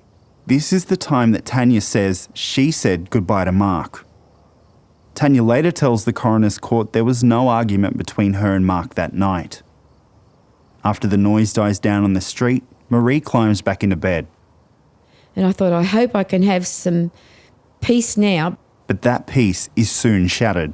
Next minute, I heard this car come flat out up Churchill Street and I didn't think it would make the corner. It almost hit the house. I thought it was going to hit the house on the opposite side, which is the top of Churchill Street corner. And then Did it make a sound as it went around the corner?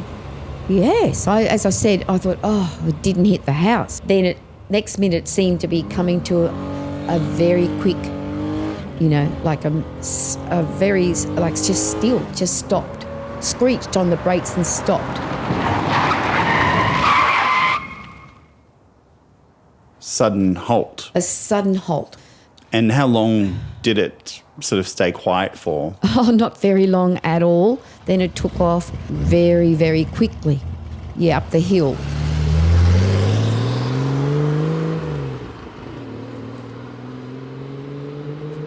There's been a lot of speculation that whoever was in that car picked up Mark and maybe even forced him to get in. Marie says this was around 3:40 a.m. Tanya says she got back to her house around 300 metres away at 3:37 a.m. She says her mum was still up. And that's it. No one came forward with any information on what happened to Mark after that. That's where the mystery begins.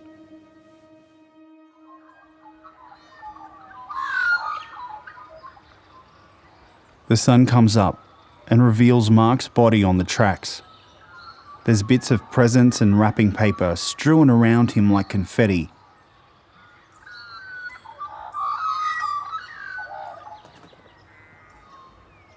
Ever since that morning, Duck and Mark's family have been trying to figure out what happened in those 3 hours. There are so many things that don't add up. In the next episode, the police figure out where all those presents and wrapping paper that was scattered around Mark's body came from, and they come up with a theory about what happened that night. But it's an explanation that doesn't cut it with the family. What the bloody hell happened to you? What the hell? I couldn't understand. Could not believe. Oh, it was shocking. And the police tried to say that he might have crashed the car and ended up with head injuries and walked onto the track disorientated. The red flags went straight up. It was that car.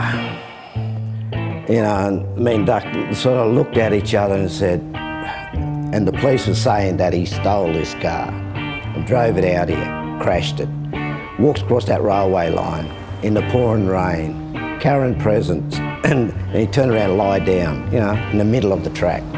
No, that was their story, you know what I mean? But it wasn't our story. I and my entire family have maintained our boy has met with foul play.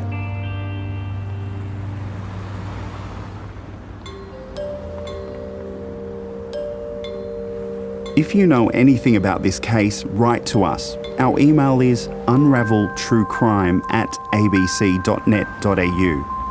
To follow the investigation and see a 360 video of the spot where Mark was found, search for ABC True Crime.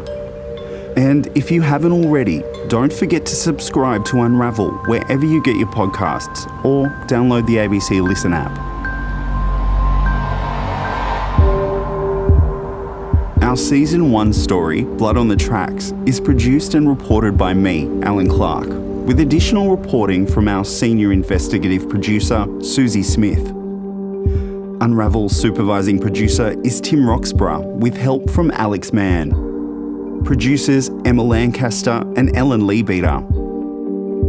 Sound designer and composer is Martin Peralta. Our digital team is led by Gina McEwen with Yal McGilvray.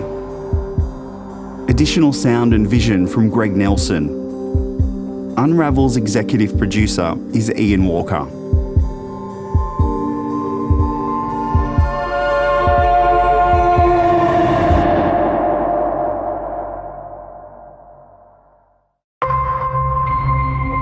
This is an ABC podcast. Hi, my name's Kim, and a few years ago I used to be a groom on a horse stud. The horses that we had were Friesian horses, so those big, black, beautiful horses with long flowing manes and tails that they often use in movies and things. everyone's favourite stallion. He was a really big 17-hand-plus boy. But for some reason, he hated me. He just hated my guts. He would bite me often, and he would wait until you turned around and nip you on the behind. Anyway, one day I was bringing him in and he actually walked all the way over to me, which he normally didn't do. Normally he would stand in the paddock and wait for you to come and get him. And this day he walked over to me and put his head down into the halter as I was putting it on, and I thought, oh, this is nice. He's being nice today. As he leans his head down, he extends his head further and grabs hold of my nipple. He wouldn't let go. I actually had to belt him over the head to get him to let me go. And I swear I thought he had removed my nipple.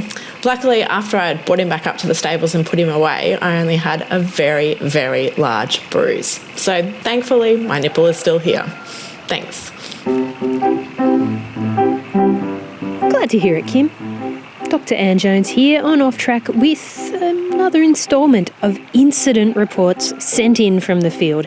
And I can't guarantee that everyone's going to come out of this program with their nipples intact. I've been sent heaps of stories of fieldwork fails, bitten by science and farming flops, and all the stories you're about to hear are true. Probably true. They're good stories anyway, and I think that probably one of the most famous fails in recent times got international attention, in fact, involved Annabelle Dorenstein, who is writing a PhD at the Hawkesbury Institute for the Environment at the University of Western Sydney. So I am studying the Christmas Island flying fox, which is a flying fox on Christmas Island, obviously. And they're critically endangered and the last native mammal on the island, actually. So me and a couple of other PhD candidates are trying to study all different kinds of aspects about them to help their conservation. And what I do specifically is I study their social organization, which basically means who do they interact with, who are their friends, who are their enemies, and how does that influence their life decisions, basically. So one aspect I study is their nighttime behavior, so their foraging behavior. So they eat fruits, and during that time of the year they just love mangoes. So what I did is I set up a thermal camera close to a mango tree where I knew they were foraging at night. So I could film them without having to shine lights on them, which would disturb them. But obviously I don't want to stay awake the whole night. So I just set it up with a big battery and let it run and come back in the morning and pick up the camera. But this particular morning I came back and there was no camera.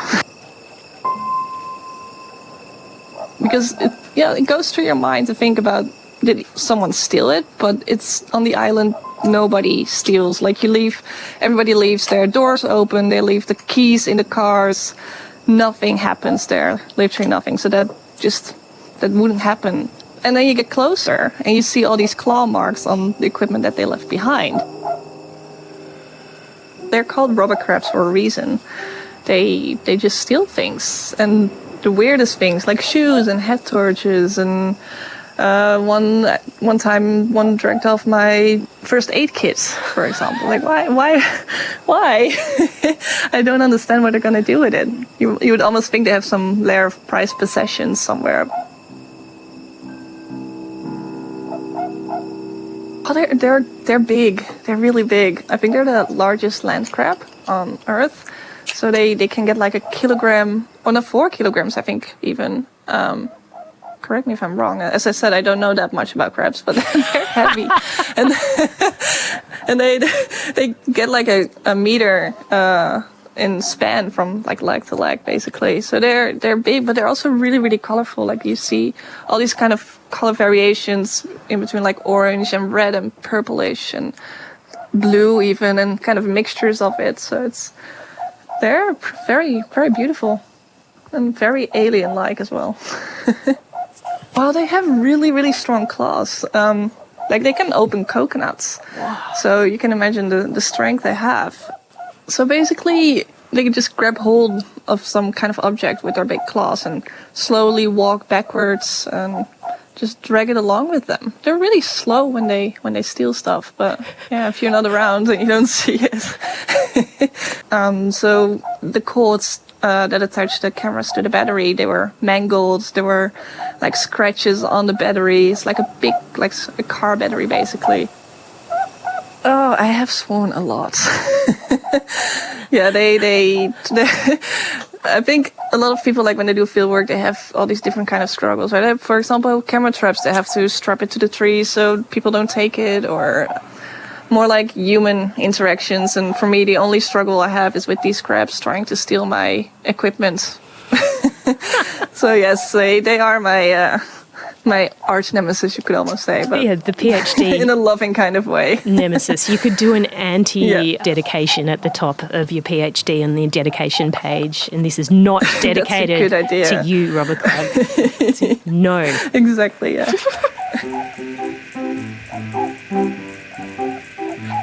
My name is Dr. Marissa Parrott, and I'm the reproductive biologist for Zoos Victoria. Before I started working at Zoos Victoria, I studied in South Africa, and I was camped out in an area where at night we were often visited by amazing species like porcupines, baboons, hyenas, and even lions. And one night the baboons broke in, stole all of our last lots of toilet paper, climbed a very tall tree and toilet papered the entire tree, leaving us with no toilet paper and an extremely big mess to clean up from these cheeky monkeys. I'm Jessie Oliver, and I'm going to share with you my story of being chomped on by a lace-end albatross. All right, let me paint the picture for you. I just finished an honours degree studying the dishonest signalling of Australian slender crayfish off of North Stradbroke Island, and I was looking for a change of pace. I got an email that I had been waiting for over 2 years. It's about June in 2008, and I am invited to be a volunteer with the U.S. Fish and Wildlife in the remote area of the Northwest Hawaiian Island archipelago. So, this little island is called Tern Island, like the bird. And this island, this tiny little speck of sand, which is about 32 acres, is basically just a runway just big enough for a Cessna, and bushes on either side with a bit of beach line. And that's about it. But did I want to go there where there's 165,000 seabirds at any given time? Heck yes. So next thing I knew, in August, I was making the long trek from Brisbane, Australia, to San Francisco, then San Francisco to Oahu, Hawaii, and then I made the additional trek on a Cessna to Tern Island. Now, I'd never been on a Cessna before, and this one was chock-a-block with supplies, and we probably weren't going to see many planes between then and the next 4 months. So it was pretty packed in there. Cessnas are pretty intense, but when you're going over a huge, vast expanse of ocean, it's fairly exciting to even see that speck of sand that is known as Tern Island. So when I saw that, it was a thrill to appreciate and realize that we were going to be landing on this tiny runway, which was about 100 meters long. And birds are everywhere, and with the sounds of the plane, they're all going up in the sky. So you can imagine, it was pretty intense.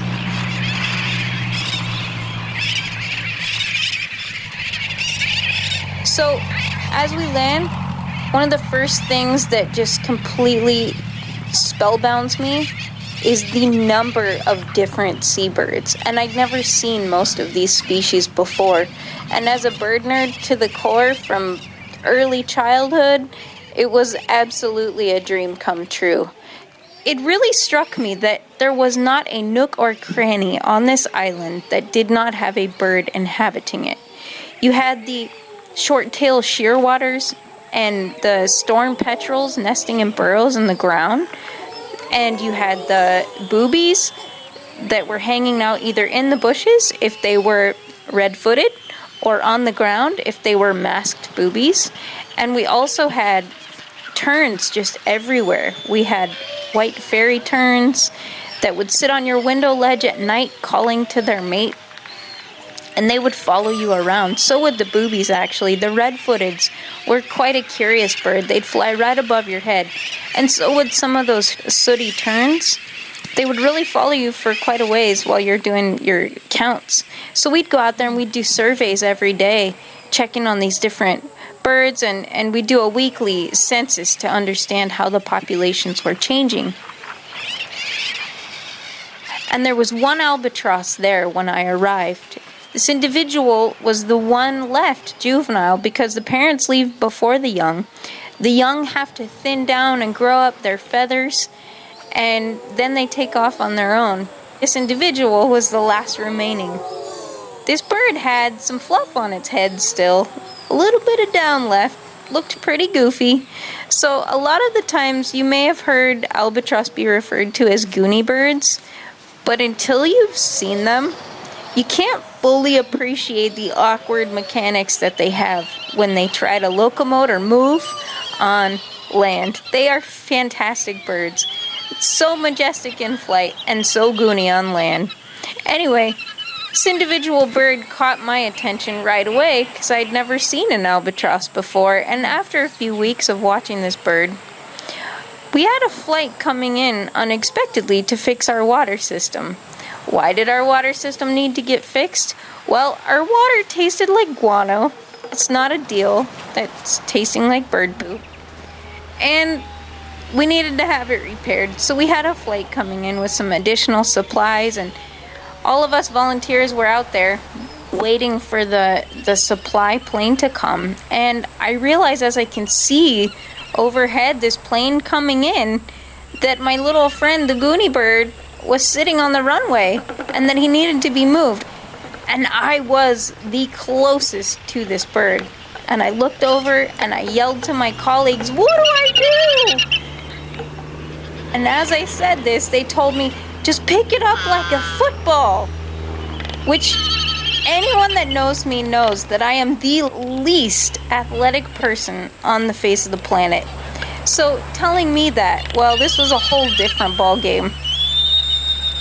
I knew from my years of experience handling songbirds as well as birds of prey that one of the most important things to consider is to get those wings, especially in windy conditions like on this island, tucked in right away. And I knew you grabbed the business end. You always grab that bill because you don't want to get bit. I raced up to this bird, swooped it into my arms, tucked its wings tightly, grabbed its bill. However, what I did not appreciate in its full capacity is just how strong its bill was and its neck. And how quickly it ripped that bill right out of my hands and latched onto my opposite arm. I ran off the runway with the bird just in the nick of time for the plane to arrive.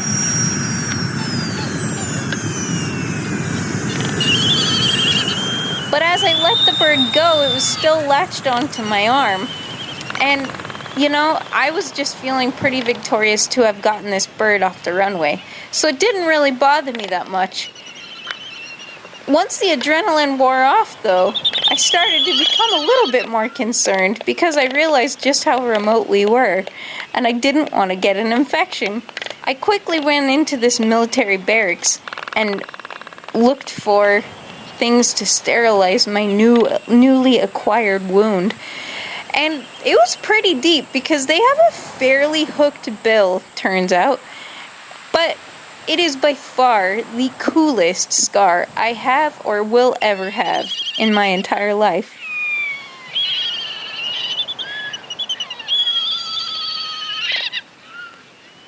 Eventually, a whole heck of a lot of other albatross arrived on the island, and we spent quite a long time banding them and recording which individuals were back that had been banded prior. Watching albatross do their courtship dances is about one of the most fascinating things I've ever seen in my life. So if you ever have the opportunity to witness it, hearing those clacking bills and those sky moves and all the other dance moves those birds have, it really was phenomenal.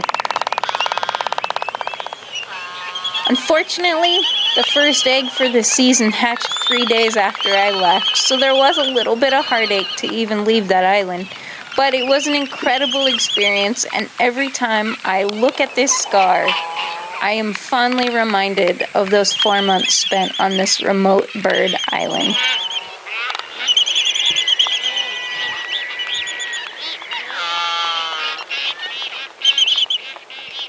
Jessie Oliver, and the recordings there of all the birds, also from Jessie. What a place. What a bird. What a hooked beak.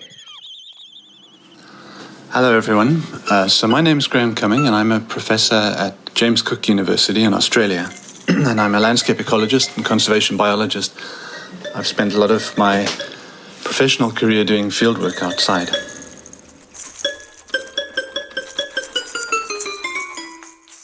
So one of the projects that I've run was on water birds in southern Africa. And the question we were trying to answer is how much avian influenza is present in that population or those populations of birds. And we worked across Zimbabwe, Mozambique, Botswana and South Africa. And when you test birds for avian influenza, what you have to do is you catch them by whatever means, and then you have to hold their mouth open and get a swab down their throat. Birds have got a little flap at the back of their throat that protects their breathing tube so they don't swallow food into their lungs. So you have to pull the tongue forward, and then there's a little hole at the back there that you have to very gently dip a swab into. If you do it too roughly, you can damage the bird. So one of our field sites was in the Western Cape, near Cape Town. And typically you put out traps the night before, bait them, you check them at midnight, and then you get some sleep, and then you go again in the morning, early in the morning, before the sun comes up. So on this particular morning we went in really early, and just as the sun was coming up over the sewage treatment ponds at Strandfontein, we got to one of the walk-in traps, and there were 4 or 5 Egyptian geese in there. So then I realized there was something else a bit lower, but also quite large, down on the ground, and it was a white-breasted cormorant. Well, cormorants are quite large birds, and they're vicious. They've got a very sharp beak that they use for catching fish, of course, and it's got a sharp hook at the end, and like many other fish-eating birds, the beak's like a razor. It's very sharp on the sides. It's the first time I've done a large cormorant like this, so fish it out of the bag really carefully, work out where the neck is first, slide a hand down to the head, grab the body, lift it out, and I put it on my lap so that I can put a band on it. So they've got these short, stubby legs, which makes it hard to hold them. And then as soon as you start handling the bird, it starts excreting fish or egesting fish out both ends. It throws up fish, it poops fish out the back. So you've got a slippery, slimy thing, and it's got a really long neck, so that the neck is full of muscle. It's what it uses for pursuing and catching fish. And so it's like trying to hold a snake in one hand, and then these stubby little legs that keep kicking. They've got quite sharp claws too. Anyway, so I'm there trying to band this thing. I've got one of my assistants, actually a postdoc, holding the head of the bird.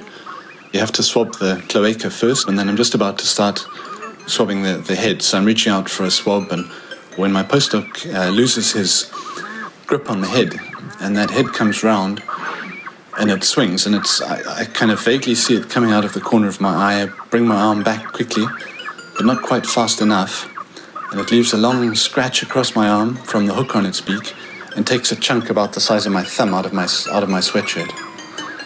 Anyway, so we get it quickly back under control and finish processing the bird, get the swab we need.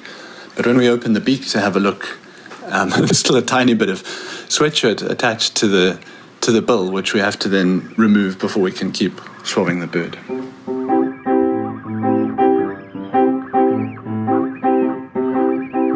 Look, it's not just your best pullover that's at risk from water or seabird beaks.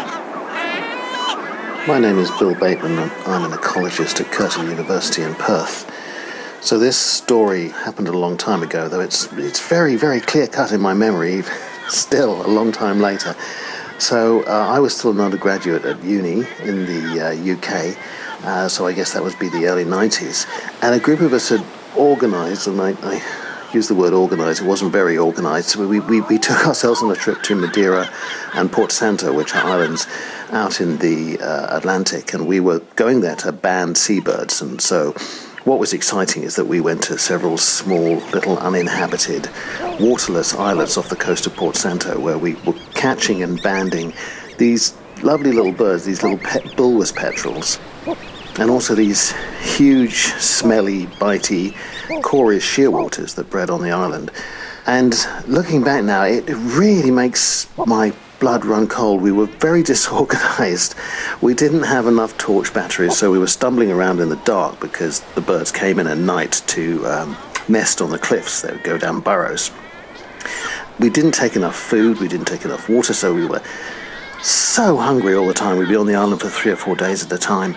And we obviously couldn't wash because we didn't have enough water. And these birds, we'd grab the birds and they'd crap all over us and puke all over us. And they were eating fish, so it was all this horrible, stinky, musty fish oil. And it was just foul. But, you know, we were teenagers, so we thought it was fun.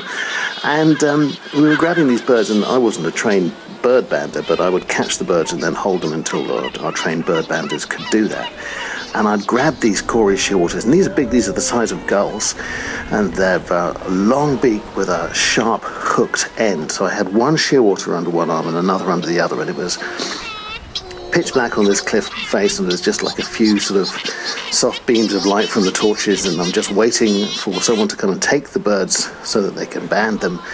And it was a warm night, so I just had like shorts and a t-shirt and a raincoat on, and one of these shearwaters suddenly just went, right, I'm just, I've had it with this. It was shrieking at me, and then suddenly it stopped and it just bit straight through the layers of cloth and straight into my nipple, straight into my right nipple, and then it just stayed there, didn't move, occasionally like growling, for about 15 minutes. And I don't remember it hurting that much, but there was just blood running down over my chest, through my shorts and down my leg. Now, I didn't see it in the dark, but the next day it looked like I'd been like a stabbing victim. It had just like dried all down me. But what was horrible was that someone came to take the bird from me, and before I could say, oh, it's bitten through my nipple, they just pulled it away, took it from my arm, pulled it away. And there was this little ripping, popping sound as it came out through the flesh, out through the layers of cloth. And I can still hear it. I can still remember that sound. That little as it just came out.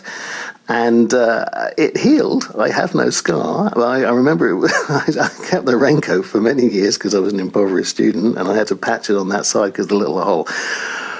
But I can still remember that as it just came through the flesh and then ripped through. So, yeah, happy days.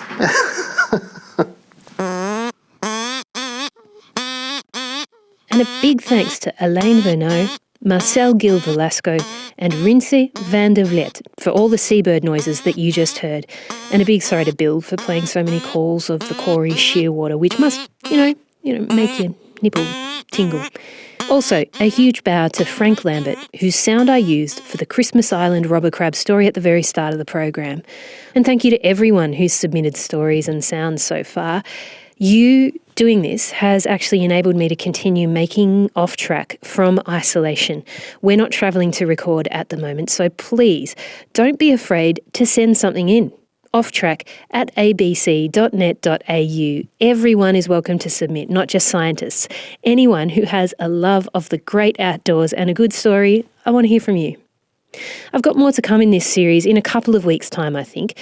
There'll be stories which start like this. It was about 6 o'clock on a gloomy spring evening when I arrived at the house in Richmond. But end up like this. The seal puppies have teeth that are like little needles. The culprits were looking down at us from the trees. My scuba regulator was ripped out of my mouth. It just has like this amazing suction capacity. And Matt was like, oh my God, don't touch that. At the last moment, the frog jumped. And boom!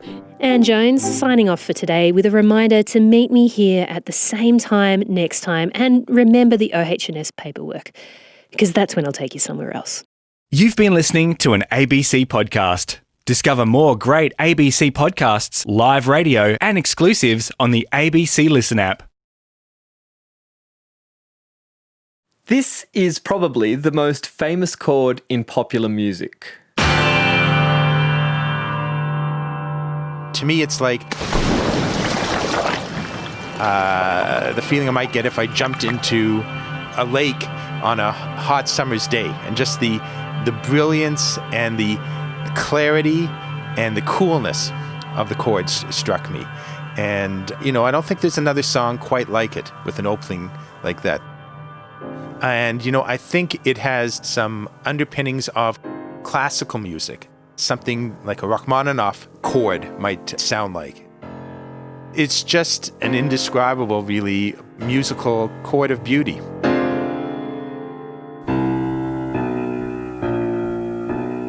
That's Jason Brown, and he's right. The chord is indescribable. That's what the story's about today. For decades, no one's been able to figure out exactly how those couple of seconds of music were made. I'm Joel Werner.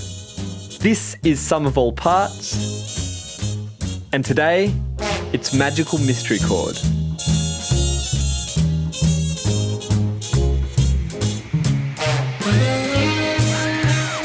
It's July 1964, the height of Beatlemania. The Beatles are about to release their third album, and it's a bit of a departure. It's their first full album of original music. There's no cover songs this time round. And it's a shift away from their rock and roll roots to more of a pop sound. But also, the album will act as a soundtrack to the band's first movie. So they need to make a statement. The Beatles needed a big beginning to their first feature film, and I think they played around with different kind of openings. Like, maybe, how about, or perhaps, until, after a bunch of experimentation, they come up with this. The opening chord to the song, album and film, A Hard Day's Night. There's a musicologist called Alan Pollock who examined and analyzed all of the Beatles songs, and he said that if he were dead for 100 years and they managed to revive his body at that point, if they played the opening chord of A Hard Day's Night, he would recognize the song that it was from. Jason Brown is a Beatles superfan, and his fascination with this chord started early in life.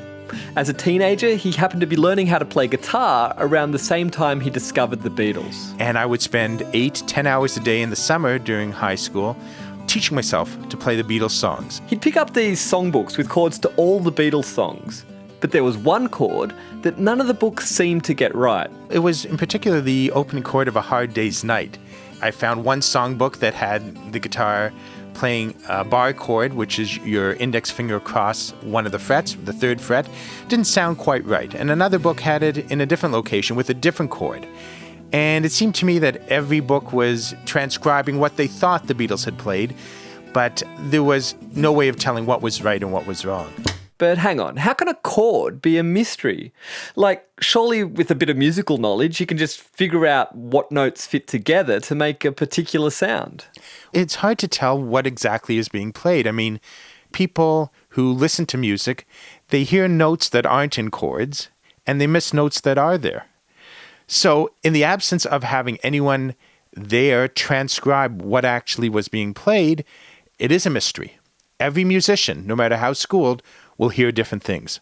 Especially with chords that aren't of the standard fare, where you might have a chord but extra notes added in that are non-standard and unusual. So there's the fact that this chord's a bit weird that makes it difficult to decipher, but there's also the very nature of our perception, the physics of the way we perceive sound. The way people listen to music is really quite interesting. When a string is plucked, you not only get the main frequency, which is called the fundamental, but you get what are called harmonics, which are higher multiples of that original frequency. And all of that comes into our ears, and our brains have to make sense out of that. And it also includes anything else that might be rattling in the room, that all produce their own frequencies. And there's noise. So it's not surprising that as good as we are as humans in deciphering sounds, that we will have some sounds that are difficult to appreciate and understand fully. Okay, so even for trained musicians, figuring out exactly what's being played in any particular chord can be difficult. But this controversy's been going on for decades. Surely you could just ask a Beatle. They come back after 10 years, 15 years. No one notated things at the time, and no one can quite remember exactly what happened. I think they remember big picture things and some details, but not all the details. By mid-1964, the Beatles were busy. They were doing a lot of recording at the time, and quickly. The song A Hard Day's Night was recorded in a single day, and it was the shortest interval between the writing and recording of any Beatles song, except for those they made up on the spot in the studio. And this recording schedule was in addition to playing live, filming movies, publicity engagements, everything else that comes with being the most popular group on the planet, a cultural phenomenon. So it's not inconceivable that you might not remember the specific detail of a particular chord you played over half a century ago. But someone did ask a Beatle. Back in February 2001, in an online chat, someone actually asked George Harrison how he played the opening chord to A Hard Day's Night. And even then, he could only kind of remember his part in the chord and had no idea what any of the other Beatles were playing. He said, "You'll have to ask Paul about the bass note to get the proper story." And as far as I can tell through my own research, no one has. Or at least there's no record of it. Solving this mystery has become a bit of an obsession for Beatles superfans like Jason Brown. But it's the kind of thing that fascinates other musicians as well. This is Randy Bachman, and I'm a Canadian musician. I was in the Canadian bands The Guess Who had many hits, the big one being American Woman. I then wrote and produced and sang in Bachman Turner Overdrive, and our big hits were You Ain't Seen Nothing Yet, Taking Care of Business. Randy might be rock and roll royalty, but it was on his radio show that he revealed how he got close to solving the mystery of this chord. Okay, the most famous chord ever on a 12-string guitar. This is the one chord that everyone around the world knows. Now, Denise and I were in London last year. A wonderful thing happened. We're supposed to come home on a Wednesday, and something goes wrong with our bathroom, and they got to fix the tile there and stuff. So we stay one more day, and that night, I got an email from Giles Martin, who's George Martin's son. And he grew up with all the Beatles, and now he's inherited the throne because his dad's about 82, George Martin's about 82, and pretty much deaf. So Giles Martin is doing all the Beatles stuff, all the remastering that you might have bought at Christmas in mono and stereo, the Cirque du Soleil Beatles thing in Las Vegas, the Beatles rock band, which we bought for Christmas, which was fantastic. To have us singing with 3-year-old grandkids, Lucy in the Sky, it's a wonderful thing to get. Honestly, you got to get that. So we go on... Charles Martin invites us into the studio. So we go to Abbey Road Studio, and it's like the suite. No one else can get in there. Giles Martin gets in, and he invites us in. We go in, it's incredible. He says to us, I have all the Beatles source tapes. They've all been put in here. In a computer, in Pro Tools. What do you want to hear? So the Beatles have recorded, just like 300 songs, and...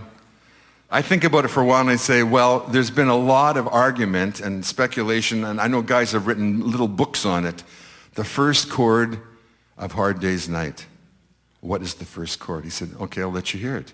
So he put up one track at a time, because when you hear it all at once, it's like bang, it's like the greatest thing to hear all at once. I heard the first chord. It was George on a 12-string, just like this, and it's an F chord, but you put a G on top, and you put a G on the bottom, and you put a C next to that G. Now, I said, put on Paul's bass. What note was Paul playing? D. Paul's playing a D on the bass, and John's rhythm guitar was a D chord with a sus4, which means it got a G note on it. So now listen to this. We only did this yesterday, and it just blew me away. 1, 2, 3, 4.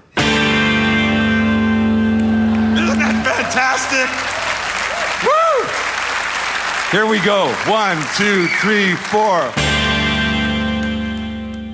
So, that's it.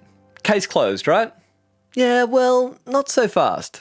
The way he describes it is that he heard each instrument individually, They weren't recorded on separate tracks back then. There wouldn't have been room to record them each on separate tracks. But the process of separating the instruments was done through software, I think for the Rock Band game. But the software that decomposes it is not 100% accurate. Okay, so what Jason's getting at here is that during the recording of A Hard Day's Night, the drums, bass and 2 guitars were recorded onto a single track, the same track. And the thing is, once you do that, you can't undo it. All the different sounds are there on top of each other on the same track, recorded at the same time. So for the Rock Band game, to isolate the individual instruments that Randy Bachman heard, they would have had to use software to artificially undo it all. But Jason had a hunch that this software, it was wrong. And the reason for his hunch was that he'd run a similar analysis himself. I had known about the controversy since I had tried to play the chord on the guitar. And in 2004, I had heard that it was the Beatles' 40th anniversary of A Hard Day's Night, and that got me thinking about it again. By that point, I was no longer a teenager, but I was a math professor. And I'd had many years of mathematics behind me, and I thought of combining the music with the mathematics and thinking about whether there'd be a scientific way to decide how the chord was being played. So Jason, Beatles superfan and mathematician, recruited science to help solve this mystery. I was in the habit of reading math books, which would rank for most people as a strange hobby. Not at all. Not for me anyway. I think we're like-minded souls, Jason. I just picked up math books to read for interest. And one of the books that I picked up had a chapter on mathematics and sound. And it was in this chapter that Jason first heard about Fourier transforms, a mathematical technique that lets you take a signal, say a chord, and break it down into its component parts, or the fundamental notes that make it up. So what I did was I took a segment of the opening chord and I ran it through this Fourier transform algorithm. So I could decompose the segment of the opening chord into a bunch of these fundamental notes. And I got a lot of them. I got of the order of 30,000 of them. So that famous chord, the opening chord to A Hard Day's Night, is made up of 30,000 frequencies. But this was only part of Jason's discovery. You see, his analysis also revealed the relative loudness of each of those frequencies. I realized that the notes that were actually being played in the chord would be amongst the loudest ones. Now, of course, there might be things like harmonics that I mentioned earlier and other frequencies that might correspond to noise, but this allowed me to start making some mathematical deductions from the data that I got. So Jason starts attributing these loud frequencies to the instruments that science says should have played them. And this is where the weirdness kicks in. On the one hand, he found a bunch of notes that he and everyone else expected to be there. But on the other hand, a surprise. Missing pieces. While I found out there were certain notes in the chord that I expected, there were other notes that I thought were in the chord that weren't there, that people had transcribed into the chord because they believed that it had to be in the chord, but actually weren't there. They were deciding that they heard those frequencies because they ought to be there, when in fact they weren't there. These are like ghost notes. Notes that your brain expects to hear based on the context they appear in the song, but that actually aren't there. Like, pretty much every Beatles songbook transcribes the chord with a G note on the lowest guitar string. But that note just isn't there in the actual recording. There are Gs in the chord. There's just no low G on the bottom. And I think the reason that people put the low G in the chord is their analysis was tainted from music theory. They understood that the key of the song was the key of G, and perhaps they felt because they heard a G in the chord, it ought to be a G chord. There ought to be a G at the bottom. But that's a musical inference, and it's not something that you can say definitively, and actually the analysis indicated to me that there wasn't a G on the bottom. In fact, what I found out from my analysis was that the bottom note being played is a D on Paul McCartney's Hofner bass, and in fact, the notes being played by George Harrison don't have a G on the bottom, they actually have an A on the bottom. And as if Jason's analysis wasn't tricky enough to begin with, what with 30,000 frequencies and ghost notes, it was made even more difficult by the fact that get this, the Beatles weren't even in tune. Well, that's one of the things that you can't tell by listening to it. What I found out is when I was moving the frequencies to the closest note, some were quite a distance away from what would be the closest note. And I think, what must have gone on was by the time the Beatles recorded their final take, which was take 9, just before that, their producer, George Martin, should have rapped on the window and said, lads, we better tune up again. You're slightly out of tune. But he didn't say that, I don't think. So it is slightly out of tune forever. But that's part of the beauty of the chord. And while ghost notes and out-of-tune guitars are pretty weird, they're not even the weirdest thing that Jason found, not by a long shot. From everything that I had read before, including George Martin saying, it was a wonderful chord that George Harrison played on his 12-string, I had expected that it was just George Harrison's 12-string. But of course, I understood how that 12-string was strung, and I began to make some deductions, but I ran into a roadblock because it wasn't quite playable on a guitar. And it wasn't quite playable even on George Harrison's brand new 12-string Rickenbacker guitar. And I knew what the other Beatles had played, possibly on that chord, John Lennon's rhythm guitar and Paul McCartney's bass. And even knowing all that, I still ran into logical problems with trying to deduce who played what, even if I allowed the chord to be not just being played by George Harrison, but by John Lennon and Paul McCartney. No matter which way Jason arranged his data, it never completely lined up with the instruments that the Beatles were playing. This chord wasn't playable by the Beatles on their 3 Beatle guitars. Well, the problem was that I got stuck. And I got stuck because I had 3 frequencies for a certain F note. And the way Jason was working was that once he'd matched a frequency to a note, he'd then go and match that note to an instrument. But these F notes, they just weren't sticking to any of the 3 Beatle guitars. Now, the way a 12-string is strung is such that if George Harrison had played that F frequency, you would have had the frequency up the octave, which wasn't there, which tell me those 3 F frequencies weren't coming from George Harrison's guitar. Now, perhaps one of those was being played by John Lennon on his guitar. And perhaps, though it's very unlikely, Paul McCartney was playing more than one note on his bass, and that might give another F frequency. But then you were left with a third F frequency, which had no home, no source. And so I almost gave up looking at the chord, but then I realized that I had an assumption that I had carried with me because it was just natural based on everything I had read that the Beatles had played that opening chord. But what happens if that assumption wasn't quite true? What happens if there was another instrument?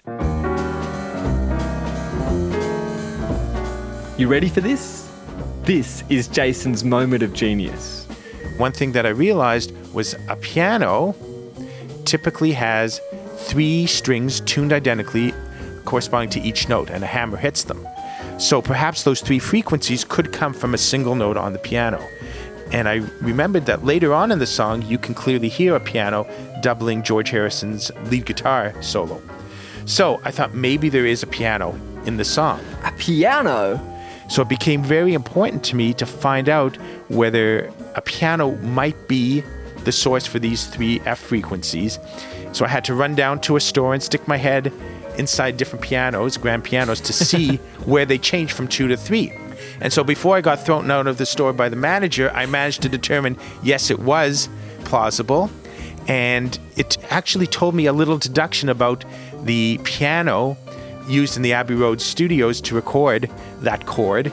And it told me that it was a mid-sized grand piano as opposed to a much larger grand piano because of where that note sits.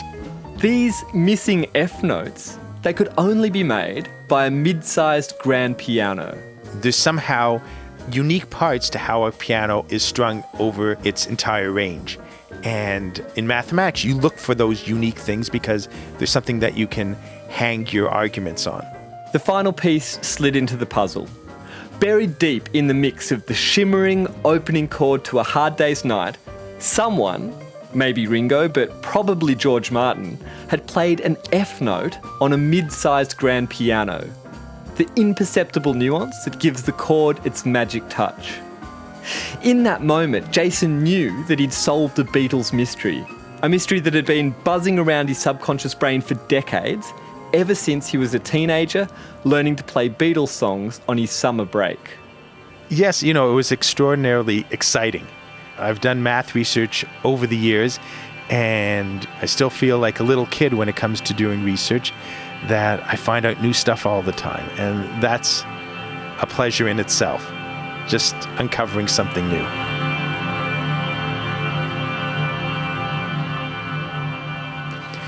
It is fascinating that the chord was a mystery for such a long time, and people still talk about it.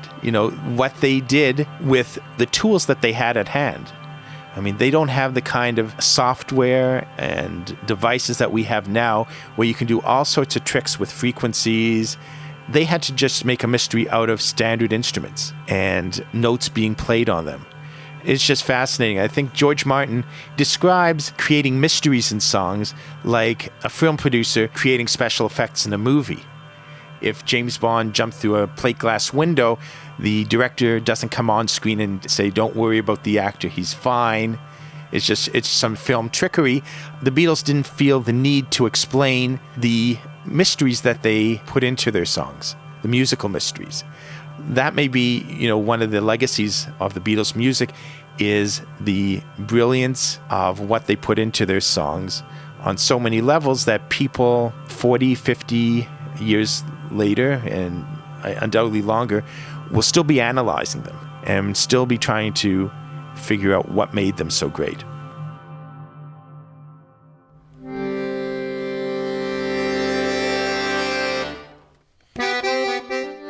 Sum of All Parts is produced by me, Joel Werner. Jonathan Webb is science editor, Sophie Townsend story editor, and sound design is by me and Mark Don.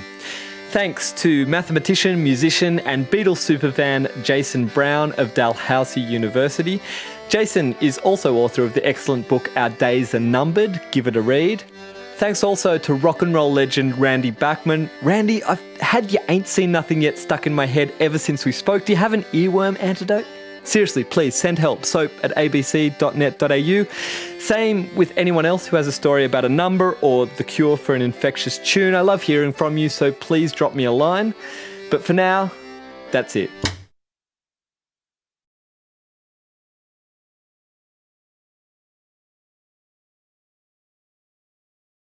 And so I used to joke, the possums kind of trained me well, and every night at dusk I kind of look up to the sky to work out if it's a good night for possums. And this is about as good as it gets. So it's quiet, and you can hear sounds from a long way away. So later when we try to call some possums in and find them, it'll become really important. You're listening to Fauna, a podcast by Zoos Victoria, where we take you backstage at Hillsville Sanctuary, Melbourne Zoo and Werribee Open Range Zoo. In this episode, we're searching for a very special creature. I've never heard anyone ever look at it and think this is not an attractive animal. So I'm Rachel Lowry, Director of Wildlife Conservation and Science at Zoos Victoria.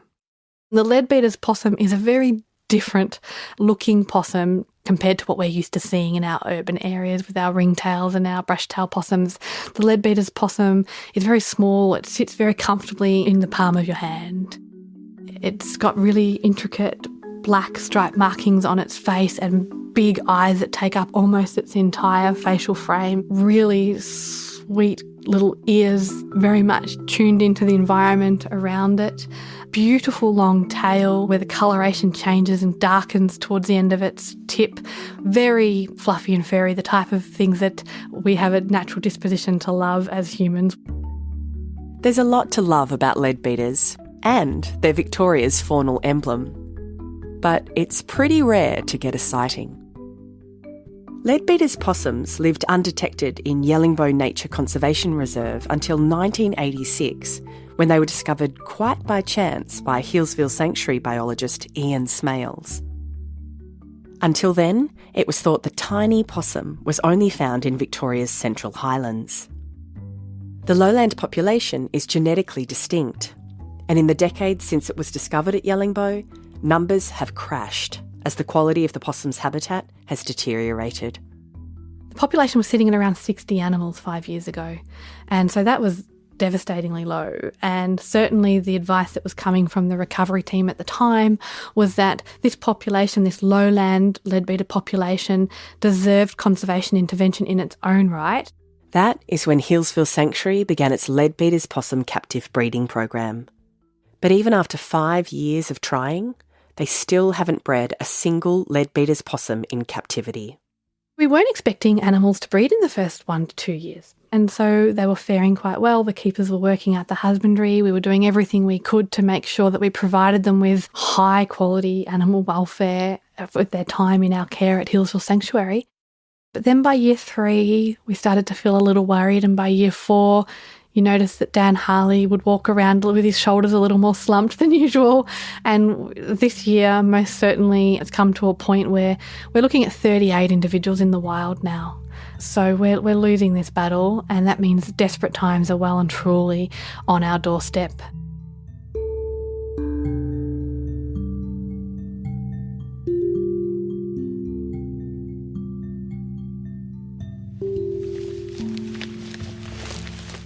Yeah, so we're at Yellingbo Nature Conservation Reserve and we're currently walking into Nest Tree 2, which was a site occupied by a large, vigorous, strong possum family for about 20 years. This is Dan Harley. Dan is the threatened species biologist at Zoos Victoria, working on the recovery program for the lowland leadbeater's possums. So this is Nest Tree 2. This is the tree that the family of leadbeater's possums lived in, and it's rotten and hollowed out through the centre, and ultimately the cracks in the trunk became so wide that in a windstorm the tree collapsed, so it's no longer usable by the possums. Gradually the habitat declined and the number of possums in the family group declined in response to that, and we haven't found any possums here for the past 18 months, and we fear that they've gone. Where we're standing is quite open now. You can see there's lots of light, we can see the sky. When this possum family was at its strongest, we were in 100%, it was like being in a cave. The vegetation was so thick. We were surrounded by a dense wall of tea tree that was really enclosed, and it was the most amazing experience at dusk because you would stand 3 metres back from the possum's den tree and they would come out at a height of about 4 metres, run down the trunk, run down a tea tree branch, and they would run over your right shoulder out into the swamp. Dan knows this section of forest intimately. He's been coming back to Yellingbo regularly for more than 20 years.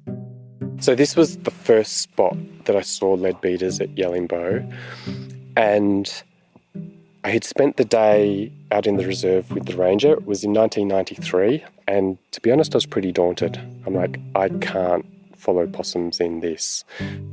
But I had a map that showed the location where some past researchers had located a leadbeater's colony, and it had a little dot on it, which was supposedly the tree that they denned in. I took this map and thought, I wonder if I can find that tree. So I spent an hour, and then I eventually ended up where we're standing now, which is below an old dead tree that was probably about 25 metres tall, right on the edge of the swamp. And I thought, I'll come back at dusk and just sit and see if anything comes out.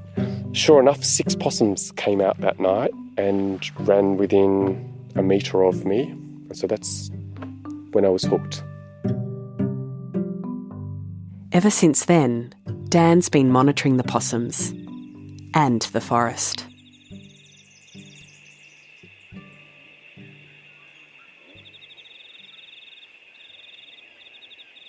It's dusk. We're standing beside Cockatoo Swamp at Yellingbo Nature Conservation Reserve, just over an hour's drive northeast of Melbourne.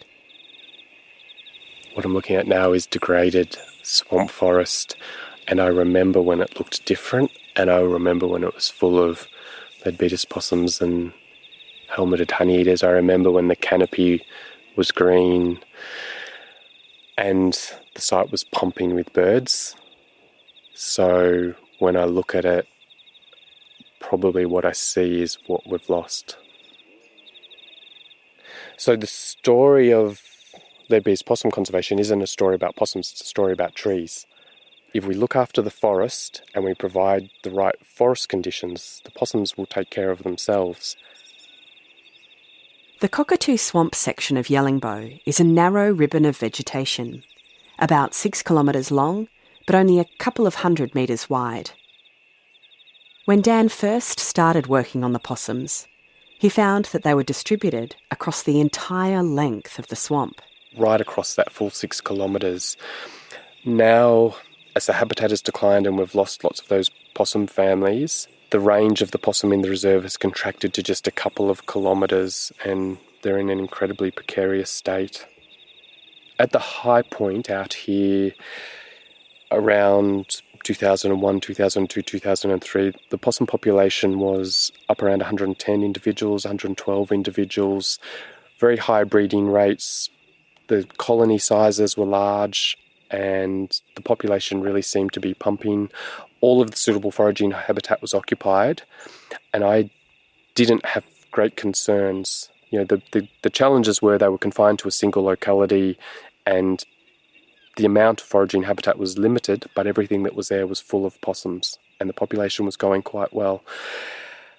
As the vegetation condition in the reserve has declined, and that's largely due to the alterations to the hydrology and the waterlogging effect, and ultimately the vegetation dieback that has arose, that population has declined from 112 back to the 2017 estimate was 38 individuals, and the population's about to fall over. And so we're really at the point where we need to take some risks or we will lose this. All right, back to the car. The light is fading. Dan is keen to keep moving.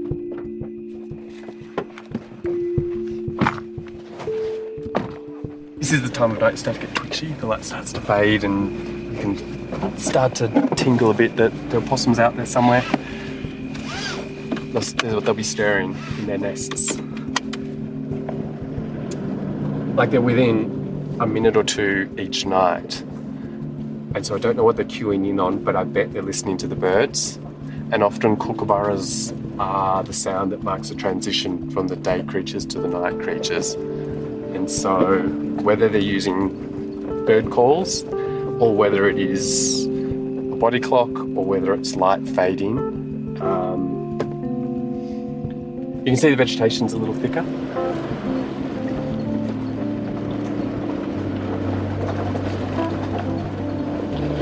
Are you up for a walk? So what is it? 400 metres to the enclosure. It's about a 10-minute walk. We're on our way to visit an enclosure for the Leadbeater's possums in Zoos Victoria's captive breeding program. Most of the sky is now blocked out by a thick wall of vegetation that is about 8 metres above our head. And there are vertical stems all around us and they're in really close spacing, so they're quite hard to walk through.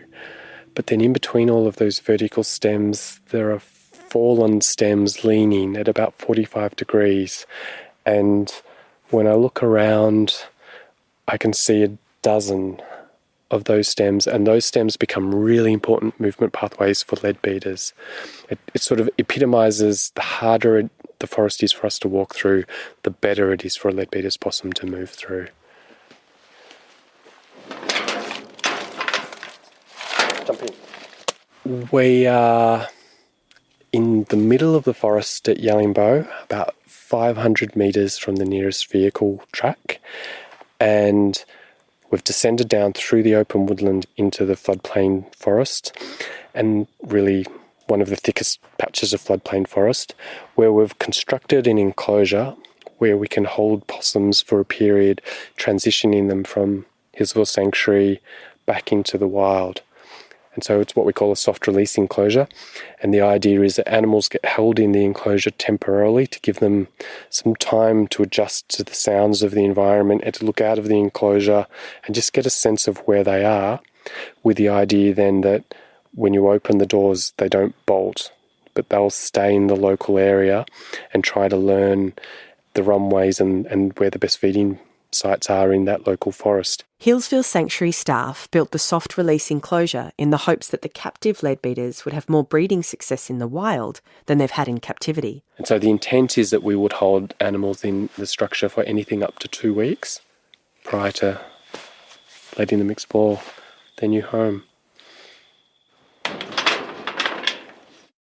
You might have heard these tiny possums referred to as fairy possums. So in the 1970s, some researchers that were working on what we need to put in place to protect forests, to conserve leadbeater's possums, were thinking about the possum's behaviour and came up with the name. We should be calling this animal the fairy possum, really to, I think, try to spark the imagination of Victorians. You know, it's difficult to value or love things that you can't see or that are so hidden, and in some ways this animal's elusiveness hasn't served it well.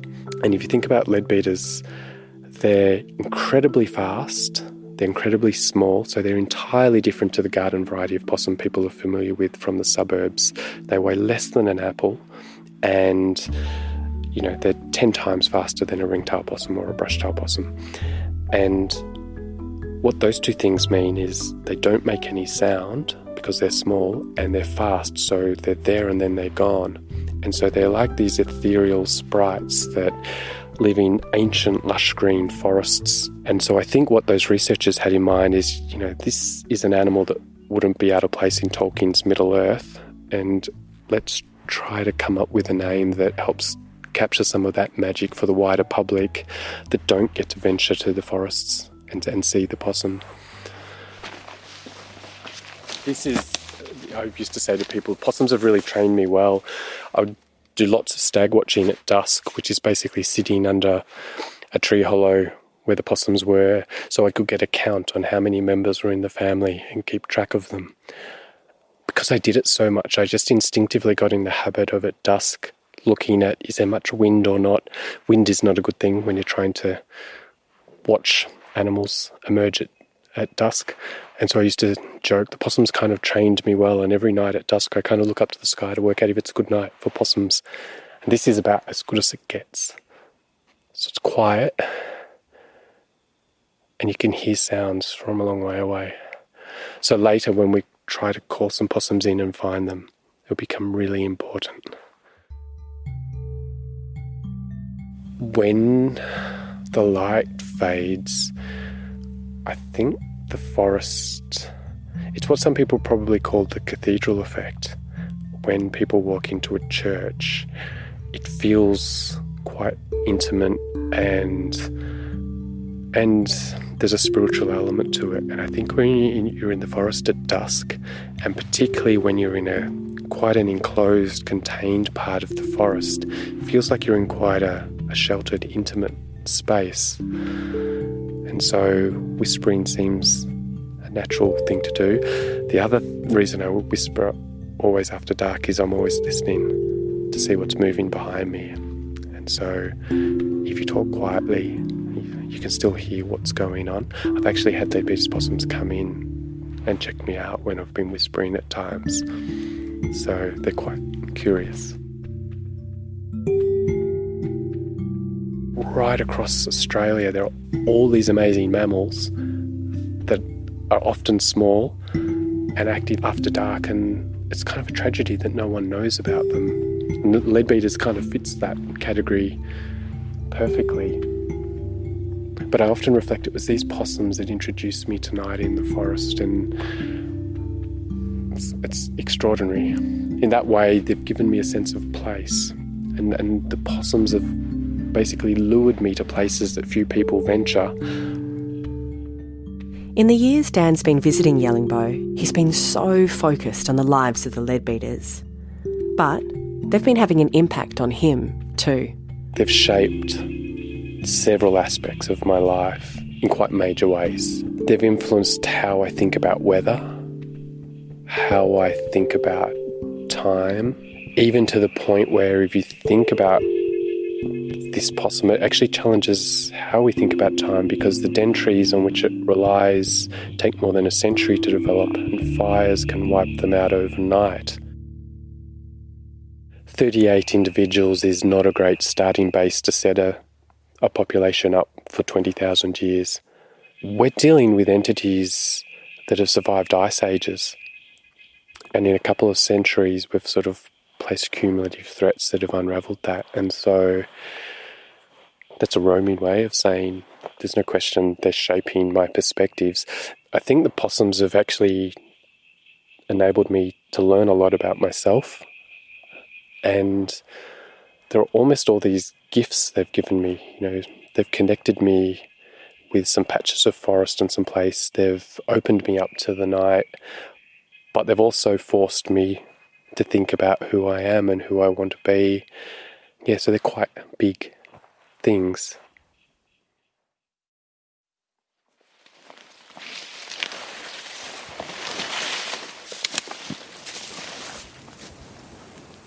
So this is prime habitat. This is my favourite part of the reserve too. We're now walking through the driest floodplain in the reserve. From the possum's perspective, it has the best vegetation. Our chances of spotting a wild leadbeater's possum are high. So like this is sort of prime habitat, so just super thick, and then these emergent eucalypts. Yeah, so this habitat here would be 10 out of 10, so it ticks all the boxes. We've got a large number of emergent eucalypts, which are critical for foraging, but then very high stem density in the mid-story. And so that provides great movement pathways through the forest, but also a really important secondary source of food for the possums. So that mid-story layer is absolutely critical. All right, let's just call and see what happens.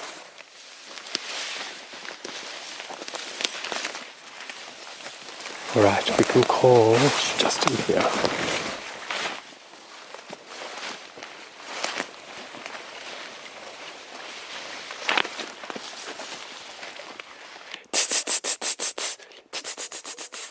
Dan is imitating the call of the leadbeater's possum. We're hoping a wild possum will be curious enough to appear and respond.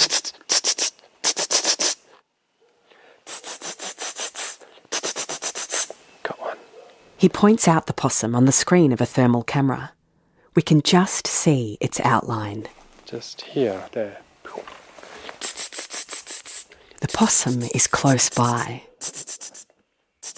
but we're yet to spot it with our own eyes. We strain our ears in case it calls back to Dan. We try desperately to stay quiet.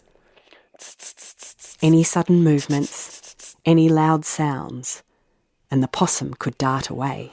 So it's on that eucalypt there. Right, so let's see. We inch closer. Moving is difficult. The undergrowth is so thick. Leaves and branches crack around us. Okay. It's just inside of this Oh, there.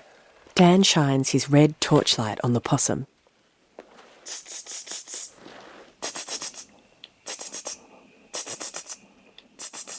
The possum doesn't answer Dan's call. It stays still and quiet, perched in a tree. We watch for a moment while it stares back with wide eyes.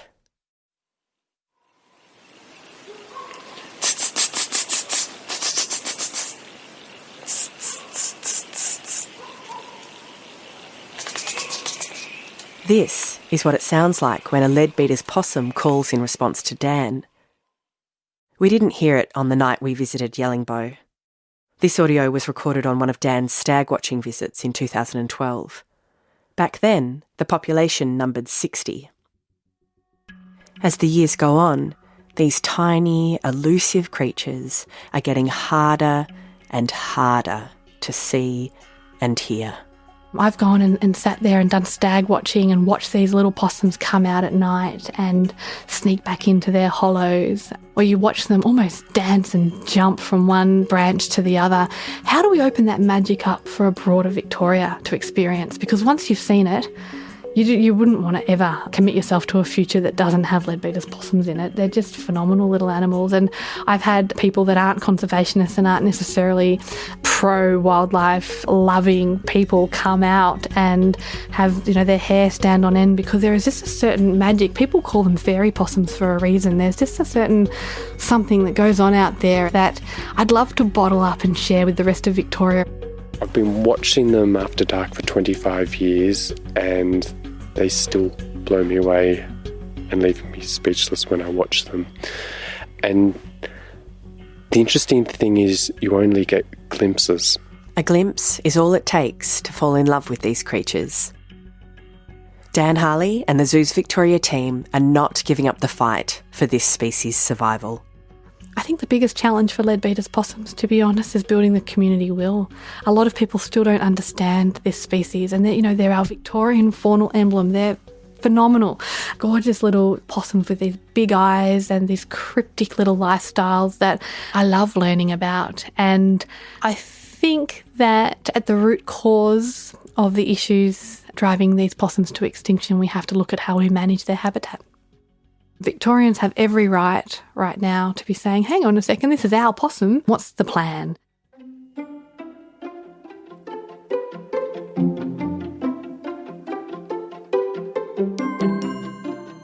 Thanks to Dr. Dan Harley for your time and generosity in showing us around Yellingbo Nature Conservation Reserve, and to Rachel Lowry for your input into this episode. Fauna is produced by Bridie Smith and Beck Farey for Zoos Victoria. Hosted by Annie Last. This is the final episode of this season of Fauna. To listen to past episodes and for more information about the stories we've covered, head to zoo.org.au/fauna. Zoos Victoria operates 3 campuses: Hillsville Sanctuary, Melbourne Zoo and Werribee Open Range Zoo, and is a zoo-based conservation organisation fighting extinction to secure a future rich in wildlife. This is an ABC podcast.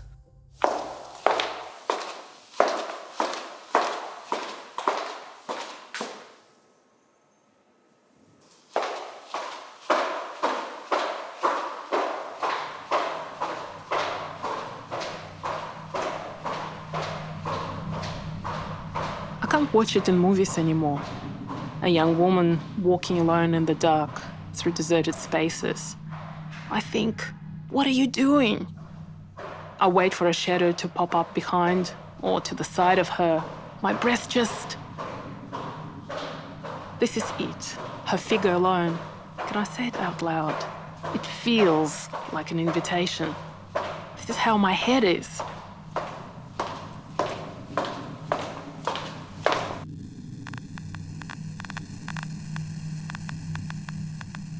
I used to put my keys between my knuckles kind of thing on the walk home, and I don't do that anymore because it doesn't feel like it makes a difference.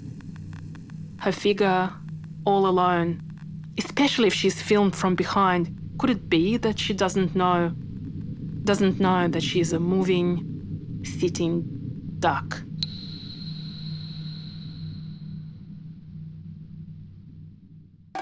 Even my mother, who had 8 children, did a women's self-defence course. Okay, ladies, get yourself into position. I want to show you something very simple. What happens if someone comes up behind you or comes towards you? So you need to hit them where it hurts.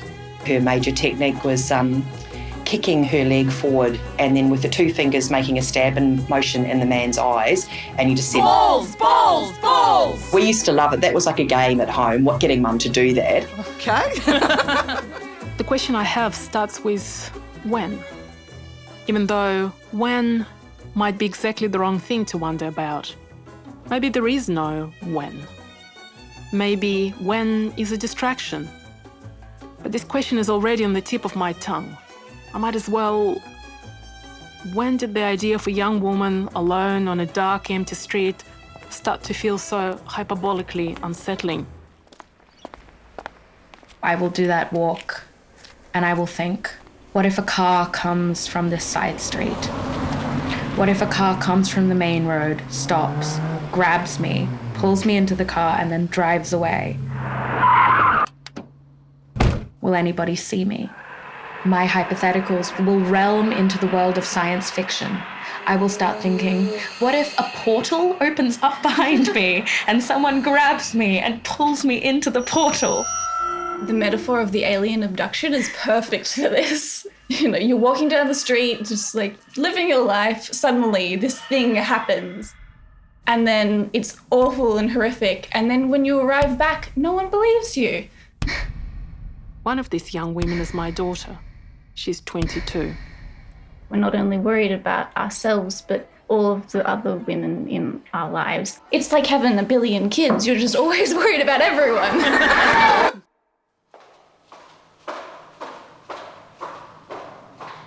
I'm back to this. A young woman alone in the dark on my screen. How my body just starts to shut down at this image. Even if there is no menacing, build-up-y music. Even then. Perhaps movies and TV series are precisely the wrong places to think these whole things through. Didn't we have to pretty much issue a decree insisting that rape is not to be used as a plot device? Isn't the beautiful, dead, young woman the mother of all TV tropes? Her dead body, her beauty news taken, stolen. That story of who she was and what happened to her, she will never be able to tell. Okay, part 1. In the absence of male escort, ladies who go out alone at night are advised by the police to be watchful, for they're liable to be molested at any time. On Friday night, a business lady, Miss A.E. Jones, in charge of the Wattle Cafe, Adelaide Street, had a rather ugly experience when attacked by two... Miss A.E. Jones, a business lady, is particularly unlucky to be attacked in the street. Most of the Australian newspaper headlines from the 1920s placed the attacked women in their homes, which makes me think the obvious. You know, dark streets, short skirts, bushy parks have nothing to do with nothing. Or at least not much to do with anything. 1920s, 1930s, 1940s. Home is where it happens. Women are attacked in beds, while asleep, while feeding their babies. Men who attack them enter through the windows. They do that a lot, the treachery of suburban windows. Men are armed with iron piping, hammers, tomahawks, razors, ammonia-soaked pads. They pretend to check electrical meters or to be tasked with some repairs around the house. Women scream, neighbours hear, men flee, or not quite, or none of the above. Some women get hurt, some get dead. These attacking men are strangers. There's no word for domestic violence. Rape within marriage won't be criminalised till the late 1970s. Women, strangers, windows. The shift comes somewhere in the 1960s. According to the newspapers anyway. Maybe windows get better or women start going out much more, or newspapers themselves change. By the time we get to the 1970s, women are dying from spider bites and in bomb attacks, breast cancer, but mainly they don't die, at least if they're white. I mean, I never used the word safe. I never wanted to be safe. Safe wasn't used in those days when I was young. People didn't say have a safe journey or drive safely. They never used the word safe. Letting go of that, any sense that those spaces were safe and supporting me in any way, on the one hand means I check if my door is locked a million times and I have really freaky nightmares, but on the other hand has meant that that's freeing in a way to let go of the sense that we were ever safe in any way. In winter, it gets dark at like 5:30. 5:30 is not an unsafe time. I'm doing air quotations here. Air quotations. Home is still where it happens for most women, always has been, but this is not how it feels. If it's dark, I don't feel comfortable taking the one tram home and walking that 10 minutes. I have to go all the way into the city, and then I take the 11 all the way out. And it takes a lot more time, but it feels worth it because there's that potential for harm that isn't worth tempting fate.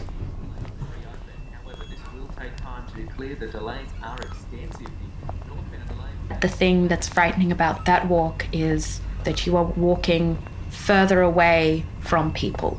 As you move further and further away from the last known point where you are positive there will be people, you are increasingly more aware of the fact that if someone were to try and hurt you, that no one would see, that there's nothing to run towards.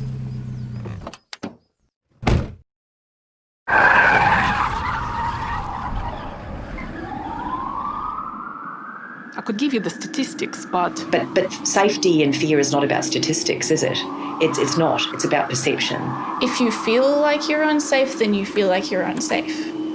It's fucking stupid of me to say, look at the statistics, young women. home is still where it happens for most women.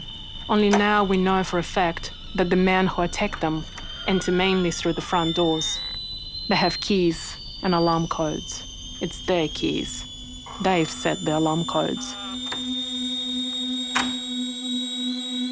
We're living in a world where things have been turned upside down and it's not always easy to see clearly what's occurring.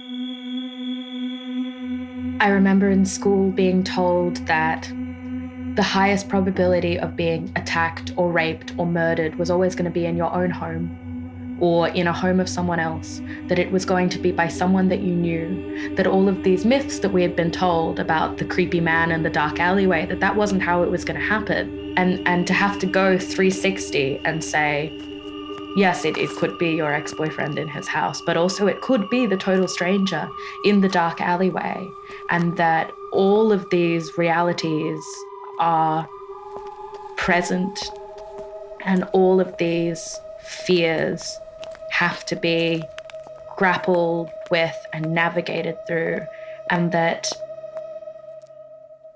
no spaces can be safe, that every space you could be hurt in. I could give you the statistics. About 1 woman a week is murdered by her current or former partner. These figures are not news. These figures are not the news.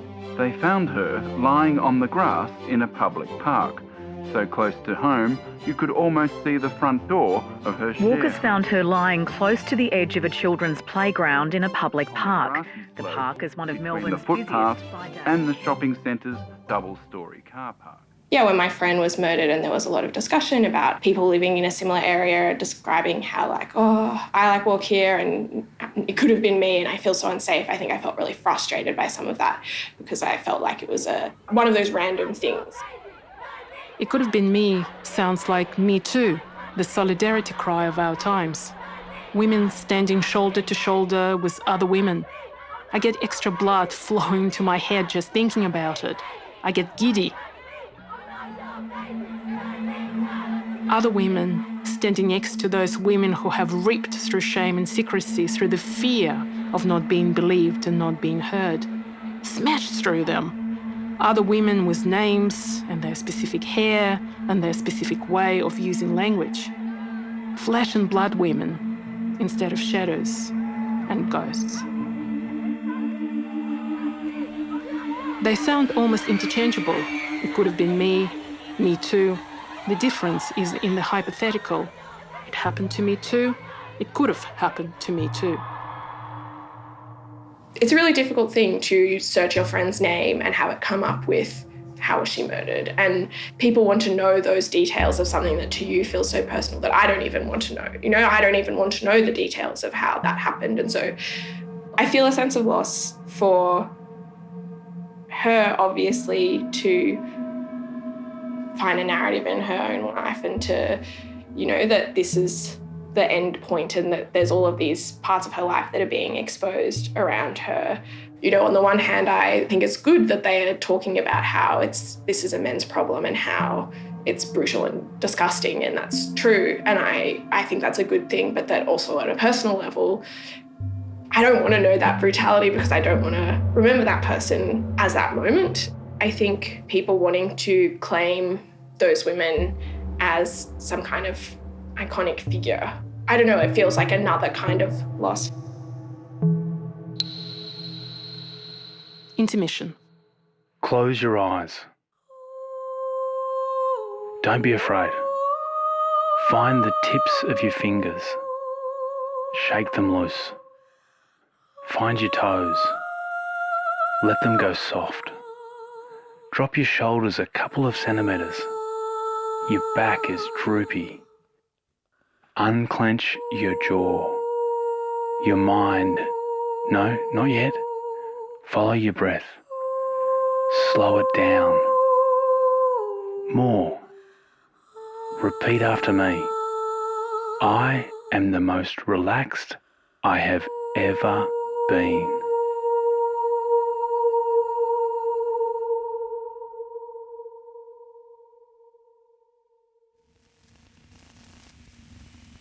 Part 2.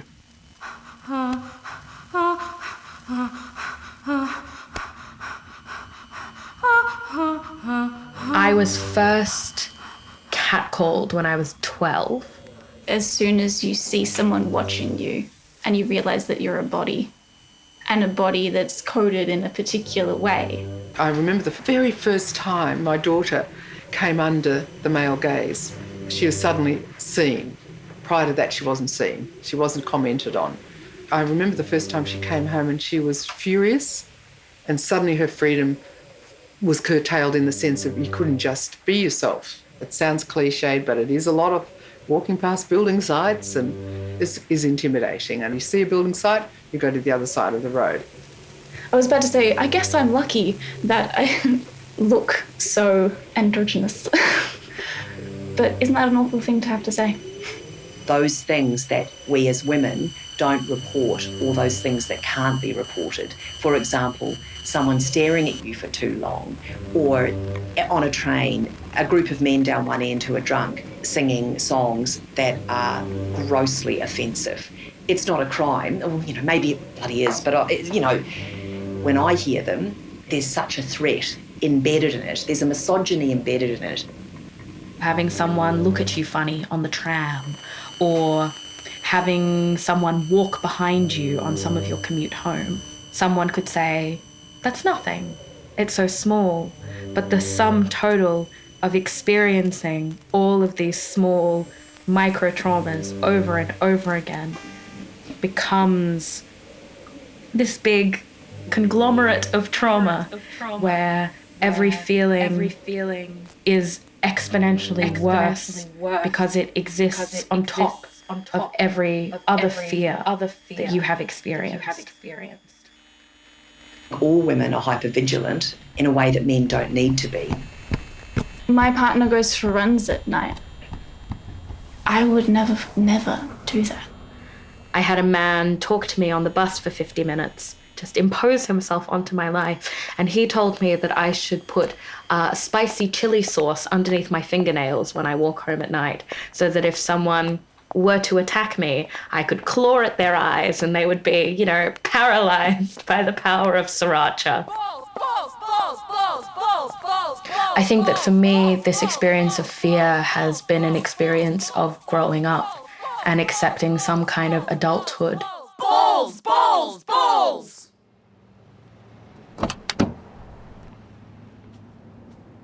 Part 3. When I was out at night on the streets, I was not on the streets, I was driving. I got my licence at 15. Rachel has recently turned 51. I drove a Ford, it was a Falcon V8, a really powerful car. And so from 15, I was, maybe I'm telling a lie, 16. At night, I drove. The feeling of being in a car as a 16-year-old was one of absolute power and freedom. And I would drive my siblings around. I'd drive to parties in the country. I would often drink drive. I'd drive incredibly fast. For me, that was a great feeling of power. Rachel lives in Melbourne now with her partner Mike and their 3 teenage daughters. Before Mike and the kids, she's lived all around the world. For me, the public realm was where I felt safe. I lived in London and I felt safe there as well. I remember falling asleep on the last tube and waking up at the end of whatever the line was and being surrounded by men, they were cleaners, I guess, leaning over me and saying, hey, wake up, you're asleep, it's the end of the line. I didn't even feel scared then. If I look back on that time, the risk to me was really in my intimate relationship with the man I was seeing at the time. He was a heavy drinker and although he never hit me, he was violent, so punched a hole in the wall. I saw him attack other people and I was fearful in my intimate world. That was where the real threat to me was.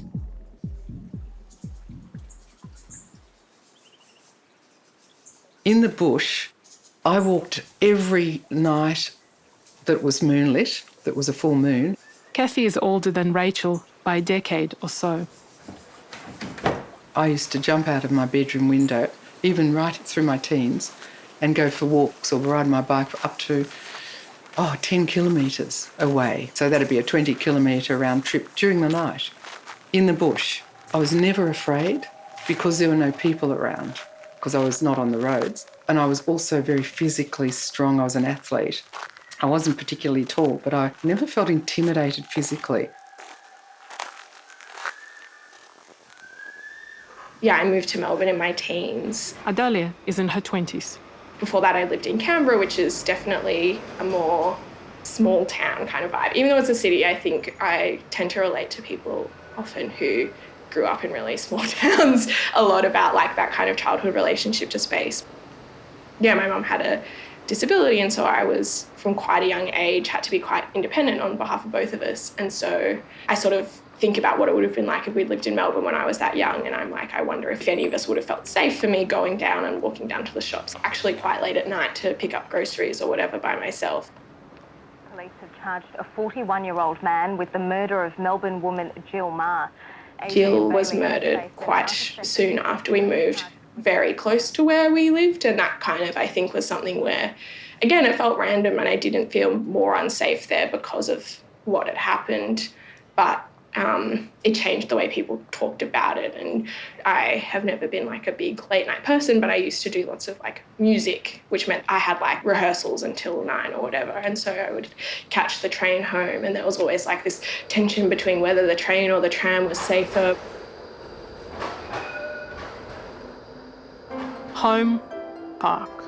Home, street. Stranger, partner. Younger, hyper-visible women, older, hyper-invisible women. Big cities, small towns. People will keep you safe. People will have your head kicked. Oh yes.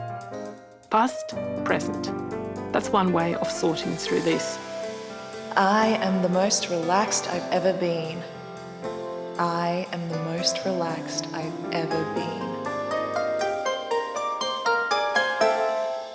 An email from Rachel. Our conversation has sparked a lot of reflection for me. Was I being truthful? Walking the dog, I remembered a moment of absolute fear from when I was 19. Come on, Rachel. Come on, Rachel. Come out and have a drink. Come on. Just have a drink Just with have us. a drink. All right. Come on. It's not as if we're going to rape you. From Rachel's email. I instantly knew this is exactly what could happen. I jumped out of bed, climbed out the window, and rode my bike or ran in the dark, I don't remember, to my friend Stefan's house. The idea of fear as a rite of passage into womanhood is terrifying. Just going to put that out there. God. Fugue for 4 hands. There's something about darkness, I guess the fact that, things are hidden in darkness, you're not so aware of threats, and that's some sort of metaphorical extension to this idea of lowered inhibitions or something like that. Even when I was a teenager and going through the bush, the only things to fear were buildings, because people could be in there and in buildings. I'd rather be outside the building and be in the dark. People in my life who love me have told me, when you see an alleyway, veer a little bit into the street just in case, because it reduces your chance of being grabbed. The fact that someone has to tell me that is bullshit. I was sheltered by the trees and the shadows. I was part of the shadows. Part 4. Beneath this stone rests the body of the unknown warrior, unknown by name or rank, thus are commemorated by the many multitudes for the sacred cause of justice and the freedom of the world. When you go to a memorial of a woman who has been, raped and murdered, she becomes a representation of everyone and all of us. Because these events coalesce around an individual, people feel like they're grieving for that individual. Even the most sort of respectful and well-intended coverage plays itself as if it's about grieving the individual rather than about grieving the structure and that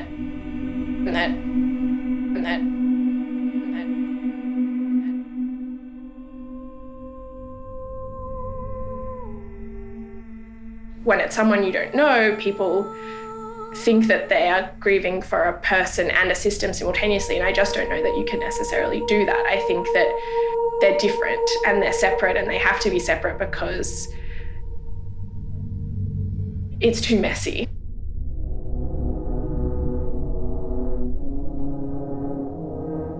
Vigils, tributes, marches, say her name. Just because you feel sad about someone and just because you have that information from a media report or from a police report or something doesn't mean that you know how to honour them. It's not just the death of an individual, it's how do you approach a social wound? I am the most relaxed I have ever been. When I ask people in my parenting research, what do you want for your child? I want them to be happy. How trite is that?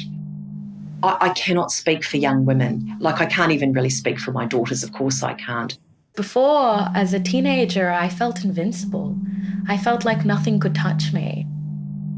It makes me think of ghosts, I guess, in that sense. It's not necessarily just the past that's haunting you, but also potential futures that are impacting your current situation. And this idea that maybe you yourself as a body, as a woman, is a haunted space.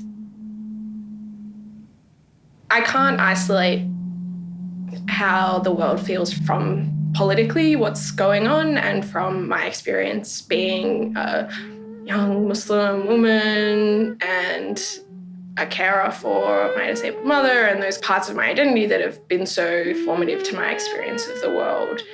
It's really difficult to separate a feeling of safety in the streets to a feeling of safety in my workplace. The freedom of the public realm, whether it was a beach or a mountain or a park, where I was away from the appraisal, from the feelings, from the listenings, all of the things, and I could just be whatever. I could really be free.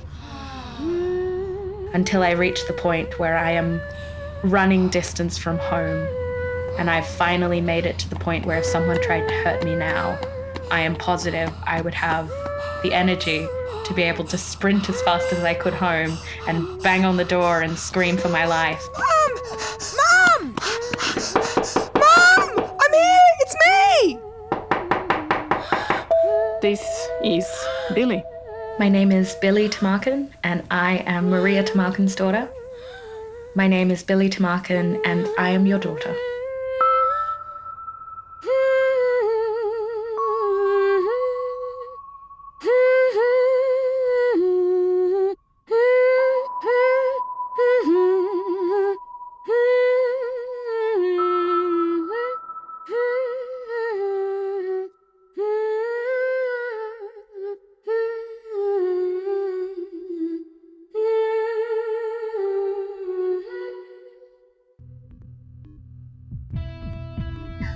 That was Moving Sitting Ducks by writer Maria Tamarkin, produced by Camilla Hannon. And I hope you've enjoyed our first series, Oz Gothic. Sound engineered by Richard Gervin, the series producer was Sophie Townsend. For full details and credits, go to the Radio National website and look for Fictions. Next on Fictions, we bring you something completely different. No Standing, No Dancing by comedian, writer and storyteller Phil Spencer. The series features the thoughts of a spotty teenage punk rebel who is transformed into a middle-class dad. A dad who's just trying to conduct an adult conversation while the Peppa Pig theme song drills into his brain. I'm Fiona Pepper, and this is Radio National Fictions.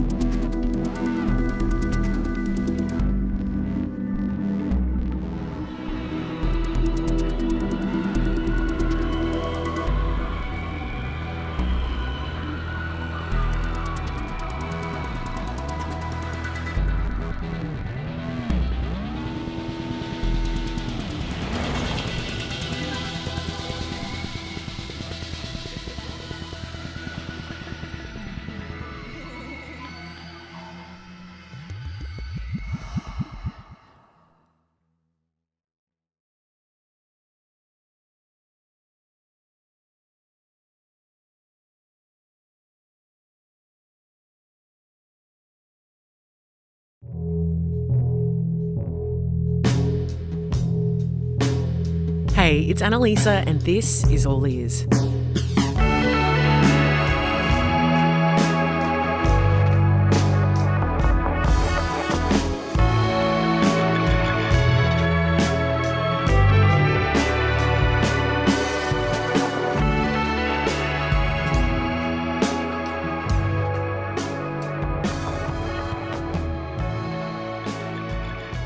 Songs are escapism. Songs are vehicles for our ambition and projection. Songs help us to feel like we are not alone, like somebody else gets it, even if we can't quite express how we're feeling. And, of course, songs unite us. I can't tell you how many connections I've made in a night of karaoke or walking down the street in a band t-shirt. And we looked at this earlier in the series with footy club songs in episode 2. But what about the way songs can divide? How do we use music to document history and either conceal or tell truth about our experiences? Songs are vital tools to refresh our collective memory, or tell us about how things once were long after that time has passed. They also legitimise and elevate human experiences to a level of importance.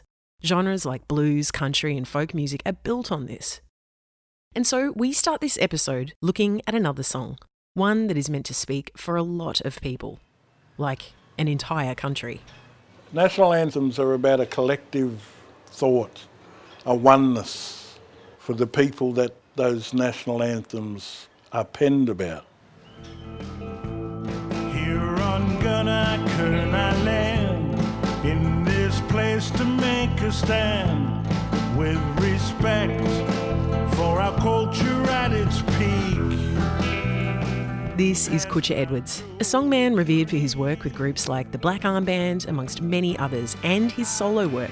This song, Blind Joe's Creek, is from his album Black and Blue. He was born on the banks of the Murrumbidgee River at Balranald in New South Wales. He was born on his country and is a proud Mutti Mutti man. Kutcha is among many of the stolen generations. In fact, Kutcha named his debut solo album Kuinda. It was the name of the children's home he was forced to live in after the government took him from his parents. In this episode, we take a deeper look at the utility of song and focus on its importance in First Nations cultures in Australia. Right now, we're outside the Aboriginal Advancement League. As you'll hear, it's next to a busy train line and building site in Thornbury, a suburb of Melbourne.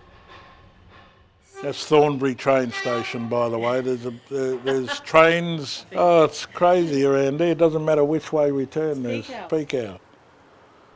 When a national anthem doesn't sing about first Australians, sing about Kutcha Edwards as a mutti person. When Kutcha Edwards was born, prior to the referendum in 1967, Kutcha Edwards wasn't born an Australian citizen. So how does that song represent me?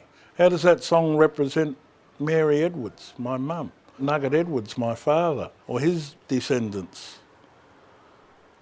So you look at a national anthem such as the Australian national anthem, and there's not one mention of the First Peoples, of our existence, our connection to this place. So a national anthem is supposed to encompass everybody, and not just the privileged. Back in the late 90s, Australia was, like the rest of the world, bracing for the millennium bug, gearing up for the 2000 Sydney Olympics, and the reconciliation movement was highly charged, with marches around the country and 250,000 people walking across the Sydney Harbour Bridge in what was called the People's Walk for Reconciliation. And Kutcha Edwards found himself at one of those moments in life when worlds collide. It came in the form of an unexpected phone call from Judith Durham of The Seekers. He recorded a song called Yillull as part of the Singers for the Red, Black and Gold. They were an all-star group featuring icons of Australian music of the time: Paul Kelly, Renee Geyer, Titus, Archie Roach, Ruby Hunter and Judith Durham. Anyway, Judith wants him to sing the Australian national anthem with her at a concert. I said, Judith, could I tell you something? And I said, I remember when I was in the children's home in Burwood, I would have been about 5 or 6, and every weekend there'd be people who would come and take you on rides to the country. And I think what was happening is prospecting adoptive parents. That's what used to happen. And I remember listening in the wireless on the radio, in the car, rock and rollin' riding out along the bay, all bound for Morningtown, many miles away. The Seekers. I remember it as if it was yesterday. And here I am talking to Judith Durham, On the one hand, he is thrilled to be talking to one of his childhood idols on the phone and that she wants to work with him again, but not about what she was asking him to do. With all due respect, my dear, I can't sing that song. Sorry. It's your national anthem, not mine. So we're on the phone for a good, hour and a half, 2 hours, and we left it at that. About a year and a half later, she calls back. She's been thinking. She wants to know if they can work on an anthem that includes this country's First Nations people. And another lengthy conversation ensues, which has a real impact on Kutcha. So I sat up till about 5, 6 o'clock that morning after that conversation. So my brain, my spirit is just working overtime. And I emailed her what I thought would be, suffice if I was to ever sing that song, and she moulded it all together. She cut and pasted, and she came up with Judith Durham's Advance Australia Fair. And I said, yep, that's close to what I'm feeling. Australians, let us stand as one upon this sacred land. A new day dawns, we're moving on to trust and understand. Combine our ancient histories and cultures everywhere to bond together for all time, advance Australia fair. And when this special land of ours is in our children's care, from shore to shore forevermore advance Australia fair. With joyful hearts and let us sing Advance Australia Fair. Kutcha goes on tour in regional Victoria, and he's singing this song to an audience of school students. He's into the second verse and notices a woman stand up and assumes that it's for all the wrong reasons and that she's leaving. But she doesn't leave. And then others stand, adults and kids. And I'm thinking, holy sheep shit. The whole school's at attention. That's what was envisaged in writing what we wrote. That's what you live in. You live in hope that something might resonate, not just for Aborigines, but for Australians as a whole. And I couldn't finish the song. I was gone. I sat back and I thought, that's what it's about. Non-Aboriginal people understanding that. Imagine if their families had been treated in the way that my family has. Not just me, but my people, my country. Kutcha's descendants, the Mutti Mutti people, are the southern caretakers of Lake Mungo in southeastern New South Wales. This is where some of the most important human remains ever found in Australia were discovered, and they're called Mungo Woman and Mungo Man. In fact, they are the oldest known human remains found outside of Africa, dating back around 60,000 years. Prior to this discovery, scientists thought that humans had been on the continent for a few thousand years. This was clear proof that that was incorrect. Mungo Woman and Mungo Man are Kutcha's ancestors. The thing is, Aborigines, we can't go to ancestry.com because ancestry.com wouldn't go beyond 250 years. So who are we connected to? Who do we belong to? And it's all in our dreaming. It's not what's on a document in a computer. And so the balance of what is in your intellect compared to what is in your spirit, in your knowingness of who you're connected to, is way beyond intellect. It is about ancestry, millennia.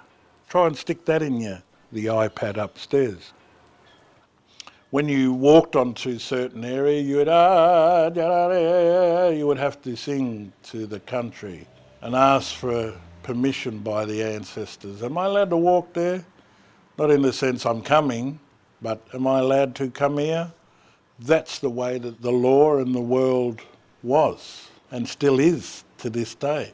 The songs spoke of the actual structure of law. You would have to have known the song line to walk anywhere here on this place and know why, metaphorically, why the kangaroo will only hop around that side of the tree, not the left side or whatever, and understand why the guana does what it does when it does it. Kutcha was denied this rightful connection to his culture when he was forcibly taken away from his family at just 18 months old. He was one of 12 children born to Nugget and Mary Edwards in 1965. Kutcha, along with 5 of his siblings, were removed from the family home at Balranald.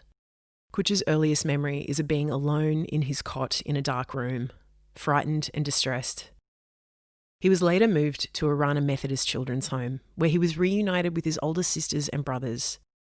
They were kids themselves, but Kutcha's siblings worked hard to protect and nurture him within the institutional environment. Nugget and Mary's marriage broke down due to the pain of losing their children, and Mary moved to Gippsland. A cousin of Kutcha's had managed to trace records of the kids' whereabouts through the Department of Aboriginal Affairs and the Department of Human Services, and contacted Mary Edwards. Kutcha was 6 years old when he and his siblings got a message that they had a visitor at the Arana Children's Home. It was his mum. He didn't recognise her, so he was hiding behind his brothers and sisters. They had 3 hours together, and then it took another 7 years after that visit before Mary Edwards was granted permission to have the 3 youngest of her stolen children back, and Kutcha was one of them. As adults, they became close again, and she was with him when he was awarded the National Indigenous Persons Award as part of NAIDOC Week in 2001. Having her with him at the ceremony is a really precious memory for Kutcha. As a young fella, you grow up and you feel like each day you take as it comes, and you live and you wake up, you go have your shower, you put your clothes on, you go to school, there you're a statistic, you come home and life is what it is. But meanwhile you don't understand the systemic racism that permeates through an Aboriginal person's existence. Kutcha has found inspiration in elders like Auntie Alma Thorpe, who founded the Victorian Aboriginal Health Service, and Jock Austin, who established the Fitzroy Stars Aboriginal Youth Club Gym. They were elders who looked beyond themselves and tried to improve life for their people. Kutcha lives by a philosophy that it is his responsibility to try and make a difference for others, and his music creates connections across cultures, generations, and spaces. One of the projects he's involved in is as a long-term producer for Beyond the Bars, a prison radio show featuring the stories, poems, songs and opinions of Indigenous men and women in the Victorian prison system.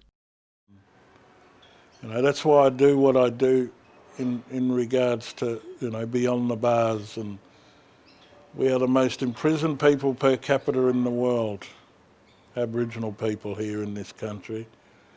And too many times we've been told to shut up and sit in the corner. The pebble has been dropped for me, and I won't budge from that. Everything intertwines into my responsibility, not for me. My responsibility is for 50 generations from now, because there's only been probably 6 or 7 generations since 1788. So it's hard to project all that distance down the timeline.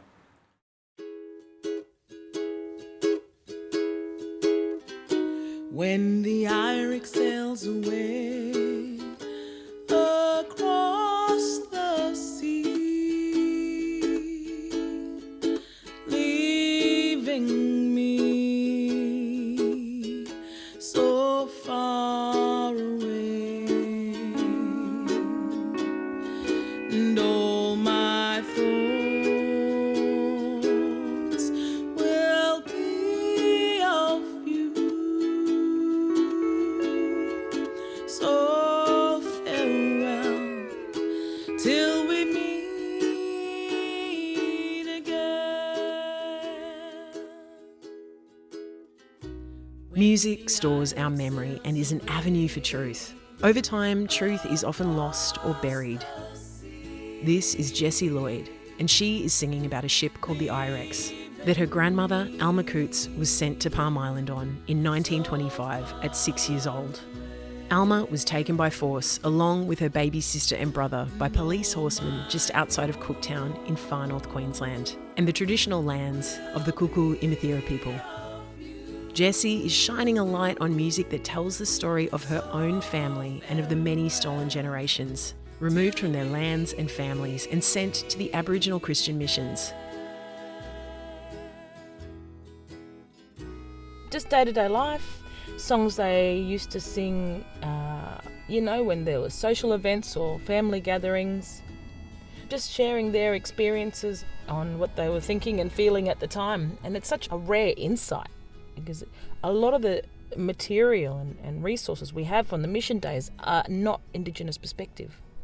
You can read the history books and it's written by a non-Indigenous person about what was happening on the missions and why. But very rarely you hear it from the horse's mouth, and these songs have those first-hand accounts. My name is Jessie Lloyd. I'm an Aboriginal and Torres Strait Islander musician from North Queensland. My family come from Palm Island, and currently working on my Mission Songs project. Mission Songs project is an initiative to research and revive the early contemporary folk songs from the Aboriginal missions and settlements across Australia from about the early to mid 20th century. Yeah, I feel like music is the medium or the tool that I use to not only represent my community but also contribute and progress the community. I feel like it's a really valuable tool to do what I can to make things better. Music is a very powerful way to create change and to create healing and create connections, and I want to use that to contribute to my own Indigenous community. Music is very much in Jessie's blood, and more specifically, protest music. Her grandfather was a multi-instrumentalist and was the conductor of the Palm Island Brass Band in the 40s and 50s. Very early on, he was writing music about land rights, and in 1957 there was an incident on Palm Island, which resulted in the family being exiled. When my grandfather, his name was Albie Geyer, and 6 other men led a strike against the Queensland government and the superintendent who was managing Palm Island Aboriginal settlement. And I think, that was quite a significant event. And then later on, he in the 60s write a song about independence and freedom and sovereignty, which is quite early in terms of the protest movement and land rights. It wouldn't be until my father's generation that it would be an actual movement in the Indigenous community. My dad, his name's Joe Geyer. He's a very well-known Aboriginal musician from the 80s and 90s with bands like Warumpi Band. He was in No Fixed Address, Coloured Stone, all of that kind of pre-Yothi Indie days, sort of when the protest movements were coming.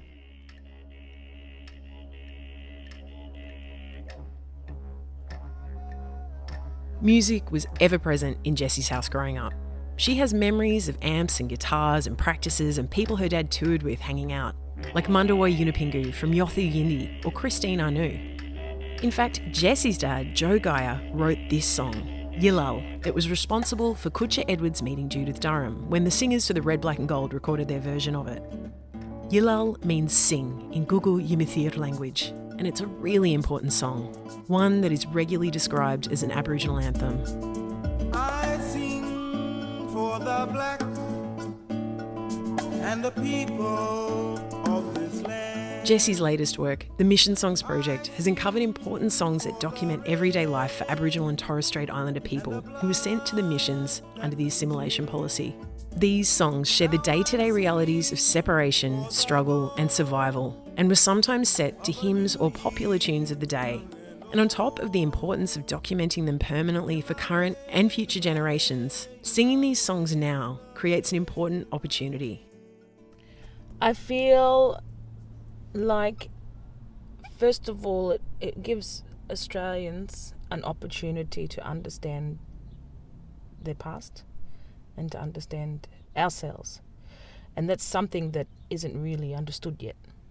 When they understand what happened and why, from both sides of the coin, that gives an opportunity for healing and connection, because a lot of people don't understand why Indigenous Australians are so unhappy and disadvantaged and therefore oppressed. And sometimes it's as simply as easy as just sharing their side of the story, and so somebody goes, oh look, I didn't know.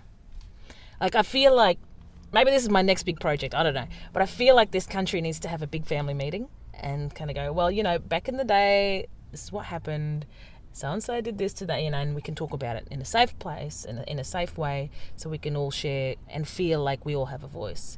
These old mission songs, I feel like, give these old people their chance to put their voice forward, because they never would have had a chance before. But what is it about a song that connects us outside of our time, place and experience so well with others? Yeah, well, I think when people share their stories through song, it's an invitation for other people to join in. And not only join in, but to relate.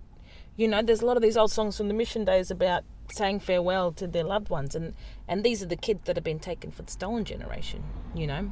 But here a song that the parents sang, they weren't saying stolen generation. They were just simply wishing them well and hoping to see them again. And that's something that any human can relate to with loss and seeing a loved one go. And it's that human experience that that music doesn't take sides with. So I think, you know, sharing these songs is a great way for people to have more understanding. The missions era is largely thought to have been from Australia's federation in 1901 till the Australian referendum on Aboriginal rights in 1967. But the lives of Aboriginal and Torres Strait Islander people were shamefully governed by colonising forces long before federation, and the fallout is still being felt today. The assimilation policy, which was only formally abolished in 1973, governed the lives of Aboriginal and Torres Strait Islander people, resulting in the forced removal of children from their families and placement in children's homes, Christian missions, on reservations or other state-sanctioned institutions. I mentioned that Kutcha Edwards and Alma Coots, Jessie's grandma, were members of the stolen generation. That's the name given to these children who were taken from their families. Jessie's research into the missions era details that Aboriginal and Torres Strait Islander people endured forced removal from their traditional lands, the forced removal of children from their families, and restrictions against practicing traditional cultures and languages. The aim was to end traditional social structures and connections to country, and as a result, cultural knowledge and practices were vilified, and Aboriginal and Torres Strait Islander people suffered institutionalised oppression, violence, and disadvantage. It also meant that people from different clans, nations, and language groups were placed together in the same institutions, often away from their country. What happened when people were mixed? Like, a lot of the times, you know, might have been warring tribes, or there might have been wrong skin. You know, you're not supposed to look at that person, or you're not supposed to go near that, but they had to line up together in the dormitories. A lot of the times, their cultural, traditional songs and stuff were completely stripped, especially with the kids. They weren't allowed to talk their language. But another thing that happened sometimes too is that the blackfellas, they trick the missionaries and they sing this language song. I'll sing it for you now quickly. It goes, Barawanda na yirkawalamba, Barawanda yirkawalu, something like that. And the English translation is, he sends the rainbow, the lovely rainbow. He sends the rainbow with the rain. Anyway, this is out back of Burke. And them kids used to sing this song. And the missionaries said, you can't sing that song. And they said, no, it's about Jesus. But it was about the rainbow serpent. And the missionaries were like, oh yeah, let him go. So, little sneaky things like that would happen. But generally, complete severing of that traditional culture. The Mission Song Project has seen Jessie travel far and wide across Australia to sing. And one of these visits took her to Moree in northwest New South Wales with fellow musician Emma Donovan. Like Jessie, Emma also hails from a very musical family. And when they perform, they aren't just representing themselves, but their whole family. Both her and I, when we practice, it's very much a cultural thing because we're representing our families when we go out. So we're in Moree and we did this community concert. And these old girls are at the back, arms crossed, watching us singing, and looking, sussing us out, thinking who these girls are. And we came to the end of the show and they were just sort of eyeballing, and we come to the point where we're going to sing a song from Moree, which is, their own song. And they were watching, and the show could have gone two ways. They could have been really offended and kicked us out of town, or it could have gone really well. And luckily for us, it went really well. They got real happy and they made us sing the song 3 times in a row. And they pulled out the spoons and they started dancing and they were really happy to hear the old song from the Moree settlement. It was called Middle Camp. Here is a song I'll sing to you. It's the dream I'd like to see come true. It's about the middle camp and the days gone by, where I used to wonder, my dear old pal and I, that used to be my home sweet home. A lot of them were old ladies were born there. It's shut down now. And they hadn't heard that song for ages. And that's because, when Emma and I travel, we're representing our families, and it's more of a cultural protocol for us to go in, whereas sometimes if a non-Indigenous person goes in as an academic and wants to take somebody's cultural knowledge and put it in a thesis and then put it on the shelf, it's not received as well. For us, it was really exciting, and that's a lot of the magic that happens on the road with communities and the power of a song. Apparently after this happened, the elders of Moree were so happy with this song that they now use a recorded version at their funerals. They're also talking with the local council about cleaning up Middle Camp and creating a memorial there. They are proud of where they grew up and want to celebrate it as a community. So one little simple song can have a big impact on a community. I think it creates an emotional connection. There's something, in a melody, and there's something in a lyric that can touch people in a way that black and white on a paper may not do. I think there's a magic to music. We all love music and we all fall in love with it, and it makes us feel certain things. So that's the power of music, that not many other things can do. Just to stop my heart from aching with pain. I'm gonna pitch a tent. I won't have to pay no rent, 'cause I'm gonna build that middle camp again. Music for me is my healing, holistic healing, I've performed at Dreamtime at the G twice. It's not about the 80,000 people in attendance there to watch Essendon play Richmond. For me, it was about the 300 Aboriginal kids that stood around the boundary line, walking up onto the grass, and you walk up and you get closer and closer to the stage, and all these Aboriginal kids are, Uncle Kutcha, and their thumbs up, and they're deadly, my Uncle Kutcha, love you. And to me, that's what it's about.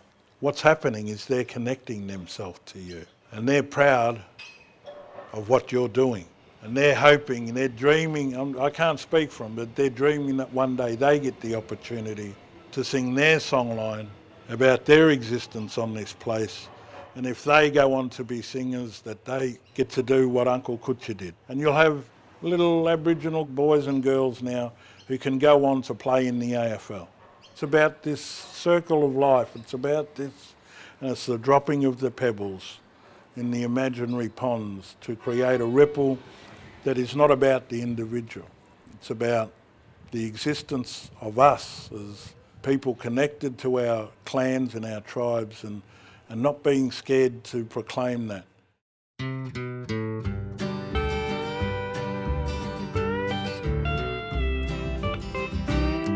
I met a lad the other day, his name I do not know.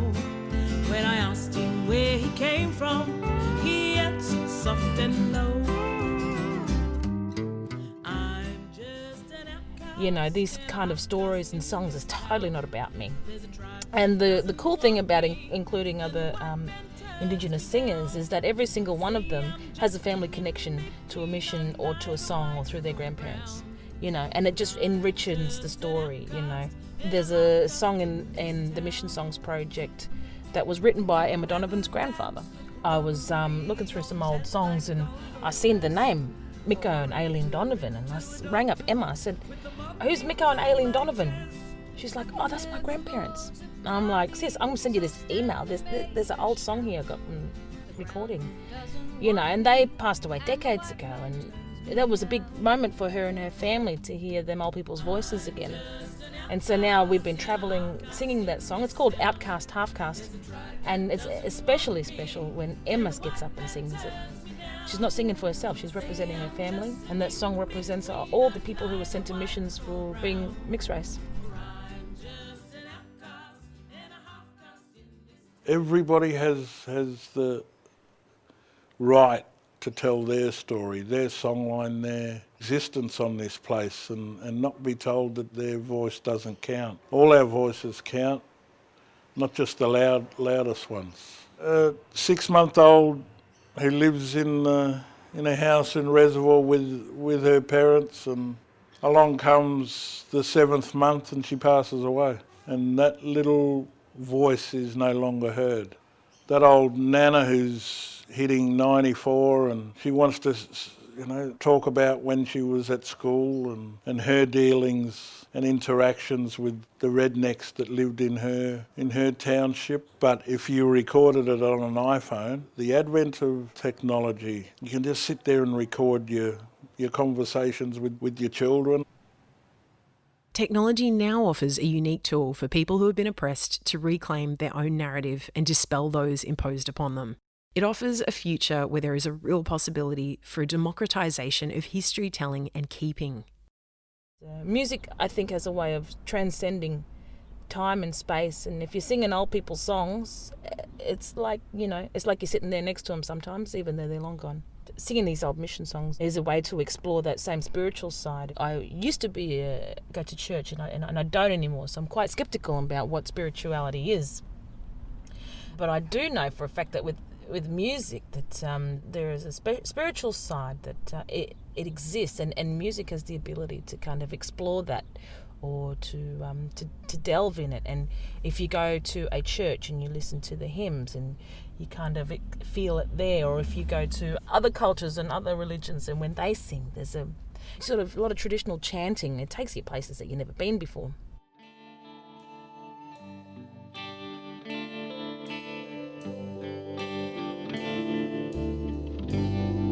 As we gathered as one to hear the truth spoken, sorry days past, all those promises broken, in search of the truth. When I first introduced Kutcha Edwards, I described him not as a musician or a songwriter, but as a songman. This choice of words is important because it marks a distinction. Kutcha has a profound sense of all those that have come before him, and his voice channels the spirit and strength of his family, country, and his inheritance of a culture that stretches back more than 60,000 years. I believe that I'm a 60,000-year-old spirit walking this earth in a 54-year-old vehicle.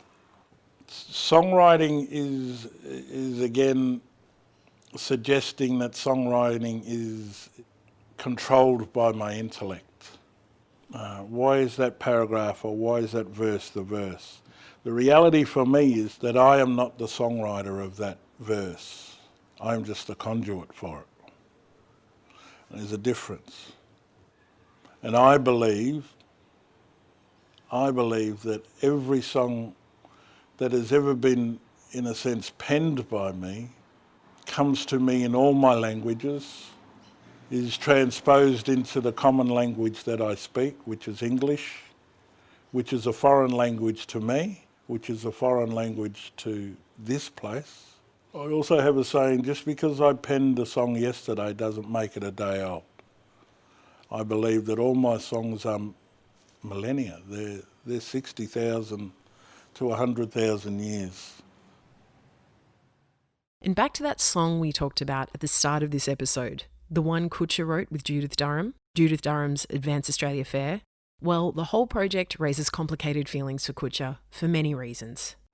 I don't agree with the Constitution as it stands. I would not be in agreement for Judith Durham's Advance Australia Fair to become the new national anthem if it were ever to be muted. I would say I don't agree with the terms of engagement of that Constitution.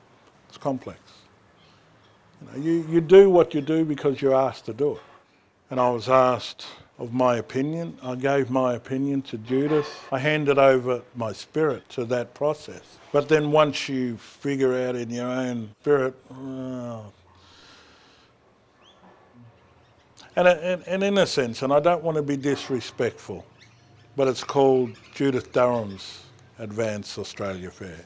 To me, even that's a misdemeanour to label it Judith Durham's.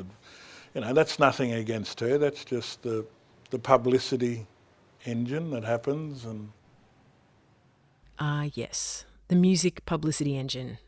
In contemporary Western society, you could be forgiven for thinking that music and the business of music are one and the same thing. Much of the narrative about music, what's important to us, what gets our attention, is driven by the music industry. The focus is on units for sale, professional makers, publishers and producers, the cult of the individual. And that's all important, but it's only the tiniest tip of the iceberg. If this is all we focus on, we completely miss out on how music in all of its forms has helped us to connect and communicate for the whole of human history. For many First Nations cultures the world over, oral storytelling traditions are paramount.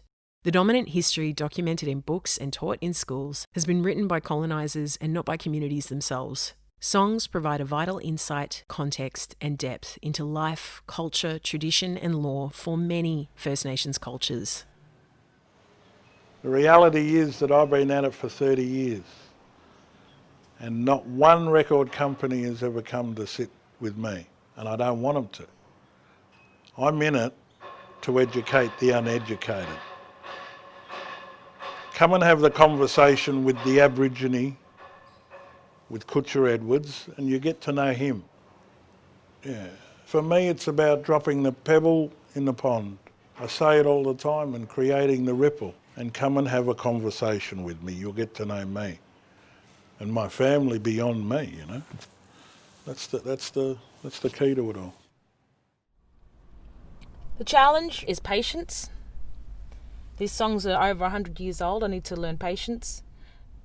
But then you got your normal music industry hurdles, which really seems small fry in the scale of how old these songs are and all the people connected and the potential that these songs can contribute to, our cultural identity as a nation. I sing that same old little song. Down in the kitchen where we all eat potato and pumpkin. Sometimes some meat, tea so watery, no sugar at all. Damn pie is done.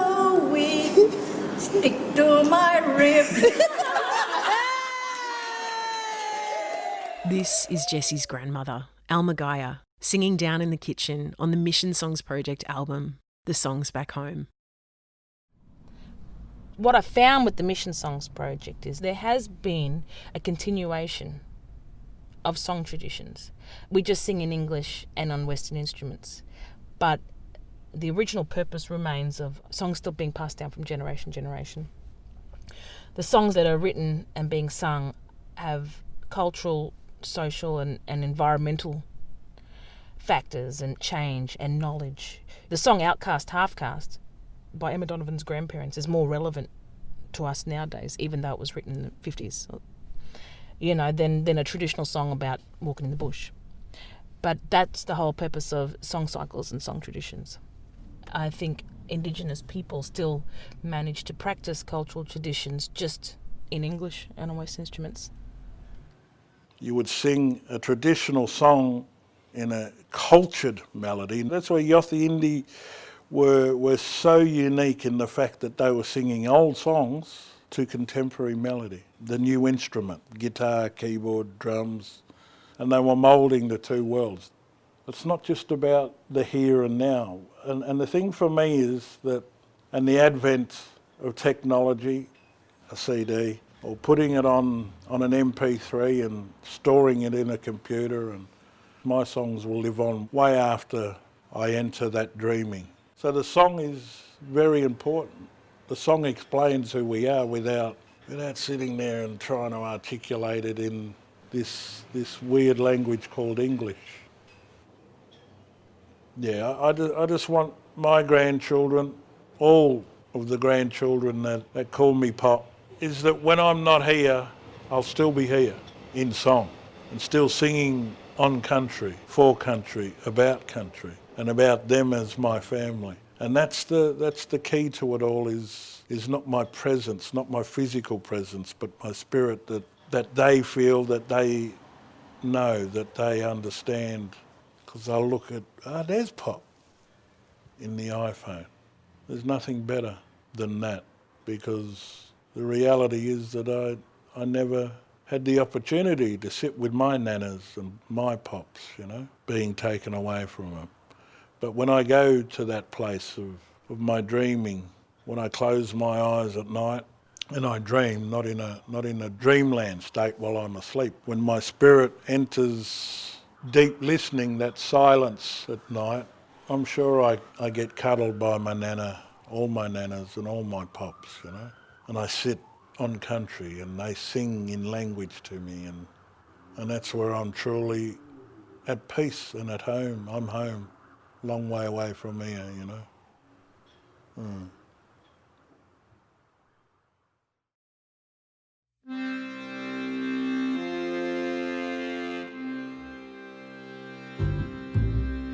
Now is the hour when we must say goodbye.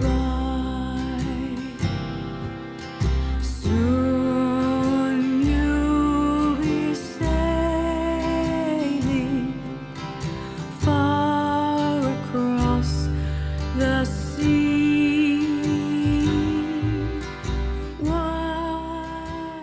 Huge thanks to Kutcha Edwards and Jessie Lloyd for being a part of this episode and for letting us use their music on the show. Thanks also to Joe Gaia for permission to use his track Yalal. The songs you heard in this episode were Blind Joe's Creek and Scars by Kutcha Edwards, Yalal by Joe Gaia, and from the Mission Songs Project and Jessie Lloyd, the IREX, Outcast Half-Cast, Middle Camp, Down in the Kitchen reprise, and Now is the Hour medley. Please go and buy this music. Thanks to Beth Atkinson-Quinton for editorial support, and we shall see you next time with the final story for Season 1 of All Ears.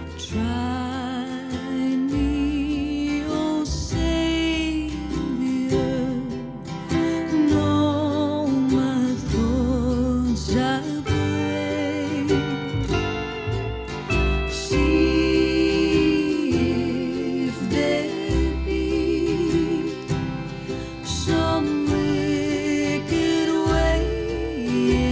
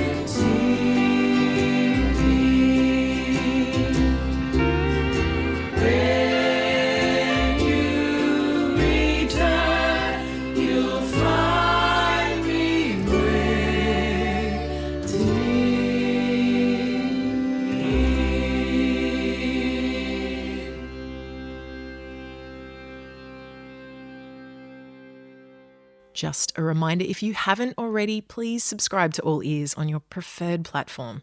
And it makes a world of difference to me and the show if you can rate it and leave a review on that platform. It's super quick and easy to do this, and it really helps other people find the show, particularly when you're an independent little guy like me.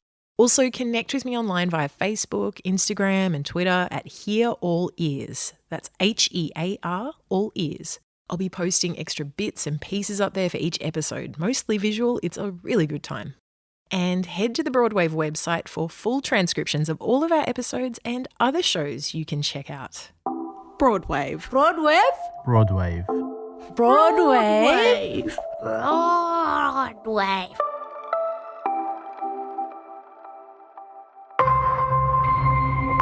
This is an ABC podcast. Yama, my name's Rudy. Welcome to Little Yarns. I grew up on Tharawal country in a little town named Bundina, which means sounds like thunder in the Tharawal language. It was called that because the waves crashing on the beach can sound like a thunderstorm. Do you know the name of your town? Our friend Hunter is from Yugambeh country.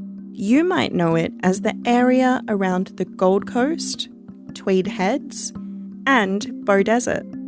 He spent a lot of time there when he was a kid. That's the word he's going to teach us today. The Yugambeh word for kid.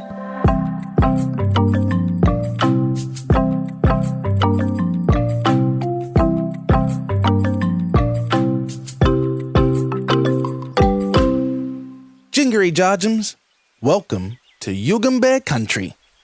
Jingari is how we say hello in Yugambeh language. Can you say Jingari? Jingari. Jingari. Jingari. Jingari, Hunter. Good work. Right now, we're in one of my favourite spots, sitting by the river.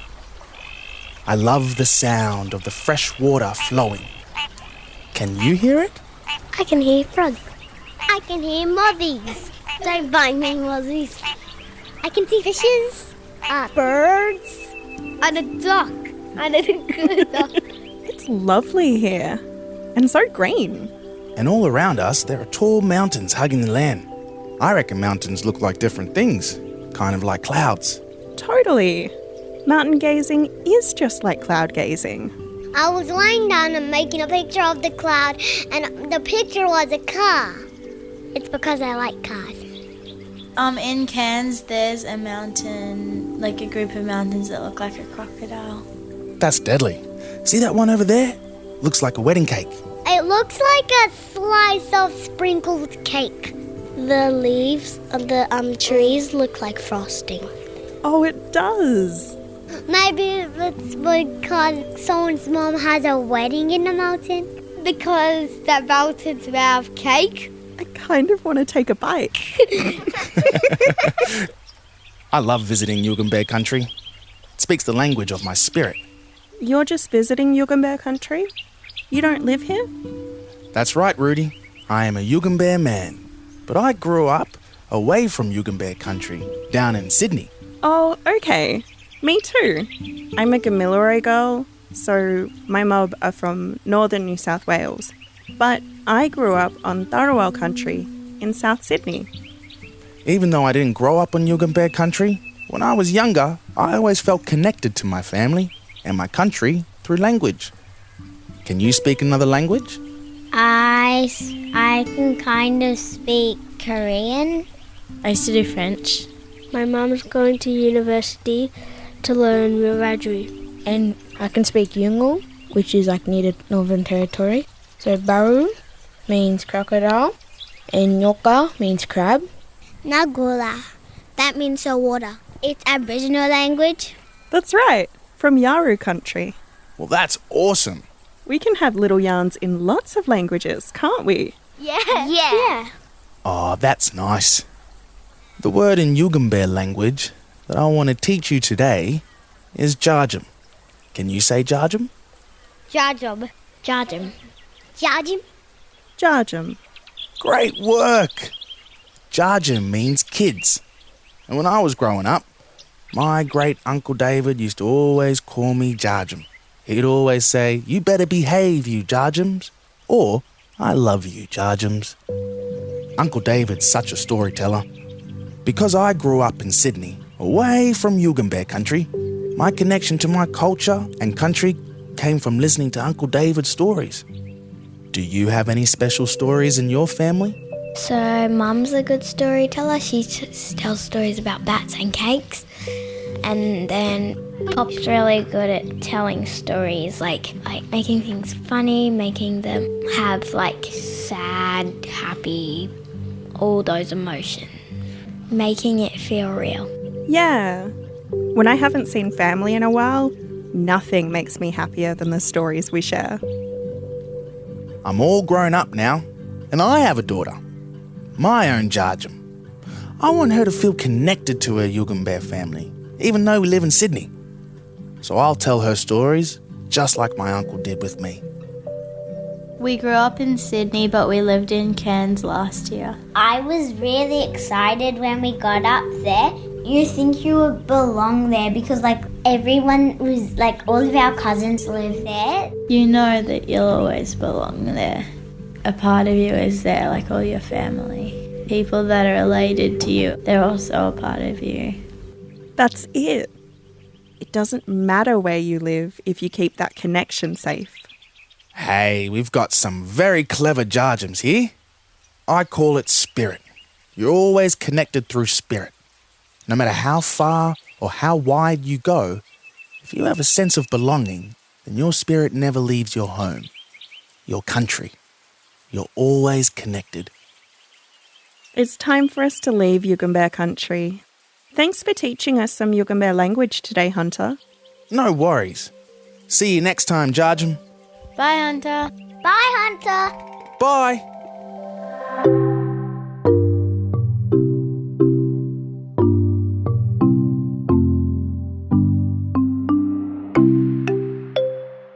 Did you enjoy your time on Yugambeh country with Hunter?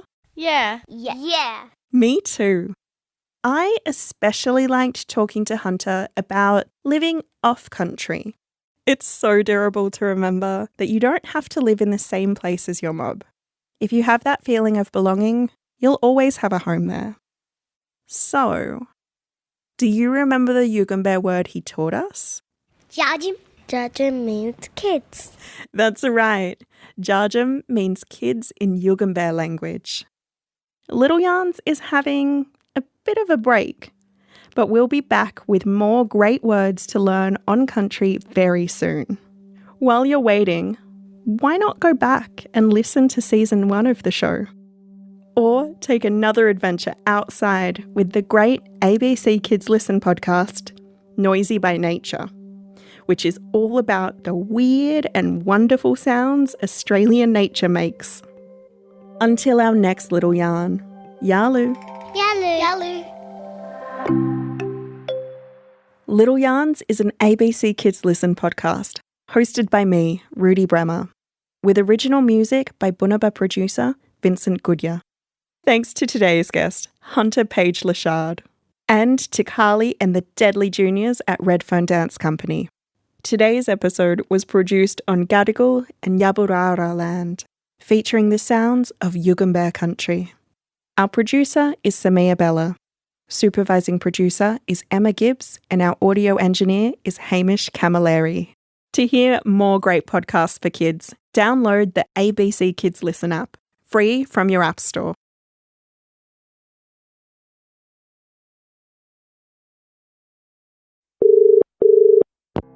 You've reached the Love and Luck podcast.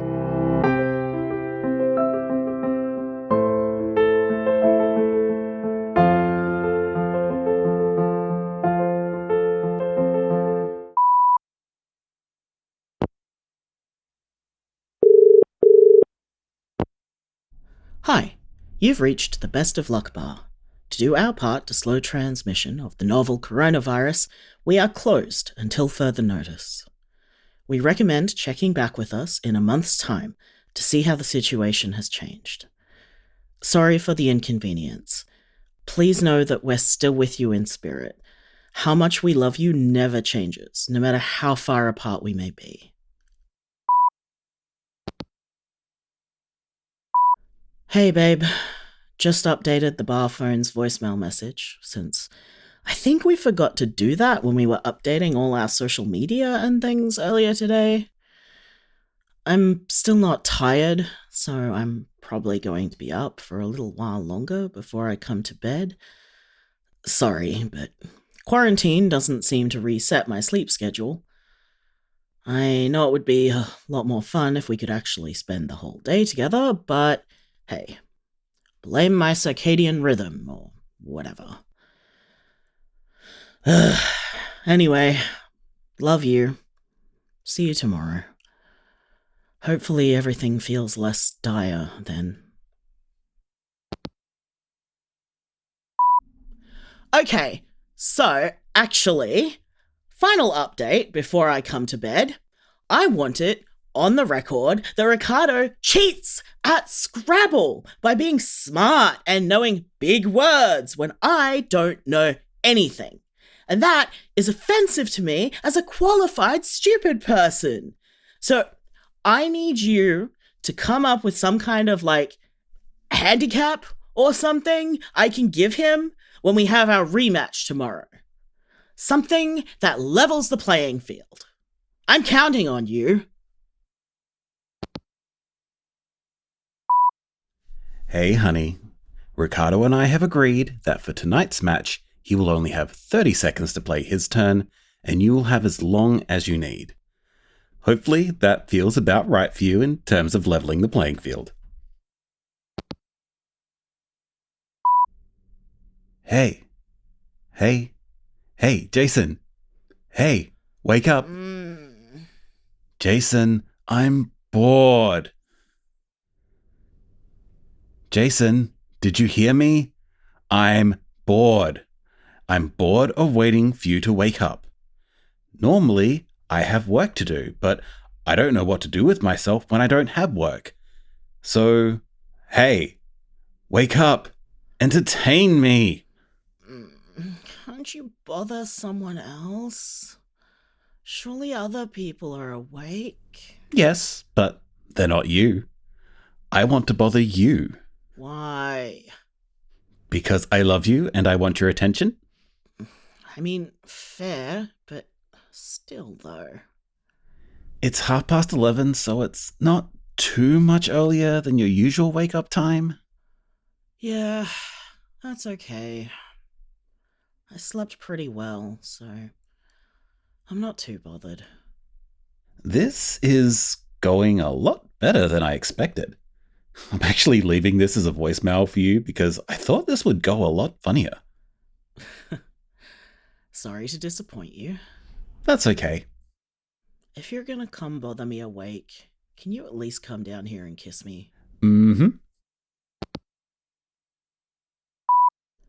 Hey, babe. Couldn't sleep again, so I'm downstairs having some tea. Don't ask what kind, I have no idea.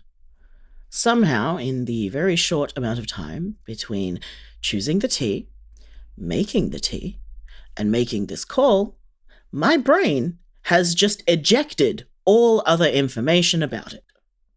Other than, this is tea that I'm going to drink. It was just from the miscellaneous stash in the kitchen. Some kind of pink wrapper. It's pretty nice. No idea what it is, but it's nice. Everyone else is in bed. I guess quarantine is giving everyone an excuse to sleep a lot, which is great. And I am jealous as hell. My body just refuses to do it. It's just like, hey, this isn't normal sleep time. We can only sleep during sleep time. What are you doing? Super annoying.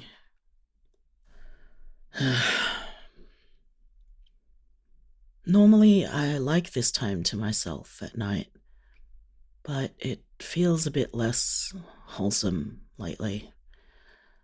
During the day, it's kind of fine because I've got you and the girls and Ricardo, but at night, when everyone's asleep and it's just my stupid ass still up, it's harder not to think about what's happening. And it's harder to not spiral a little bit, you know? Like, it's not like we haven't been talking about it during the day, but that's fine because we're all together, and so it feels not less heavy exactly, but it's okay because there's more people to do the lifting. But at night, I'm fine, by the way. None of this is like anything to worry about. I think it'd be stranger if I wasn't feeling a bit anxious about it all, you know? Like, there is literally a global pandemic happening. Not feeling anxious at all would be super weird. Or a sign that I was in denial about it happening. So, yeah, don't worry. I mean, you can worry about COVID. Like I said, I think that's pretty normal. Just don't worry about me.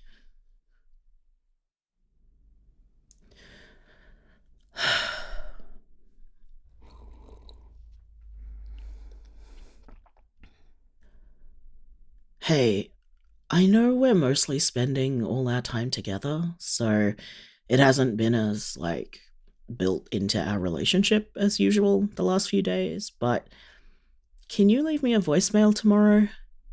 I kinda miss them. Like, I know it'll probably be difficult thinking of things to say, but I don't know, I like waking up to your messages. It's normal now, you know? And with everything that's happening, I really want to hold on to normal where I can. Yeah, I hope that's okay. Like, it can be anything. I just like having them. I love you.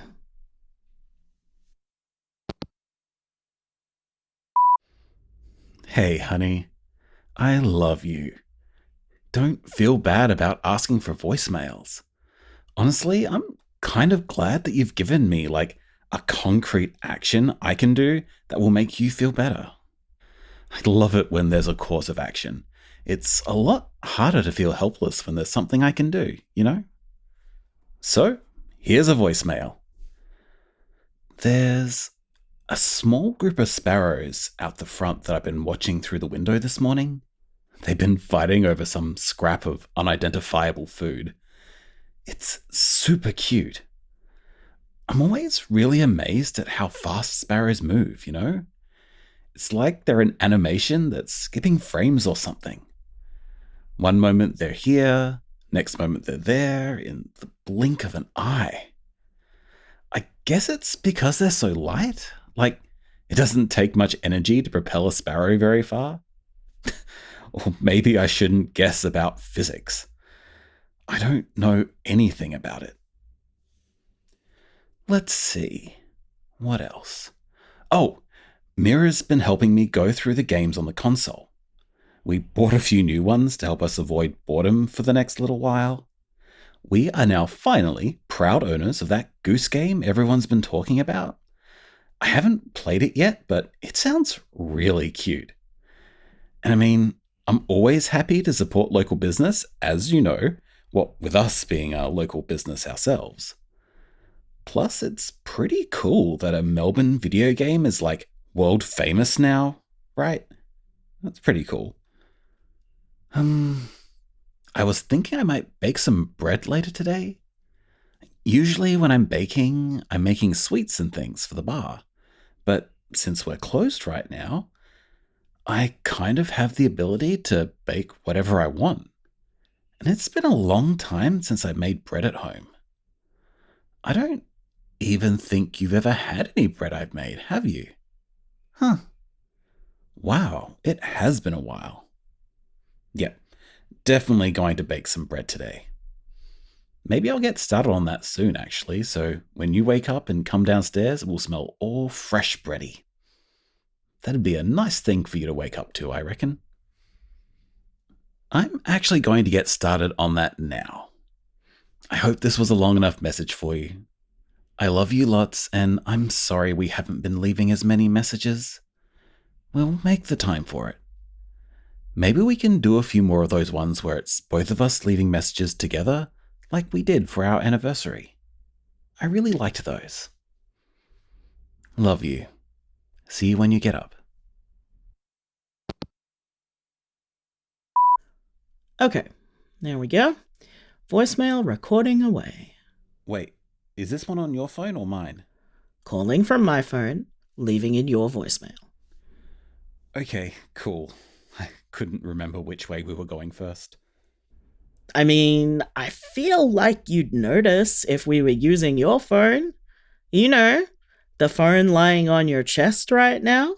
The phone you've been holding. Okay, sure, when you get all logical about it.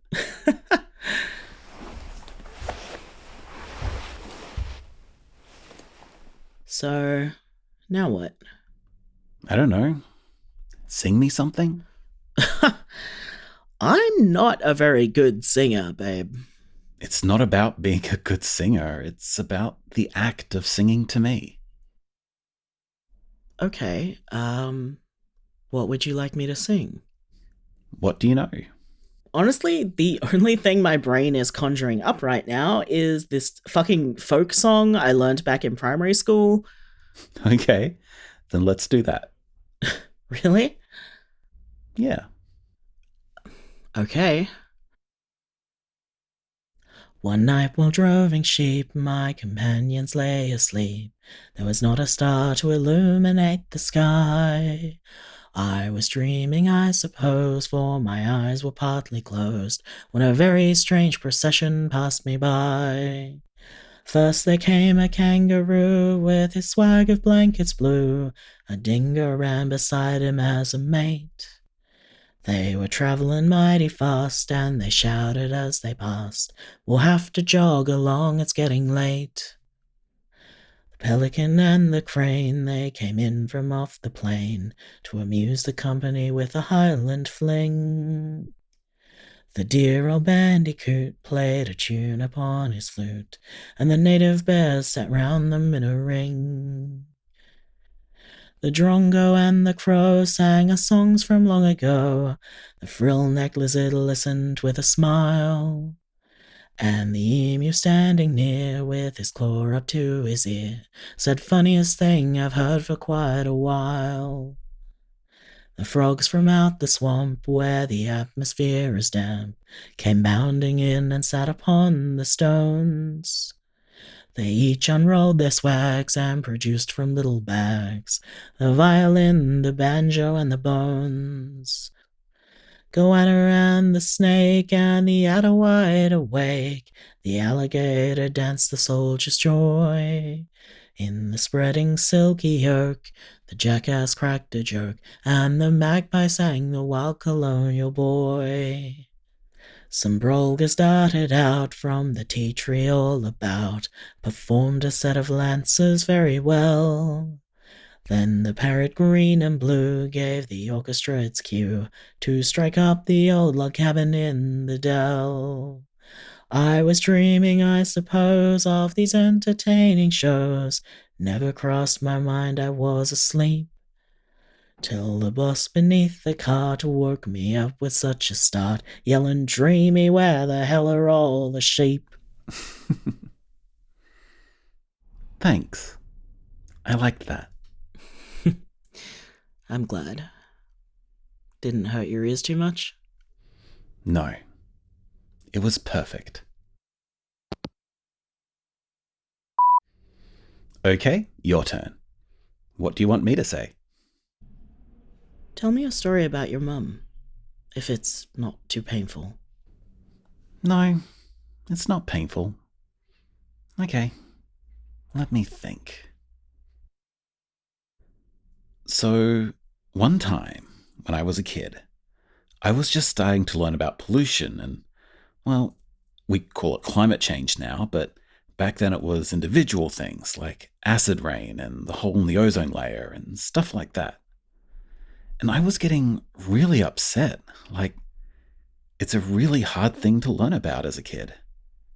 I imagine it's even harder these days. So I came home from school one day and I just burst into tears as soon as Mama asked me how school was that day. And she was really worried. She thought maybe I'd gotten into a fight or gotten into trouble or something like that. And it took me a while to calm down enough to explain that I was scared of the hole in the ozone layer. And I think a lot of parents would have felt the urge to tell me to calm down and not worry, that everything will be fine. And I mean, it's quite possible that she did have that urge. But she didn't do that. She didn't downplay any of my worries. She gave me a big hug, and we sat down, and she made a pot of tea, and we talked about it. We talked about it for a couple of hours, actually. She answered the questions she could answer, and the ones she couldn't, she wrote down so we could go look them up at the library on the weekend. We talked about what we could do ourselves. Wear sunscreen, don't use aerosols, that kind of thing. And we talked about how we should encourage other people to do that too. And it wasn't a one-time conversation either. We'd talk about it a lot all throughout my childhood. And she'd organize so we could do things like go plant trees, or we'd go pick up litter, stuff like that, anytime I was starting to feel overwhelmed about it. She clearly knew that there wasn't much we could do for those big fears, so she helped me target my worries towards things I could do. It's pretty clear I've always had anxiety problems, even as a kid. And I don't know, I think that the way Mama handled it was really good, and I feel like this is a really good example of that. It didn't cure anything, I was still anxious, but it helped. And it taught me that it was important to talk about things and work on them. It was okay if the anxiety never went away, or even if it got the best of me sometimes. But the important thing was that it was always safe to talk about. I think that's one of the best things she ever did for me. For me too. I've gotten so much better about talking about my feelings and handling my shit since I've been with you. And I've gotten so much better at it because you've taught me how. You make it easier. You make it okay. I'm glad. Mama would be happy to hear that too. Hey. Can't sleep. Love you a lot, though. Thank you for today. It made me feel a lot better. It's funny how little stuff can have such a big effect on us, huh? I don't know how things are gonna go in the coming months, but I feel okay about it knowing I'm with you. I can survive anything as long as I have you, and I know that together and with everyone else we love, we'll get through this. We just have to do our best and take care of each other.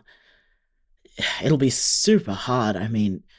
Not going out at all is super frustrating, and I think things are going to be pretty rough over the next little while, but I have faith in us. Yeah. I think we can do it. I think we can help make everything okay. We just have to do what doctors tell us, have courage, stay inside, and stay kind. Yeah. I love you so much. I love you more than anything. See you tomorrow.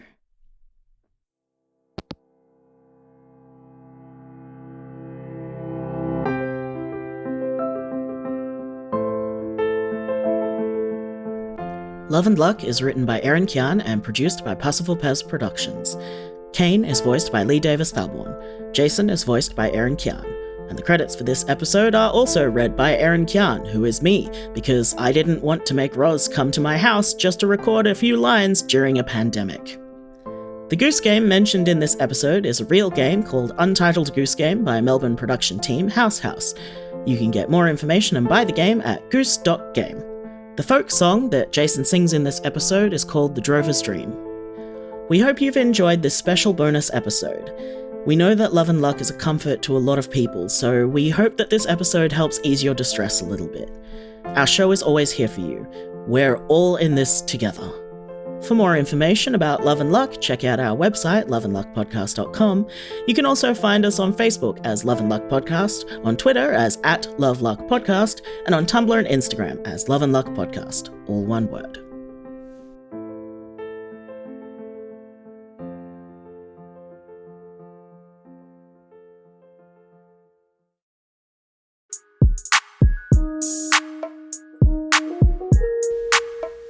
Hey guys, welcome to the first episode of the Bittersweet podcast. Yay, exciting. I'm Rahel. And I'm Wintana. And just to start off with, we're gonna give you guys just a quick recap of who we are. Like background on how we know each other and that. Yeah. So you can start, Wintana. Okay, pretty much Rahel and I met here we're both in London at the moment, but we're from Australia. And we literally had one mutual friend back in Melbourne, Australia, who got us, who linked us, and then ever since then, it was 7 months ago? Yeah, pretty much, I think so. Yeah, something like that. We've literally just, we've kind of just been sisters, to the hips. You know? Yeah, so that's pretty much us, and we both, I came here to travel and also to study, and then Rahel, you came to work, right? Yeah, just basically I'm just doing some retail thing, so yeah. It was a soul searching kind of decision, but that's pretty much who we are. So two girls from Australia, and living in London. London. How are you liking it? I don't know, London, it's just an interesting place. I don't know, it just makes me I don't know how I can love something so much and hate it so much at the same time. I know, because there's just I couldn't imagine being back in Melbourne right now, but at the same time there's things about this city that the weather for one, it drives me great. Literally mental.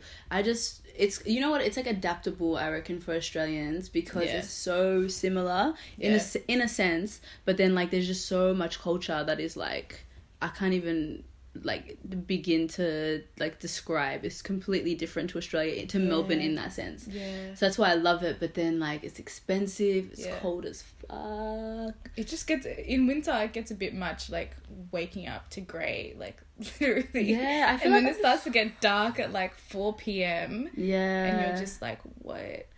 But like you said, I feel you can't beat the multiculturalism that is here. Nah, not at all. To somewhere like Melbourne. Yeah. It makes you feel I feel more comfortable being around more ethnic people. Yeah, it's nice. It just feels like a kind of little home in a way. It's nice. Exactly. It's nice. Yeah. But anyway, this whole our experiences here ties in really well to our first topic, which is on self-actualization and personal growth.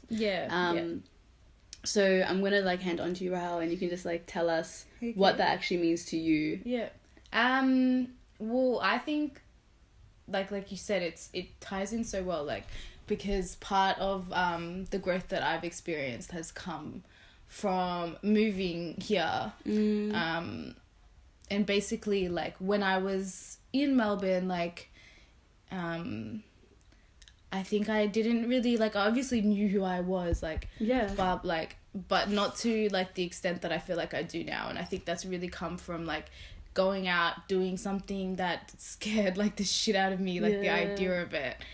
But it's just it was something I knew that I needed to do. It was so important that I got out of my comfort zone and I did this.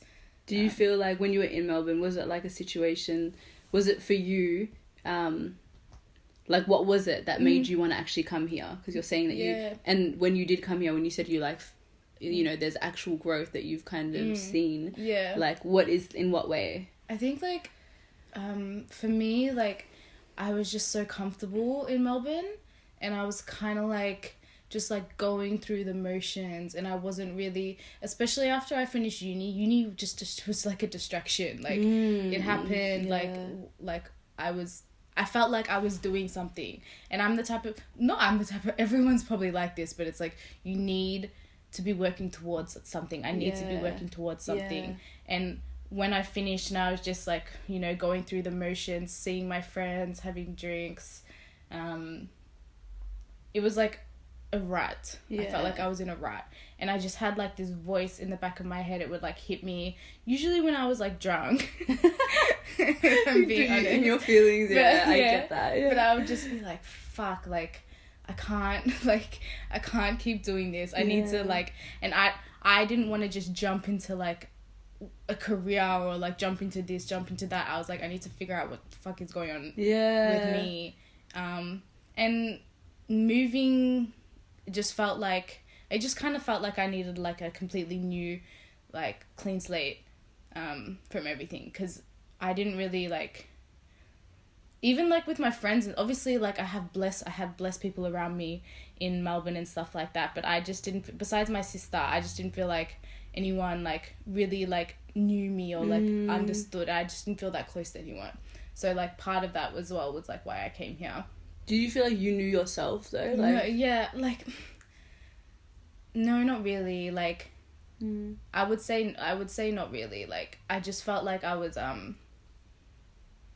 just going through the motions. And you was just and it gets to that point. No, I can totally relate to that. Like for me, I think it's really similar because in my lifestyle in Melbourne was pretty much like, it was just scattered. I'm still in uni. I'm still like doing, but it was always like I was working, I had uni, social life, and I think I was just so busy, and I didn't understand the value of my own time until until I came here. For me, it was an experience just being alone a lot, because it's like I didn't have that community of people that I was constantly around. Like I met you, I had my uni friends, but there wasn't that expectation to always be there.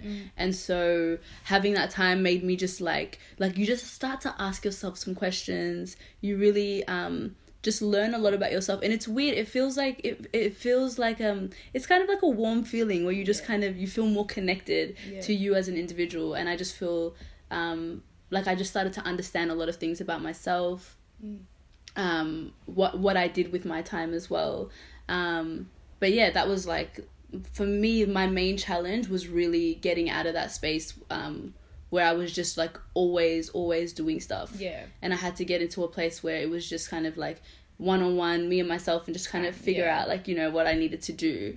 And it's crazy because it's also like when you don't, I feel like we're all at this age where it's like we're 20 something, and it's just like expectations on expectations from like your family, just society in general. You know, like when you go to school, there's like this, like, you know, there's that stigma that like, you know, if you're in school, like you're this intelligent person, if you're not, you're, you know, but like there's that black and white bullshit. But then it's like when you get to a point where it's like you, like, let's say you finish school, I'm finishing soon, and it's like I don't even know what you know, there's that expectation to know what you need to do or what's your next step all the time. And I feel like that's not the case. Reality is like you're not always going to know what you need to do next and all that stuff. So it's really important to kind of like make sure you're grounded and make sure you apply that like time into yourself to be able to understand yourself. And yeah, like I think that's so would you say a lot of that came from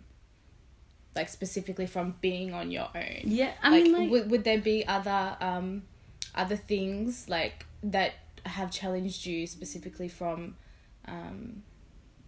you know, taking the step and moving to London? Yeah, I mean, you know what's crazy? When I came here, it became like my new challenge. It was like, okay, cool, now I'm like spending so much time with myself. But then it's like the more I did that, the more there was like this, I think naturally there's this like as humans, I feel like we try to seek like validation all the time. So I think when I was here, I was kind of like, okay, cool, I need to figure out what I need to do. But then also it got to a point where I was literally just like, sorry, I lost my train of thought. But pretty much I'm trying to say like it got to a point where it was Say yeah, literally, I know. Like I'm saying, like we seek validation all the time, and I think for me, I was doing that. I was trying to fit in. It comes back to the whole expectations thing, and I was trying to like really fit into the whole like London lifestyle, like social media, because I was like alone a lot of the time. Social media was something that I was constantly using, and so like I was always on like Instagram, just trying to like keep up with what was kind of going on. And then it gets to a point where it's like it kind of is consuming, because it's almost like you're chasing something that you don't actually really want. And then when you do that, it's like, you kind of get it. When you get there, it's like not satisfying, which makes you feel even worse. And so I think like that all ties in with growth. If you're able to kind of realize these things. And so much of that comes from having like a really like being confident that you know who you are. Like you're how are you gonna have any idea what you really want if you don't really know who you are? And like figuring that, I think that it doesn't necessarily come down to like moving to another country, but you need to do something in order to be able to like take that step and figure out who you are, not just fit into like, okay, I should be doing this now. I kind of, it's like like we said, like trying to understand yourself and being true to who you actually are. Like authenticity is so key, because it's like if you're just chasing all this like what you think who you think you are, or like blah blah, like, you know, trying to be someone you're really not, you get to a point where it's just kind of like you're just not satisfied, you're stuck, and it's just a shit feeling. But and I think it's so easy to point the finger and say like, oh, you need to figure out who you are and find yourself and be, you know what I mean, be that, like be real or whatever. But it's like, how do you think like for you, like did you feel like you went through those, when you said you went through the emotions, do you think that finding or like getting to a place where you feel a lot more grounded, what did you have to do to get there? I think that like it mainly like it came down to really prioritizing. I think one of the main things for me was just like gaining confidence in myself, and that came from doing things like putting myself in situations that I never would, like you know, meeting all these random people, like just putting myself out there, like it just like it stuff like that made me figure out like, okay, I can do this. There's so many things that like I would look at back, and the type of person I would be in Melbourne, I'd just be like, no, start a podcast, wouldn't do that. No. You know, I know what you mean, like that would never be me. It's just like, but now I'm just like, oh, actually I think what can I get out of like, what can I get out of doing this? Because like with moving to London, like I can't believe how much I've gotten out of this experience. And it's something that I was struggling with for such a long time. I was just like, oh, do I really want to like do this? Like my whole mindset was kind of like, I can't be asked until you got, I got the ticket, and I was like, fuck it, I'm gonna do it. So it's just like, can't be asked. It's just like, I was just running through everything in my mind, like, ugh, like the whole thing seemed like kind of long. But I was like, because I told you, like, it was so comfortable for me back at home. Like, I was just chilling, like, work was cool, like, I could have just gone to I could have just studied again. But I was like, no, actually, like, this is super important. Like, it's so, and that's how I think, like, I got to a stage of, like, like knowing myself, and I think I could say with confidence that I feel like I do. And I think I'm gonna come back like a completely different person. You know, that's even like the step that like even having that realization to come here itself is already like a step. You know what I mean, towards like whatever your journey is. But I feel like that's already growth in itself, like realizing, oh look, like this is what is actually going on. Because a lot of people, including I reckon myself, and I don't know, you too, I reckon, well, I don't know, let me finish what I'm about to say. I feel like we just kind of lose, we don't actually reflect back and look back and think like, oh, you know, it's like if we're comfortable, why change it? And it takes a lot to take yourself out of a situation and be like, all right, no, I need to keep moving forward. But for me, I think it was like literally practicing. Like when I came, I'm like, I had to practice a lot of things, like I know it sounds like corny, but things like self-love and sitting there and just like journaling became a big thing for me here. Like reflection, like I started to write a lot and just like I feel like these little habits that you create for yourself super important. are really important because it helps you kind of just, and it depends what kind of person you are. Like if you're like intuitive or like someone who's more spiritual and you know, those kind of, I just feel like we all have kind of our ways of doing things. But they all play a part to your growth. Even being like, I read something and it was like, be impeccable with your word. And it's like, you know, little things. Like I used to do the most like stupid things, like drop, like, you know me, I drop and lose everything, like everything. And then I was just like, I used to like cuss at myself every time, you know what I mean? And then it's kind of like you play into it, or like you almost think you're gonna lose it next time, or you're gonna do that. So it's like, I stopped doing it. I tried to stop, like, you know, getting, because I'd get really bothered at myself for just doing something so silly. So I'm like, just be like, you're such an idiot. I'm such an idiot. Like, why the fuck would I do that? And I was like, okay, look, relax. So I stopped doing that. And I think those little things, like, for me personally, helped me, just helped me kind of look, like, a little bit, like, I guess, I don't know, just kind of, I can't even word it, but I think those little things for me would actually, like, help me with my growth. You know what I mean? It's just just having just a more positive mindset on general. things. Yeah, I see that. 100%. I think that's so important. Because I'm the same. I'm definitely the same. I have a tendency to be like super harsh on myself.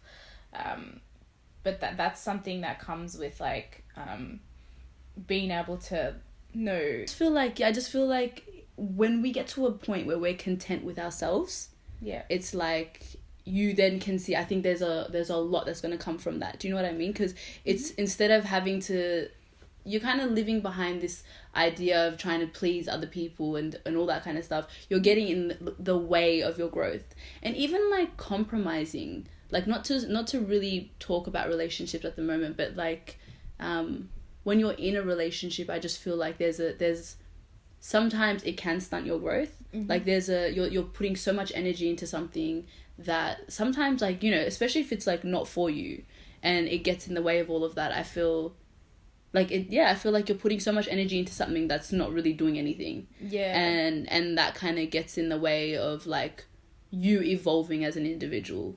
Like would you say the same, or do you think like I would agree with you. I think that it's so important to, like, if we're talking about like knowing yourself and stuff, I think all of that comes from, I think it's essential that you'll have at least some time on your own, a period like where you're completely on your own, where you're not like because being with someone, it's like you're a part of that person. It's a lot.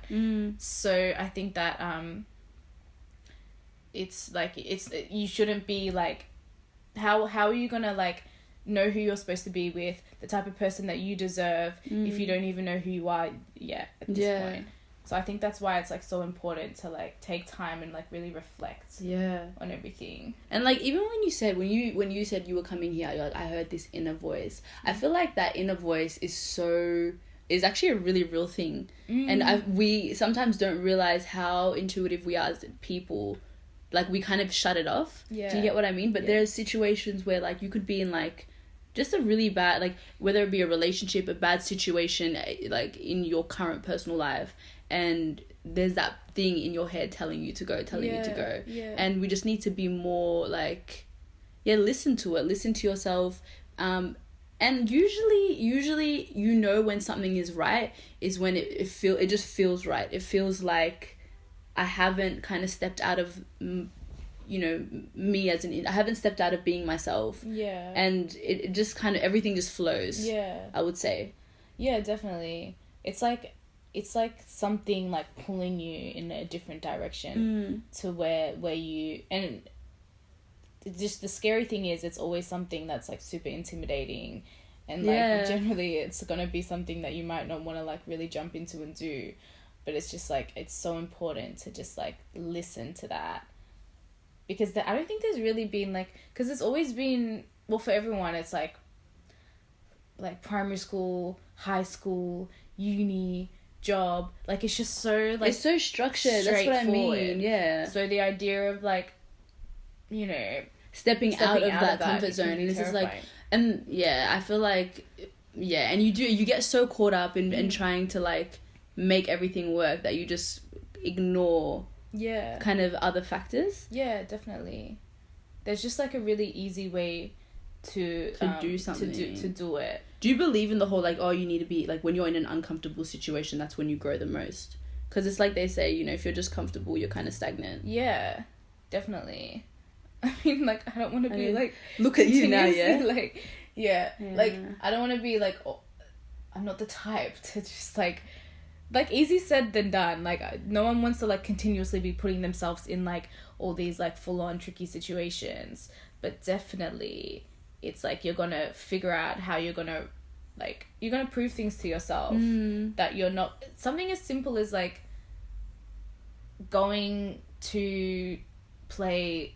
on a mixed netball team or something with people that you don't know. Just like you're gonna figure out so much about yourself that you wouldn't just sitting at home watching stuff, doing the same shit that you do over and every over single again. day. That scares me though, you know, like to ever get to a point where I'm just like stuck in a routine, like a really, really like just a mundane routine where I'm just doing something over and over and over again. Like we're in our 20s, you know. Yeah. It's just like there's time for that when you're like 50. If that's what you want to do, when you're old, yeah. Like that's now what you want, but it's like now is the perfect time. And that's what I said to myself when I was like, because I kept putting it off. But it's like, when in my life am I ever gonna be able to do something like this? Yeah. Like, you have to think about it like that. It's like when we talk about time, like you need to like make sure you're making the most out of the time that you had. So it just sounds so cheesy. No, I know. No, but it's true because it's like okay, if you're like what 20 something, early 20s, whatever, and you're just like, all right, cool, next thing I need to buy this house, like your goal is like, yeah, it's good to have goals and all of that, but it's like, why are you putting something so like an experience, like, you know, okay, yeah, we're traveling, but experiences like traveling, like what's something else would you say? I don't know, like going, like maybe going on a road trip or something, like doing a class, some cooking class, or learning another language. Doing all these things that are like that, like, or whatever requires you not to work as much and to do something else. And it's like why put that thing on hold just to make, you know what I mean, just to make this money to go towards something else. I feel like we kind of have our priorities mixed up with like what's valuable and what isn't. And I think that being so young, you only really get to be that like once, and it's like to prioritize yourself is so important. To prioritize your growth, to just like that's what I said, like value of time, prioritize your growth yourself. When we look at relationships again, prioritize yourself. Like, not to say that you shouldn't be in a relationship, but it's just like if that compromises your growth, then maybe it's not for you, you know what I mean? It's like and I'm not gonna sit here and be like, oh yeah, I know, I'm so like I know everything because I've been away for so long. I feel like there's so much more to learn, and the more you learn, the more you're like, shit, I don't know. But it's just like it's just to be in a place where you're constantly evolving is like, you need to realize certain things about your life and where you're going, and be really real with yourself. I agree. It can come from like we said, there's so many different things, but I think the most important thing is like really prioritizing and just like really looking into yourself and love yourself yourself. My god, love yourself. Literally, like you need to do sorry. It's so corny because it's so much, but it's not at the same time. I feel like practicing self-love is like otherwise there's so many toxic things that can happen if you don't like the type of people that you're going to surround yourself with, like if you have high expectations from yourself, you're going to have high expectations from other people as well. So you're going to really like be surrounding yourself with the right people. You're going to be dating the right people. Is that the law of attraction? Yes. In a way. I feel like that shit applies to everything. I need to like look it up. I think so, Did I tell you about my situation the other day and how I found £5? Oh my god, I was literally like, so basically I lost my card. Okay, this is off topic, but I'm gonna tell this story. I lost my card, and then I was like, oh shit, okay, I don't have a card now again, and I had to wait for money to transfer from one account to the other, and then I literally had like £10 in my account. I was like, cool, I need to get from A to B, so I put in £10. Or whatever, I topped up on my like Oyster Mikey for Australian people. Like, it's just like to top up my travel card. And I put in like £5. I had 5 left for the day. I was like, cool. I'm waiting for this money to come in, just hoping it was going to come in all day. And then I wasn't even like, you know when you're so low that it's like, it's almost fine, like everything's okay, because it's like it's too low to even worry. You're just kind of like, whatever, you know. Really if bad. I run out, like I know I'm gonna run out. So it's kind of nice though. It's kind of freeing. It's stress having money, to be fair. And then I was like, more money, more problems for real. And then I was like, tying my shoelace, turn around, this lady's like, oh, you dropped your £5. And I turned around, I was like, oh, I did. Thank you so much. I was so happy. I was like, wow. But then again, I'm like, I don't get how the law... Maybe I was thinking it. Yeah. And that was like the law of attraction working. I have no idea. I need to do my research into that. Okay. I mean, I understand what you're saying, but I don't think it applies to you. I was watching The Secret the day before too. And I was like, oh my God, this is the law of attraction. Yeah. No, it's true though, isn't it? Yeah. Oh. Anyway, I completely just went off topic. Completely. Oh, it was off topic, but like kind of on topic. I mean, like if you apply, like I guess this law of attraction, which I don't really. Yeah, I mean, like we know about it, but like not really like experts. But I think it's all about like making sure you're surrounded by the right people.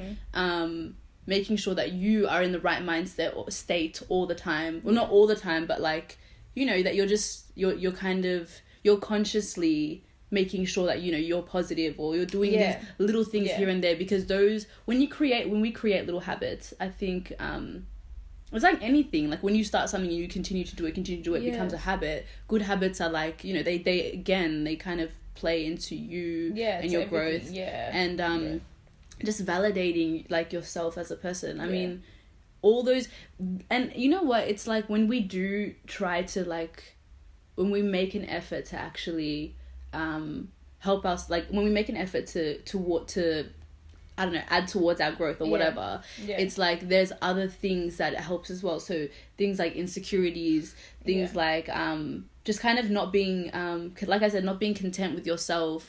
All these things I think fade away because it's like you start to feel so much more secure with who you are as a person, instead of like, you know, when we're just so like, I feel like we're our biggest critics, and it's like everything that we can, no matter what, I'll always find something wrong that I don't like, you know what I mean? But if I kind of just change my whole perspective and my attitude towards that, and then it's just kind of like, if you just accept who you are as a person, then it's just like you're just, you know what I mean? It's like I just think there's bigger problems ahead of you, and if like you can overcome something so minor like an insecurity, then it's like you're just going to be on to greater things. I agree. Definitely.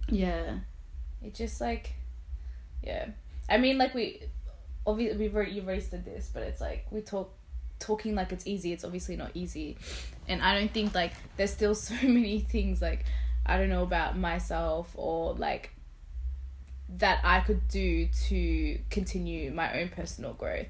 But as long as it's something that you're consciously aware of, I think that's like one of the most important things. And I think that comes down to like putting yourself in maybe uncomfortable situations and really pushing yourself. And also understanding that like everybody is kind of like, we're all this, like, it sounds, okay, we're all kind of the same in the sense. Do you get what I mean? It's just some people have kind of mastered the whole idea, the whole, like they've overcome certain things. You know what I mean? So it's just kind of like they're in a different level, like level mentally, I guess, or like whatever. But it's just like, if you get to a point where you realize that like no one is better than anybody else, then it kind of helps you with, you know what I mean? Like how you're going to grow as well, your own little journey. Anyway, like we said, like we're all at a stage where we're just trying to figure it all out. And I think that like as long as we're just constantly, not like, as long as we're conscious of like where we are, and we make the effort to kind of, you know, to prioritize ourselves, to put time into ourselves, then like, you know, you always will have some sort of positive outcome there. And just like, you know, if you're just being like we said, being true to yourself, it just makes you feel better with a lot of things that you do as well, you know? Yeah, definitely. And it's just like, there's just like it's like exhilarating when you face a challenge and you like come out the other end like with something that you've accomplished. Yeah. Like, and yeah, sorry. I'm not gonna say too much more.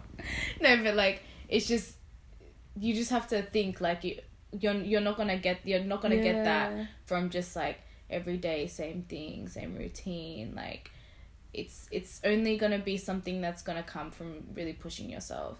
And also, you know what, like, I feel we're also never gonna know what like is for you and what's not for you. Do you get what I mean? I mean, like, you will know when you start doing it, but it's like trying to pick what you want to do at the beginning. I think it's just like, you should pick something and just write it out. And then if it's like not for you, you know what I mean, then it's like you'll figure it out as you go, and you grow and you grow and you do those things. So like, this whole bullshit about, oh, you need to know what you do by the time you're 22 or whatever, well, not 22, no one ever says that, but like 25 or 27 or whatever. It's just like, that's not true. Everyone has their own time. Do you get what I mean? And it's like, everyone's journey is so different. We can't try to paint the same picture for every single person.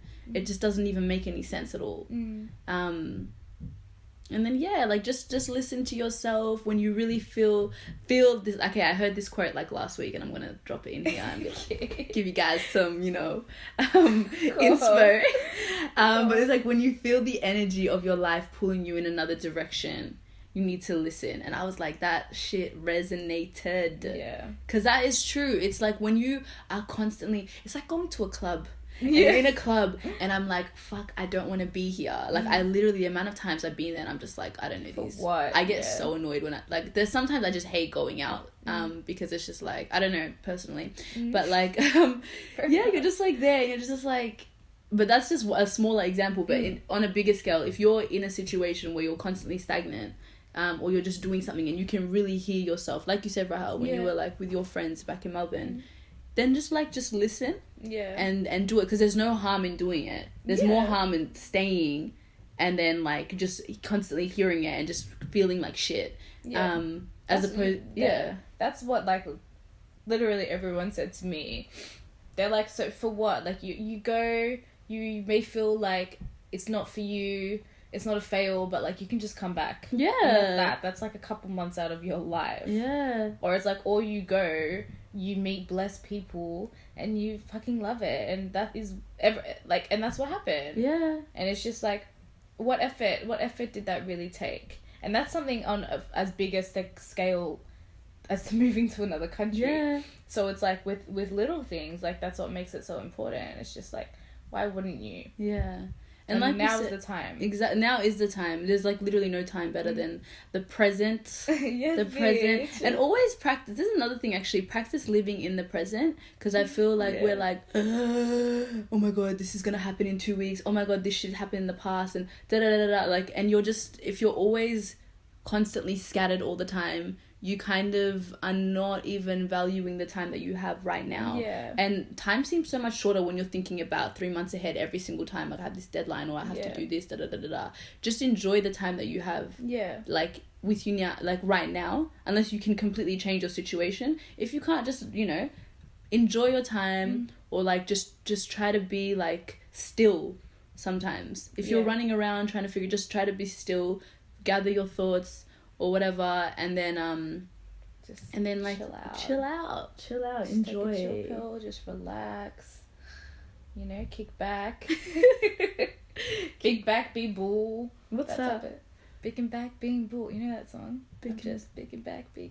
YG. I'm so lame for that. I don't know it. Sorry. It's a banger.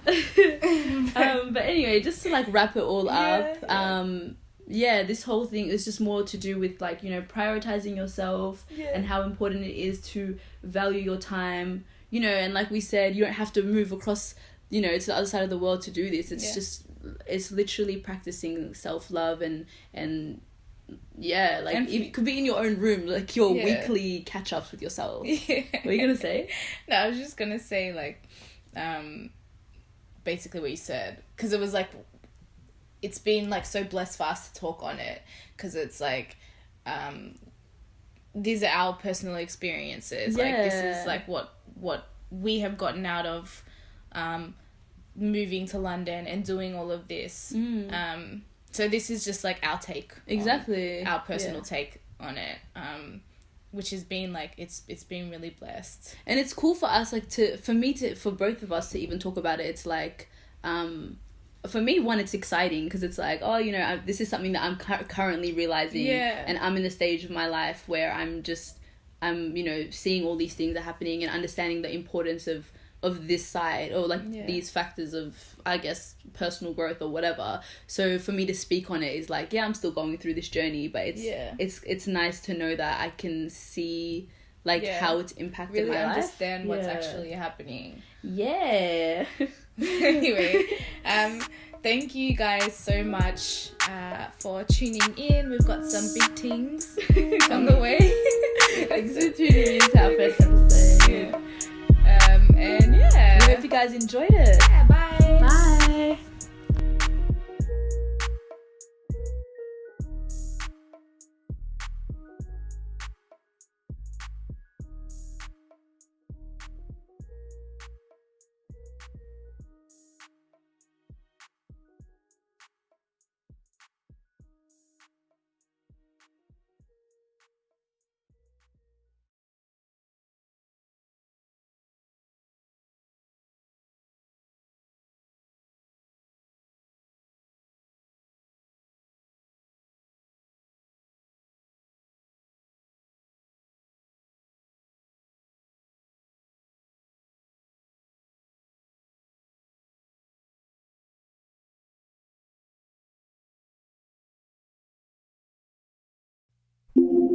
From behind the wire and the Wheeler Centre, this is The Messenger.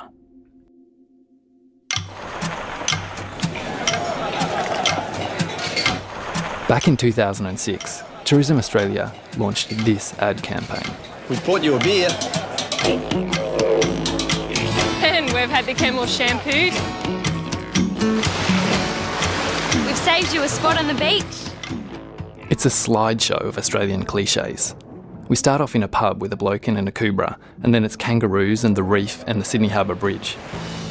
We got the roos off the green. And Bill's on his way down to open the front gate. The message is clear. Australians are a welcoming bunch. Your taxi's waiting.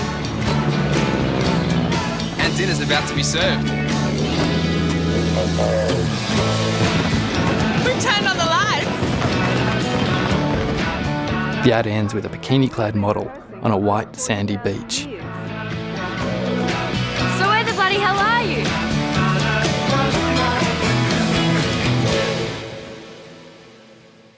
The man who oversaw those ads was Scott Morrison. At the time, he was the Managing Director of Tourism Australia. A few years later, he starred in a different kind of welcome video. My name is Scott Morrison and I am the new Minister for Immigration and Border Protection in the new Australian government led by Prime Minister Abbott. This video was shown to thousands of asylum seekers on 2 remote islands in the Pacific Ocean, the world's smallest island nation, Nauru, and Manus Island in Papua New Guinea. You have been brought to this place here because you have sought to illegally enter Australia by boat. The new Australian government will not be putting up with those sorts of arrivals. For over 20 years, Australia has automatically detained asylum seekers who arrive by boat. If you have a valid claim, you will not be resettled in Australia. You will never live in Australia. In the video, Morrison is flanked by 2 Australian flags, and behind him is the slogan, Operation Sovereign Borders. If you are found not to be a refugee, you will remain in this camp until you decide to go home. If you choose not to go home, then you will spend a very, very long time here. And so I urge you to think carefully about that decision and make a decision to get on with the rest of your life. 3 years later, about 2,000 of those people are still on the two islands, including over 800 men on Manus.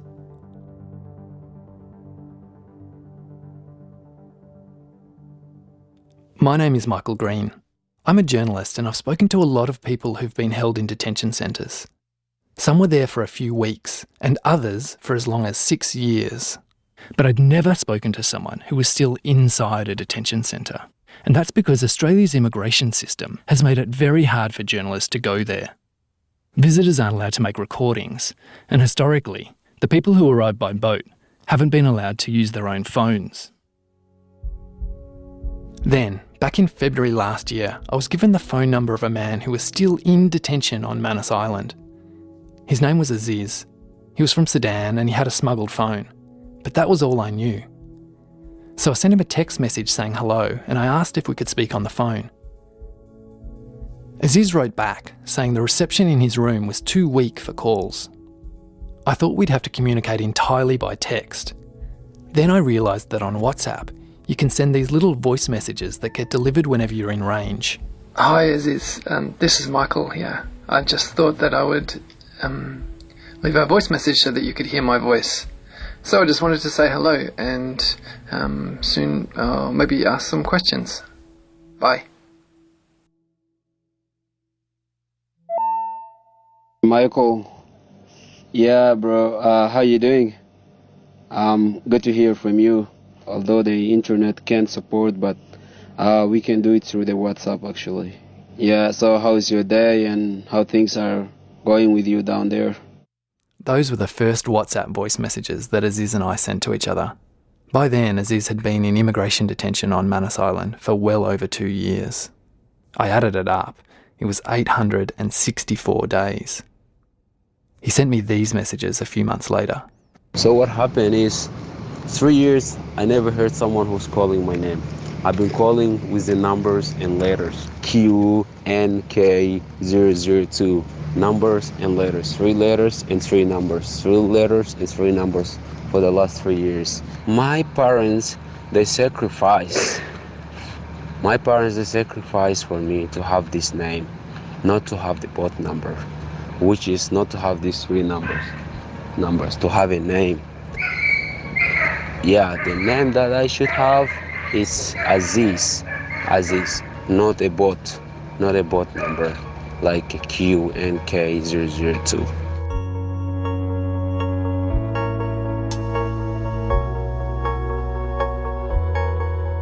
You're listening to The Messenger.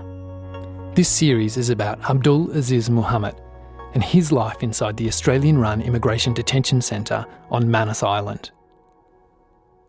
Late last year, Australian Prime Minister Malcolm Turnbull announced a deal to send the refugees on Manus Island and Nauru to the United States. The details are sketchy.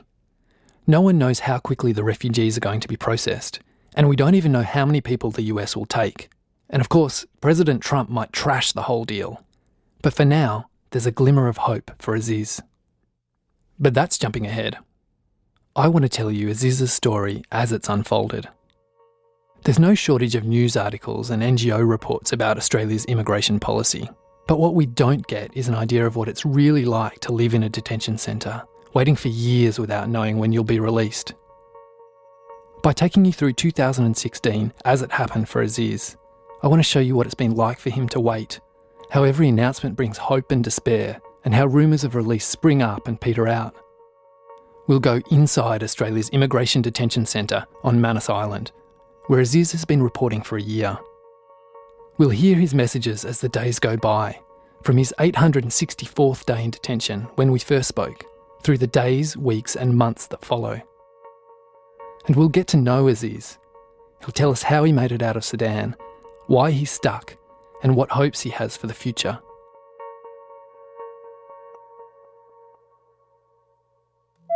Hey Michael, here is Aziz. It is 1 a.m. in Manus time, and I was trying actually to get some sleep, but I thought I can actually, and I don't know what is happening to me, so I thought it's really better for me to talk to you. You'll probably have noticed by now that the audio quality of Aziz's messages isn't always great. There's often other detainees in the background or snatches of a song being played nearby, or maybe the sound of heavy rain on tin roofs. As for the messages, it was more like writing notes for each other than having a normal conversation. I got to know him in short 30-second bursts. Hey, Aziz, Michael here.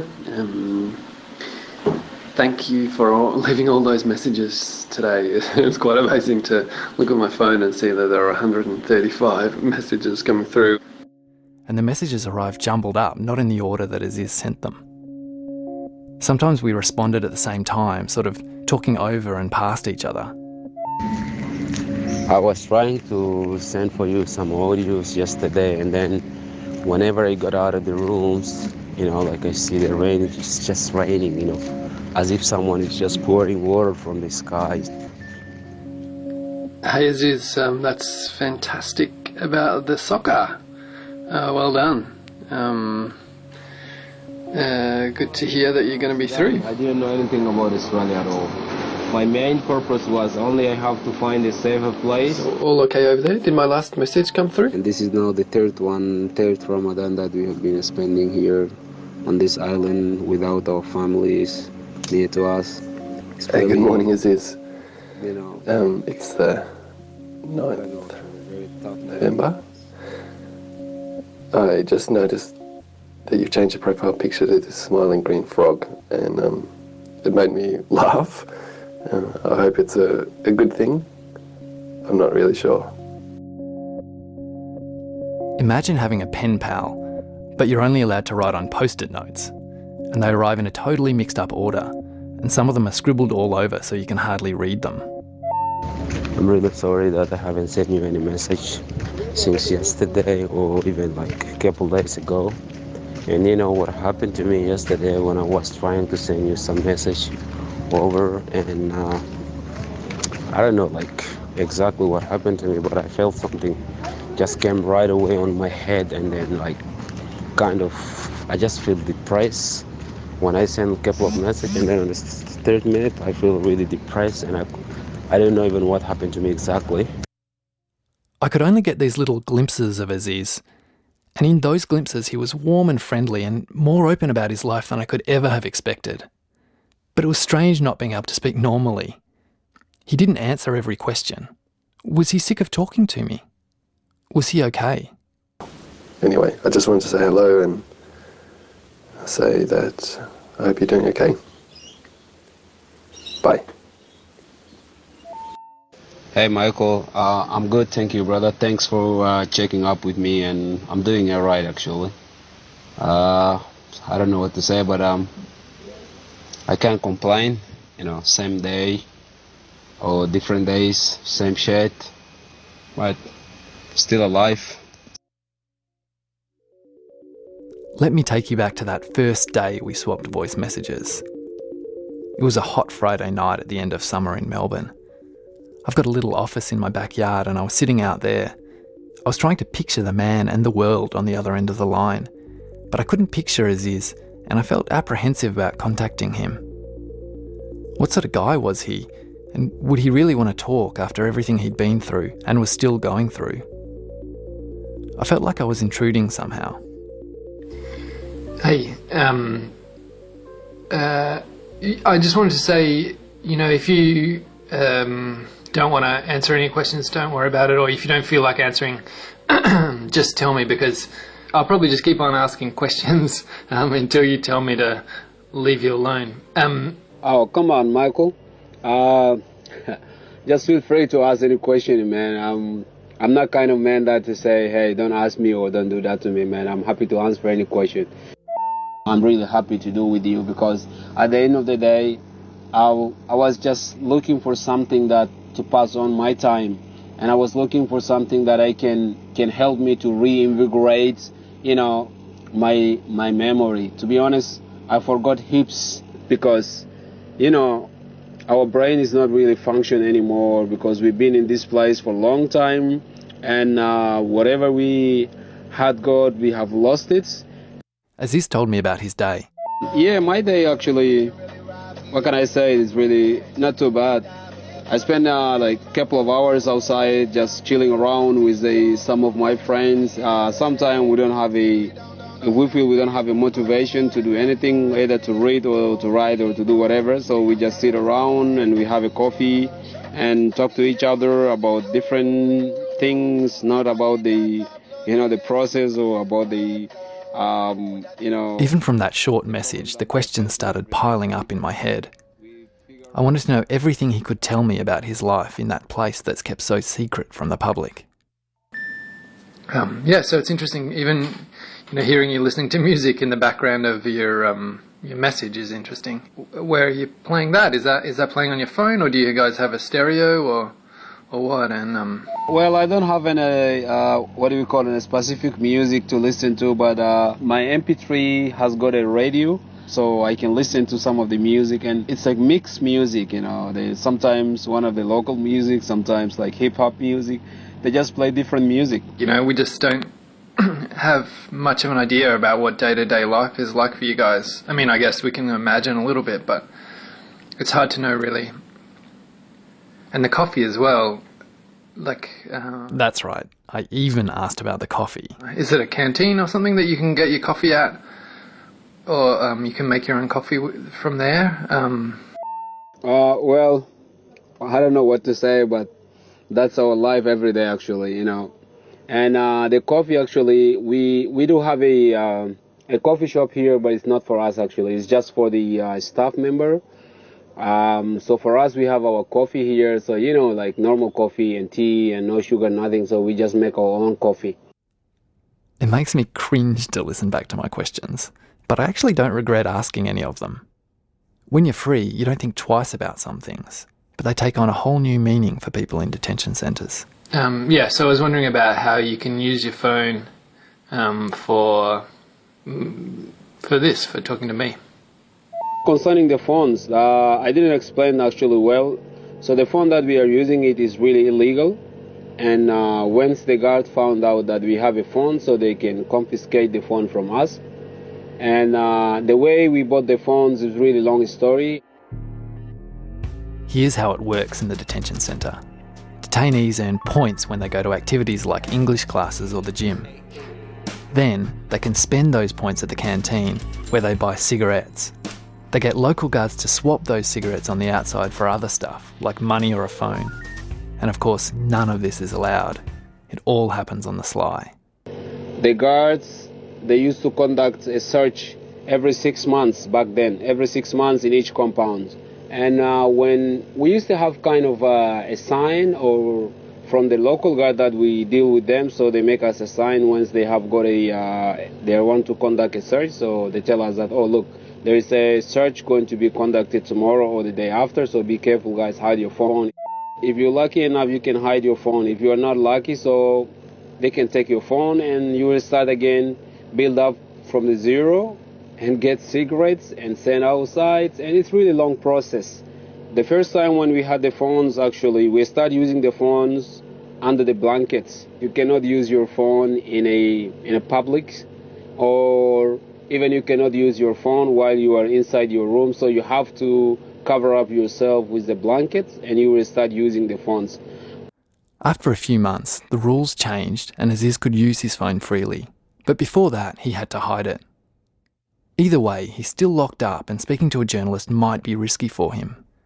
Under Australian law, even the guards and other contractors who talk publicly about conditions at the centre could be sent to jail for up to 2 years.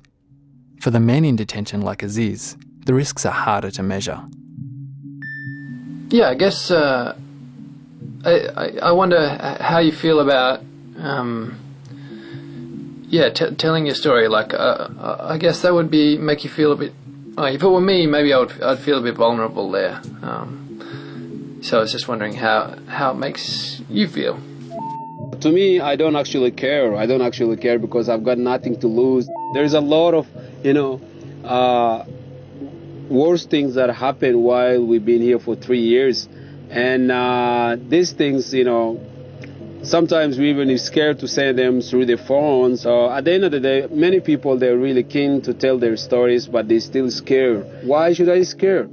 because I'm not saying something wrong. I'm not doing anything wrong. I'm not breaking the rules. I'm not breaking the law. So this is part of the rights, and I have to do that because at the end of the day, I just want to send a message. I want to tell people that, look, this is the wrong things. There's something wrong is happening.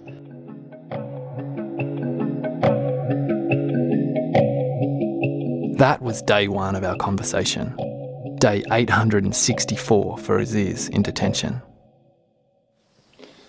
Well, maybe we should kind of leave it there for today. I want to keep talking to you lots of other days, and we can really begin to stretch your memory and test it out and keep your brain active. But yeah, maybe another day. I'll speak to you again soon, I hope. Great. That sounds really good enough. Yeah, as you say, by stretching our memory. I went all back to my memory, and I brought some things that even I've said them. I haven't been saying that for a long time. Actually, and I haven't talked to anyone about it. And thanks for your support, and thanks for keeping in touch with me.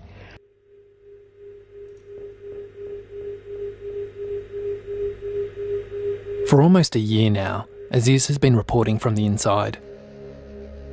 There was a time back in May and June last year when Aziz would wake in the middle of the night and pace the compound, leaving message after message. Our process, it will take a long time, and we didn't know how long the process. We still believe that the right time hasn't come yet, so we are still waiting.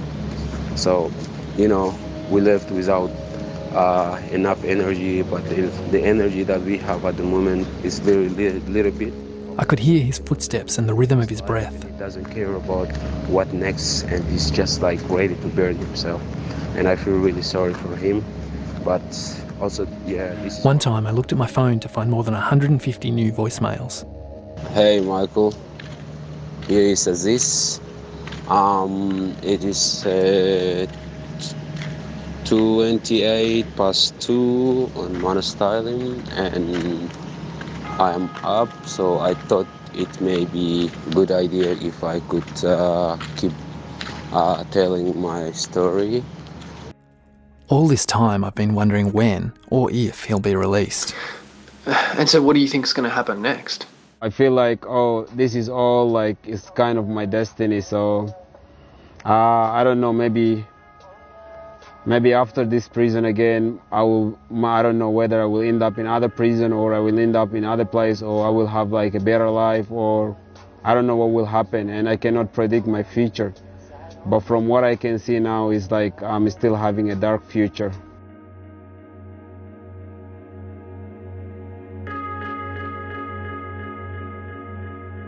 Over the months I've been speaking to Aziz, the Australian government has been trying to get him to make one of two choices: go home to Sudan or agree to live in Papua New Guinea. Aziz says both options are unsafe. Then, in November last year, Prime Minister Malcolm Turnbull called a press conference. So I can now confirm that the government has reached a further third country resettlement arrangement for refugees presently in the regional processing centres. The agreement is with the United States. It is a one-off agreement. Just days earlier, Donald Trump was elected to be the next president of the United States. On the campaign trail, Trump spoke out against immigration and Muslims. Donald J. Trump is calling for a total and complete shutdown of Muslims entering the United States until our country's representatives can figure out what the hell is going on. So Aziz's future is still very unclear. Just before the US deal was announced, the Australian government tried to ban refugees like him, who came by boat after July 2013, from ever coming to Australia, even as a tourist. And that might still happen. The Senate hasn't voted on it yet. When I first heard about the lifetime ban, I thought about something Aziz had said to me on the very first night we spoke.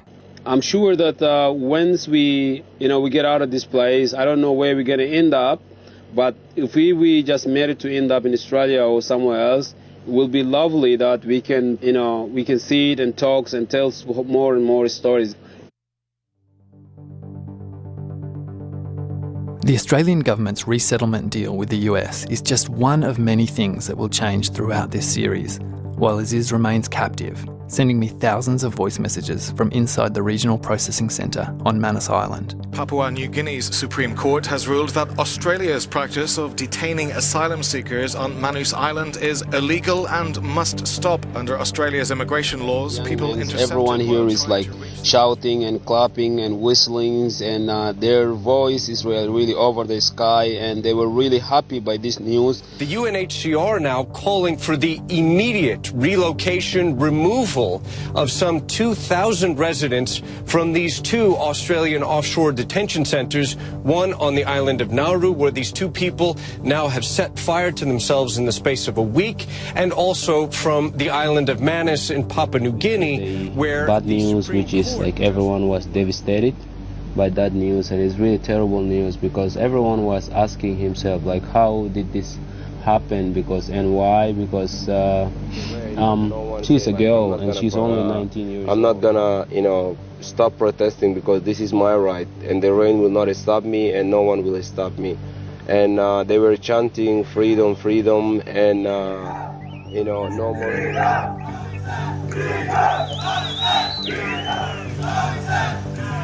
We need to make a very tough stance and put out a clear message. Refugees are not welcome here. We have been watching it here as well, and we're paying attention, and we saw that Donald Trump, he won the election. I was like, oh shit. And I've started thinking, but I don't know what to say.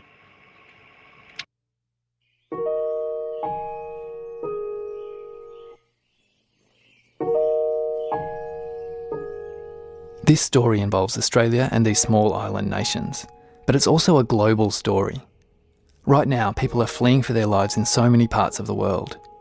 What Australia is doing by sending people to Manus Island and Nauru is unique, but it might not be unique for very long. Some politicians in other countries have criticised the policy, but others want to copy it. Either way, the world is watching, and Aziz wants to tell them what's going on. We have been, locked away in a place where it's an isolated island and far away from the other world. When you cry or when you scream, no one can hear you. And I thought that is a better idea for me to be the messenger. Like, what I mean by that means to be the voice of everyone in here. When people scream, when people cry, so that the other people will hear. There are some men that have been locked away in a remote island called Manus Island, and they are really suffering, so they need help.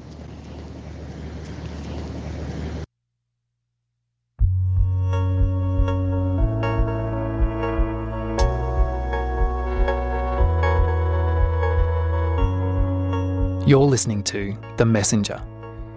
Next time we ask, where is Aziz? What does the detention centre look like? And most importantly, what does it feel like to be stuck there indefinitely?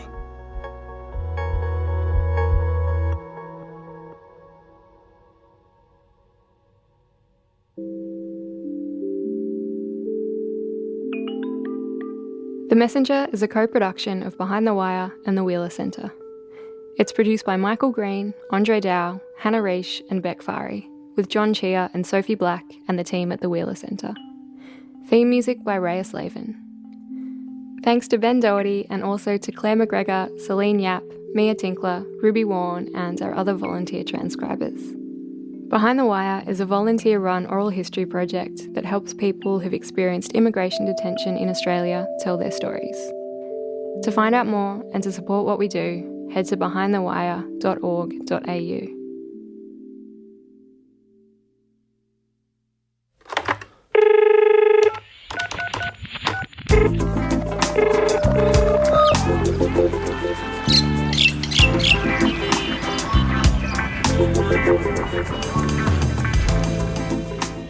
Hello and welcome to 360 Documentaries here on RN. Kirsty Melville with you. And today we're talking about secrets, about the mysteries of the past, the stories that have yet to be told, the sleights of hand we suspect but can never confirm. We all have items kept from our childhood or from our parents' or grandparents' lives hidden away in shoeboxes in the back of wardrobes. Photos, letters, postcards, and sometimes even recordings. And occasionally, just occasionally, those bits of family history contain stories that are quite remarkable. Was it real? You know, I drive my grandsons crazy because they can't bear me not telling them. I simply say what we always said, you be the judge. The audience is very tense here. 15 seconds, we're halfway through. I kept trying to get her to say if it was real or not. Remember that Leslie's going to attempt to transmit this on the actual second. And it got to a stage where I would have even been satisfied with just an admission it was a magic trick. 54, Not how they did it. Just my grandma saying it wasn't telepathy. 28, 29, 0. When he was growing up, producer Jesse Cox discovered a set of old cassette tapes which turned out to be a high-rating radio show his grandparents had done on the BBC. They'd been illegally pirated onto vinyl in the 1950s and had survived being transferred onto tape decades later. The tapes had sat in the front room of his parents' place for years. And it wasn't until Jesse was a teenager that he discovered what was on them. Recordings of an unsolved mystery that has now captivated and kept his family guessing for 3 generations.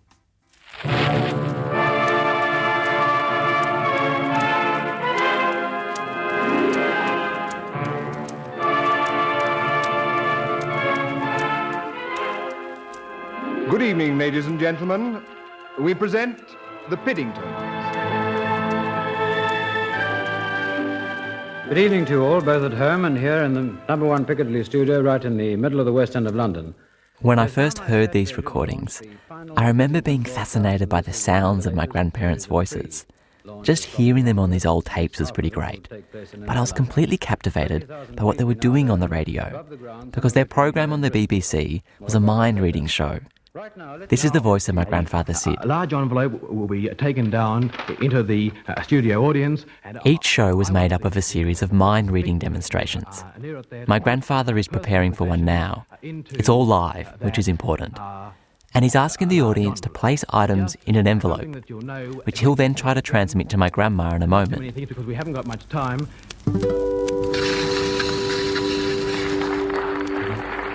Visualise a studio that sits over 150 people. At the front of the room is a small stage, and on it are big old-fashioned microphones with BBC written on them. This is where my grandfather stands. He has a blackboard to one side of him, and he's joined on the stage by judges.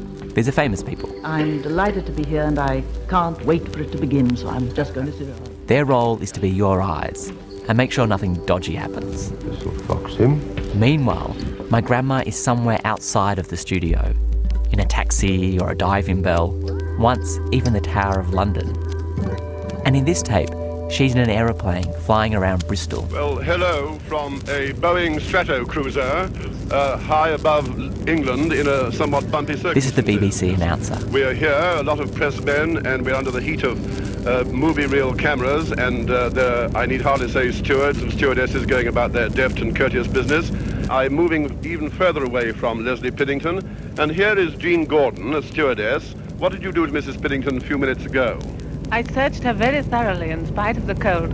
I made her take off everything. I looked in the padding of her jackets. I looked in her boots. I even looked in her mouth and her hair. And now I have her handbag, so I think you can be sure she's nothing hidden away anywhere on her person. Well, here we are still rocking about, and back to you, Sydney, in Piccadilly. Once they've done all of this, it's time to transmit what's been collected from the studio audience to my grandma in the aeroplane. Before you discount all of this as an elaborate hoax, you need to know that Leslie is surrounded by journalists. She doesn't have access to any headphones or any radio signal, and you never hear the correct answer until after Leslie has telepathically received the items. Something about food. It's a ration book. Some of the things have been cut out. If you concentrate on the rations that have been left in. Milk, eggs, cheese, meat. That's all, I think. And that's verified by someone in the audience. One definitely was the Ministry of Food, the ration card, exactly as she said, and I really must meet Mrs. Piddington. When I was 14, RN's Hindsight made a program about my grandparents. We all went up to my grandma's place to listen around the radio. In today's program, we go back to the years after World War II and to the period which has become known as the Golden Age of radio. This feature uncovers the forgotten story of the darlings of Australian and British radio in the post-war years. We present the Piddingtons.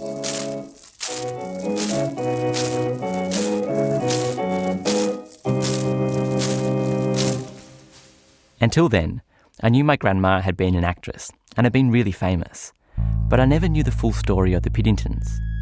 That was when I started asking my grandma about it. I'd really forgotten an awful lot about most of it. I'd put it so much behind me that I'd really, truly forgotten. Would you concentrate on the last part?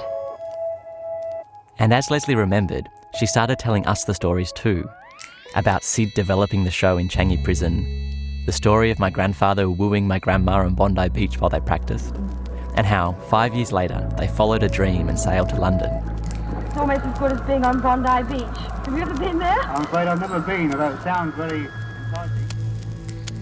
It's all coming back more and more and more, and even now, each day, strange things are popping into my mind which were obviously always there, but they've been buried, and now they're coming out. It's most odd.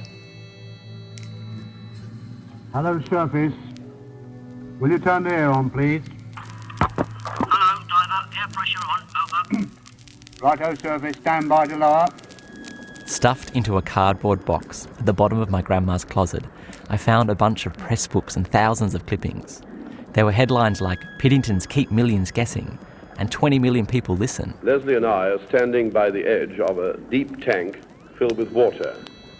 My grandparents were massively famous. And round us there are diving helmets and boots and... Since I became aware of this story, I've become a little obsessed by it. I've recorded interviews with my grandma, read through all the old newspaper clippings, uncovered posters and pictures, all trying to work out how they did it. Because this is how my grandparents ended each broadcast. Are you happy, Leslie? It's like they threw out a challenge to me. Anything to say? Well, only thanks very much, everyone, and you're the judge. Well, I think maybe... Well, all right. And I'm baffled. Now back to Sidney Piddington in Piccadilly. And this is how Leslie ended the Hindsight program. Was it real? That's what you're wanting to know, isn't it? You know, I drive my grandsons crazy because they can't bear me not telling them. I simply say what we always said, you be the judge. And I still do, if I must. You look such a harmless man. Well, will you all concentrate now and I'll try to find him. Around this time, there wasn't a dinner at Grandma's where the subject of the Piddingtons didn't come up. The audience is very tense here. 15 seconds, we're halfway through. I kept trying to get her to say if it was real or not. Remember that Leslie's going to attempt to transmit this on the actual second. And it got to a stage where I would have even been satisfied with just an admission it was a magic trick. 24, not how they did it, just my grandma saying it wasn't telepathy. 28, 29, 0. I think that you're transmitting something now. You keep saying become a magician. I never became a magician. You might think there was magic involved, but I never ever considered myself a magician. I grew up with an extreme frustration with my mother because we were very, very close. We went through a lot together, and she wouldn't tell me. She would say to me, "You are the judge." This is my dad, Mark, and for just as long as I've known the story about my grandparents, I've also had a suspicion that Dad knows something too, which he won't share with any of us. In the same way that when you were young and you were part of these conversations, and we would be joking around the dining room table about it, and you and your brother would be going absolutely crazy because you knew there was a secret and you wanted her to tell the secret, and she would just smile at you and say, "You be the judge." That is exactly also how I grew up. I still think Dad knows something that we all don't. And maybe, when he was growing up, my grandma may have slipped up and said something to him. If she slipped up, and I'm not even sure that she did slip up, But how to finish that sentence? Did you ever run out of space on these damn machines? At this point, I'd been interviewing Dad for over an hour, trying to get him to admit that his mum actually told him something. But this is about as close as he came to telling me anything. Let's just cross back to the studio in London. Right you are, Mrs. Piddington. Not yet. You want me to go to the studio first? Stanley man's coming in a bit on cue there. If what they did was genuine, your grandmother today could go to the Skeptics Society and win $100,000, and then go to America and win $1 million. Will she do it? No. And neither will any other mind reader. Steve Walker is a magician, and the challenge he's talking about has been around since the 60s. For anyone claiming they have supernatural abilities, to prove them in a controlled environment. I shall just ask for silence, and once again, Leslie will rely entirely upon a telepathic flash which she will receive from me here. Now, do you think my grandparents were mind readers? No, to be honest. Richard Saunders is the Vice President of Australian Skeptics. They offer the $100,000 prize. People like your grandparents would never come to Australian Skeptics. There'd be no point. They are honest people doing an honest show to baffle other people for entertainment. So there's no reason they would come to us to test for the $1 million prize, because in their heart of hearts they know they're just doing a wonderful magic act. Other people do believe in telepathy. Because I know it works. It works for me, so it works for lots of other people I know. Simon Turnbull is the President of Australian Psychics. He's describing telepathy to me. It's like a frequency, a radio frequency. So you tune in with this frequency up and down. You have to have the kind of mind that monitors everything it does. A few years ago, Simon began looking into my grandparents' show because he was thinking about inducting them into the Psychics Hall of Fame. Yeah, I wanted to know whether it was real, and I'm actually a skeptical psychic, and I don't accept things without first of all proving it to myself. Telepathy, under the kind of pressure that they were doing it at on stage and in the radio station and so forth. Sorry, I can't get anything at all. From a psychic point of view, it would have been very difficult for a telepathist to do it. I'm sorry, I can't get that one. Will you concentrate on the next one, please? While he couldn't prove that what my grandparents did was real, he still gave them the award. Because they did so much for telepathy, for promoting telepathy. I wouldn't have been shocked at all if they'd turned around and said, yes, it was pure telepathy. It certainly seems to me that the skeptics or magicians are pretty sold on the fact that it's a trick. But I like to keep the other side open. I don't want to close the door on something just because I don't know the answer to it. Ask Mr. Herbert, as judge number 3, would you say that that was substantially correct? Yes, absolutely. Thank you.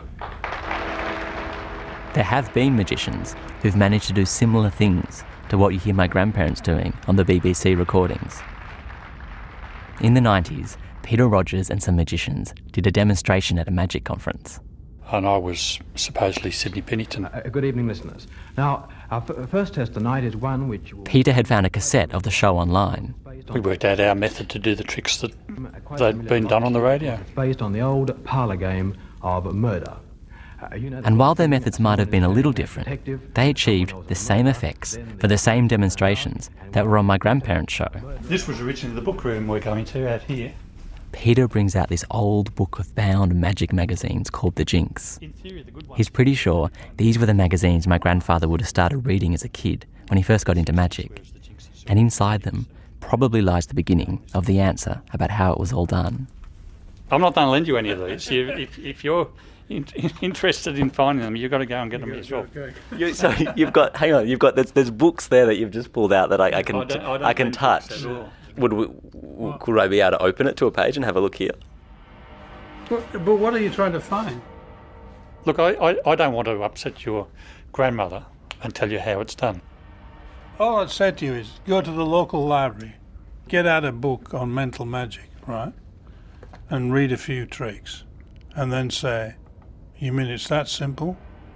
You wouldn't fool anybody with that. And then do it, practice it and do it. You've got the right persona, you look mysterious, you've got the beard. All you got to do is play the part. And you know that your grandmother was an actress. She could play the part. Your grandfather looked like a genuinely nice man who wouldn't fool anybody. Hi, I'm just wondering if I could get some of the books out of this Robin's Stage Magic collection. There's a collection of rare magic books in the State Library in Sydney. Yeah, sure. Which one were you Magicians after? visit it regularly to find information that's no longer in print. I was after the ones about telepathy. So fair enough. If I want to know the secret, I have to do the work myself. Okay. I'll get you to fill out this form. Cheers, thank you. And let me just give you, this is your receipt.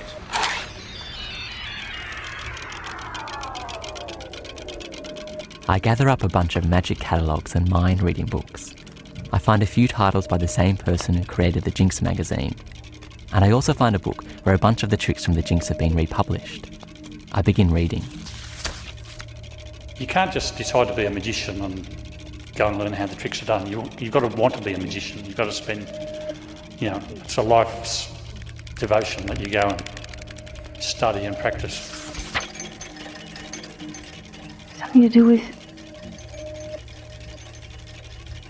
you, Sydney.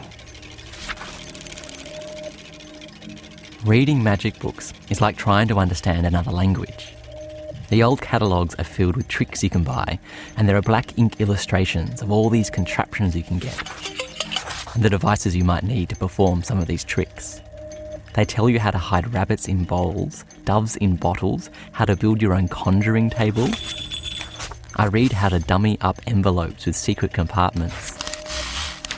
There's advice about what clothes you should wear and the best place to sew secret pockets, about detachable thumbs, and a lot of sleight of hand, which is where most of the mind-reading tricks seem to start. But I'm not going to lie. For someone who doesn't really want to be a magician, this stuff is pretty incomprehensible. The method to achieve an effect is very specific.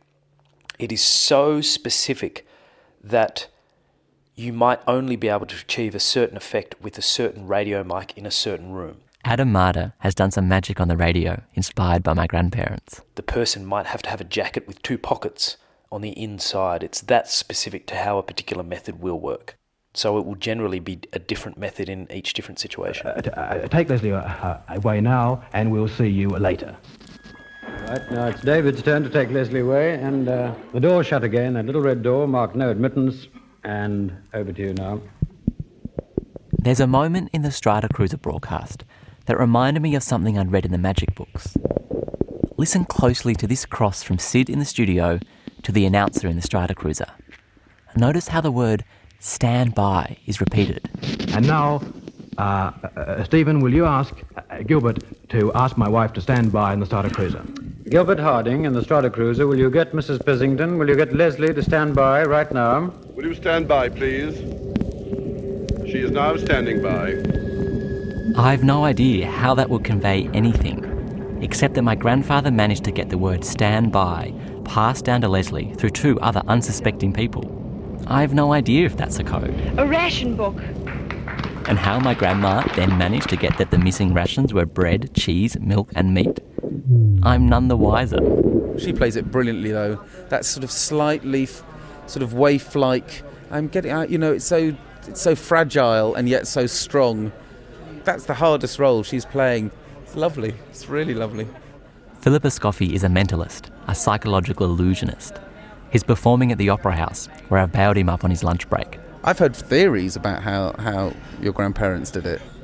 In a 2-person telepathy act, the coding, people assume, is in the words that are said. So, what am I holding?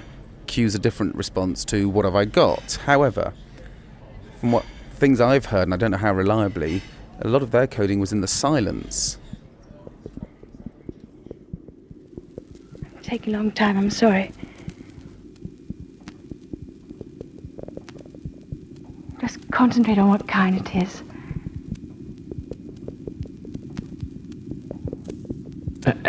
Would you concentrate on the letters? He offers me this example as a way of understanding. Imagine I'm the one transmitting and you're the one receiving. We have it arranged that each time a word is said, we both start going through the alphabet in our heads. Would you concentrate on the letters? A, B, C, D, E, F, G. And we've been doing this together for ages, so we're completely in sync. Each time the next word is said, whatever letter we've both stopped on is a code. Well, I wouldn't be too sure of that. I mean, this would go into your box of mental suggestions about how they were doing it, but that's what I'd heard, and I like it. Whether it's true or not, I have no idea. But that they became almost sort of Time Lords in that they could just distinguish between quarter-second intervals. 10 seconds, 11, 12, 13, 14, 15. 10 seconds to go, so perhaps you'd like to check them with me. I have a little portable tape recorder, and I pull it out with the cassette of the Strata Cruiser broadcast to see if Philip can hear his theory in action. So, shall I press play? Yeah, press play. I asked all of you in the studio here to write something down or to draw a picture. I also asked you to insert those, whatever they may be, in numbered envelopes which were issued to you as you arrived in the studio this evening. Is Leslie hearing any of this? No. No, so Leslie's in the aeroplane. But there's no contact yet. It's interesting to point out, by the way, listeners, at this point, that Leslie, Sidney Piddington's wife, is really isolated in an aircraft some numbers of thousands of feet above Bristol. She's been there for hours, and, well, Sidney? I'm going to ask Mr. Perkins to nominate any two numbers between 1 and 150. In that way, two of the 150 numbered envelopes are issued to you. At this point, Mr. Perkins calls out two numbers, 34 and 88. The Strata Cruiser stands by, and then you hear my grandma. Bird, spirit. Hello. It's poetry. A couplet. Oh, I've got it. I can guess it. Hail to thee, blithe spirit, bird thou never wert. Miss Young, would you read out what is written down on the piece of paper that you hold? Hail to thee, blithe spirit, bird thou never wert. Thank you. Yeah, whatever. It's extraordinary. Because from what I gathered there, Sid didn't actually speak to her at all. I'd just like to remind listeners once again that Leslie could not possibly hear anything at all that was said or went on in Piccadilly, relied for her cue solely on me. We're very grateful, by the way, to Mr. Charles. He's not saying anything to her during that particular transmission. So there's no coding.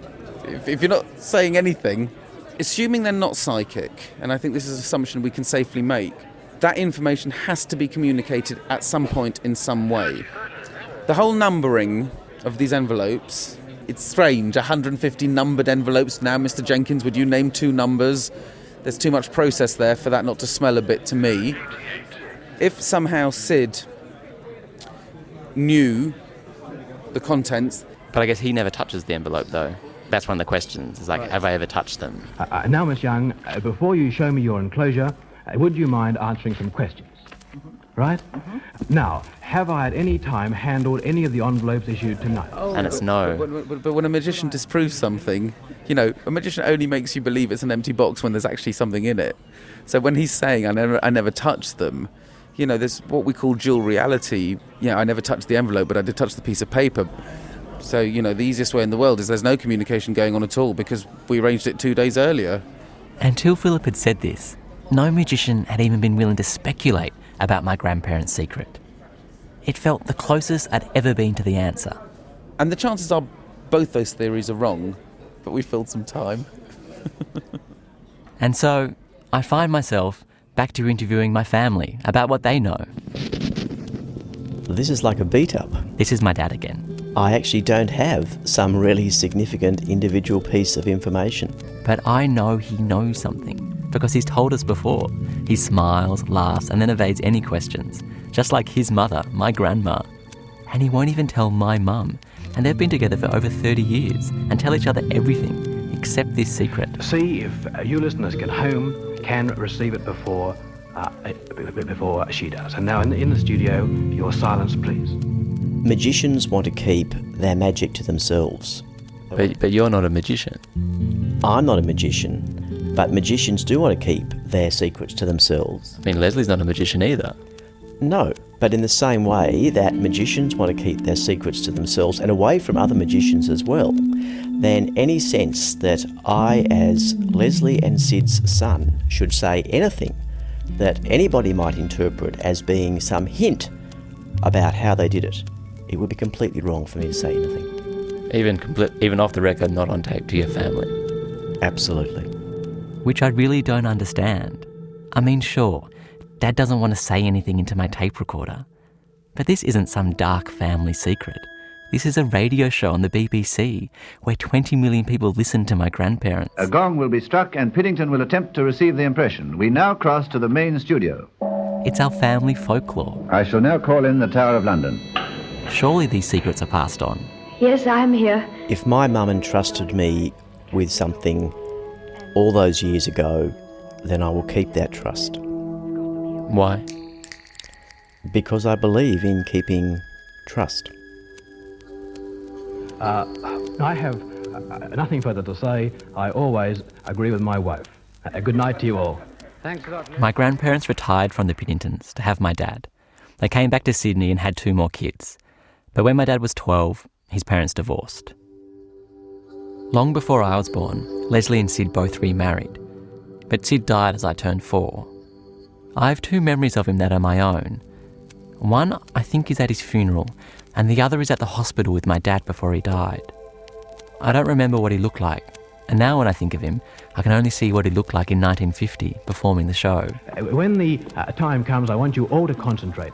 That will always be the image I have of my grandfather. On that sentence, and I shall attempt to get the idea of it across to Leslie.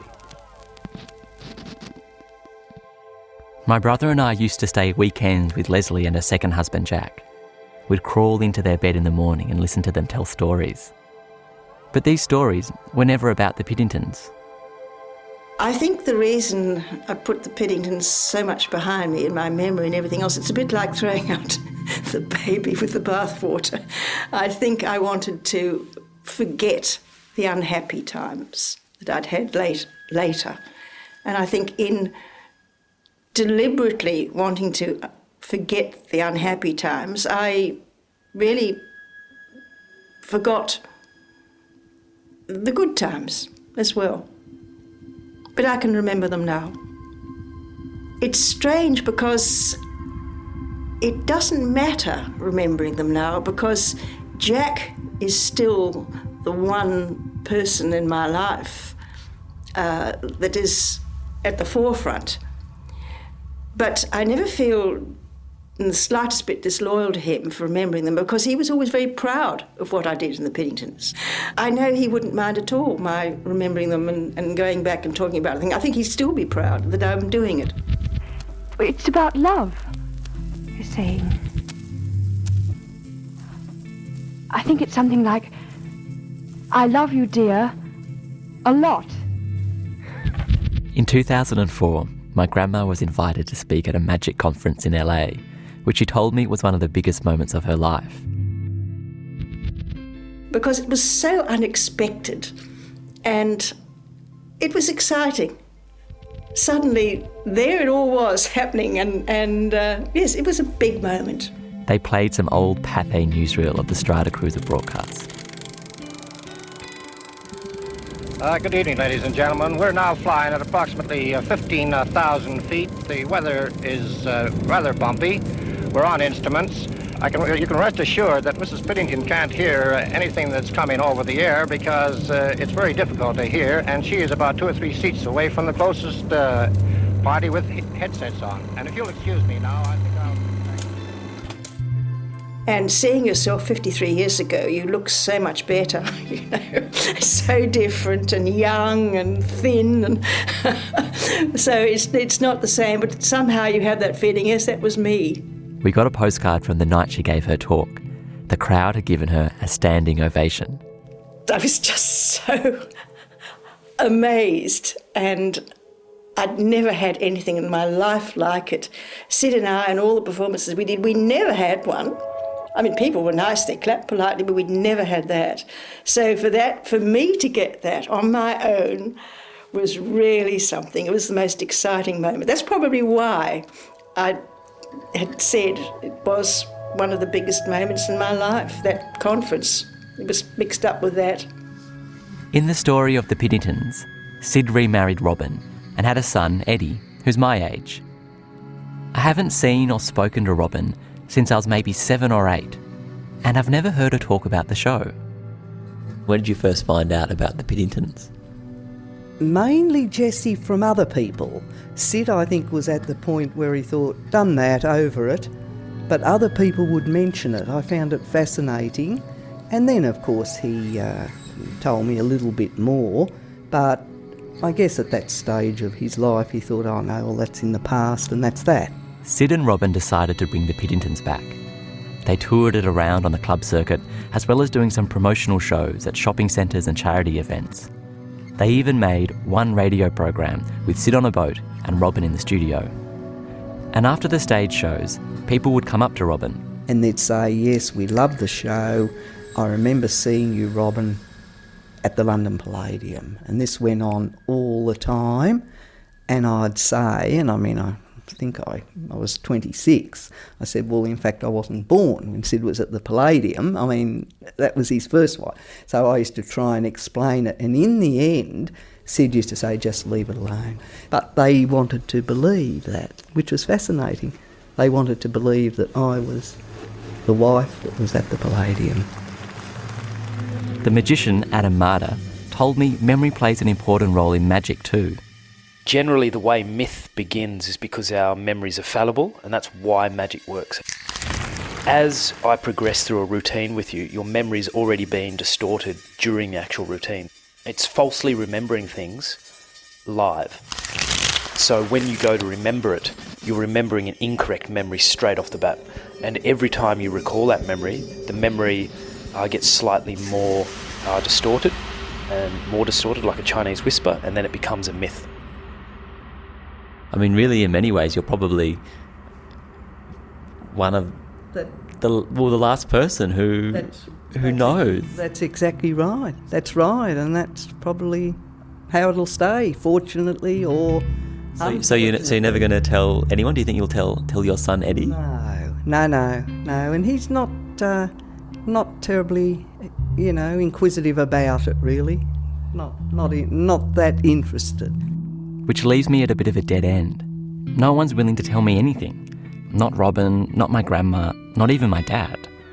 We haven't got enough information. See, if we saw them do the act, we'd have a lot more information. But we haven't seen them do it. And that's why acts like the Piddingtons will always have such a strong myth, because they're not performing in a world where everything's recorded in high definition. There's no permanent record of everything they did. The permanent record is memory, and documentaries like this, that's the record. No one really ever saw what they did. They only kind of heard about what they did, which makes it so powerful.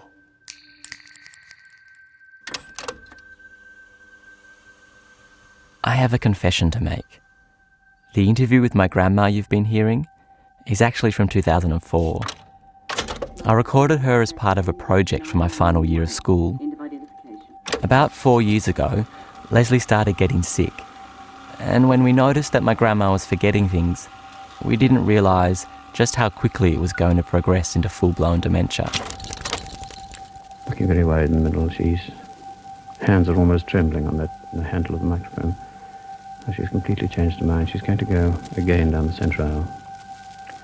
I travelled up to see her to try and record another interview. This was in 2009. I recently listened back to that tape. You can hear my grandma starting to get a little mixed up. And then, after just over an hour, we stopped. Time for a bit of food. Yes, I think so.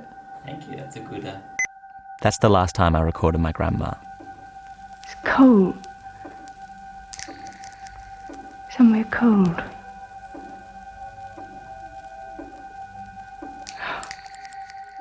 When I was interviewing Peter and Steve, they both wanted to meet her. Peter has the biography of the Piddingtons. He got Sid to sign it years ago. All that was missing, he said, was Leslie's signature.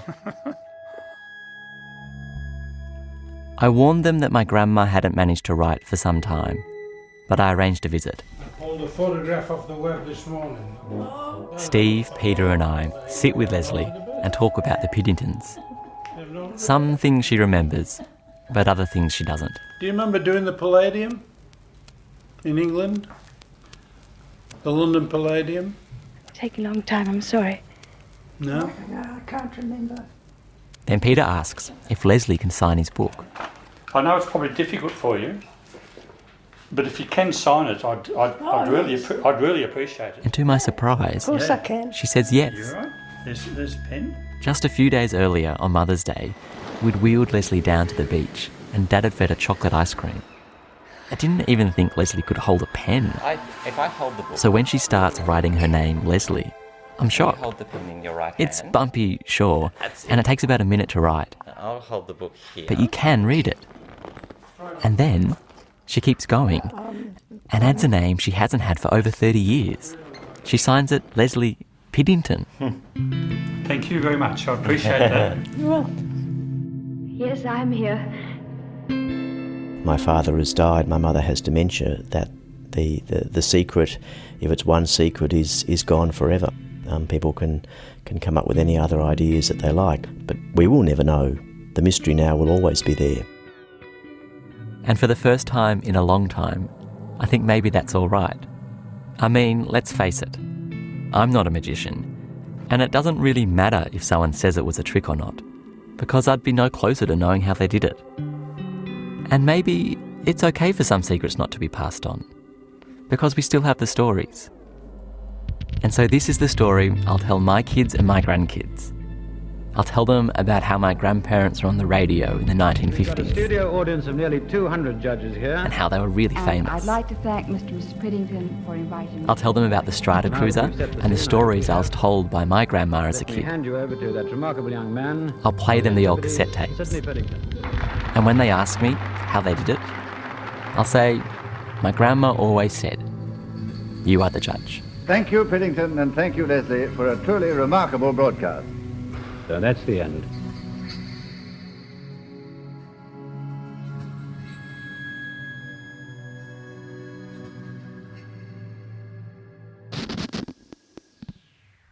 Keep Them Guessing was produced by Jesse Cox and the sound engineer was Russell Stapleton. Music was by Jai Pine and the supervising producer was Claudia Taranto.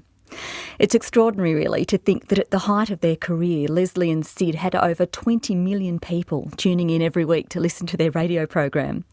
If you'd like to hear more about the Piddingtons and how the show was first created in Changi Prison, have a listen to the original story broadcast on Hindsight. There's a link on the 360 Documentaries website.